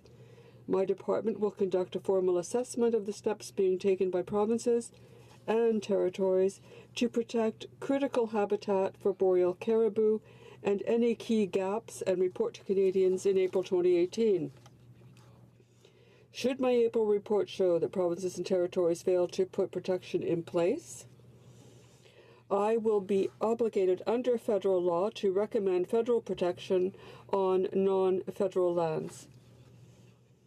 We are in discussion with a number of provinces and territories on conservation agreements that could help accelerate and support their efforts to complete range plans in close consultation with Indigenous groups and with key stakeholders. We are also creating a multi-stakeholder forum to ensure the integration of new knowledge and science into the conservation and recovery of boreal caribou. The National Boreal Caribou Knowledge Consortium will enable governments, Indigenous people, stakeholders, and scientific experts to regularly share information and lessons learned. In the end, successful efforts to recover caribou while ensuring continued prosperity will depend, Mr. Speaker, on all parties working collaboratively to develop innovative, science-based solutions. And our government, Mr. Speaker, believes that there is a significant opportunity to recover boreal caribou and support the prosperous and sustainable use of Canada's resources. Thank you, Mr. Speaker. Thank you, Mr. Speaker. Mr. Speaker, I'm deeply troubled. I am hearing a consistent theme from this government that this is mostly the provinces and territories' responsibility. And I remind them, there's a very famous Supreme Court of Canada decision, and that's the Friends of the Old Man decision that says clearly the federal and provincial government share responsibility and jurisdiction over the environment. Clearly, the Species at Risk Act is under the mandate of the federal government. The answer is not more consultation and more science. This has been going on for decades. We have a deep problem, and the government needs to recognize it. We've already had one previous federal environment minister chastised by the federal court for the fact that when he made his decision on whether or not there was a proper recovery strategy for these caribou, he had failed to consider the treaty rights of First Nations. In this case, we have the Cold Lake First Nation relying on their survival in late winter specifically for these herds. And these herds already only... Secrétaire parlementaire. The Parliamentary Secretary. Mr. Speaker, I'd like to thank my colleague again, and as I said in my response, we realize that the population has declined, this largely due to human activities, but our government is concerned, very concerned, about the state of boreal caribou in Canada and also about the impact that their decline is having on Indigenous peoples and all Canadians, and that is precisely why we are increasing our efforts in this area. Mr. Speaker, Canadians expect us to work collaboratively with provinces and territories in order to conserve the species while continuing to support sustainable use of our natural resources. So, Mr. Speaker, once again, this is very important species, very important to our government, and we will do all we can to maintain and conserve this species. Thank you, Mr. Speaker. The adjournment motion is deemed to... And adjourned until tomorrow at 10 a.m. pursuant to Standing Order 24-1.